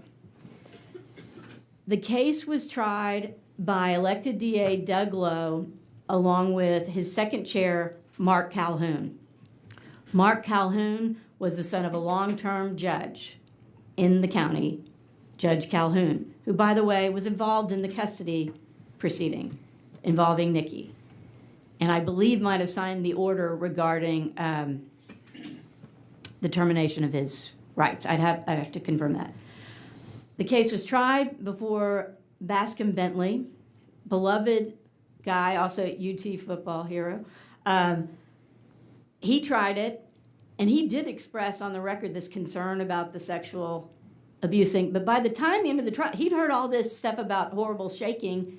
He said some very angry things on the record because he came to believe she must have been shaken to death, I think. Allison Mitchell, current DA, was in the DA's office but has no public-facing role in the trial. The local attorney that was appointed to defend Robert was a man named Steve Evans, who still works in the community, still gets appointed on a lot of indigent defense cases. When we come back in 2016 after the last execution was stayed, Judge Bentley had passed away, and the sitting judge in the third court in Anderson County was Mark Calhoun. Mark Calhoun, second chair, who prosecuted this as a shaken baby case. Doug Lowe had lost the election to his former subordinate, Allison Mitchell. Allison Mitchell had a new deputy. They were the ones who handled this at the habeas, but the first thing they did was start to say this wasn't really a shaken baby case. That was a problem. This started in front of a judge with whom I had no experience, Judge Deborah Evans, who, because it's rural county, she rode circuit.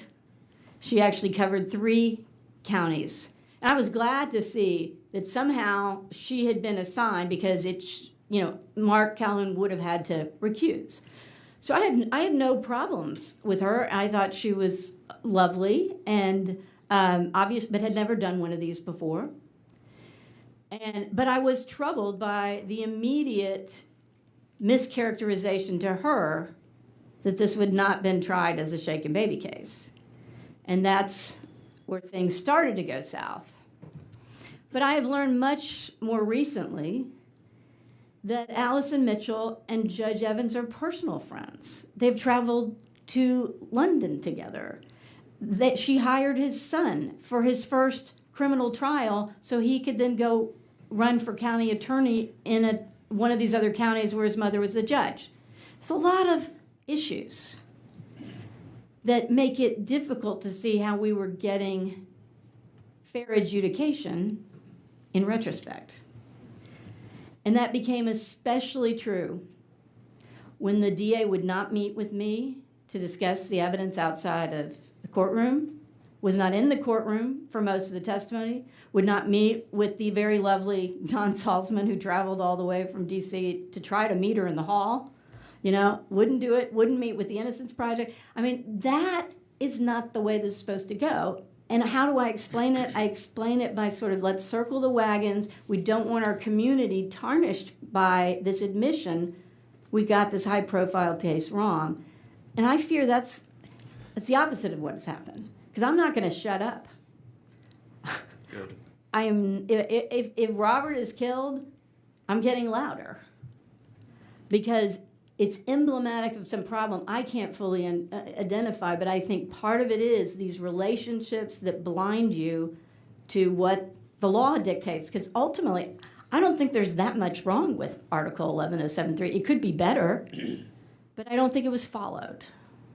Agree. And I don't totally understand. So Judge Evans heard the habeas. Heard the habeas. Advocated by D.A. Mitchell.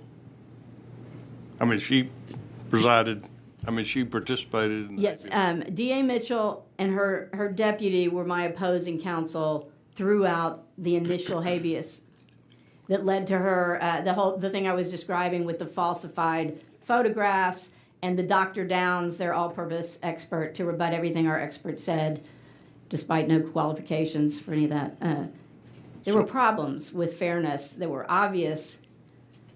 It got worse and worse, shall we say. So you had to, after the habeas trial, you had to agree on the record going up, and that's when you showed us the very thick findings of fact, conclusions of law that you felt were pertinent and were actually discussed at the trial and of the habeas trial and should go up on appeal, versus what you're showing us today and what you characterized a small part of as being factually insufficient or I would go further. I would say they're misleading. They're misleading about what the record established.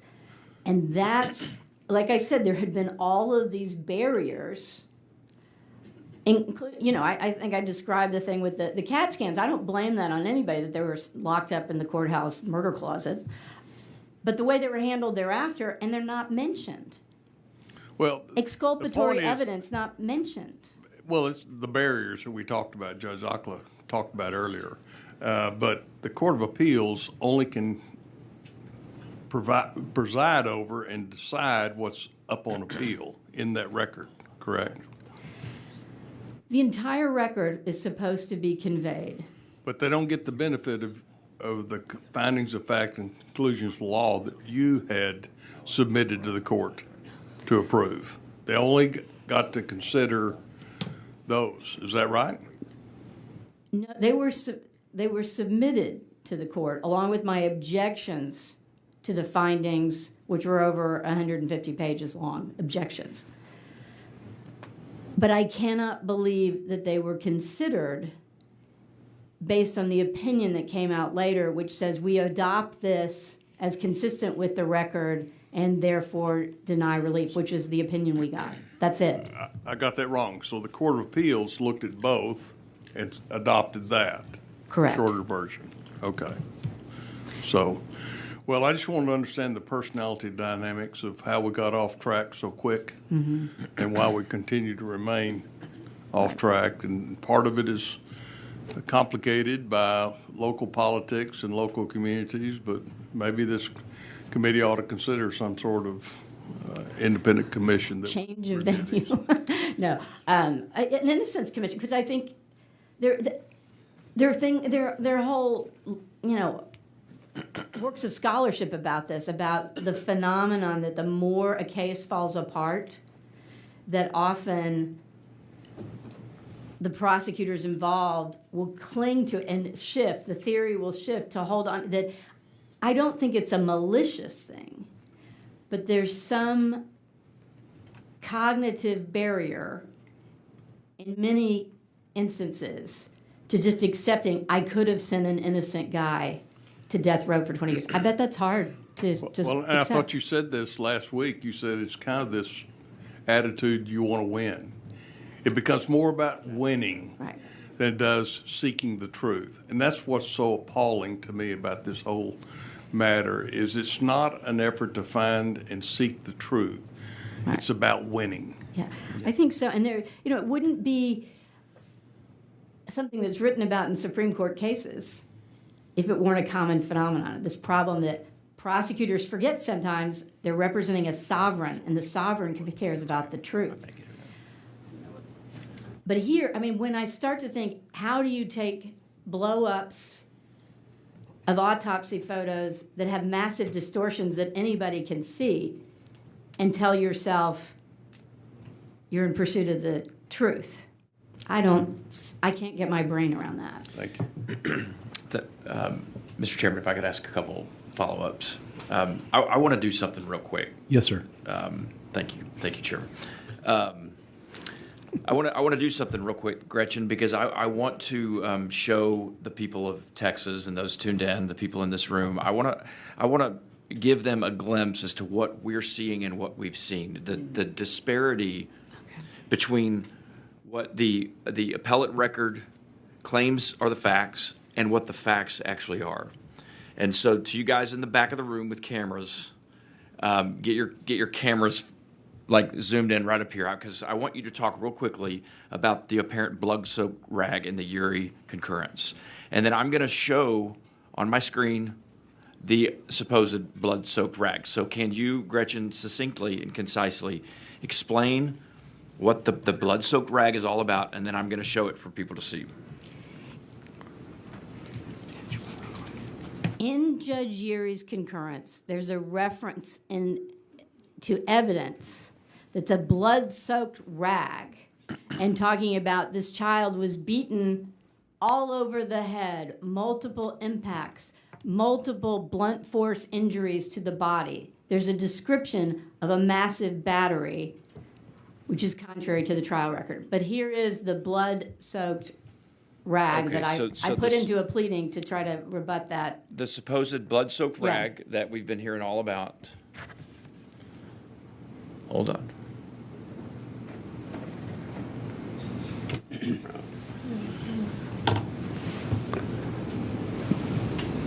This is the blood-soaked rag? Yeah, and you can see a few little specks of blood. It's and this is now an old piece of cloth, but the blood-soaked rags, it's been preserved, it's in the clerk's record.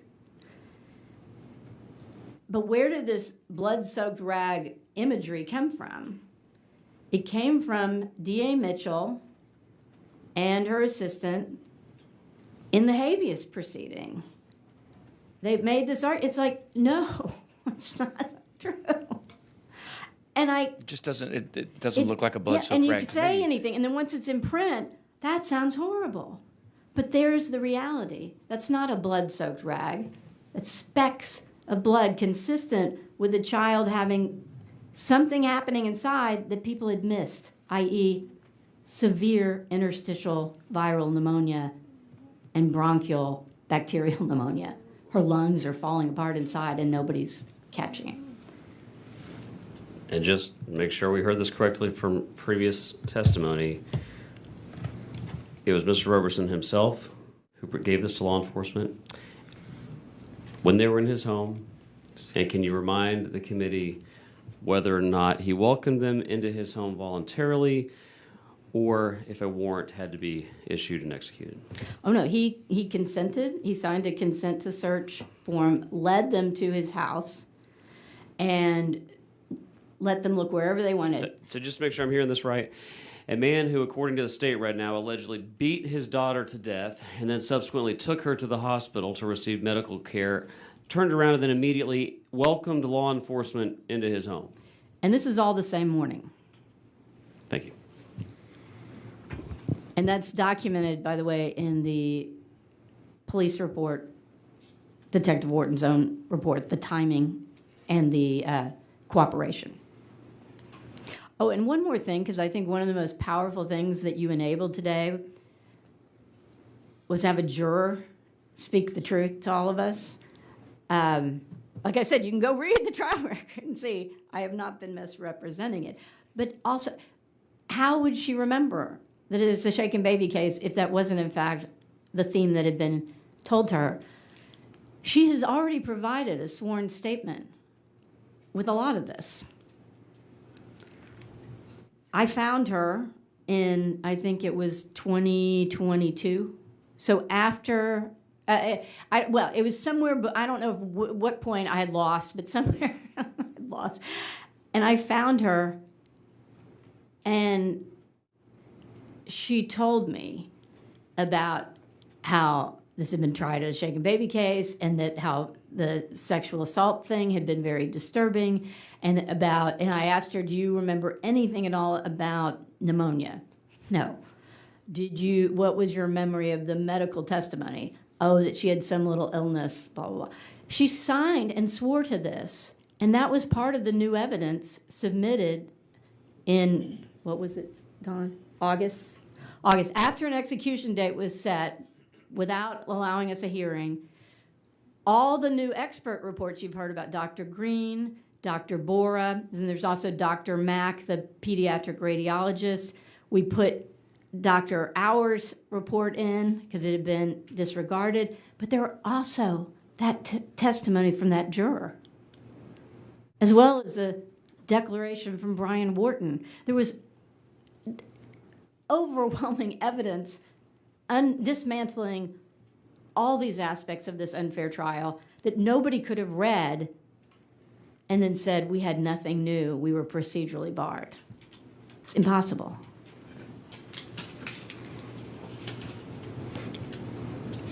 So that sworn statement was ignored?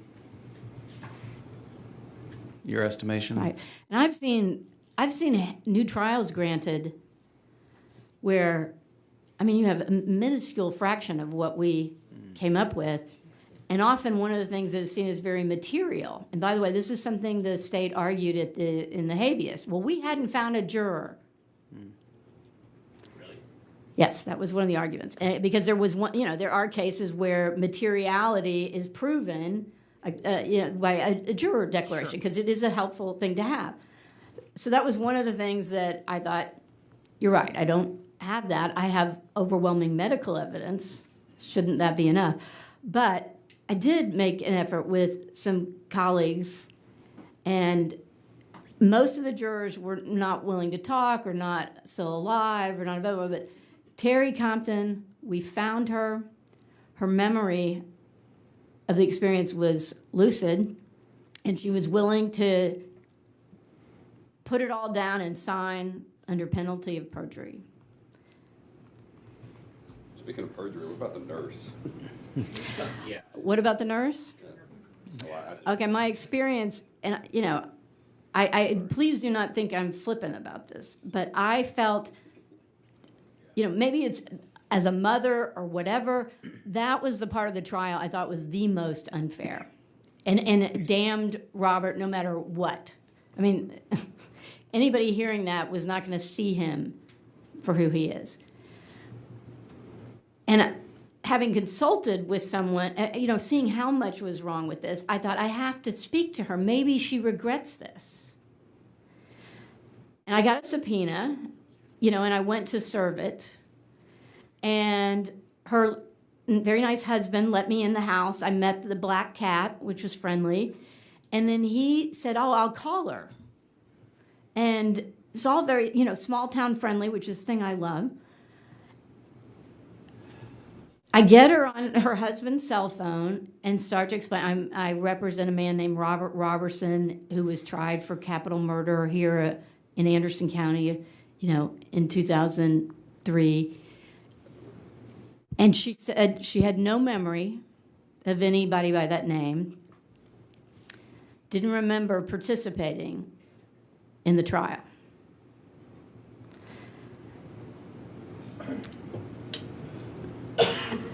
How you don't remember being one of the star witnesses in a capital murder trial involving the death penalty in your little community, I don't know.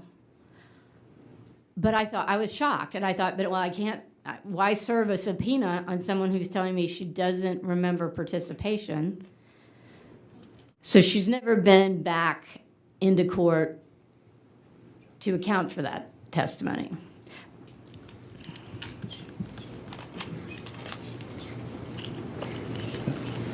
Is she still practicing? I mean, do you know if she's still a practicing nurse?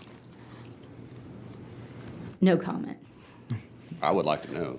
I don't have enough information to offer that to the committee. Thank you. That's fair. Members, do we have any other questions? Okay. My plan is to excuse you unless you would like to say anything else before you close your testimony. No, I mean, I feel like I've been so terribly negative. And I think that's one problem of coming across like the Cassandra here, that this doctor got it wrong, this nurse got this wrong. I'm not here to judge what people got wrong in 2002 and 3. The whole point of Article 11 of 7.3 should be that we are allowed to recognize knowledge evolves. And shouldn't we allow us to revisit trials where things just were not known or were not known very well? I think what you are doing today and what you have been doing in advancing the jurisprudence of the state by wanting to bring science into the courtroom is the most worthy of missions.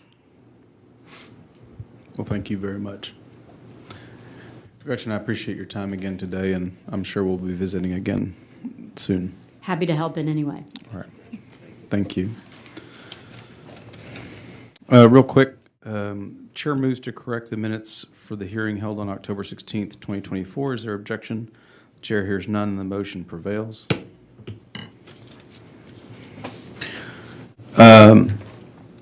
I want to thank everyone who testified here today. Actually, before I do that, is there anybody that wants to make any closing remarks before I give mine? No, thank you. I do want to thank everybody for participating today, and those of you who have testified, those of you who watched here, spent the time learning, understanding this, those that are watching at home. These are deadly, serious issues, not just for Robert, but for Texas justice. Today was incredibly valuable in understanding what happened, why, and how we can fix some of these issues in our law. I also want to be clear about the issue of Robert testifying. We're in the process of working out in-person testimony collaboratively, perhaps by the committee going to Robert instead of him coming to us, which is something we're fleshing out right now. Under the authority granted to and exercised by this committee under state law and House rules, our expectation is still that we're going to hear Robert. And that's going to be the next step for this committee. Members, again, thank you for your time and attention. The committee will stand at ease, and the chair will notify members of the time we will come back in. Thank you very much. The committee stands at ease.